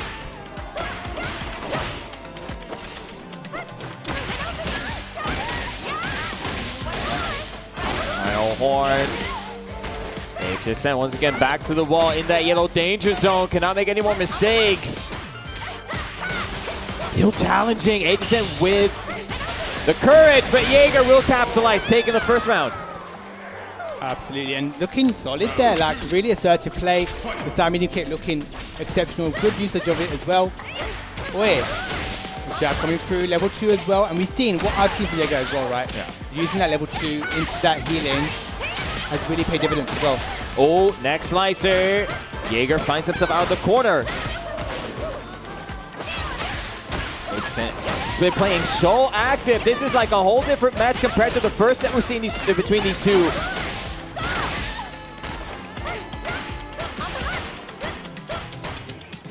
The pressure going nice. That medium kick will convert. Level 3.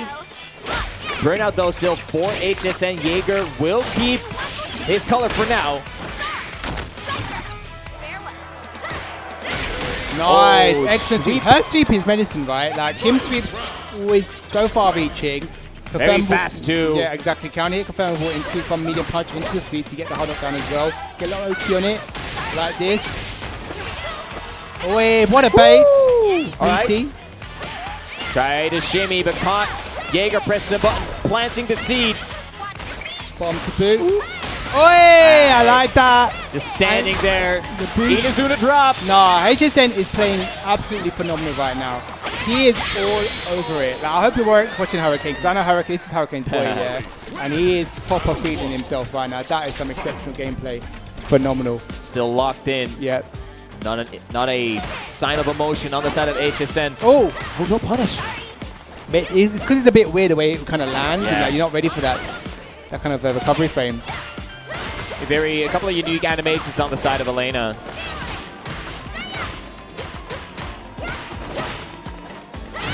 There you go. That's the anti. Jaeger still not going for it every single time, knowing that the elbow drop could come in at any second. Wait, HSN now though. No one's interrupted that, by the way. Yeah. That spin kick, right, and the chest slicer, like that's actually got a lot of like kind of opening there to kind of just jab through. And they're just very aware that Kim has got those frame traps, right? Yeah.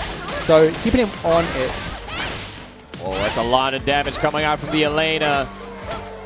Nice, good cross cut there from Jaeger. Chip territory. Oh, that's a trap cage back. So the chip risk is now avoided by HSN. Woo! We're waking up.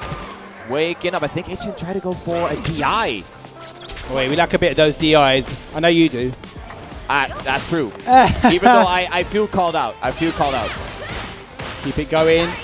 Good frame trap there. Keeping him alert. Back off, she says. Oh. Jaeger. Wait, elbow Nice. drop. Back throw, yes, absolutely. You want the corner. Throw once again. Big DP there from Jaeger, yeah. Jaeger now not feeling scared about the opportunity of the with DP. Puts himself in the corner though.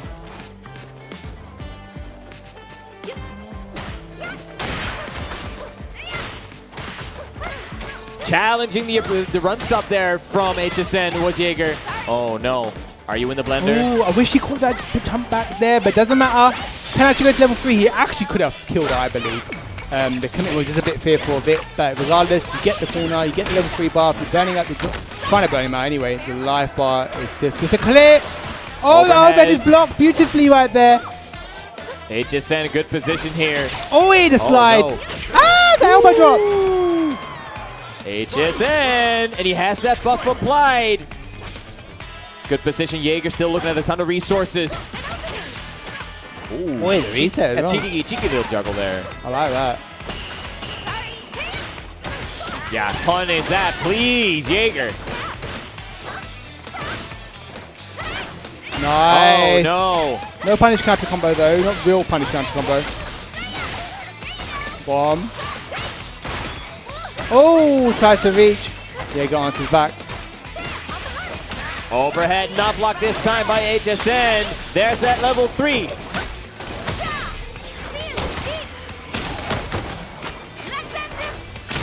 Big chunk of damage on the side of Jaeger. HSN has to be careful. Oh no, oh no. Oh, what a clip. And that's that melee kit once again paying dividends, right? Yeah. Really applying that pressure on stick. Definitely an all-timer button for Elena. Allowing for so much of that offense to get started. Horn. Oh wait, what a sweep. Again, really been using that sweep quite effectively. I was going to say, oh, there you go. That's the anti-air. Even from that range, the elbow drop will make that anti-air connect. And Jaeger waiting on the moment that he's sure that's going to connect as well. Oh wait, perfect parry. Rhino Horn. My goodness. Yeah. Plus for days. Shades of Sagat right here. Oh, DP, Like yes, that, of like course. that, yep. Again, no, just jumps his way out. Wow. Yeah, kill. There you go. Jaeger now officially in the lead of the set here, Ruzu. Yeah, he was not laying up in the corner, right? He did not want to let him out. That's why he did that jump back too. We're seeing the adjustments from Jaeger. He's not really scared to challenge the aerial approaches from HSN. Nice, good challenge. Represent that invincible reversal. And again, I mean, that range of the DP is so big on the side of Elena. And Jaeger was the one that took HSN to losers. Oh, yeah, big DP. Careful now. Oh, I wish he pressed a heavy kick there. Ah! Well, let's see what we want. The punish counter combo here, J3. That's true. And yes. Maximize on that. And should be able to get that drive gauge back right as that level 3 is going to end here, Ruzu. HSN in a good position. Absolutely. And he's right on forward. Catches the parry. Another throw. Absolutely. Looping time. My goodness, this set is still as close as the previous one between these two. Ooh, the parry hold. Again, still waiting until he's sure that anti-air is going to connect. Reset. I like the crouch heavy punch from HSN. Call out on the DP. Nice. Let's go, Maximize HSN. that damage. Go for that aerial teleport as well. Getting that big heavy kick as he jumps in. Level 1 to boot. Bomb boot usage. Absolutely going to go for the run up. Not to say teleport. Level 3 once again. Big chunk of damage. And Jaeger getting a drive gauge back. Song of the Grasslands. On a high note. Shout out to Mystic in the chat as well. Of course, Elena appears he does too. Biggest fan. Nice. DP. There you go. And 2-1 currently. HSN now on the back foot. All right, that's 2 games in a row on the side of Jaeger. Maybe clocking on to some of the tactics that HSN is employing. As I said before, Jaeger a lot more comfortable to let the anti-airs rip on the aerial approaches. No longer afraid of the risk of that elbow drop because Elena's DP is so incredibly big. It's going to hit regardless. Yeah, exactly. He's finding himself in those positions that it doesn't matter if HSN going for the regular jump or the early drop. Let's see what these guys are thinking about. I'm just thinking like, oh, you know, I thought Kim does quite well into this match. I want to Mystic things, but like Elena, it seems to be the solid, obviously the solid pick here right now for Jaeger, right? This is his character. He's got a lot of the answers right now. HSN just kind of needs to slow down a bit, I think, and play for with punishes because Jaeger's been mashing a lot in strings. Yeah, you've got to be careful of that because Kim, if you're not keeping him true, she can get counteracted for that. Alright, let's see. Alright, trying to lock in HSN still just with the headphones on. In his own lane. Locked in, listening to the music. Alright, Jaeger looking to put himself into Grand Finals loser side, but we saw what HSN was able to do against Halibut with the reverse sweep. Oh, yeah, wow. That's kind of spicy. I like it. Different change of pace. He's trying new things here, Ruzu. He absolutely is. This is a chance to try. This is your the opportunity right now. You got to do it now. Now or never. All right, going for the air there this time is Jaeger.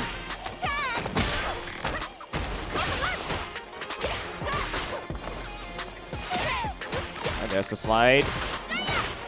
Wow, he's forcing out the plus frames. He is indeed. Nice, good, we're punished there. And the level 1.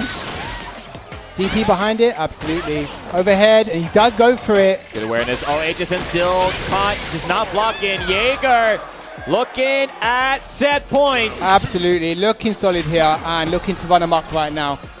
Let's see how he fares. Oi, what's your dome?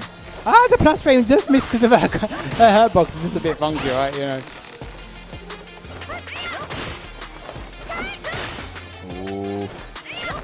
Jaeger now just be very safe. Oh, but no, HSN capitalizing very well. There's one. Do we see 2? Yes. Do we see 3? No, we don't.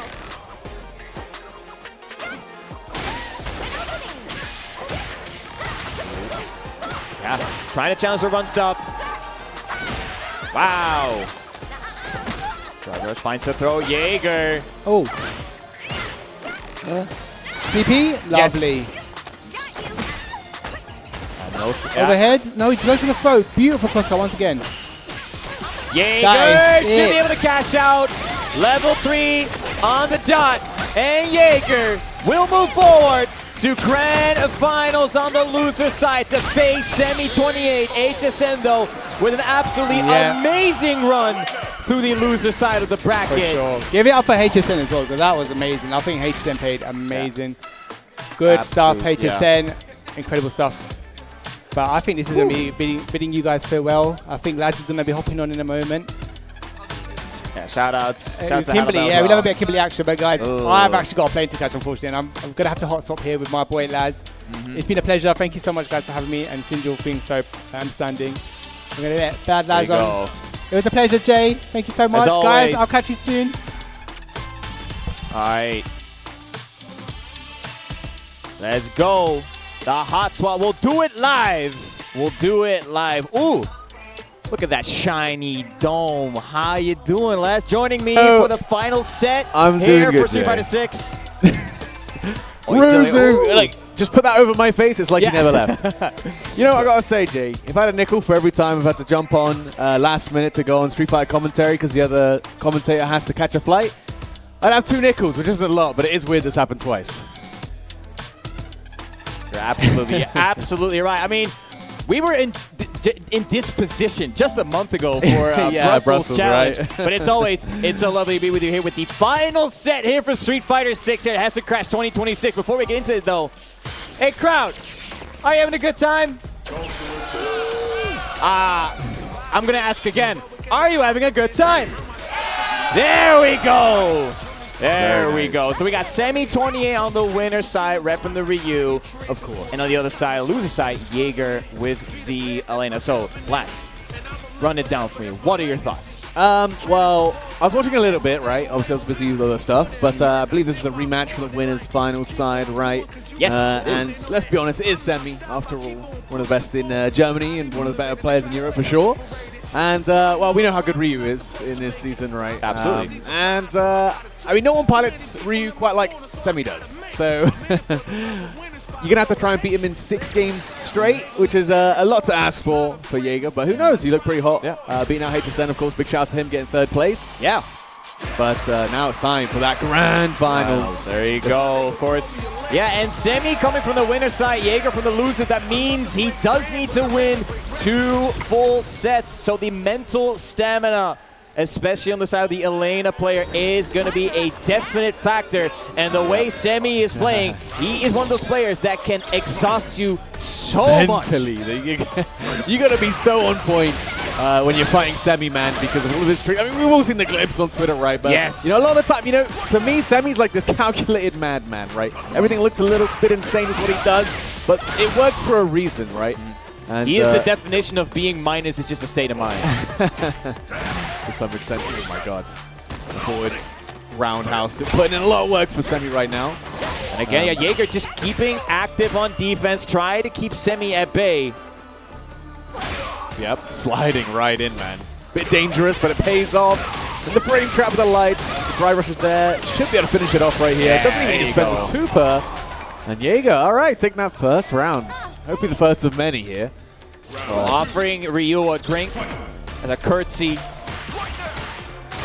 Oh, you know what? Shades of Semi coming out of Jaeger this time. You got it, okay. Perfect parry in the safe jump. Not going to lead to much. In fact, that range for that crouch short there. And Semi going to take full advantage of that. Doesn't just cross code. Try to probably catch the trip guard there for a punish counter. The DI is attempted. Semi got that perfect reaction. He's going to close this one out with a hood perfect. If he'd kept the combo going on longer, it would have been a perfect. Something inside me tells me he probably could have done that and would have done that. It's such a Semi thing to do. Yeah. But he's trying to regen that HP. Absolutely. Of course, Semi known for his absolutely godlike confirms. Jaeger kind of dancing on the body, but Semi again just representing that invincible reversal. Ooh. Okay, nice stand short though. Going to interrupt the slower button from Semi. Put into the corner now, the plus frames into the throw loop. And man, isn't Elena so nice? When she throws you, she kicks you away, give you some space. Like, hey, you know, she's get back up. I don't have a throw loop. You know what? Nothing to worry about here. Ooh, big crouch from big misconfirm, honestly. This, nice whiff punish over from Jaeger with the level 3. That should be enough to kill. It's close. Gonna see it. I feel like it is. It's gonna be right. Hold on. I think you might be right though. Oy. Damn. Face on the screen. Jaeger taking the first game. Semi taking a moment. We saw it before. Him tapping into the spirit of Ryu, the World Warrior himself. Yep. And wow. Taking the first game, obviously, Semi. That's one of the nice things you afford yourself being on the winner's side of Grand Finals, right? Losing one game isn't going to stress you out. Yeah. Not yet, at least. Oh, yeah. Oh, Jaeger. Catch the delay tech. Now we got some throne looping. Good drive rush in for this one, though. Yeah. Nice Semi. He is looking in a dangerous position here with his health bar. Wow, the perfect parry on the sweep of all things. You have to specifically look for the low parry there. Oh my god, count it. Hashogeki, here comes the super. Hashogeki. Yo, what whip Hashogeki jab? This is not the first time we've seen this top 8, lads. It makes it look like it's unintentional, but it's all planned, man, for Semi. Nice. Confirmed straight into that crouch fierce. Keeping it simple, though. Gonna get a quick corner to the DI. Gets reacted. Jaeger is locked in now for this grand finals. Reset. That was a drop. Definitely didn't want that. Small punish for Semi. Small punish counter there with the stand short, but nice. Finding the range for the button there, Jaeger. Confirming straight into level 2. Healing. There you go. Get the drop gauge back as well. Sheesh. So much healing on the side of the Elena. Oh, nice. Again, immediate contest with that short. Semi very low on the drive gauge, though. Gets clipped by that crowd forward. Jaeger doing a lot of damage. Level 2. That's not going to be enough, though. These combos don't. And Semi betting it all on the ODDP. Jaeger with the awareness of just chilling a little bit. Less. Jaeger might just be on the cusp of making the 2-0, and that's where it gets scary. Yeah, that'd be a big answer back, of course. Compared to the winner side match, being 2-0 up in the first set of Grand Finals. Very good answer. Oh my god, what a call out! Semi burning himself up with the Great Skull himself. Always taking agency off his own drive gauge, but whoa, what was that? Semi, you don't have a flash kick, you're playing Ryu, man. Oh no, Laz. Jaeger is slowly but surely clocking. I think he just goes for the DI, right? I mean, it is Semi, though. You gotta be worried. Don't do it. Oh my god, and the contest, the punish counter. I'm just gonna shut up for a second. Thank you, crowd. And Semi now turning his situation around here. Yep. Still level 3 again. That instant tantrum, but it couldn't kill, and he ran out. Drive into the throw will do it, though. And from a very unlikely position, Semi making that comeback. This being a 1-1 now for Semi is actually a huge difference. Being 2-0 down, even though it's the first set and you have the set after that, you cannot get your opponent, let your opponent get the momentum going. Yeah. And now, I mean, if you're Jaeger, you gotta be thinking you got hit by that pre-buffered stand short from Ryu like 6 times in those 2 games. You got to start thinking about how you're going to orientate your pressure around that. You know, you can't just immediately, stand, try and contest with like a low forward or something like that. Maybe you got to walk back, try and find a whiff punish.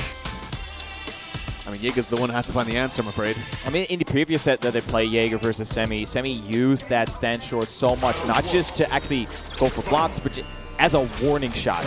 Every single time Jaeger tried to walk forward, he was like, you know what, if you're going to walk forward, you're going to get hit by this stand short, and hit so many times. Yep. Great button for Ryu. And Semi's very good at using it too. Don't get me wrong. I feel confirm, Rhino Horn. And got a lot of corner control on Semi, not a lot of drive gauge, so can't look for like a low forward drive rush here without putting himself in a burnout, but does find the stand strong. And a nice little side swap with that heavy Tatsu. Well, again, he tried to go for that standing short. Oh! What a bait from Jaeger. Finds the throw on the parry. Semi once again. 1 foot through the door. Oh! All right, Jaeger. All right, Jaeger, what an answer. Yep. Semi just trying to react to anything with that EX Sort you can, but DI going to beat that one clean. Finds the low, the drive for Jaeger. The offense working out here, Lazarus. Yeah, really working out. Semi guessing wrong on every situation now, including this one. He can take another throw, but doesn't want to. Semi just trying to get in range for that crouch strong. Finds it. Solar plexus. The backdash is clean for Jaeger. Nearly get the whip punish. Sure, you can. Busts out. And now Semi's so close to getting burnt out. Nothing can afford to do the low forwards. Into the level 3. Not just level 3, CA as well. Jaeger looking a little bit bleak around the gills. He's still walking forward. Jaeger with the confidence. Level 2. That's good. No, it didn't. Oh, Jaeger tried it. Is that going to be able to kill though? Oh my days. Semi 28. How does he keep getting away with it? Man, I don't know. He just knows exactly, when you're playing like a madman yourself, you know when your opponent gets antsy like that. The minus frames into level 2 was such a big bet. Nice though. Jaeger looking up and blocking that short. Any other player would have been surprised by that Tatsu with Semi. There's a method to the madness. But Jaeger still, once again, looking at a live advantage. It's looking real good. Oh, Semi, you're going to have to make that marvelous comeback once again. Stand short, immediate drive rush buffer. Got the back throw incident. Don't give this man an inch. Seen it last round. Just a throw. Just a throw. That's all you need. That's all you need. Oh my god, the heavy donkey kick. Semi getting awfully close. Oh, the missed. Counter hit confirm, unfortunately for Semi. Just outside of range. But Jaeger was ready to capitalize. Absolutely. Absolutely. Jaeger 2-1 up. 1 game away, resetting the bracket and getting into our second set of grand finals. But knowing Semi might be able to force out a game 5. Yep. Walking up dangerously. Oi! Wow, nice throw. Great timing. And again, steals the corner just like that. Still on the drive gauge though, so trying to slow it down a little bit. Doesn't want to block anything. Oh, big missed whiff punish. Sweep. Wow. What a call out. And Jaeger, still the offense. Semi not really being able to shut down the offense, but there's that DP. There's that first stop sign. Overhead blocked by Jaeger. Oh my god, he's counting it. Ashigekis then. Overhead, the collarbone breaker. Jaeger taking a throw, can take another one. This one will kill though, and tried to burst out with the reversal DP, but Semi, man, he just knows. Yeah, every single time you think you have a read on Semi, he's like, no, you don't. No, you don't. You don't know anything that's going on in my head because I don't even know. Okay, Semi always pretty low on the drive gauge, but always able to make the most out of the few bars that he does have. Very liberal with his resources. Oh, okay. Rolling around. Level 2. Okay. Get that. Go for the damage, right? Oh, go for the healing. Okay. Go back to full. Maybe get the hood perfect. Never mind. Oh, Semi with the confidence in burnout. He has those 3 bars.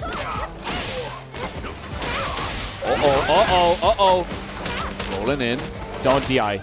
Chip damage and the check. Jaeger now on reset point, Jay. Jaeger with some great adjustments. He's already doing better compared to the first set they played. All right, Semi, what you got? Perfect range. Level 1? No, sure you can. Got the level 3 in the back. The next hit will kill for Semi. Nice check though for Jaeger. The level 2 going to be on a healer, maybe just outside that level 3 range, and get Semi to burnout. And that's huge. Uh-oh. Oh my god. Crouch strong. Great timing. Semi with the level 3. Oh, you can! Still alive though, Jaeger. A lot of life to work with. Semi though, no drive gauge. Oh my goodness, dash up throw. Oh my god, the counter hit. With the drive rush low forwards. Semi though has the meter for reversals. The drive rush, the delay, strong to throw, still alive. Overhead will connect, and Semi will force out a game 5 this first set. He needs a breather. Drink some of that water. We're either going to see a new Hessen Crash champion or a bracket reset here, Lazarus. Already a nail biter set between these two. It's taking a toll on Semi as well, man. One game away, just contemplating. How can I clutch this out? Because you never want to go to the reset bracket. Even though that's a privilege you're afforded by being on the winner's side, it's just not a comfortable position to be in. Your opponent's feeling hard, just winning already one set. I'd love to see the statistics, how often, if you get a reset bracket, how often you then win the follow-up match, Oh, we should look into that. Of course, Semi already having a Hessen Crash title in the past. Last year it was Jan Angel, I believe, and the year before that actually was Ending Walker, so it is a while back. Question is, can he prevail? Yeah, this it was the time? first year of Street Fighter 6, I believe. Yep. Maybe 3 years ago, I guess now. Sheesh. Damn. Moving on. 3 years. Different game, same Ryu though. Semi 28, 1 game away from being the Hessen Crash champion. Jaeger 1 game away from resetting the bracket, having a chance at the title himself. Throwing a lot more fireballs than we've seen before in this set. We tried to go for the reset there. Yeah, throw, punish the parry attempt there. Oh my god, donkey kicking. Drive rush overhead, okay, parried by Jaeger. Let's get a nice check, Semi do kick. Oh, walking back and paying the throw. Semi, we are going to a tournament point here, Lazarus. Yeah, just one more round for Semi. No meter on the table though, gonna have to spend some of this round building that up. Jaeger though, getting checked by that drive rush. Low short now. Crowd definitely on Semi's side. That's the DP. Oh no, Laz, I feel like Semi's slowly but surely feeling himself. Oh, he's got the low shot. Some good damage here, taking Jaeger all the way to the corner. Scary position to be. Looking all Semi here. Again, that's that sand short. Don't get hit by Jaeger. Don't get hit. Any hit, honestly, even just one bar. This is Ryu we're talking about. Semi with the resources to kill, and he's looking for the hit to find that finishing move, the heavy kick. Don't press anything, Jaeger. Tech, you die. Challenge, you die. The neutral jump will connect, and Semi with the ODDP takes home Hessen Crash 2026. Your new Hessen Crash champion, Semi 28, showing why Ryu is still a menace to behold. But Jaeger, also a great performance coming out of Austria. But your champion this year is Semi 28. My goodness, Lazarus. What a way to end it with the Sure You Can! Just the way it started too. goodness. I mean, Semi, well earned.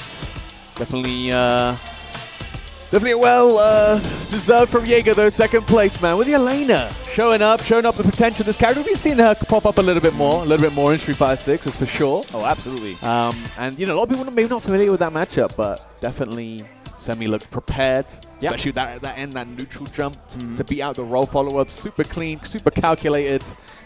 Yeah, Semi's too good. Yeah, absolutely well-deserved trophy. We're going to throw it to Sinju on stage for the award ceremony. Before, though, can I get a massive round of applause for this top 8? There we go. Once again, we're going to throw it over to the stage. Wherever the a couple more seconds. We're almost going to throw it towards the stage. They're going to need a couple minutes just to get the camera people in action. But yeah, what a top 8, man. What a top 8. Of course, the penultimate game for Hessen Crash here. Street Fighter 6. We'll see the Wolves just after this, but never disappoints. Never disappoints. No, definitely not. Yeah, definitely not. Hessen Crash is always a banger. And yeah, obviously looking forward to more in the future. Man, I need a second, man. My heart's racing, bro. I You jumped in. get my heart rate checked, my blood pressure checked, because every time Semi's on stage, I'm like, oh my god. And You never really know what's anything going to can happen. Yeah. You never know what's going to happen. This guy makes the miracles. All right, now we're going to go throw it to Sinjo on stage for the award ceremony. Take it away. All right. Hello. Okay. All right, everyone. Again, thank you so much for joining Hessen Crash 23 for the Street Fighter 6 tournament. I'm presenting you your top 8 on 7th place. We got Ace God Shingo. Give it up for Shingo. Also on 7th place, Toshiaki.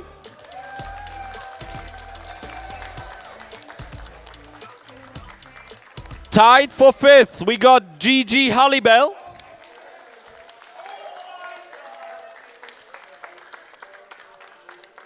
And also 5th place, Crackalack.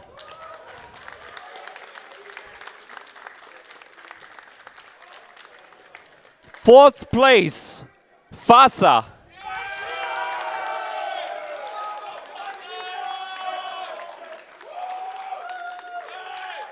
Now we're coming to our top 3. Give it up for HSN for 3rd place.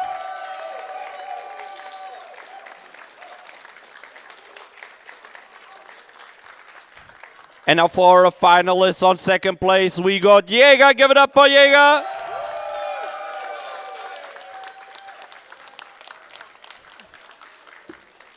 All right, now I got to grab the big stuff. And for our Hessen Crash 23 Street Fighter 6 champion, give it up for Sammy 28!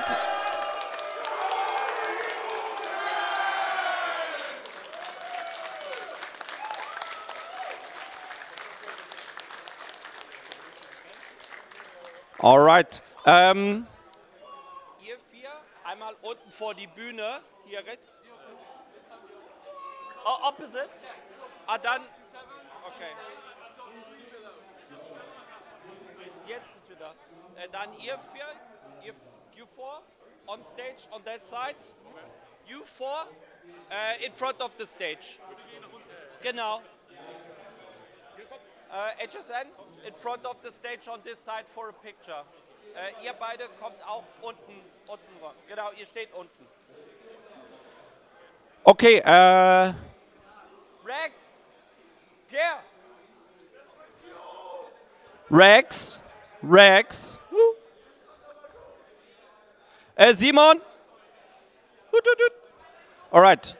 Now we got something that actually nobody knew about. Yeah, come on stage. I need my TO team, real quick. I'll do it one by one. All right. As you know, running a tournament is very difficult. I can't do it on my own. So, maybe you kannst du kurz auf die Kamera switchen, damit ich kurz, ja, einfach Player Cam. So I prepared a little something. So I prepared the 2BCU tournament, organized a Turtle Gold Award, and I want to hand it over to the Hessen Crash team. Thank you so much, Tira. Thank you so much, Simon. Also, I still got 2 left. To our best friend from France, thank you so much, Rex. And the guy here in production. Turn around, Basti. Thank you so much, Director. Again, this event wouldn't be possible without these 4. They've been helping me run this for, my God, too long. Yeah, for 5 years. So, again, thank you so much, guys, for helping me run this event. It wouldn't be possible without you. So, give it up to these 4.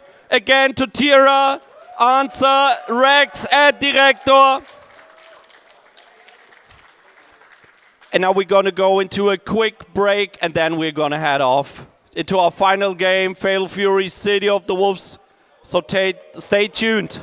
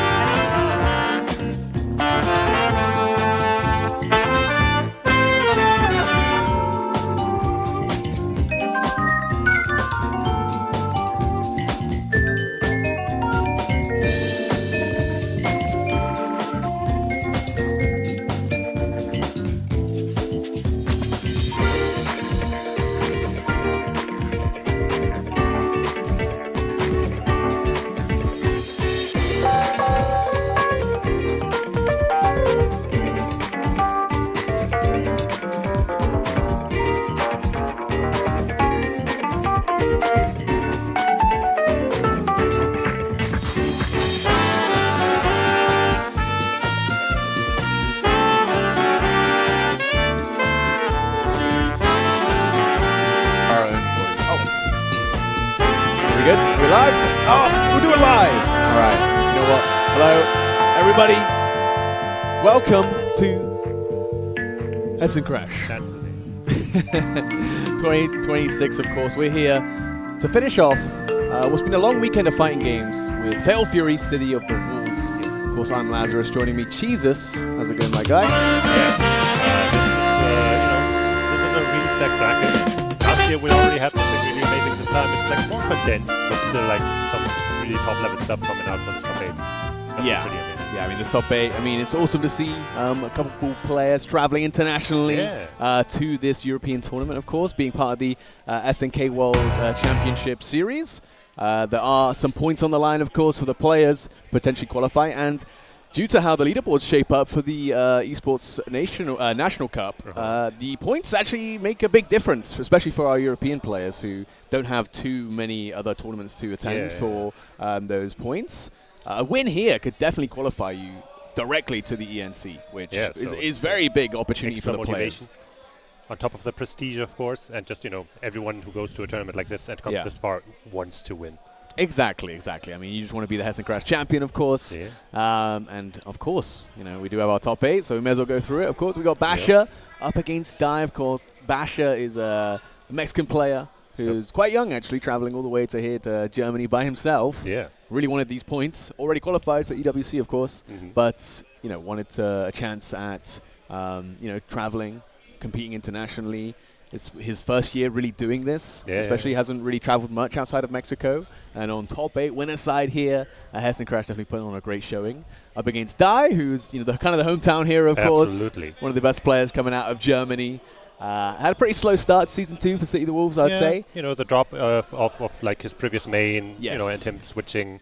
Exactly. But now he looks like he's the in right top form again. for him. Yeah. And I think he's found that with Mr. Big, to be honest. And he has been traveling, of course. Got like 33rd at Combo Breaker, which was very stacked, of course. 25th at Brussels, same sort of deal. 17th at DreamHack Berlin. So has been doing well, just hasn't really had a breakout performance. Yep. But now he's on home turf, top 8 winner side, definitely primed to take this tournament. I've spoken to him a little bit. He feels if he can beat Basha, he's probably going to take the tournament. Yeah. And, so I kind of want to skip ahead to like the losers bracket, because there is, in my opinion, there's like one major threat to Dai, maybe, to Dai's own ego, let's say. Like, the one person that he even might be aware of possibly being a threat to him. Yeah. And that's Nai Wang, whom yesterday we actually didn't see on stream at all, which is why I kind of assumed that he wasn't even in the tournament. He just showed up for fun, which I've kind of been told. But he was actually in the bracket. But he got sent to losers, and that's surprising because if you're not aware, this guy's already qualified for EWC. He's sponsored. He's practice partners with Xiaohai, apparently. Yeah, I've been told that he's the one who taught Xiaohai how to play Bully. I don't know how true that is. I believe it. But, it's possible. We've seen him play several long sets with some of our best players, and he is an absolute menace. Yeah, he's a monster. Seeing him in the losers bracket, he beat me at Brussels Challenge, so that that already takes a feat. But he's I've been talking to Peter about it as well, and Peter's the one who beat him at Brussels Challenge, and supposedly he came here to Hessen Crash because explicitly he said, I want to beat Peter. I've been told that. And he did. He came here, and he did beat Peter, unfortunately. But like I said, he got set down the losers by none other than Kojak Kira, of course, who just always pulls up, always beats all the international players, and always loses to EU at the end of the day. I don't know how he does it, but big shout out to Kojak Kira and the Belgian community, of course. But always a pleasure to watch him play. But in the losers, obviously, Nai Wang still an absolute terror and probably in to make a deep run. Definitely. He's the kind of player that every time, when I first watched him play, I was like, okay, good Billy player. Billy's a strong character. It's definitely helping him a lot. And then I was like, oh, no, he's just like the Billy player. Yeah, he is. And he's now just beating everyone up. I'm like, oh, my God. He just keeps getting better every time I watch him. It's very true. Of course, on the other side of the winners semi-finals, we have H-Dope up against Aliun. And H-Dope, of course, we're going to be quite familiar with, been succeeding and traveling a lot internationally to compete in City of the Wolves, and is one of the twin brothers, of course, coming out of Greece, who's been absolutely terrorizing Fatal Fury since its release. Allows us to jump right back to the losers bracket, where his twin brother is. K-Top versus HSN, who also qualified, through along the way. But what's kind of exciting is that just a couple hours ago, he ran his way through the Street Fighter bracket loser side all the way to third place, and now is also here.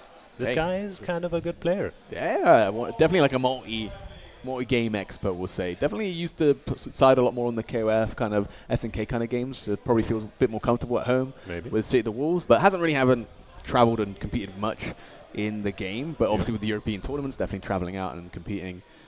Speaking of someone who hasn't really traveled much, it's going to be like someone like Alioun, who this is definitely his best performance so far. Yeah. Definitely one of these strongest players. I mean, I don't really need to say much about him. Like if you've been around fighting games in Europe for a long time, you've probably seen his name. This guy's been an absolute monster in many different titles, obviously Premier League, Street Fighter 4. This is a name you know or fear, depending on what game you've come from. And I'm really happy to see him picking up State of the Wolf and really loving it. And especially Preacher, I think, is a character that's really been suiting him. And doesn't have too many opportunities to travel. So when we have the European qualifiers like today, having him compete and watching him play is definitely a pleasure. And it's definitely his best performance so far, and a great position to be in to potentially qualify for more things. In winner's side, this top 8, that's a really good spot. Yeah, I feel like most brackets that I've seen for Alioun have always been unfortunate. He's just fell short of like a top 8, or lost some really tight sets to like one decision. And because he doesn't get a chance to travel much, you don't get to see him much, so you don't really know his true level. But we know he has the capacity. This time, I guess he was on the other side of that end because it was Peter who lost to him in a really close final moment. And that's what's going to happen when you compete at that level, right? It comes down to these like micro, millimeters advantages in these games, and when you don't get too much chance to play in competitive tournaments, eventually it's going to come around full circle, and you're going to get those opportunities once again. Peter's been traveling quite a bit also, so. Yeah, who unfortunately, fell out at 9th, I believe. Who, like I said, got beat by Nightwang on that loser's side. But going to have another opportunity for some more, SNK World Championship points that makes up next weekend, stuff like that. Yeah. But yeah, of course, the final player we haven't really talked about being Frezza. Yeah, another legend in the SNK scene, basically. Yeah. Been around for a long, long time, and has been pretty consistent in, I'd say, in City of the Wolves. Hasn't really had a breakout performance. This is probably one of his best showings, for sure. But his rock is super deadly, and I can't wait to see what he can do with it. Against Nightwang, it's going to be a tough matchup. But at least I think he feels pretty comfortable in the Rock versus Billy matchup. Yeah, and he definitely has the tools, right? Like, Billy, a huge menace, but Rock actually fights him pretty decently. Yeah. But that's not what we're going to see right now, because as we talked about, Basher and Dai have sat down. And I'm not sure, I guess they might be button checking first. I'm going to assume it's a button check. I mean, Dai does play a lot of different characters, to be honest. So, Billy, he's not the hardest character to learn, let's be real. Yeah. But I think he's found his home with Mr. Big. And I see everyone in the chat supporting Dai's our guy. Yes. No he's my guy too, don't get it twisted. I'm going to try not to be biased, but I'm going to be biased. I had a little talk with Basher. He seems pretty comfortable, pretty confident. And it's always, like I said, good to see players traveling internationally, especially from the Central America region. It's quite a long distance to come to here in Frankfurt, Bad Homburg. Well, I hope he's enjoyed his time, and we're going to see if he can bring it to Dai, who is pretty comfortable in this matchup. Yeah. And Mr. Big is a very stable character, for sure. Yeah. So he can pretty much convert off of anything into big damage. It's in the name, man. Yeah. But of course, Marco, he's the kind of character that can just about turn anything around. Yeah, with the right he's a very with the right momentum, character. right? So he's like the last character you want to see when you're trying to play super stable. Well, here we go. The first game of Top 8 Fatal Fury City of the Wolves winners semi-finals. We've got Dai from Germany on one side versus Basher from Mexico on the other. Already starting off nice and slow with some projectile gaming. Misjudges the spacing a little bit, but because he can still break on Whip, he stayed safe. Now Dido, there it is, right? Just off of a light, get into all of that. Having a light conversion into a launcher, the just defense, and the guard counts. He was counting those close D hits, man. Very high level stuff from Basher already. Into the regular overhead, not bad. Just establishing it early. He was looking to get that slow down like a throw tech bait or like a 2B bait with those more overheads. But, Dai going to play defense a little bit slower, not going to commit to some riskier options like that just yet. Big fast seed from BIG himself. The reaction into that, beautiful stuff. One of the characters that just has a good tool to deal with a red flow even when he doesn't have his own ready. Yep. So valuable. Man, wow. Risking it kind of big there, first round to Dai. Obviously, with a scary situation, when you do that super there, it doesn't kill, and your opponent's an SPG. You're like, oh man, I gotta get this next decision right, or I'm in trouble. Its defense bonus, of course, pretty massive now. Oop. Basher who's on the chase. But wait a minute, counter hit, follow up. Wow. Good stuff. So smart from Dai as well. He saw the double just defend, and goes to the parry to try and cover in case there's a guard cancel there. Basher so far has not been able to land any big hits, and you know, Dai just finds his way in. Ooh, a little bit of a drop. It's fine though. He's still got the corner, still got the control. Hold on. From the Farsi, exploiting one of the few weaknesses of that button. So Super set up for the mix-up and blocked. Smart stuff. Could be able to kill here as well, right? Oh no, spending the super early. Doesn't want. Okay, yeah, didn't have the rev gauge to really spend. The overhead is blocked. Challenge. Contested Farsi hits, but yeah, Tech and Bash are going to take the opportunity to dash up with the throw. One round apiece here in this first game. Looking more like Dasher here. Dasher, yeah, great. Oops! Once again, opened up by that feisty jump in. With a little hop. Some big hits though with that 2D. The JC is really hard to contest. Like the anti-airing timing for that is super difficult. Yeah, he gets hit early, right? Because it's 2 hits. Yep, and nice. Okay, break. We don't actually see that a lot because usually it's like cancel the move, like no or something. But here we go. No. Gonna be in another situation, but no hard knockdown, right? So not gonna have to deal with that 50-50 on the wake up. Got a Superman dive in. Doesn't get past the projectile. The red blow though. And the check with the 2. Ooh, raw EXDP into the red blow now. Jump out. Very tense situation here. The DP break coming out from Basher. Both players in that SPG. The Farsi hits. And the confirm is there for Dai. Should be able to close this first game out the hidden gear. Keeping it simple. No reason not to. Well played. Like he was so patient when he got pressured all the time. Not overcommitting with anything. Not getting counter hit. Just waiting it out, and he found his opportunity like a champ. Yeah, nice stuff. And it's always, that's what makes Mr. Big such a stable character. Having such a strong button in Farsi that can convert and pretty much finish off someone in that final position SPG no matter what, lets you just have such a big control in the neutral. Farsi, there we go, once again. You can choose here how much red do you want to spend, right? How much corner carry do you want? The Superman dive is going to take you all the way there. Ooh, okay. Dai trying to overextend a little bit under pressure. Basher saw it coming. No idea. Nice challenge, and the conversion as well is there. Slight, and they put Bash into SPG. Farsi gonna hit. You got blast a wave here, but you can't kill, so it doesn't spend it. Here you go. Basher, I think for the first time representing the invincible DP. Nice again. So life confirmed into the EXDP from Dai. By the way, for you out there, this is the first to 3 all the way through top 8, as far as I know. So we're not at set points. There's still a lot to play. Just gets hit, Basher. Not even a wild punish, maybe just try to put in, input a DP very late there. Doesn't work out. The parry, the counter hit. And the early, that's how early you got to do the high dodge attack, but it was too early for Basher. And Dai gonna exploit that. Edit air, oh my god. The confidence in just moving forward relentlessly. Could have been a 2-hit into that EXDP. Didn't find it though, Dai. It's in a scary position. Wow, nice. One hit, the far B into the sharp for Koken. Tries to bait something, Dai still patient. That's been one of the marks of this set for him. He's just not fighting. Even the best players in the world do it, man. Yeah. Even the best players in the world do it. Red blow, hard knockdown. Basher with the mix-up and wake up level 2 for the hit. He yes, jumped. Great read from Basher. Very good stuff. Like you haven't seen that command grab super at all in the set, right? But he was perfectly ready. Perfectly. Big read, the backdash, wild punish, big damage from the BIG.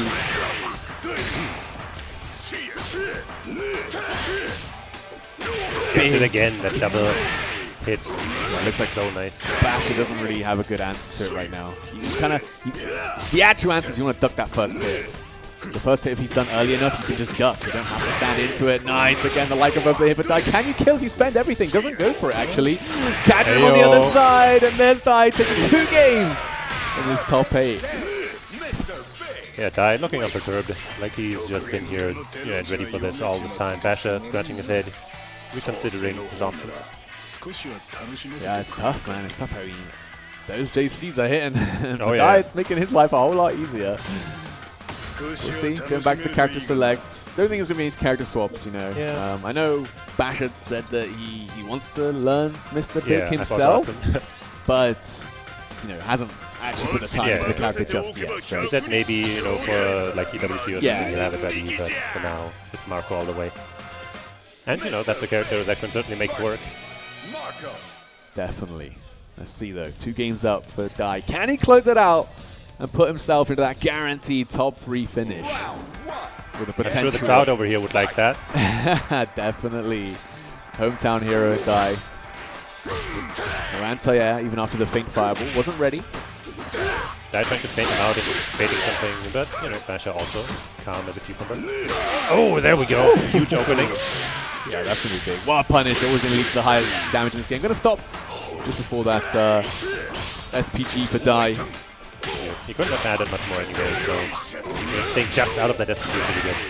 Here we go, though. Dai gets the hit. Close D, not going to hit. Very close to even. Okay, tries to stick it to him, and he does. Sadly, fails to confirm a little bit, still though. Just about even again. That's scary. Raw over it. That's the first one we've seen from that. Gonna slowly get into that rhythm now. That's definitely one of the best things about Marco. You gotta make use of it. That overhead, so sneaky, so easy to close out games with it. Whoa, that was such an interesting guard cancel. Wow. Hops over him, lands on the other side. Was that still a punish? I'm actually not sure. It wasn't a punish. Okay. Dai just, got crossed up. Yeah, obviously, that was so but weird. Maybe Dai just let go of the stick. Cool. Probably just assumed it would hit, right? Yeah. Close C. Nice as well. The hit confirmed. One hit into that EXP. Blast the wave. Hard knockdown. Overhead maybe coming. No. Just, going for some pressure, maybe trying to bait a JD or something. Oops. Threw off the timing. Okay, doesn't commit to an anti. Good angle there. Try to high dodge there. Doesn't work out.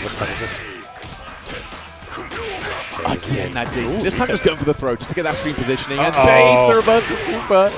Dai with the light punish. I mean, still going to be able to kill him. Oh no! And now he's overheated too. Lands. This is so scary, Jesus. Yeah, this could all turn around. Basha especially has his SPG and full bars. And he got the first one. But because he got juggled up, I think the timing was thrown off and he didn't get the next one. That was really hard to just defend. Normally with those supers, you want to just keep mashing that defend timing, but when it makes you bounce like that, it's impossible. Nice. Dashing under, gets that crouch light kick punish, and the hard knockdown here is going to put Dai in a dire situation. Reversal command. Oh, there we go this time. Wasn't ready. Yep. Now, finally, nice. it's anti-air, the hop, counter hit caught, some big damage, and once again, just out of that SPG.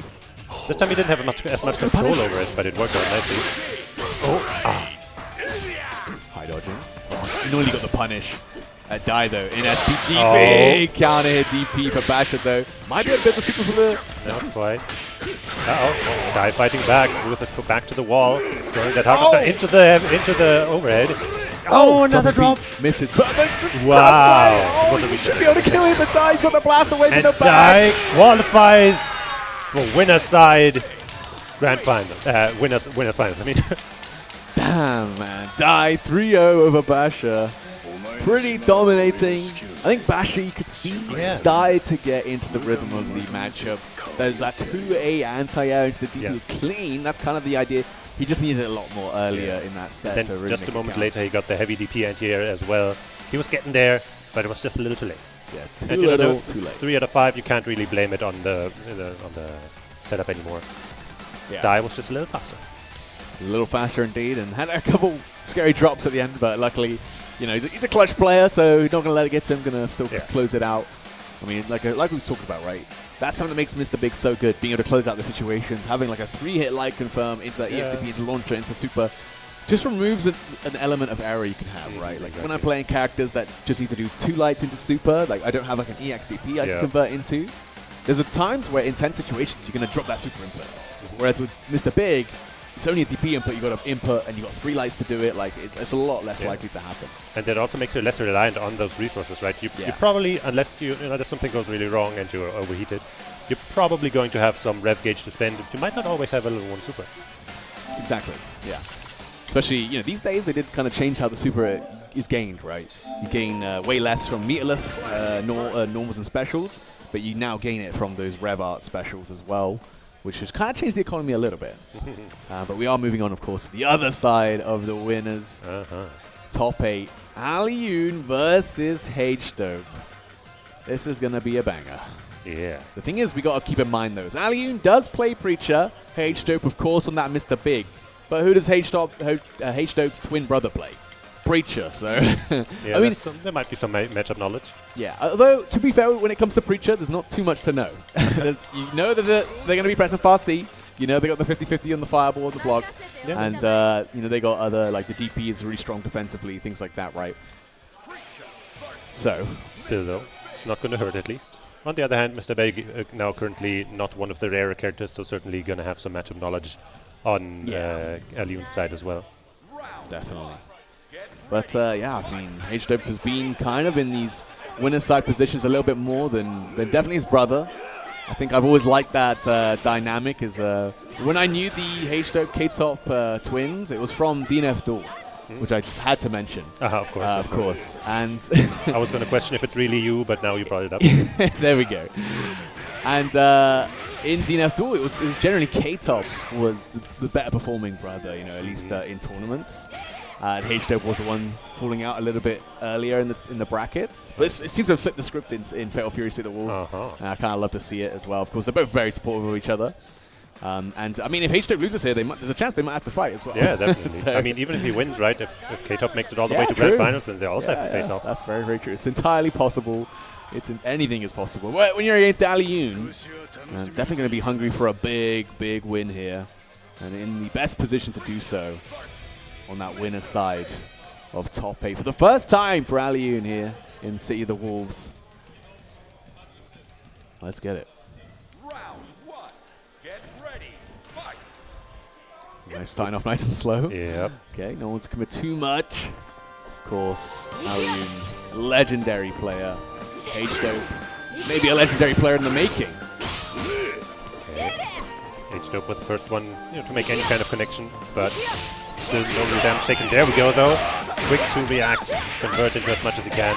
That was just so clean from Alioun. The EX DP there, normally you can get heavy DP, but he realized that the Tatsu hit so low that he had to heavy DP for it to actually confirm. I mean, it's just a safer option, right? A little bit more expensive. And against Mr. Big, he can definitely burn you out if you're sat there waiting. Nice high dodge, man. That was from downtown. H-Dope with the clean anti-airs. One of the best neutral skips in the game. Beautiful guard cancel. Interesting. I think maybe he wanted the side switch and didn't get there. Still, you get the hard knockdown when you get those counter hits. Counter hit, close deep. Trying to cool down that rev gauge as much as possible with this combo, Alioun. Wait, that might have been an intentional side mix-up, but H-Dope did not fall for it. Maybe that was that matchup knowledge, right? That was a rare setup. Oh, but there we go. Overheat now. Keeping up the aggression though. Oh, it's both of them. But he's got that on lock. Yeah. Obviously, this hidden gear isn't going to kill, but it's going to cool you down. That's the important thing. Alioun still in overheat. Has to pretty much gamble on this wake up super or not. Never mind. Just jumps and runs right that fast C. Man, H-Dope already showing so many great matchup knowledge. Like the double guard cancel, double just defend guard cancel on the heavy fireball is exactly the type of things you need to do in this matchup. But now he's got to have to deal with the corner again, and that's where Preacher's shined so much. But H-Dope again finding a way out. Catches the guard. See, H-Dope went for the guard cancel with the break. Alioun was able to mix it up. Runs up the close. That's going to be tons of damage. Going to build the blaster wave here. Never mind, not going to go for it. He just keeps on pressing the advantage. Alioun just not finding room to breathe. He's trying, but he just gets opened up for that big damage. And the DP attempt also thwarted for massive damage. He doesn't have the super, but maybe anyway. Yup, there it is. This Mr. is big. Yeah, that's the BIG, man. No need for the blaster waves, man. Still got the big damage, even through the final position SPG defense bonus. First game going to H-Dope, but Alioun definitely not out of it, of course, first to free. That fast C going to definitely leave a mark, though. And Alioun got plenty of time to adapt, and that's definitely something you afford yourself when you're such a legendary player. These adaptations. And especially in a 3 out of 5 setup, you have a little more time to adapt, a few more chances. Yeah. And you can see, like, because HESSEN's been so good with his guard cancels, Alioun has to get a bit esoteric with his pressure. He has to kind of delay his buttons at really weird timings. He has to be really smart with the buttons he presses. And even there's a fake out. Something play, like that's going to do you really it. have to get creative. And that's one of the things I love about Save the Wolves. Yeah, right. The defensive game is so interesting because of the just defense and hyper defenses. Yep. Sitting a lot. He wasn't in SPG yet, so that is enough to take that. H-Up looking really good. Yeah, he's looking really good, honestly. Everything he's shown, especially in this matchup, looking really damn strong. We might be heading for a Mr. Big mirror matchup in that women's finals at this rate, but let's see if Alioun can answer back. Going in there with the lariat, getting that hard knockdown, goes for the low, and count it. Alioun always buffering these guard cancel DPs, man. And look, you're playing Preacher, you may as well use it. I think he also delayed the follow-up to the EX Maxway in order to maybe throw off those, just defenses. But it still didn't connect. Looking like Mr. Karate with that parry right there. Jump! Oh my god, H-Dope gambling it all. Gonna get big damage and putting Alioun into SP. The close parry, all big whiff, big wide punish. Alioun should be able to close out this round. Might not even get the super, yeah, definitely not. Doesn't need it. So finally, some signs of life again. Just needs a couple more. You know, H-Dope isn't that far ahead, right? It's just one game right now. Yeah. One game. And potentially almost two. Just needs to close out one round. Just defend. Doesn't want to overcommit into these guard cancels, which H-Dope's been so good at. Nice throw. Staying up for that meaty projectile. Just very scary. Wow, another nice delay there. Yeah, maybe fuzzy jump or something there. Alioun maybe just stopping the combo early. Doesn't want to put H-Dope into SPG. Yes. I like it. This is a great idea. Bait's out, but no whiff punish ready. I guess maybe he was afraid of the follow-up. Oh, no. He runs right into that Farsi. Straight into the blast where he wants to spend all this rev gauge on the block pressure here. Now all of a sudden, I was going to say the life is even, but it isn't anymore. That's not dead, though. That's not dead, though. You got to worry about this overhead, maybe. Scary. We go 50-50. Nice blocks, though. Jeez. So much chair. Oh, yeah. What are you going to do? Can't guard cancel anymore. You just got to hold that. Yeah. You just have to not be in that spot. Just as you say, you have to not be in that spot. I mean, great stuff from H-Dope. Going for that win condition, a high dive in the jump. The patience from H-Dope paying off. Looking to take a dominating 3-0 right now. Yeah, he's so ready. He's so focused right now. Wow. Nothing seems to be working. Alioun has to work on overdrive right now if he wants to figure out a way through this barrage. I like that. Knew the range, couldn't get too light, just went for the one into the EXDP, didn't need anything else. Alioun just trying to use that rev guard to create some space, and H-Dope again with the light confirms. Yep, from such long range too. It's not quite enough. But now anything will kill a jab like that, for example. That's going to be H-Dope on set set point for H-Dope, yeah, exactly. One round away from beating Alioun 3-0, mimicking Dai's performance on the other side of the winners' semi-finals. Let's see, Alioun, can you cancel with anything? Okay, we've got the confirm, and again these jumps, man, from H-Dope always landing. Wild punish or not. Alioun thought he might have had a chance because H-Dope, the combo whiffed. But, I don't think it was an intentional bait, but it was just not the right time. Should be it. That should be it. She just blasts away from H-Dope with a 3-0. With a clean 3-0 over Alioun. Not too happy about that, but not out of it yet either. Still has the loser side to make a statement in. But wow, that was, a statement from H-Dope. Absolutely. Now, if he's going to play like that, I think it's going to be a really rough set, close set between Dai and him. And, who knows who's going to come out on top. Mr. Big Man coming to play here at HESSEN Crash.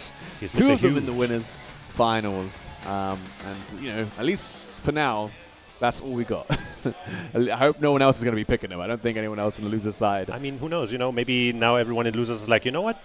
There's two Mr. Bigs in winners' side, winners' finals, Maybe I should pick him right now. Doesn't look that hard. I can do this. I mean, you press fast C a lot. You press your lights. You can't really go wrong, to be honest. This character does it all. And he does it all pretty damn well. Obviously, well played at H-Dope, though.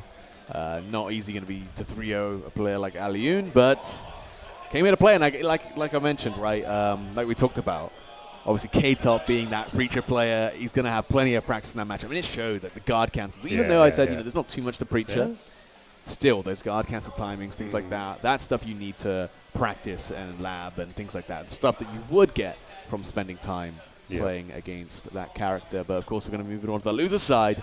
We're going to get our first match. Going to be Nai Wang versus Freza here. Speaking of strong characters with sticks, Nai Wang here, an extremely strong Billy player.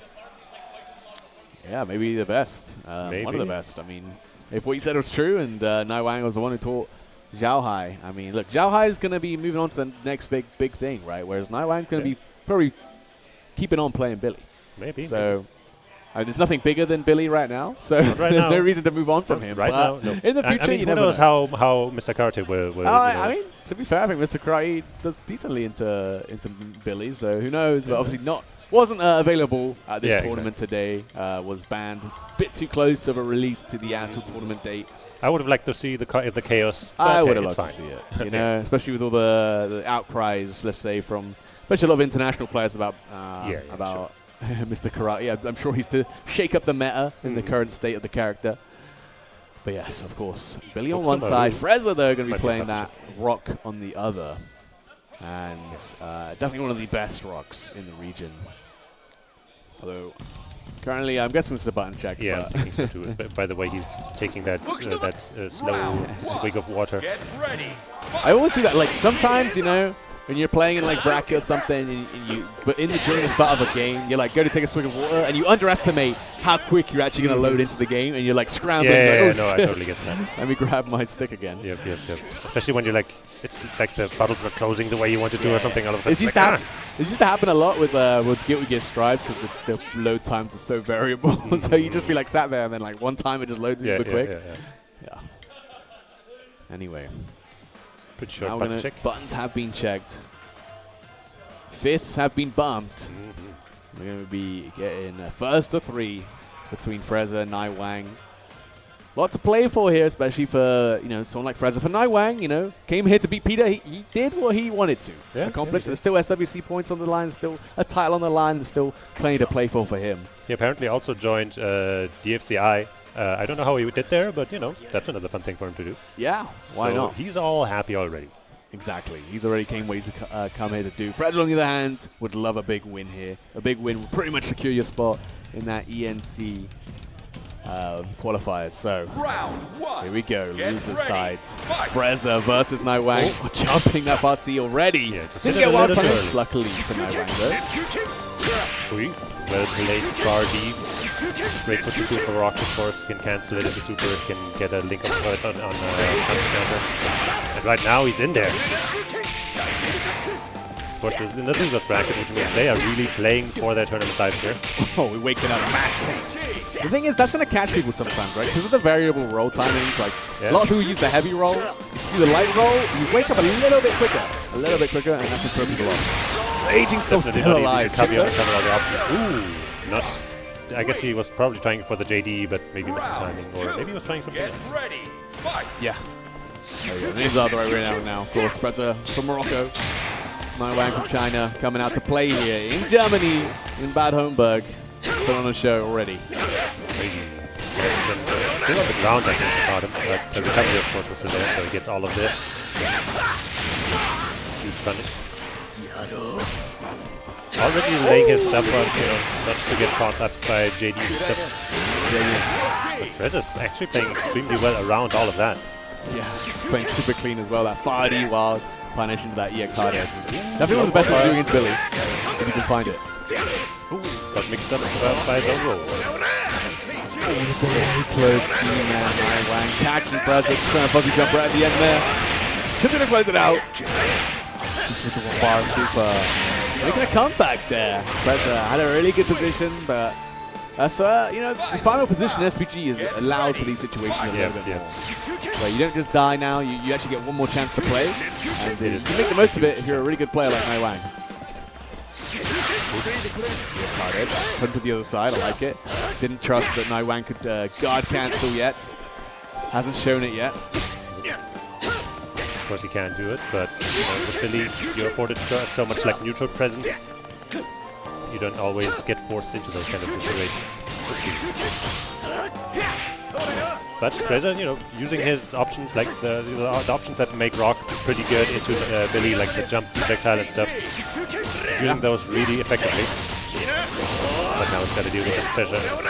Looking for that overheat. Wow, finding Shining Knuckle, straight hit confirmed, but no level 2. Level 2 might have killed, honestly. Went for the EX command, but no one with the mash. Great timing. And Frezza's going to be an overheat here. And, nice, just defend this. Delayed it a little bit, but still is here. Hard knockdown. You have to either wake up here, or you're going to get guard broken. Yeah, that might be a choice anymore. Oh! Now he doesn't have much left to give, and he got baited. And of course, on block you don't even have to actually wait out the energy waves anymore. You can just hit it. But when you whiff it, then you've got to be careful not to stick your hand into the mixer. Yeah. It's like my sure knew that used to happen a lot with that character. Yeah. But the first game going to Nightwang. Frezza was so close though, so close. Just need to find that one hit. Went big. I mean, he had that far D wild punish. Obviously, when you're looking just to hit confirm it, you're not really thinking about whether it's going to hit wild punish and stuff. So if he recognized that and he went to the EX hard edge, yes, he could have killed. And if he was going to do the level 2 Shining Knuckle, it might have killed. Maybe. But I mean, lots of if, ands, or buts. Time for Frezza to recorrect the timeline. Yeah, but gotta leave that in the past and play out the present, where it's currently, playing with the lead. Seen that turn around, of course, but he's shown that he can keep up. Just needs to keep that up. Nice timing on the jump from Nightwang. The Shikuken. That wild punish, JC, one of the best jump moves in the game. Pressure here, I like it. Rev got that close D, and the pressure for Billy becomes way worse. Went for that hyper defend. Yeah, exactly. But missed the timing. It's tough, we're on PS5, of course. The timing's going to be slightly different than what you might be used to. And it's a really strict timing to begin with, so not exactly easy. Not a lot of time. And the early button, just, in general, when you've got that much of a lead, you're not really looking to get a combo off your jump in, so why not just hit the button as early as possible?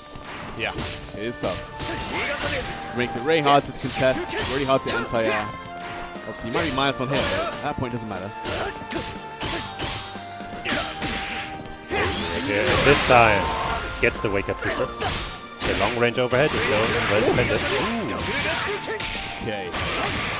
Ending off in the hard edge, catching the back roll. Just defense coming out from Nightwang, who always feels quite comfortable in the back foot.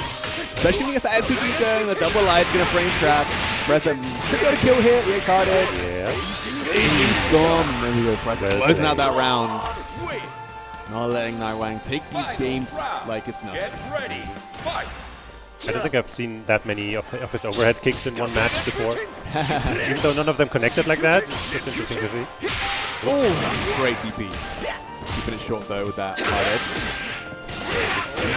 Nice anti-edge from Nightwang though. Maybe some good damage as well. Not too much on the rev, and the super especially for the hard knockdown is going to be really nice for him. Straight back dash. Doesn't get a lot out of it. Oh, that's going to be a combo, yep.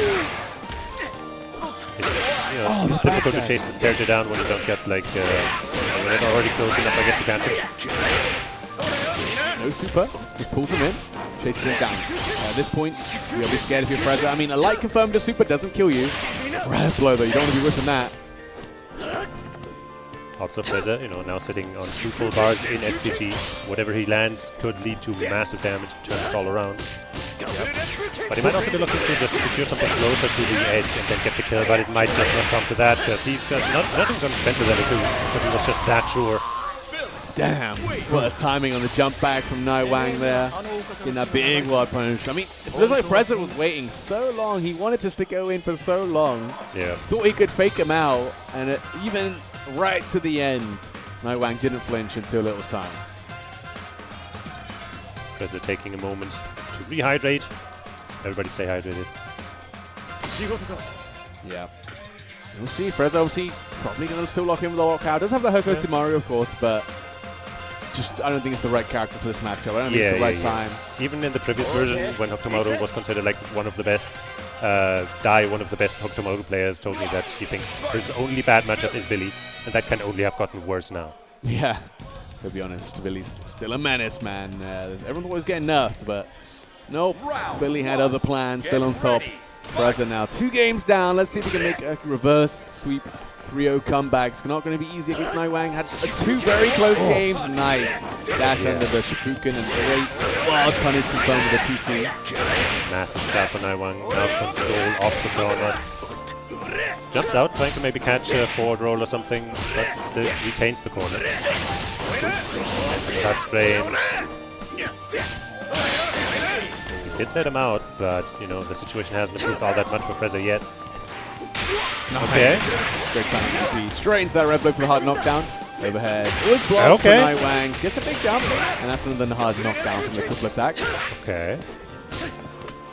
Normal throw. He's kind of improvising right now, but maybe that's exactly what he needs to beat the likes of Nightwang. Normal throw again. But light confirms another character that has just such long-reaching lights, right? That's waiting for the Shibuka, trying to make the throw tech. The reverse. For the time in the first bust out for Nightwang, and it lands. And now going to be on set point, looking to eliminate Frezza from HESSEN Crash. Yep.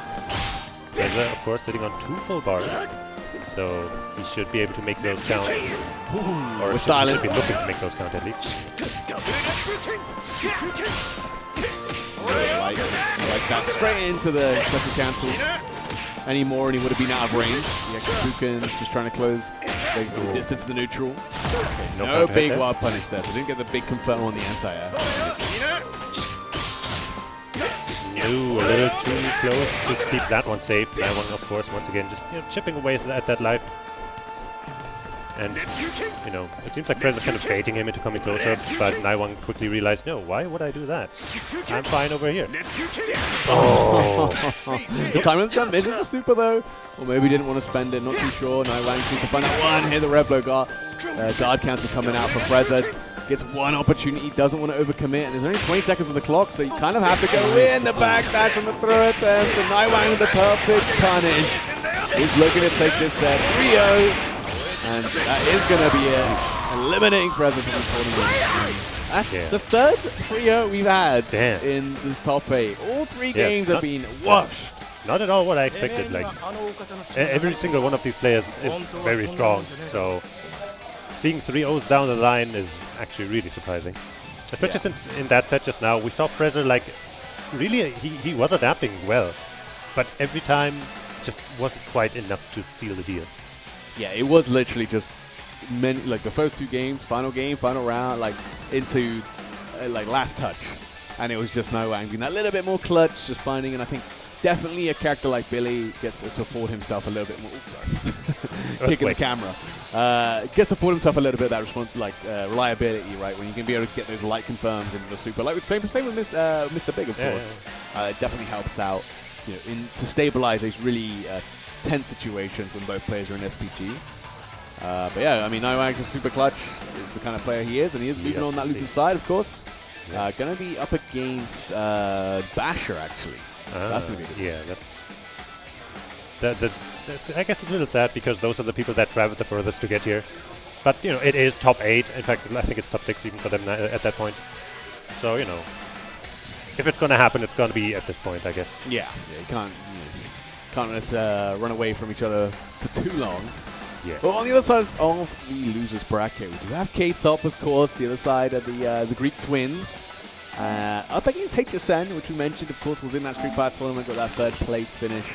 Played very well there. Hopefully he's got his Fatal Fury City of the Wolves brain on, because he's going to need it up against I've seen him K-Top. warm up and stuff. He's probably fine. Cool. And obviously K-Top on that Preacher. Going to be pretty scary. Yeah, HESSEN plays Rock. I know he also has a Billy, but he's mostly been on the Rock as far as I've seen. And I've heard that he actually started with Ronaldo. So I guess there's a slight chance, but it's probably going to be Rock. Yeah, probably. We already saw how potent Rock can be, of course, in the hands of sort of someone like Frezza. Definitely one of the better characters this season. Has a lot going for him. Very well-rounded character. You know, great damage, supers, good pressure, especially with his like close D changes and the EX5 wall and things like that. And he's always had really strong neutral. I think for me as well, like his far D kind of breaks the rules in the game in a way that other far Ds don't like have, because his far D has like such little recovery. You can actually use it as like a poke in this game and not be afraid of someone jumping in while punishing you with a hop, which happens to a lot of other characters, but not Rock. Yeah. And of course, if you don't, if you are really clean with the hit confirms, you can actually get some pretty good damage off it too. Yes. And he also just kind of benefited from the general fall of the other top tiers and the system changes. Yeah, the removal of the hard knockdowns. He's not really a character who's going to be able to set up like a mix-up very, very like easily and things like that. So going back to neutral slightly more often is probably going to be in favor for him, especially with the tools like the air Shippuden and things like that. The very strong neutral tools. But yeah, we'll see who HSN wants to play. Currently button checking on the Rock Howards, but I feel like every match we've seen today, every player's picked a different character in the button check. So maybe that's a sign. Yeah. But no, I mean, K-Top, of course, Preacher is also one of the better characters this season. Obviously, we've seen a player like ZJZ winning DreamHack Birmingham on this character, putting it on everyone's radar. Exactly. We saw everyone picking her up suddenly, everyone dropping her again. To be fair, he was always playing her, so it's fair. What, ZJZ? Yeah. He was playing Atari. He played Atari Season 1. Oh, wait, no. Weirdly, like, all the Season 1 creatures dropped the character in Season 2 for some reason. There weren't many, gonna be real. But wait, and I guess I'm thinking, I think I'm thinking of Sizzy, maybe? No, somebody was always playing her. Whatever, back to the topic. Yes. But yes, and then everyone else, everyone who played Hotaru picked up Preacher. Like, I don't know, it doesn't make sense to me, but hey, she's a great character. And okay, Kain. Why are we going for the Kain, actually? That's an interesting pick. That's one of the characters that, like, we're talking about everyone dropping Hotaru. Literally everyone dropped Kain. Yeah. I mean, look, Kain is a weird character. He changed a lot. The removal of hard knockdowns on the EX special moves, and obviously a big adjustment to sort of close range pressure. Really hurt this character for players who want to play him more of a rushdown style, things like that.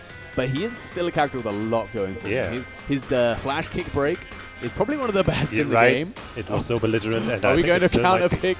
Okay, wait. It's not the kind. Wait, we might need to blind pick. Yeah, they want to blind pick. Hold on. He wants to play Preacher. He wants to play Preacher into Ronaldo. That would be. But HSN wants to play Rock into Kain. We'll see how this plays out. But if there needs to be a blind pick, then I'm sure we can make it happen.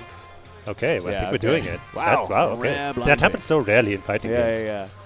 Awesome to see. But I mean, Kain, I guess, into Rock Howard, you got an idea of how you want to play the matchup.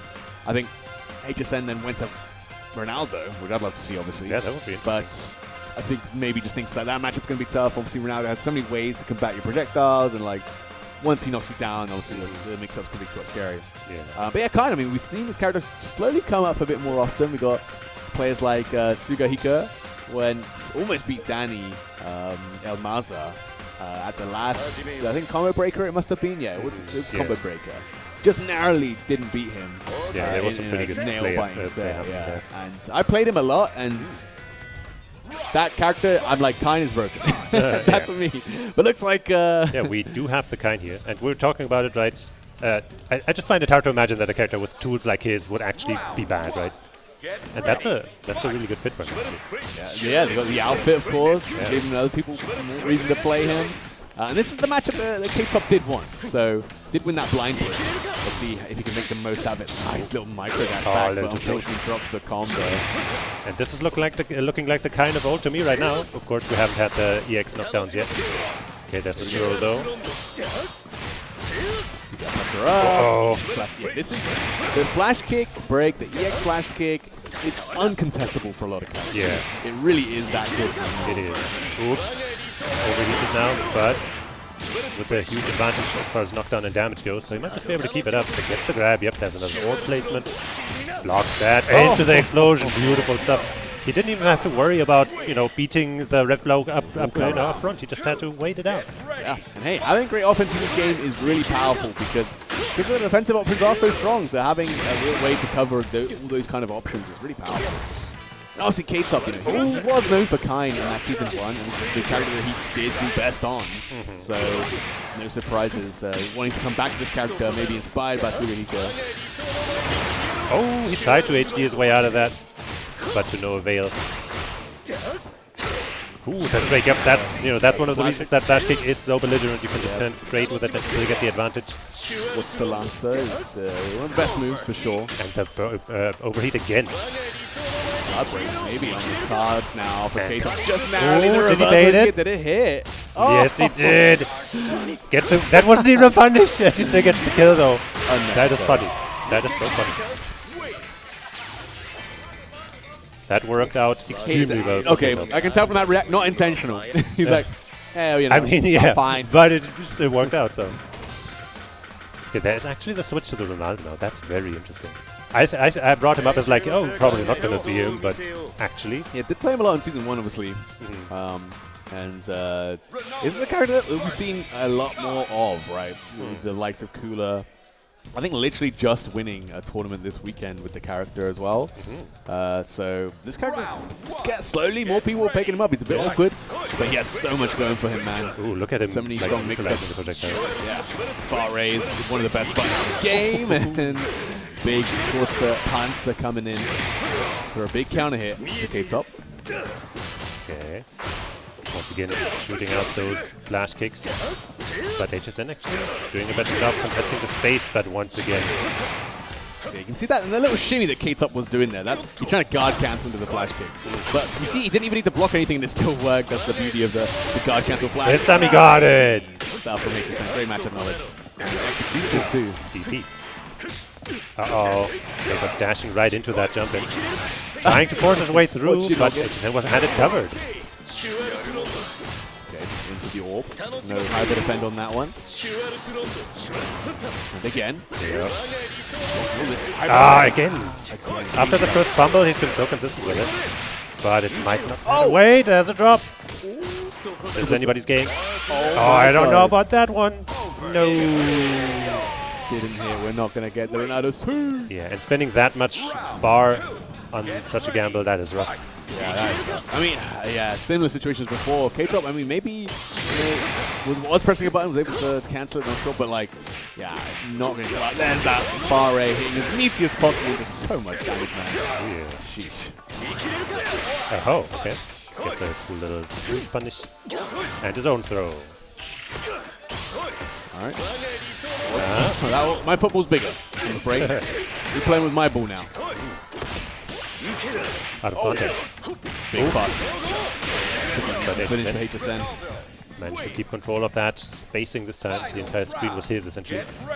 Even the giant orb wasn't enough to thwart him. Nope. Nice. The anti-air. No super, actually. Just going to go for the soft knockdown back to neutral.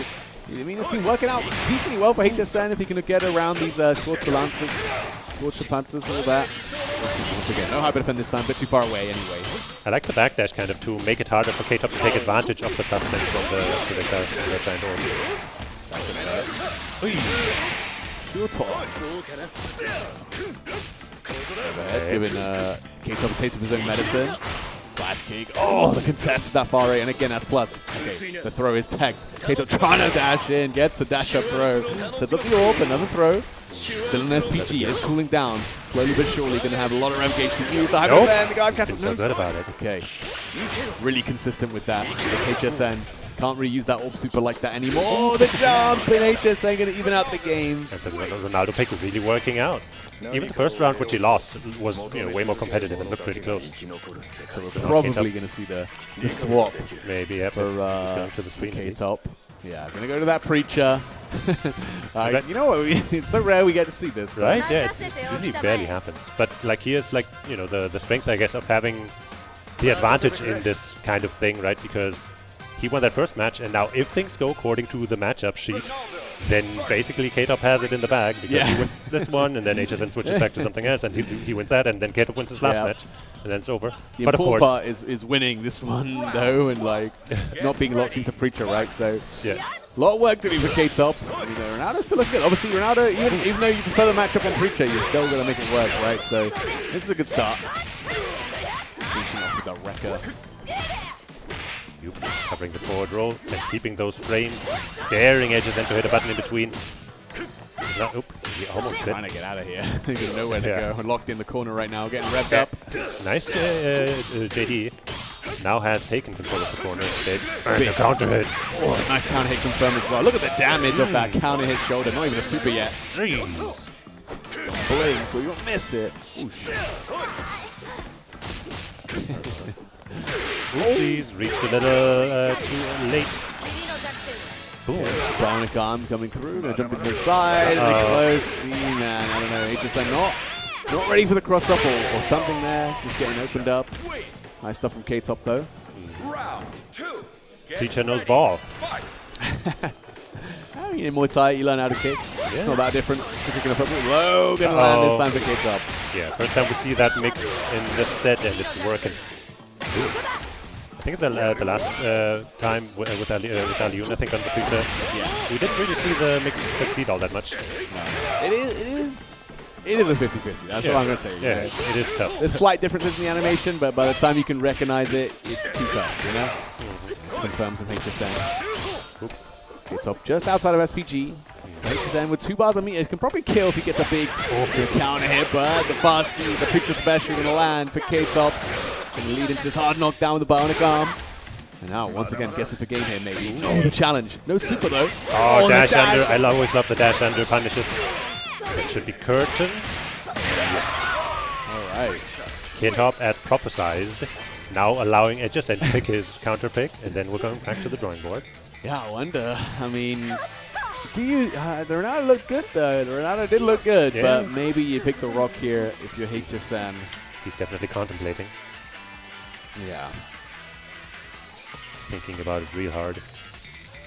Or maybe just looking at kitty pictures on his phone or something. That is the problem. The thing is, if you go to rock, you're also going to lock in the fact that you got to play against Kine again, right? So even if you win, the cross up, okay, HSN will confirm. And wake up mash from K-Top working out. Whoops! Oh, big drops drop. the combo, but also drops the punish. Yeah. K-Top making out like a bandit on that one. No ref cancel there. Yeah, didn't want to burn himself out or overheat himself. Uh-oh. The projectile game coming in handy for K-Top here. They don't reach full screen, but if you're trying to approach, you know. Yeah, I mean, K-Top did what he wanted to, right? Buy some time to cool off. Yeah. And that's where he's at, 50% on the rev gauge. And, you know, got plenty of damage on HSN, just trying to get in. There we go, the EX control. Going through the projectile. Big jump away, trying to create some space against Preacher, but she's rushing you down, man. It's very hard to get out away from this character, so sticky. Ooh, reversal DP gonna land. Let's it rip. Bait not really falling for anything, but just lands that far C again, and that might be... No, that started in SPG, but it might still be enough. It's totally enough. Bada boom! K-Top on set point. Yeah, 1 round away from moving on in the loser's side. HSN needs to pull out something here with the Ronaldo. Been pretty close between these two. But K-Top just being able to clutch it out. Finding that last hit when both players are in SPG. So important these days. Oh no. Missed yeah, if he'd gone for the cross-up button, maybe that would have connected. But might have just already committed to the slow reset. Oh, okay, we're busting out. Already waking up with that far A. K-Top playing nasty. The air is there. The patience trying to wait for reversal. Coming in. And the whip. Baby. Punishing so much damage. K-Top doing it all meterlessly as well. Just outside of SPG. Yeah, that was like the perfect thing. But okay, the chip at least got him in there. Oh my god, we might get He's in got it. 2 bars and is in SPG. Outrunning the circle. Okay. Cristiano Ronaldo, 22 yards out. Is he going to be able to shoot? Is he going to be able to score? I mean, it's not going to kill, that's for sure. Yeah, no, don't think so.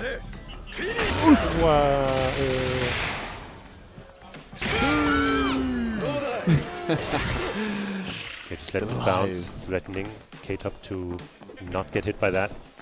Oh, K-Top is like, nah man, I'm going in, and he does! Just swinging with that pass C, doing what Preacher does best. K-Top finding the ranges, finding the Ronnie. K-Top. In the first set, there's not been a 3-0. Yeah, and it still was a really good set. Yeah, that was good. We saw a rare Kine, a rare Ronaldo. The whole storyline. We even got a hidden gear, the CR7. Ronaldo. But Preacher was like, actually, ref, that was offside, and that went. Yeah. But hey, that free kick, that was a foul, man. Unfortunate. Oh, yeah, HSN crash. Great. That's a great reference there. But, you know, congratulations to HSN, though. Still getting that top 8 in a pretty stacked bracket. And obviously third place is Street Fire. Can't be too upset about that. Definitely a great tournament run for them. Losing to K-Top, obviously one of the better players in Europe. Yeah. Not too upset. K-Top going to be moving on the loser side. Going to be up against, I believe, Aliyun, of course. That would have been the matchup where he could have fought H-Dope if H-Dope did lose that set, but we saw H-Dope kind of bring it on to Aliyun. Probably happy about that. Happier than otherwise, I guess, at least. Yeah. But we are, of course, moving on to the losers side now, where we got Naiwang versus Basher, which is going to be an interesting one. Definitely Billy versus Marco, a matchup I think we're all very familiar with at this point. A lot of saw it for a lot in the first season, or in the previous season at least, and it's still happening now. Especially with people like Guichi still representing Marco most of the time. Yeah, and plenty of Billy players. Definitely no shortage of those. And very good ones, of course, to see. And, you know, Billy is obviously very strong, but I think Marco has some pretty good tools. Like having a strong fireball versus Billy definitely helps. Exactly. You can get a little bit baited sometimes because of how good the Billy's JC is, obviously. Like coming at a perfect angle to snipe like fireball startup, right?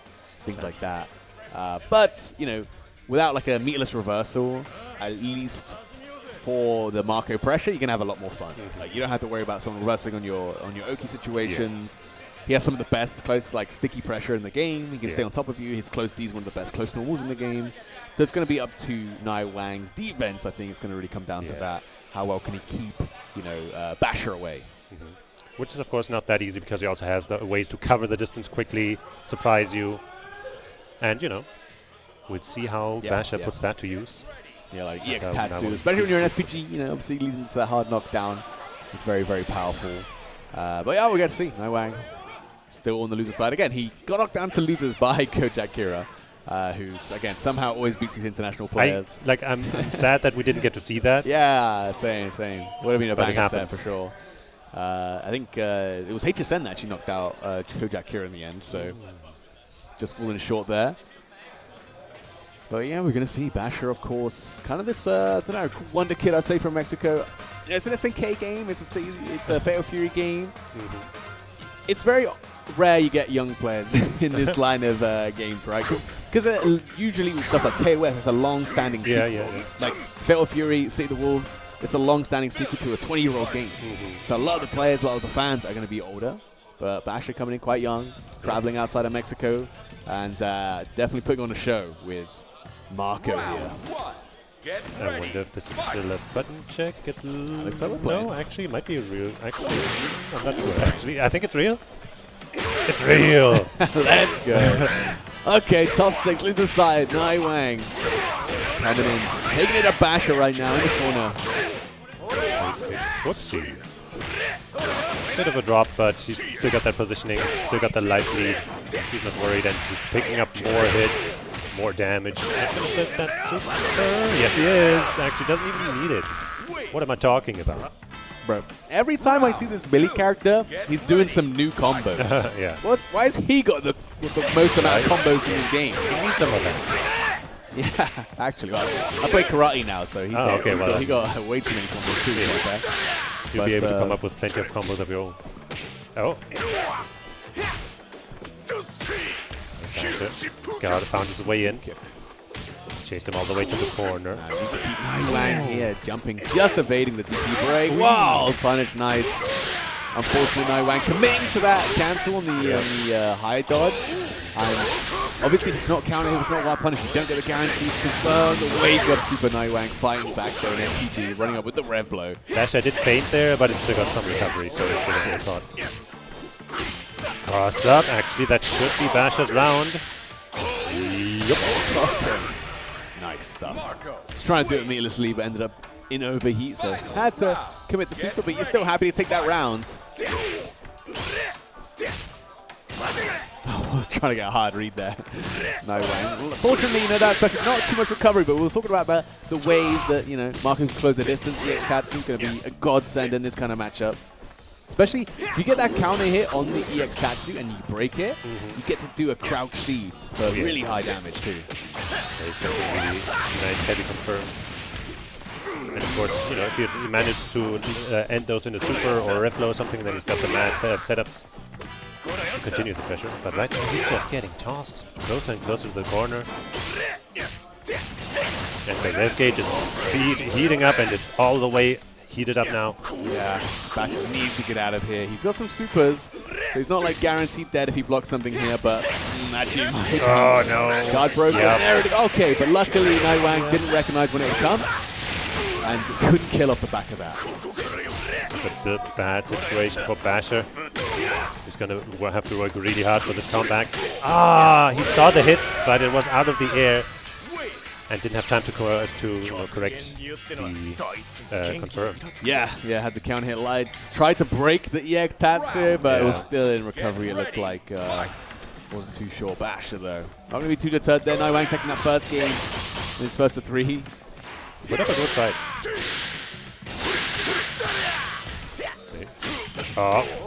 Went for the universal overhead. It would have beat that 2B if he was just a little bit earlier. Oh, the frame trap with the fast C. Going to lead to some good damage here for Nightwang. No super though, so no hard knockdown. Okay, he's using those projectiles we mentioned earlier. If that had been a heavy DP, maybe he would have caught him, but you know, it takes a lot of good reaction speed to do that. Oh man! Just a close D-man. Nightwang. Close-up pressure with Billy, man. It's so scary. Don't ask me why the guy with the big pole to keeping you away from full screen has the best close-range pressure too. Yeah. I don't know myself. It's just kind Basher can't figure it out. I feel like Billy paid off SNK or something. Must be. Yeah. Nice. Dash up. Barbie, Charles, Koken. Great rep guard there to push him out and allow himself to, interrupt something that otherwise wouldn't have worked. Trying to get out of there with the back dash, still got clipped. Good JD, but then didn't expect from that range to be hit on the ground. Oh, no super. Oh, he wanted it. Oh man, Nightwang! Nightwang, high dodge, right through the Rebler. I was going to say, Marco's Rebler, one of the best defensively in the game.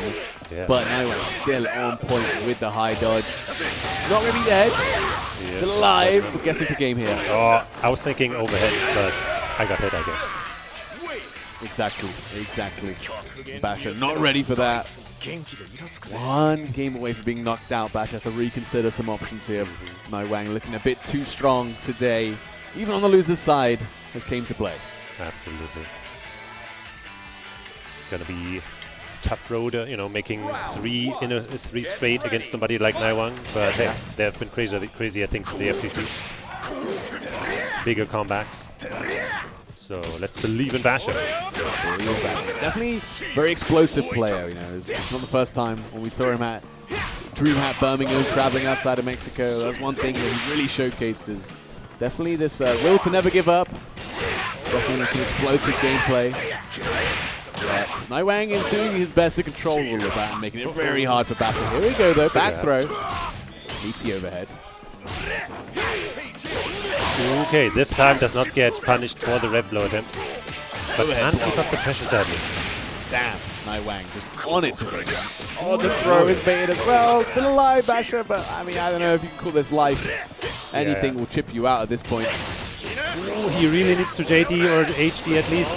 Otherwise he'll be... The mixture of the two is keeping him alive. Basher went by the far right though. That's Nightwang now on the set point. Round 2. Good effort, but no cigar. Both these players, in terms of SWC points, that's what they're here for, right? Getting some of those points. Not really the ENC qualification in their cards. They're kind of just playing spoiler to the rest of Europe right now, finding out who gets to play that role today, and it's looking like Nightwang, one hit away from closing out the set. Another 3-0 to close. A really big one. And he's going to open up Basher for the final time today, and that should be it. Nightwang taking it 3-0. Yep. He is as much of a menace as we made him out to be. Basher, great effort. Once again, huge shout out to Basher coming all the way out here from Mexico. And we hope he comes back maybe. Hopefully he had a good time here. Yeah. It's a lot better when you win, I'd say. Yeah, but now maybe he has the drive to come back to get his revenge. True, against Nightwang. That's what Nightwang did, right? Came back to get revenge against Peter. It paid off.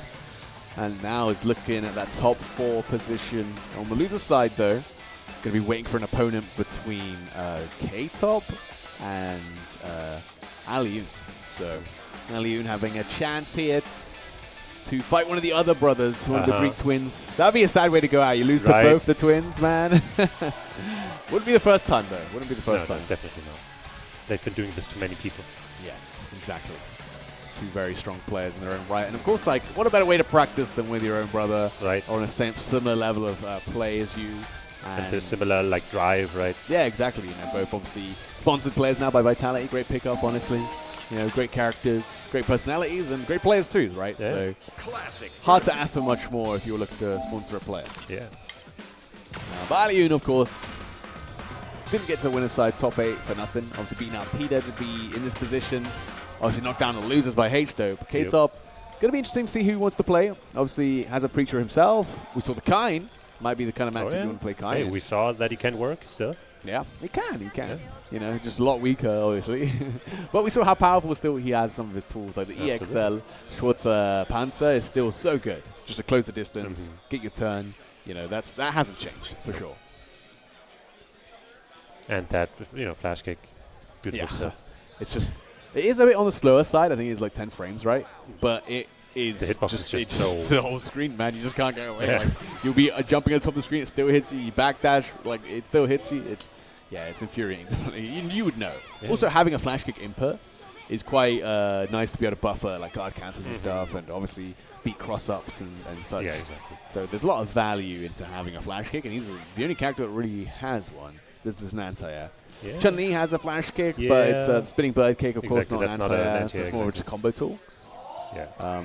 It's kind of interesting that I guess he's the only one, Yeah, as far as I know. I'm trying to oh, no, Kim has a flash kick. I forgot he exists. Yeah, it's easy to forget. Easy to forget character. Pretty new. It's fair. Looks like we are going to be getting a Preacher mirror then, I believe. I mean, these guys have definitely played before. So going to be no surprises on the table for either of these players in the mirror matchup. Alioun versus K-Top to make into that top 4, which is big. You know, getting those extra points could make the difference between ENC qualification or not. It's also extra money on the table, SWC qualification. Here we go. K-Top the first one to throw out that mix-up, but Alioun skillfully blocks it. Scores his own knockdown. Guess it's a bit low into the throw bait, but once again doesn't come into a full combo. But he keeps landing these little hits. Favorite bets can also kill, you know. Running right to that JD, but probably not plus enough to get the combo. Big wild punish on the jumper. K-Top just inside of SPG though, so missing out on a little bit of extra damage. Still plenty with the bionic arm super. And so K-Top has turned things around. Nice, wow. That's one way to respond to a meaty projectile. You know, if you're aware that the opponent's going to be close enough. Hey. Alioun going to be spending the super here to close out the first round. Yeah, it's tricky stuff. 50-50, man. The thing that really makes it powerful is it's gapless, right? So you can't just reversal out of it. You have to either hyper defend, just defend, anything like that. Oh, just like that.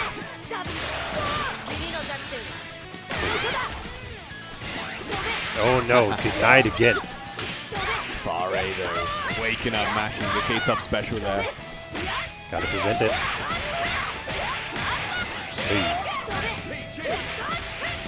Pretty soft knockdown. Yep, stepping backwards. That's a pretty popular option, just to prevent the opponent from rolling out. But it gave Alioun the space to take all of this. Oh! Had the dash under, but didn't have the feint on that close C there. There you go. The overhead landing this time, opening up K-Top. Can you kill though? Through the SPG, it's going to be close. He does do some good damage. Bionic arm, not enough. I think if you did the other super and you got the high damage version, it would have killed. But that you're taking a lot of guessing there. Yeah. Holding that red gauge. Here we go though. Bursting out the DP. Wake up with the 4-framer. Alioun's going to take that first game. Well done.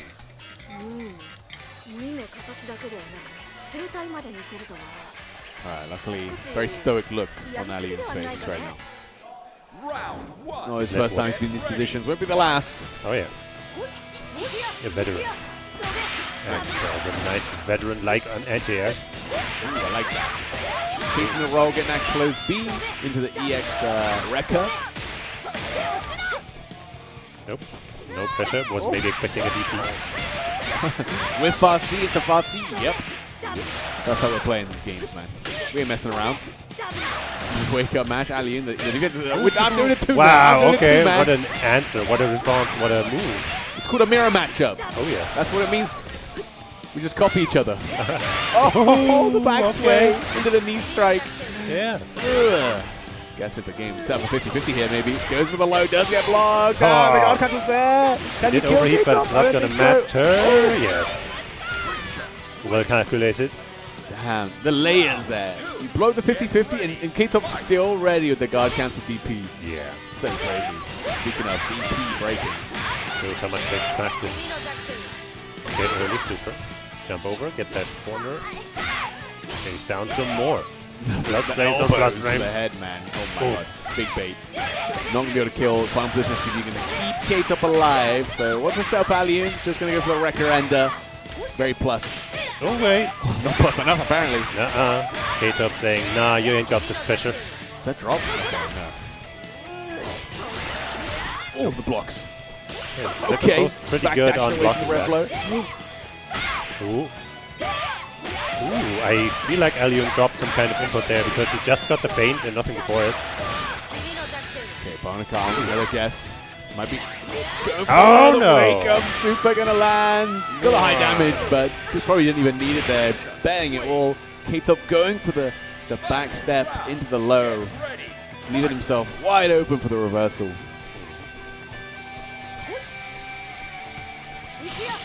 Lots of feint going all around. Why not? Yeah. But, you know, it's the least looking feint of all feints, I think. She just does a little spin. I don't know what. I think it's meant to be a fireball startup, but like, I don't see it. Oh, finally an overhead connect. Or are there one of those mix-ups at all? Bossy. Oh, the hybrid event gates up is very, very clean. And that was expensive for Alien to do. Super close to getting revved up. The bust out. With the DP. Great just defense. I got those too. There we go. Yeah, it looks intentional for the hard knockdown. I guess so. But it didn't really yield many results. Oh. But now just get another jump. JD cancel, I guess. Bro, all these guys cancel. These guys are going nuts right now. Oh, JDs, wake up to super DPs. Someone blocked for the first time in their life, damn it. Jesus. Oof. Oh. Good block. Early button, but because of the counter hit, he managed to connect. This could hurt a lot. Kill. Level 2 here. You're going to get it. Which one do you use? I don't know. He did hit himself up, but I don't think it's enough.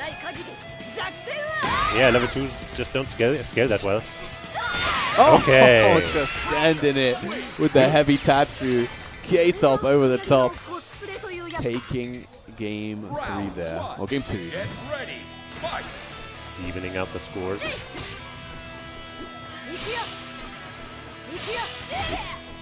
Most of them playing the like really technical level, right? Lots of guard cancels.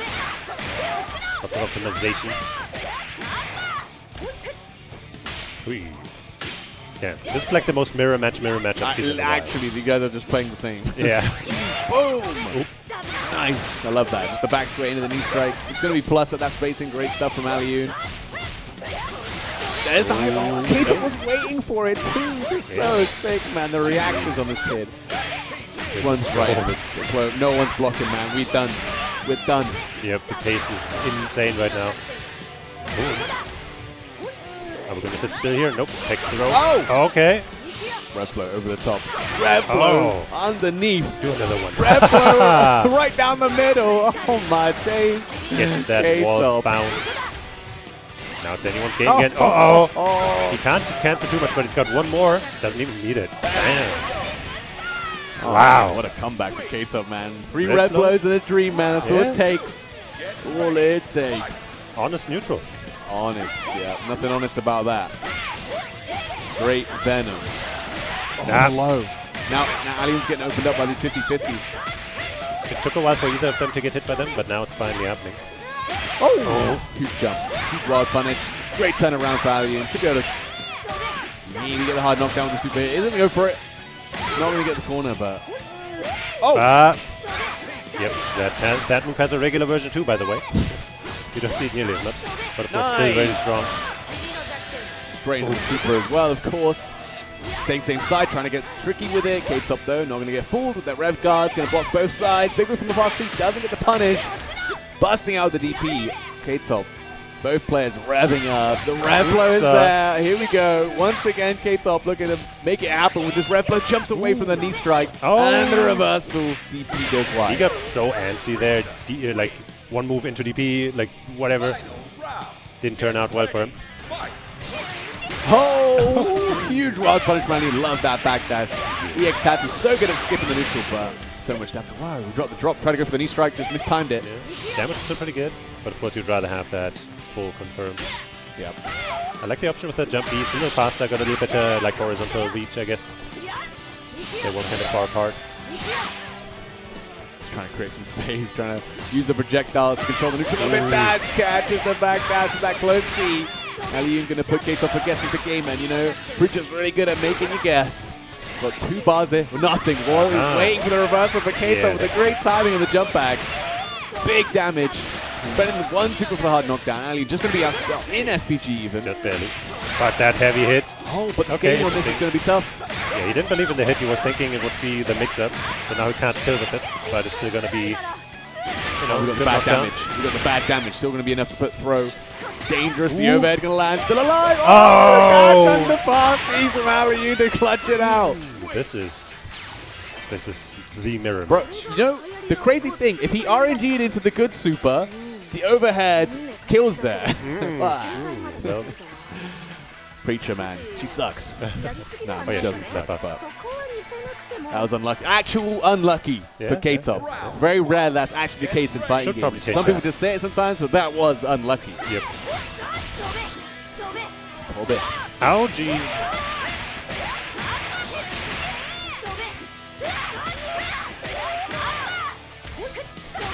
Nope. No corner pressure for you. Going back to mid-screen. And I'm taking control. Oh, boy. Just pressing past C there anyway, man. I mean, it's the character. Would you like 1 Farsi or 2 Farsi? You know what? Joe Higashi trained her well. I trained her. Yeah. Oh, there it is again. Super. K-Top, what's the plan? Go to the other side. Nope. The DP bust out from Aliyun. Feeling himself revving up. K-Top way cooler right now. Gonna try and make things happen. Dash DP. Aliyun very close to overheating. Might be able to kill the super. Yeah, maybe. That's so close. Yeah. That's going to be Aliyun on the set point. Look at the knockdown. K-Top out of the tournament, leaving Haystrip all alone on the winner's side. Oh my, repressed. Aliyun feeling himself a bit too much, perhaps. Side switch. Back out. And just gets hit up with a wake-up grab. Yeah, respected the wake-up DP maybe a little too much. Big wild punish from the JC. Aliyun going to be able to finish this off with the super, putting K-Top on life support. I mean, the 50-50 is going to be enough. Went for it with a bust out from K-Top. Dash under, great block the trade. Rev and again, counter hit. K-Top the rev flow master. I don't know if you want to be known like that. Probably can't kill here. Just still alive, Aliyun. Oh, got to go a little close again. Oh, the wake up DP. Woke up DP last time. Didn't believe Aliyun would bait it a second. Yep. And he was right. Absolutely insane set right now. This is the closest. Oh, big counter hit DP on the hyper defense guard counter. Clean stuff from Aliyun. And he read that. Oh. Getting huge damage off of that starter. Yep, saving the super. I like it. Make sure you can kill off the next hit. Close deep. K-Top not cracking under the pressure yet. Try the hyper defense. Misses the timing, but there's not much rev on the side of Aliyun. Is going to spend it all. Is it going to be enough? He needs the good super. Oh, he got it. I think that's going to kill. Aliyun. Taking that set. 3-1. Very close in the mirror matchup. About the most mirror matchup a mirror matchup can get. Yeah, that was so. Like if there were no names, I wouldn't be able to tell who's who. Yeah, that was clean. I like the idea there, though. That set. It came down to who got the good Preacher super. If K-Top got the good Preacher super, he won game number 3. if Alioun doesn't get it there, he doesn't close it out there, and anything can happen. Change everything. It's true. So I really like it. I think that was a smart choice because the Bionic Arm Super wouldn't have killed. So he needed the high damage punch super, which the Hurricane Upper. And hey, you know what? Lady Luck is smiling on him, I guess. If you've read Blue Lock, then you know that luck is also a skill. Yes, it's part of it. You got to be in the right position. Yeah, exactly. Where that luck can close out a game for you. But Alioun moving on to that top 4. Going to be up against Nai Wang though. That'll be a tough. That'll be a challenge again. Yeah, but before that, of course, we're going to go to the winners' final side. We got 2 European players. Dai, the hometown hero from Germany here, representing Hessen Crash, of course. And H-Dope from Greece, one of the best players in Europe right now, both on the Mr. Big. Yeah. Lots to play for here. When I talked to Basher a little bit earlier, he said that he thinks Mr. Big is the second best character after Billy in the game right now. Yeah. This is maybe a confirmation of that. He's probably the second best tournament character, is the best way I describe it, at least for now. Who knows where Mr. Grai will end up. But yeah, both these players making a great decision playing him. And he's very cool, not gonna lie. Very fun character as well. Dies on the run somewhere. He's running. He's like, no, I don't want to do this anymore. Come out of here. I can't fight my own character. Okay. But yeah, we're gonna be getting that winners finals. Of course, a big win here guarantees you that top 2 position. Winners side grand finals. And I don't know what that's Di's going for a squeeze. Okay. I mean, I do, but like, I mean, I know what a squeeze is. I don't want to know what a squeeze is. But yes. Anyway, Dai, I mean, look, got 3rd at Hessen Crash last year. So definitely not going to be looking to repeat that. Yeah, so, and was in a similar position. I think it was got to the winners finals, lost that set, and then lost that 3rd place match. Obviously, it was against Billy. Yeah, XYZZY, of course, exactly. And then got cleaned up by Young Woo on the loser side, who ended up taking the tournament, of course. Yep. And we got another Chinese player on that loser side. It could happen again. It could happen again. This time we got, obviously Mr. Big, different season, different character, pretty much different game at this point. They try to they've refreshed everything with City of the Wolves. Obviously, big shout out to SNK for doing that. Even the new menus and everything like that. A pleasure to witness. They changed the lobby, the way the lobbies are controlled as well. That's probably the best thing.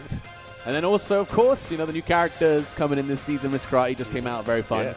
And it's crazy to think, Miss Karate just came out, and we're also in the month where the next character, the final character of Season 3, is coming out, which is Kenshiro. Like of what? Course, which is... as if things couldn't get more insane after what, the first 2 guest characters. Yeah, Ganachi and Cristiano Ronaldo, of course. And now we got Kenshiro, which I think is like a perfect guest character for the target audience for Fatal Furious. Maybe. Like so generally it's a bit of an older audience, just because of the history of SNK games and things like that. And I just think there's like statistic data to show that like the SNK games have an older general average audience player base.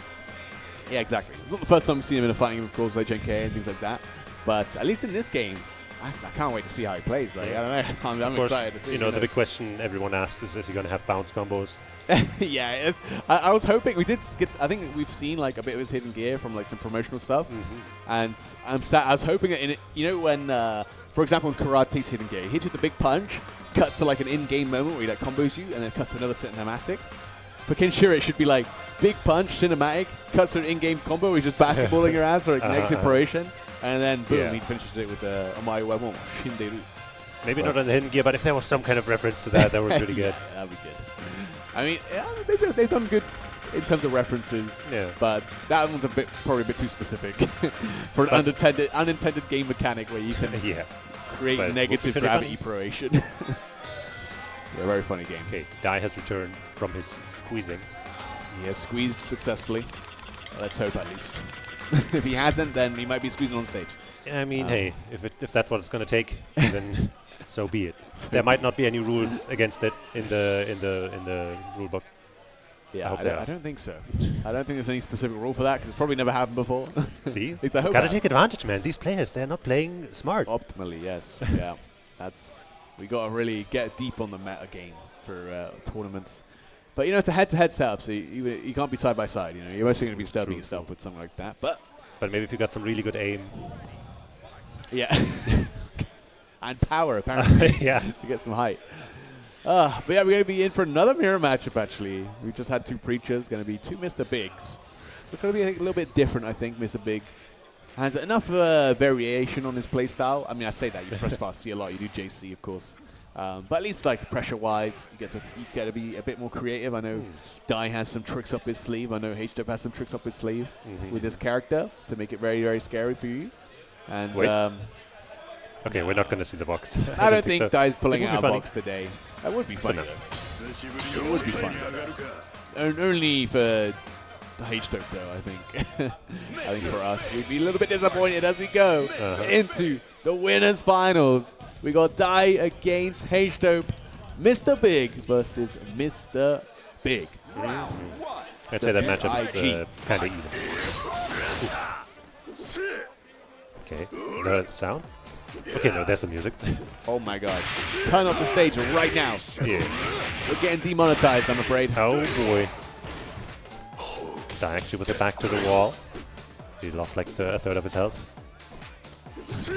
I feel like Dai picked the stage on purpose. I feel like I heard him talking about it. Already off to a nice slow start. He's got the big lead in life right now, getting that first big hit. Just a little too low. Dai doing lots of feints, and boom, lands a fat one right there. Yep, just fishing for this one big opening. He's able to find it. Spit. Backing off, but it's so hard to back away out of Mr. Big's range. His range is most of the screen. Exactly. Nice, and that's the idea, right? That's how you know HDub knows this matchup, knows the character. That's how you beat that JC. God cancel. Really pressuring him, but HDub has the perfect answer. Wow, the high defense. On the last hit as well, no hit sooner. The only hit that mattered, the hyper defend on the drumming beat was just too clean. And HDub's been showing this all tournament, man. He is playing out of his mind. Yeah. Really technical and like knows exactly the the precise moments when it's smartest to JD and all that. Dai once again needs to fight his way out of here. Yep. Needs to do something, right? Try to Superman dive out. The check with the fast C for HDub. Gonna end this combo in the blaster wave. No, the DP still gonna put Dai into SPG though. Yep, and he has 2 bars. So the damage potential is massive. Gets the overhead. But jump for level 1 for the knockdown. Going for it again. The punish is there for HDub this time. Dai trying to get a little tricky with it. HDub not gonna get away with that. But misses the light confirm and the counter. Wait a minute. Cancel. Here we go. Massive. Dai. Back. Ooh, hard knockdown. High low. Where are we going? Just kind of waiting it out. Lands another light and he's got the bars. So I'm thinking this might be good. Blast away. Dai taking it around in game number 1. Great comeback. A bit of a comeback, yeah. A little bit of a drop though from HDub. Camel. Oh, he's tried to go for that as an anti-air like 3 times or something, and this time he got. Yeah, Dai's mixing it up right. He's not doing the JC. He's now doing the JD. And HDub now has to just mix up his anti-airs with the DP, with the high dodge. Yeah, might be some like mirror match. I know that you know my character very well type of stuff. Wave, hard knockdown was going to be the play for HDub. Hasn't gone for any overhead. No tricky stuff. There's the JC. Catching the recovery of that close C. And honestly, might be able to kill the blaster wave. Going to be awfully close. Not enough though. The commander. Dai taking game number 1. And the crowd is pleased. Naturally. Let's see, HDub. Now we're going to have to... Oh boy. Huge whip. Dai maybe missed the break timing on that. Yeah. Oh, yeah, drops. Going back to neutral. HDub with a perfect anti-air. Oh, okay. Just the active frames are just so long. Dai regaining a whole chunk of life with all of those JDs. Back in SPG. Okay. Diving in. Wow, he really likes those red blows right now. Don't know why though. This character doesn't have a regular DP. Don't know what you're trying to beat there.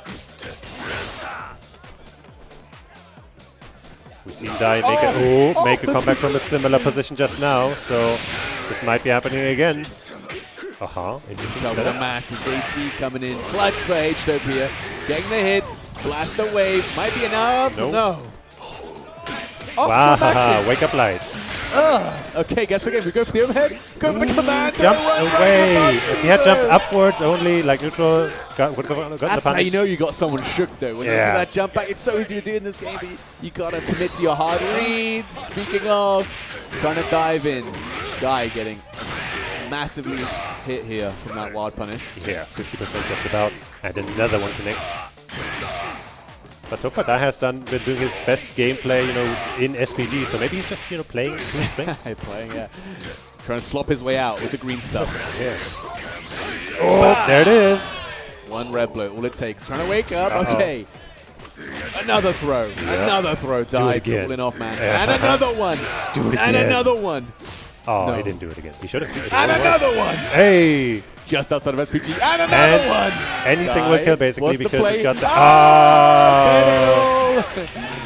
Oh, you knew it was coming Good at some effort. point. H-Dope, though. Had the reads. Great jump on the command throw. Guy was trying to close it out in style. Just take the throw. It works sometimes. Take the throw. I mean, hey, yeah. In this game, it's not a bad idea. Guy firing out first. Whoa. Great timing on the high dodge. I even pressed JC there. You know that had to be early. Yeah, it was a hop right, so he couldn't JD. Mashing. Gets caught. Counter hit. Nothing going to lead out of it, though. There you go. Feints. Up. Dope a little faster in the air. Getting out of there. Whoa! Okay. Bit too far there. Wasn't ready for the confirm move. Quite awkward.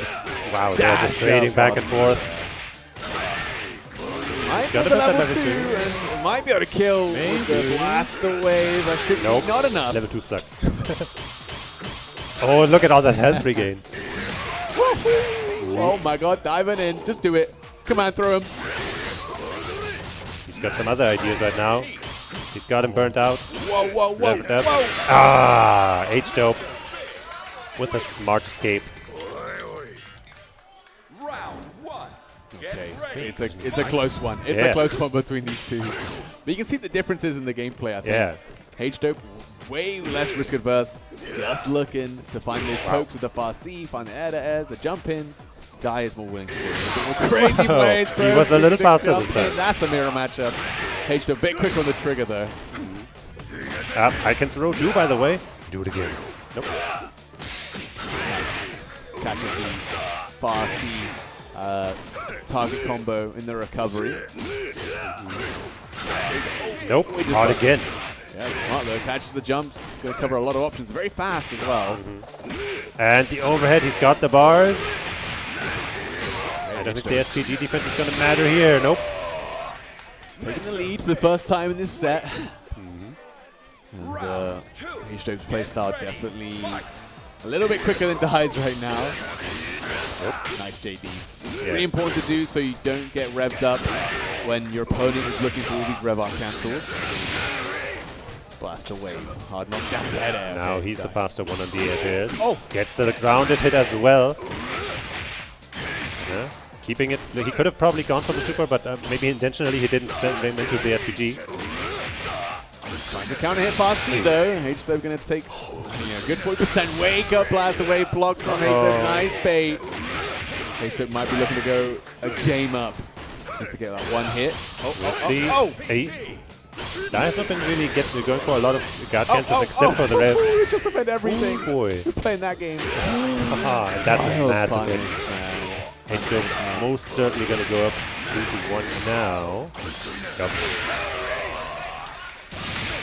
And I think I hear some cheering from the crowd. One specific person. I wonder who that could be. Contingent coming in, supporting H-Dope. Last remaining. What are we going to see from Mr. Big? Just chilling out. Is he this really? is a fake out. Don't fall for it, guys.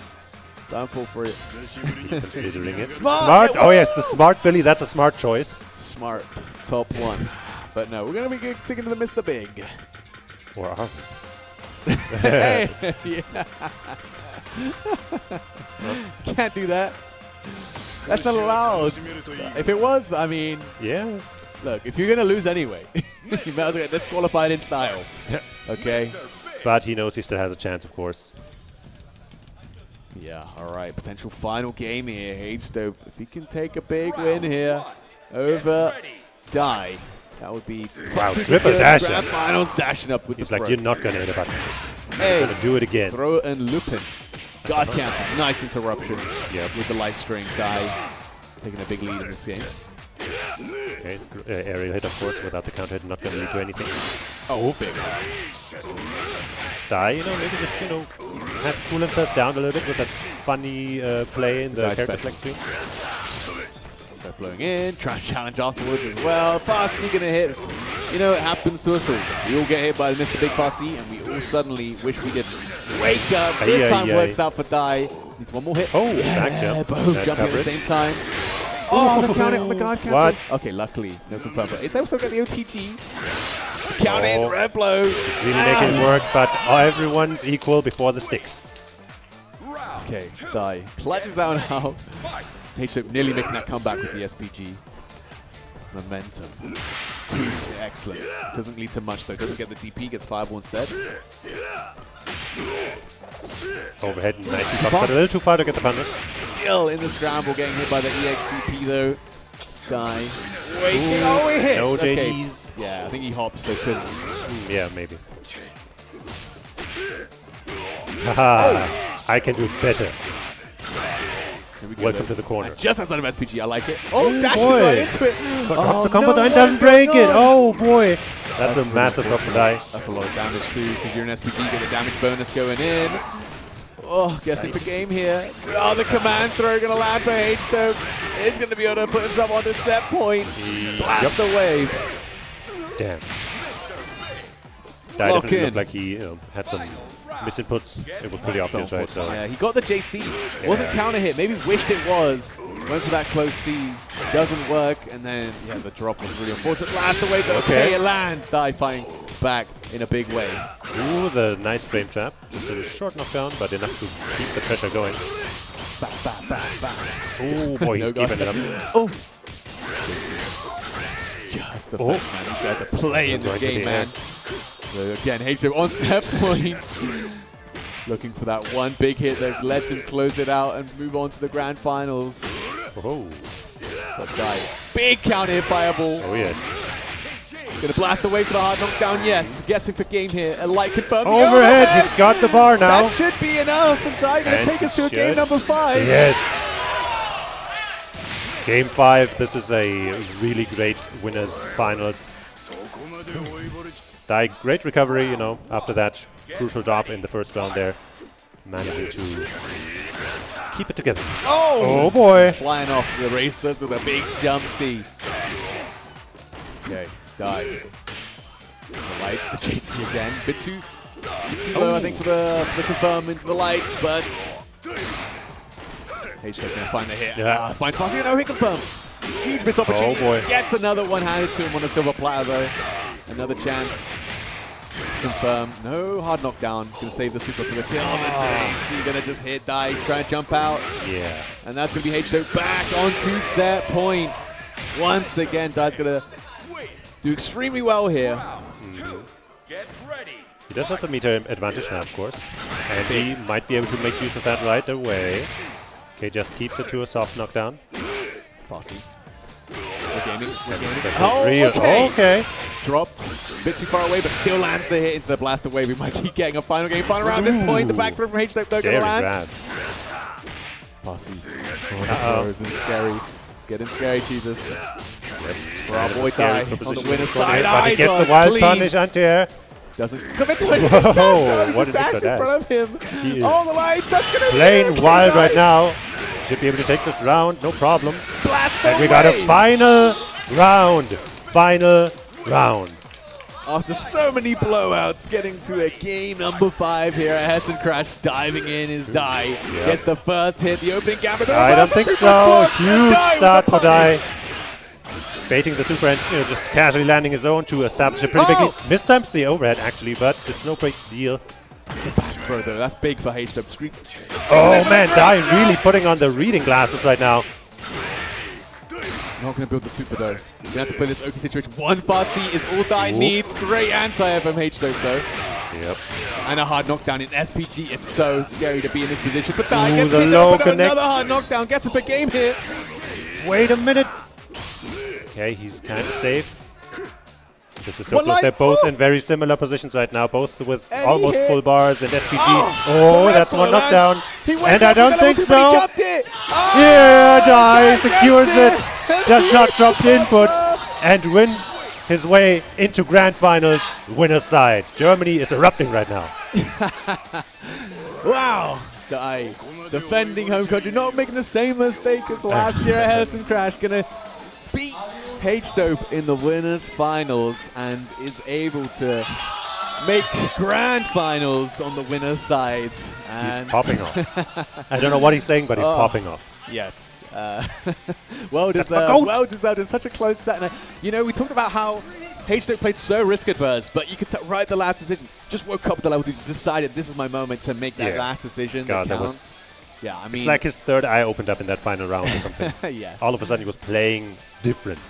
Yeah, these are obviously SWC qualifier points on the line. But because of the way the leaderboards are, as we mentioned at the start, essentially if you win this tournament today, or even in second place for someone like Dai, there's a great chance that you qualify for ENC, which is that's the big selling point for a lot of the European players who 1,000 points will put you in that top 16 for automatic qualification. So, and especially a player like Dai who has a good shot of also getting points elsewhere. So, and it's not like there's anyone else in Germany with the points that he will get from this top 2 finish. But yeah, which is very, very big for a man like Dai, who I think isn't going to be able to make up the mix-up, right? So these points are really important to him, and guaranteed top 2 is at least 500. And very big moment for Dai, able to clutch it out. It's such a great set. Yeah, it was an extremely good set, like really close, right? Both players played out of their minds, and it pleased the crowd very hard. Yeah, you love to see it. German players succeeding in HESSEN Crash is what we're here for, and looking really good while doing it. Of course, H-Dope not out of it yet, though. Of course, they're in the losers finals now. Going to be waiting. Good shot of making it back with the way he was playing, right? Yes. And waiting on the winner of this next set, Alioun versus Nai Wang. We have Billy Kane versus Preacher. And definitely Alioun's going to have labbed this matchup, practiced it enough, definitely played probably against Nai Wang himself a good number of times. Oh, yeah. But, why not just play Mr. Cry, man? Let's go. Yeah, you know what? I'll allow Let's it. let it rock. Boom. I made the ruling just now. They can play it. Yeah. I mean, hey, I actually think Mr. Cry does really well against Billy, so it's really unfortunate you can't play him. Yeah, I mean, I could see it. Yeah, the stance does. He's got a really good kit of tools, you might say. Yeah. But we'll see. We'll see Alioun on the Preacher. Buttons have been checked. Of course, the winner here gets a ticket to the losers finals up against H-Dope, where the winner of that gets to fight Dai for a chance to become HESSEN Crash champion 2026. So, lots to play for the players. We're going to see Nai Wang, the Billy Kane versus Alioun. One of the Preachers. Oh, yeah. But, as for this tournament, the now Alioun. that's also the Preacher for this tournament right now. Yes, the last one. All right, let's go. Losers semi-finals. Alioun representing France. Nai Wang representing China. Starting off slow. I think the projectile's really good against Billy because it's super active. So Billy has a tough time pressing into it, just like that. Yeah, yep. Stick your finger into the blender and you'll pay for it. Oh, beautiful anti-air. Sending a message early. The thing is, a lot of people do high dodge into DP there, and that whiff, because Billy Kane's, Xenon was so far extended, but Tatsu confirmed, he's so smart. Yeah, also I find Tatsu a lot easier to cancel into a thing like that, but that's just my skill. True, yeah, true. I normally get high dodge into like level 2 for something. Yeah, exactly. Don't want that. Oop. Okay, but currently, life actually in Nai Wang's favor, ever so slightly, I want to say. Oh, okay. Sorry. Sorry. I took that personally. 30 seconds of I'm going to stand back here and throw projectiles. I'm coming in. I've had enough. Enough of the zoning issues. Okay. Let's get hit at least. Could have been a cancel. Could have been the round. Gets a throw either way. Overhead. Stuff. And it was a meaty man. Alioun. Nice stuff. Taking that first round. Round 2. Get ready. Are you not deterred by what he's heard and seen about Nai Wang? Facing like just another mortal. But a mortal that can certainly dish out the punishment. Tatsu gets cleared out the sky and still a combo. Rev blow. Good punish. It's a great way to get out. You know, this red blow in this matchup is very, very powerful. Right, yeah. It covers a lot of horizontal space. Yeah, definitely helps a lot. Okay, I like that. We're just pirouetting out of there. Yeah. We almost overheat ourselves doing it, but we look cool. We look cool, and that's the important part. It's the most important part, really. You know, one of these big jumps, JP and always finds a way. Always finds a way. Always able to clutch it out. And he's got all the resources he needs. But, you know, there's actually a ruling where, you know, if the judges decide that you were looking prettier, like in the game, you know, if you're doing more pirouettes and stuff, that you like, actually win. you know, it's how they do Muay Thai competitions, really, to be honest. You know, they do have like traditional scoring in some sense, but mostly it's like if you look like you're better than the other guy, you win. Like, that's just how it is. That's how it is. Don't look it up. Trust us. I know, trust me. Yeah, man, definitely. Double hurricane. Bada boom. Hard knockdown. Doesn't go for the meat. He was expecting Yaomang to do something. But that still allowed him to retain the pressure. And the corner. Wow. Just trying to jump. Oh, the red blood, luckily, not going to hit. For Alioun, able to block it. Definitely couldn't do anything there. Try to play the RPS there. No super comes out for Nai Wang. Very rare missed hit confirm. Maybe we're trying to save the meter. Tattooing right in. Nai Wang, SPG, and hidden gear available. I mean, definitely risky.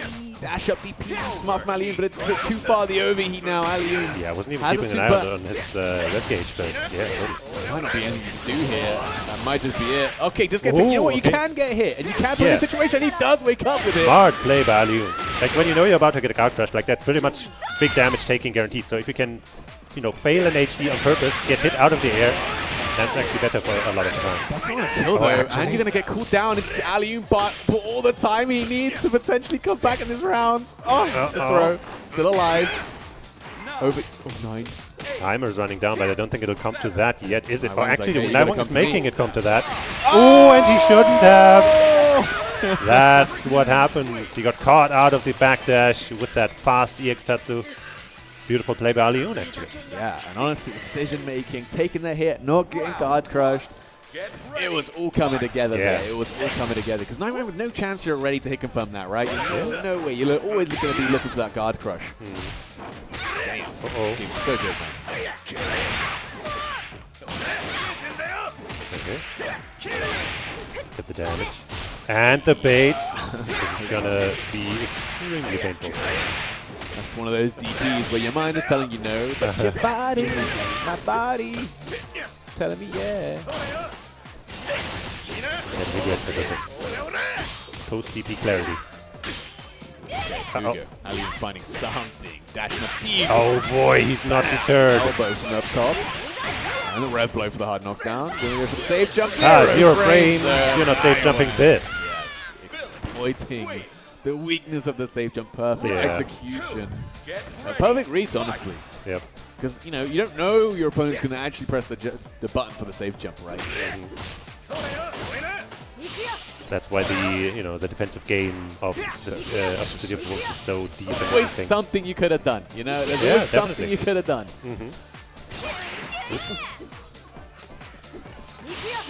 Uh-oh. Double it. Nice connect from up high.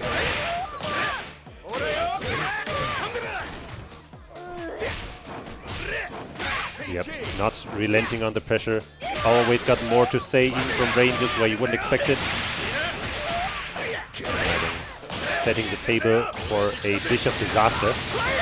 Yep, Alioun gets him for game here. Throw kill, does get the hit. Yeah, kind of the small weakness of Preacher. Well, one of the big weaknesses I'd say is she does have a 4 frame in the 2A, but the range is very abysmal. It's so low. Really, you'd almost prefer a 5 frame but slower, but bigger reach button in a lot of situations. Nice dash DP. Alioun be going for those. The wake up mash from Nai Wang though. Gonna land, feeling a lot more comfortable in defense right now. Able to get around these fireballs in the neutral as well, making it easy for Alioun. Gets cleared by the special there. Oh no, mistimed the pressure. Alioun with the wake up button. Yeah. Okay. Back to the shoulder. Oh. Nice. Okay, no cancel there. Yeah. There we go, catch the back. And again, converting that EXPP just to make sure you get the hit. Wang, the SPG available. We've seen him like to use the red blow. They could have gone cancel, and Ali was ready for it this time. Love but to you see can't it. kill. That's the problem. No super to finish off this combo. He's got to cover the Revved soft up, up down be too, so and he careful. doesn't successfully do that. Now Wang now with a real shot at winning again, especially with how high Alioun's rev guard is. Rev gauge, I mean. Oh!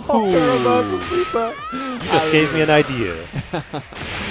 Taste of your own medicine. There we go. Gambling, it wakes up with the super, it works out. Yeah, like similarly, right? A regular DP might not have covered the jump, but that one has such a huge horizontal. Might not kill vertical you, hitbox. right? So also an important thing to think about. Yeah. Ooh. Probably wanted to the red guard cancelled there. Gets clipped. Really trying to hold it up there. Rolling into the buttons, man. This is working for so many of these players right now. Yep. Oh, well baited. Ooh. Ah, but the drop combo. We're just doing it like Rare that. footage of Naiwang not finishing that plate. Overhead block, still plus though. Still plus, still plus. Yeah, I like that. The just defend is a smart idea usually, but exactly. it's going to make you closer to your opponent, which lets them get another close normal like that. I feel like it happens especially often with Preacher somehow. Yes, because how close you've got. No pushback. And another one.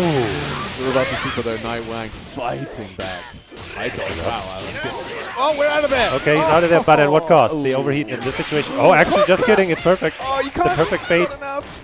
You're so afraid. Oh, the tattoo to the other side. Now The perfect trick to pull out at the perfect situation. Yes. That's pretty much all that move's good for. Yeah, exactly. But that's exactly what you needed to do, and that's what it's there for. Just a little bit of damage, you know, in a rare spot. Sorayo. Oh my god, Ali is so good. It's so hard to anti-Billy and get a good conversion out of it too, but Ali with a dash, DPing. Billy's jumps are hard enough. Okay. Trying to get him flipped out of the air.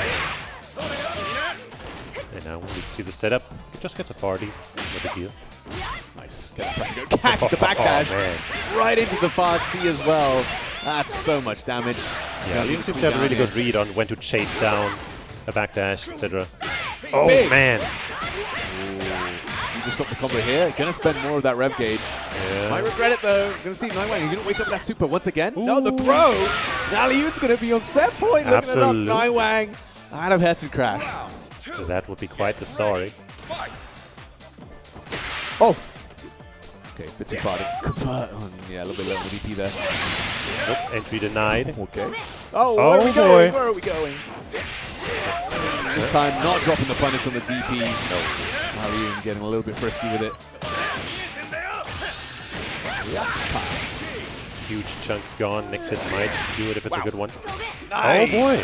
Bro, this guy's a Street Fighter player, man. Whoa. And that Farsi connects again. Big comeback potential for Alioun here. So much rev gauge, so much meter to use. Any hit will do it now. He's got the hidden gear in the bag. The mix is coming. Zero frames. Huge stuff from Nine, but he recovered his health. Wow, the cross cut again. He's been so good with that. I think that could be enough to kill if Alioun gets really optimal. The After the hidden hidden gear is gear. going to come out. I'm not sure. Let's see.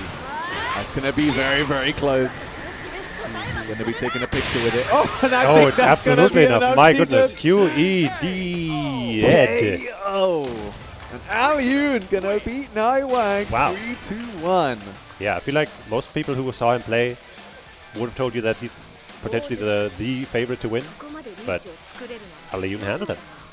Yeah, I mean, wow, very close set, and Alioun just had perfect answers, perfect pressure, honestly. Yeah, the pressure was on point. He got like so many good cross cuts and like points that would be difficult to contend. He managed to do it. Yeah, that's one of the really tough things. For sorry, just more squeeze messages being sent to us. Yeah, that was definitely one of the tough things. Like when someone jumps over you like that, the actual opportunity to cross cut those angles are really difficult. Yeah.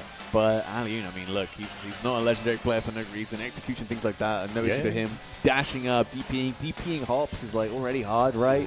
But Alioun makes it look easy. Moving on to that losers finals. Now going to be up against H-Dope, where he gets a chance at that rematch. Yes. He already took out the other twin. So is he going to go through the entire family, or is this where it stops? True, yeah. Could be. Could be. That would be a statement for sure. It didn't look pretty on the winner's side, I won't lie. It was a big 3-0 for H-Dope. Yeah, but it feels like almost like he went through like, you know, a shonen arc where he's like battling through all of these crazy opponents, and now he's getting that rematch, and now he's a changed man. Yes, it is exactly that. We're in that tournament arc right now, literally. Yeah, it's kind of a tournament. That's where the name comes from, funny enough. Yeah. And yeah, Alioun, I mean, looks way hotter, that's for sure. Like, as in, definitely after that set against Nai Wang, you're going to be feeling yourself a little bit. And whereas H-Dope, obviously, coming off the back of a loss, a really close one against Dai, you're really antsy for that run back, but then you got one more man in your way, and it's like, but also, you know, one of the reasons we do like winners finals and then some of losers is so that that loss isn't so recent anymore, and they have time to think about it. So maybe he came away from it, you know, more motivated, stronger again. It's hard to say. It is hard to say. It is, well, we have to find out very, very shortly, of course. Just waiting for Alioun to get back. Yeah, let's hope whatever he squeezes isn't his skills. Yeah, that would be a terrible way to ice yourself out. But yeah, what a time to be alive. What a time to be a fighting game fan, honestly. So many things around the corner. See the Wolves still going strong with Season 3 nearly coming to an end. I'm interested to see what they cook up for the next season, to be honest. I mean, I don't even know what to expect at this point when we've got Kenshiro coming this month.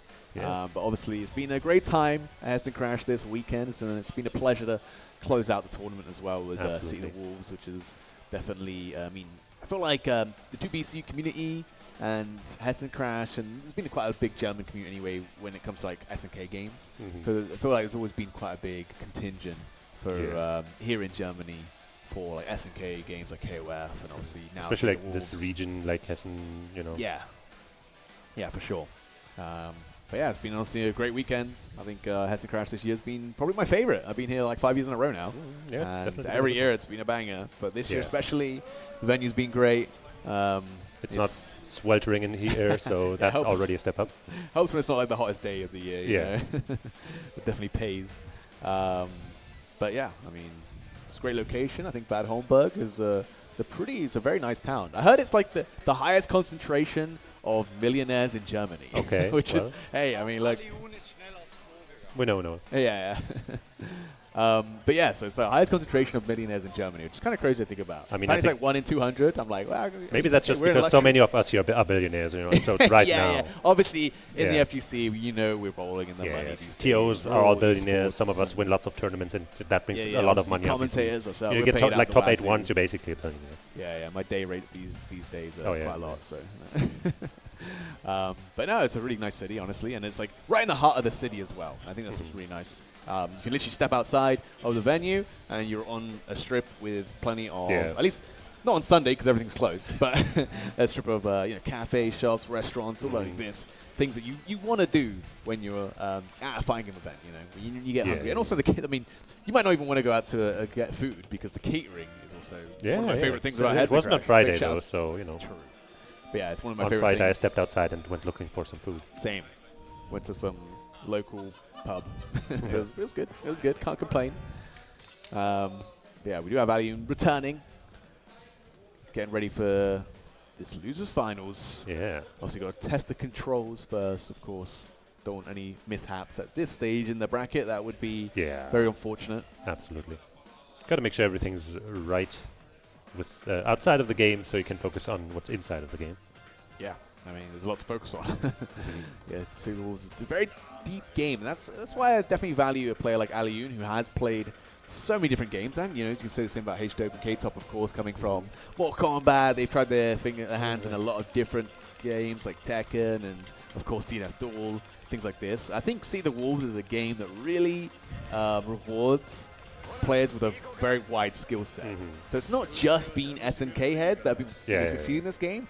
It's like players who have come from all different places in life and to different games, and they can bring their skills into See the Wolves because there's always going to be something for everyone. Yeah. I always think it's someone like Peter. I feel like Peter, his guard cancelling ability, his defense ability is some of the best in the game, and it's probably because he's played so much like XXIII and things like that, where they also have instant blocks in that game and stuff like that. So he's just gotten that timing, that gameplay ingrained into him, and he's being able to bring that into See the Wolves and clearly succeed as one of the best players in Europe right now. Yeah, and he's like, if you want to watch some high-level Andy play, you can check out his stream. He streams a lot Yeah, pretty much every day. Yeah. Guy's a grinder. Yeah, he is. Does it for the love of the game, of course. And just like everybody here, I think. Alyun contemplating, thinking what can he do differently this time, as this is a run back from the winners semi-finals. H-Dope probably still thinking about that winners finals loss. But you can't think about it too much. Yeah, exactly. You need to focus on what's in front of you, and that is no easy feat. Alyun looking to beat H-Dope in this losers finals.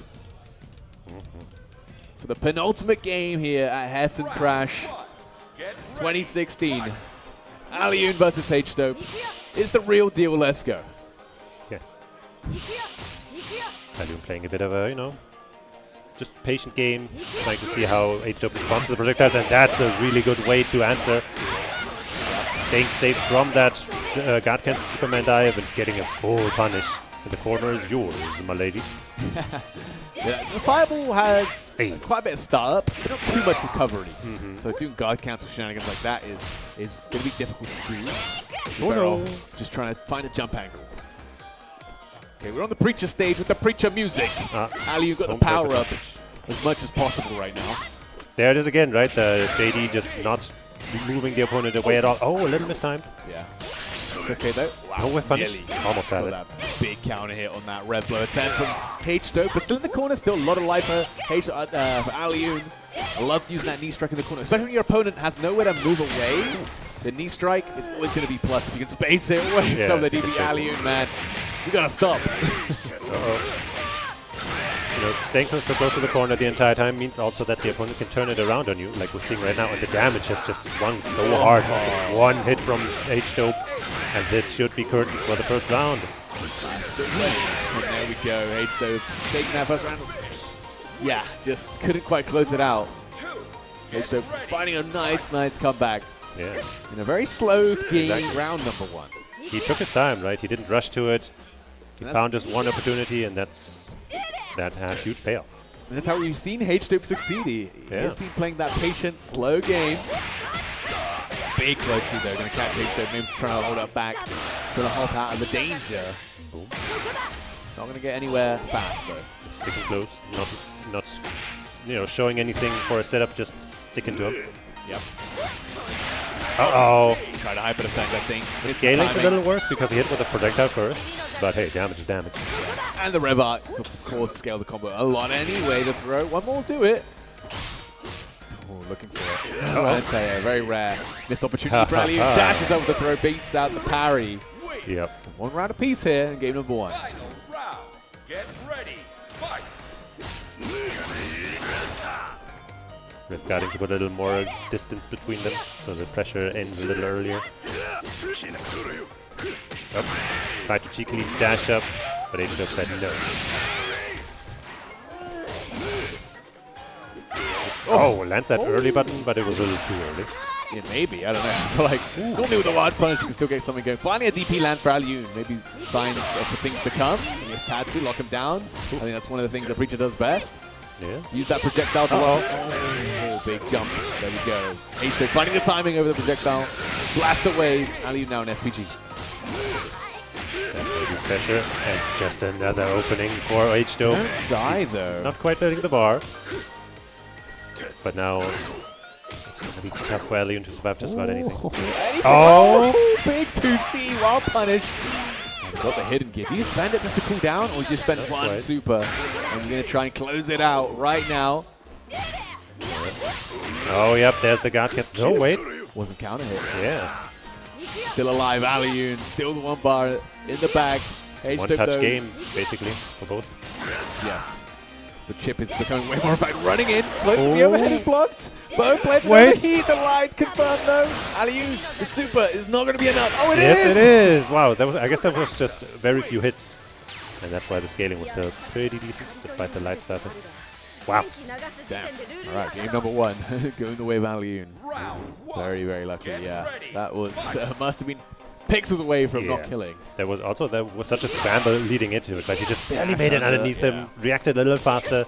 Yeah, I mean, maybe that was the benefit of having that full frame right there, right? Maybe. The 2A. Putting in a lot of work very rarely. Oops. Excellent with corner advantage. Big B-I-G. That's all these buttons. Hey, yeah. Alright, corner. Out of the corner. But that allows him to get that meaty projectile. That's really good. It sounds like it'd be easy to just defend and guard cancel, but because it's a projectile, it kind of messes up your guard cancel and the opponent being able to act during your guard cancel is. And yeah, if you guard cancel, right, you're not guaranteed that the opponent is actually in a hittable state. Yeah. So it's tough. Uh-oh, but it's not so tough to stick out that stick and connect. Oh boy. DP guard cancel, but doesn't want to expend any more of that rev gauge. And SPG both players once again in this last hit situation. Ali trying to find the one hit. DP break guard cancel doesn't hit. I also like Aliu now going for the single or maybe 2-hit Rekka because that's still plus on block. And we've seen H-Dope last set get so many guard cancels from that, but it still wasn't enough to secure the win here. So close. All right. H-Dope clutching it out this time. Not going the way of Aliu. A lot of rounds are going down to the final position, SPG. Clutch jumps away. He tried. Nice wide punch. Oh, I like the side switch combo. Yeah, smart. I like it. It's a little expensive, but I like the screen positioning, and you got the meter to use it. The break. We'll try to guard cancel, but it worked out anyway. The drumming beats. Very, very active for H-Dope. Just about putting us Aliu in this space. Whoops. No cross up.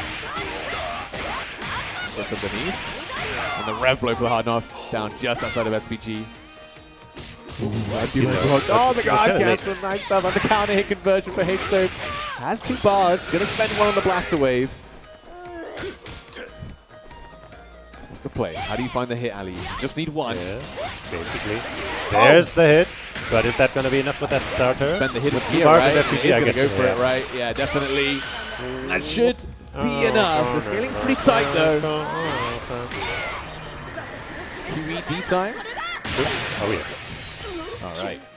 Deep clutch. Clutch stuff from Ali. The power of that 50-50 really comes down. Yeah. Obviously, when people have that final position SPG, it can be really hard to close out rounds. Having something where you can force a guess, and if it hits, you don't have to deal with the rev blows or the overheat nonsense that someone in SPG can do to you.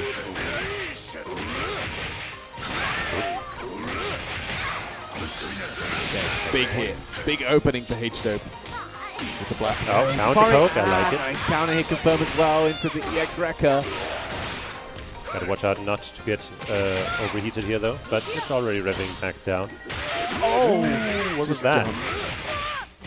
The recovery of the 2B like blaster wave, H-Dope knocked down. Hasn't really committed to any mix-up options. No overheads yet, no command throws, nothing like that. Just playing again, H-Dope super reserved, just looking for those really tight confirms with the fasting, with the lights, being as consistent as possible. Has gotten this far. Double dash up. Something. Oh, and just gets dunked on another attempt to move forward. H-Dope.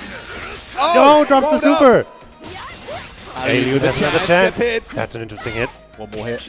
Oh, the lights! Ooh, that was so close so again. He close could have to getting confirmed, overheated. but he went for something else, I suppose. Maybe miss input. Just defend as much as possible. Aliu. 17 seconds on the clock. Yeah, this is going to be... Yeah, being forced to move in a minute. And H-Dope, of course, aware that he doesn't need to really do anything. What's the play? Run up, red blow. Oh, the guard cancel is very well done. H-Dope, man. That's all he was waiting for. All he was looking for is that Aliu to come into him. And then he's ready with the guard cancel on the Didn't Rekka. even need to counter hit or anything. Yeah. I don't even know if there's anything you can do if you're Aliu once you commit to that Rekka there. Yeah. I think maybe cancel the XVP, but no one's doing that there. Yeah, might not even be fast enough. Exactly. Yeah, drumming beats pretty quick. Mr. Big. And one game apiece in a very, very tight losers finals here at Hessen Crash. It's already looking so different from their first set. Definitely, definitely. I mean, Aliu already took a game. Definitely had made his adjustments. Future stage all round. Losing that screen space, which you kind of need against Mr. Big. You don't want to be in a position in the corner where you can't, get away from his fast seat. Yeah, you definitely want to be a little closer than where he wants to play at. Yeah, you don't want to cancel, put yourself in overheat. Catches the short roll with the throw. Oh, nice read by H-Dope. Twice that's happened now. Jumping after the blocked fireball and actually paying off. He's on the chase down. Yeah. So hard to get away from this Farsi, man. Catches you moving back more often than you like. And into so much damage. Easy confirms. Again, slowing it down, man. These games are on the wire. They use the fireball expertly. Yeah, just JDing all of these projectiles. He's taken a bit of damage, but healed some of it back. And again, oh, wait a minute. Alien with a bit of the timing mix-up, I guess. Throwing H-Dope's timings off. Oh, yeah. Again, he just doesn't come into anything. Just finds the Farsi, man. The patience from H-Dope is astounding. Straight into it. Gonna be able to close out this round with the hidden gear. Has to spend 2 of the power bar, but it's worth every penny. Wait, actually, just a sliver of life remaining. But Alien was trying to move out of it or something. Maybe mistimed the JD or something. Yeah. Maybe thought he was out of range. Maybe. Nice. Okay. Okay.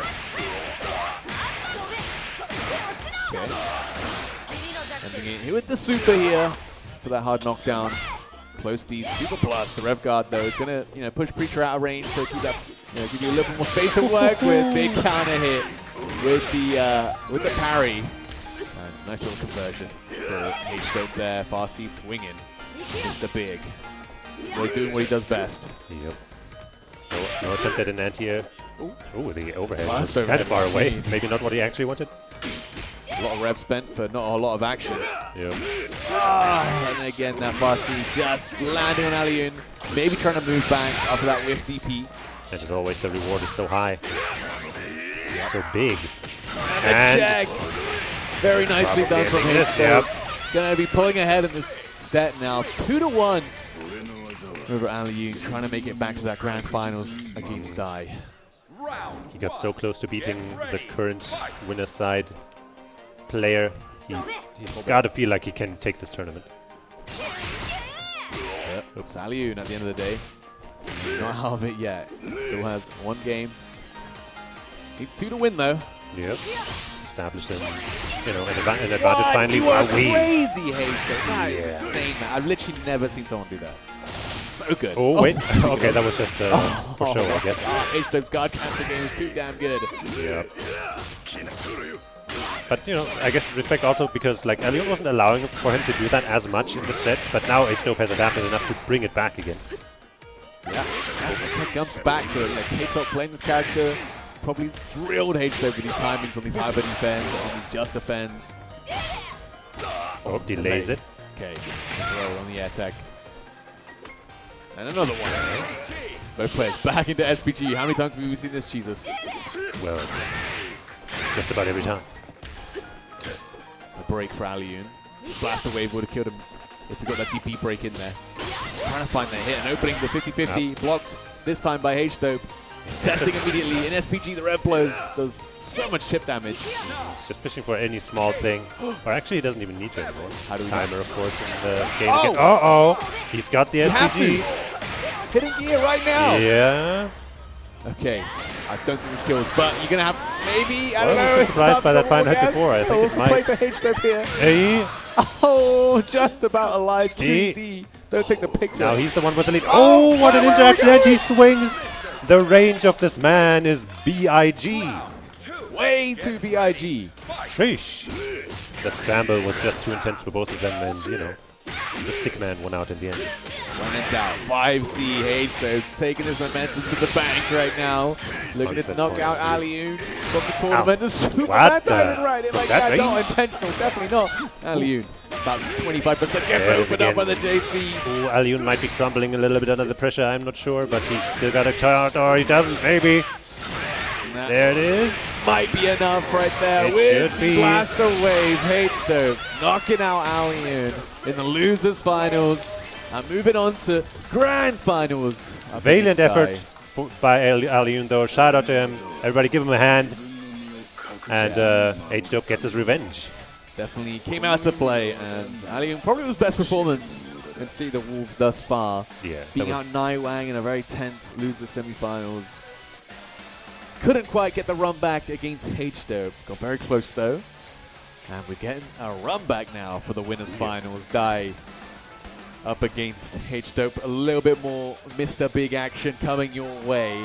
And okay, wow, we got some betrayals here.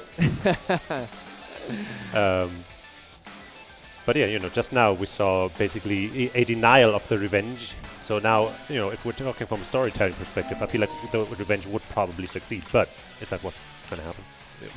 Where are the writers? I can't answer that.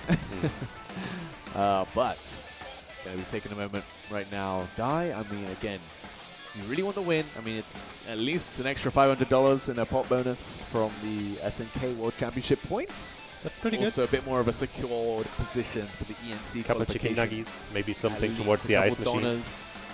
Got to fill your fridge a couple times for the week, at the very least.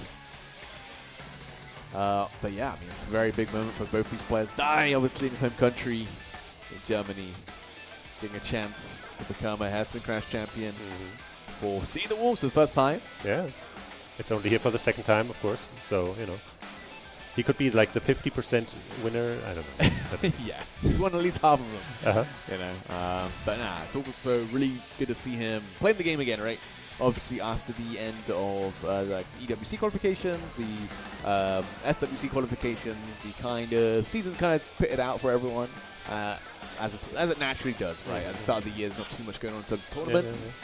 And then now we're in the summertime, at least for Europe. All the tournaments are starting up again, and Dai's back in it, back locked in with City of the Wolves, and coming out to play, basically. Yep. Showing why he is and was at least one of the best players in Europe. And yeah, big win today. We definitely put him on the map for a lot of people, if it wasn't already. It's been a great tournament. I think, you know, well-earned, well-deserved final game of the tournament here. Yeah, as we do get into that final game of Hessen Crash 2026. And this is the final set.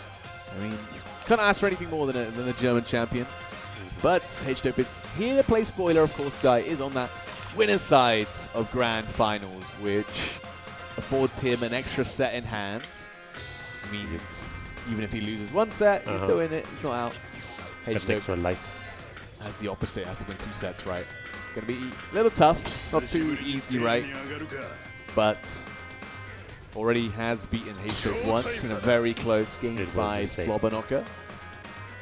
If you missed it, you gotta go back and watch that. Yeah. Don't know if it's gonna be a button check. It's gonna be. I don't want to get baited out, man. Yeah. It's a mix-up. Okay, against the intro rock maybe.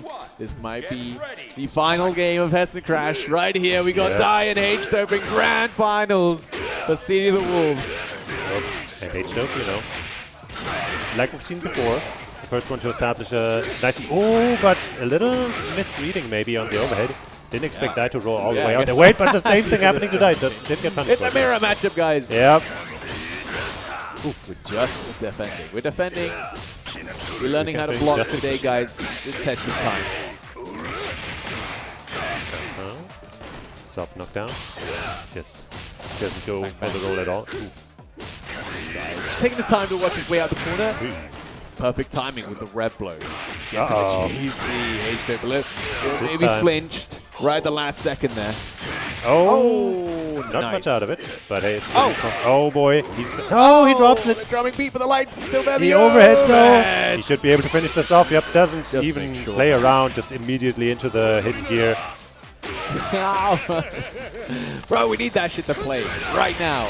Get this off the Salvatore Ganacci stage. I don't need to hear it. I don't know. That's kind of crime. Yeah, from Bosnia, take me to America. Banger, by the way. Dai once again, you know, kind of clutching it back out after a bit. It was started out looking kind of good for H-Dope.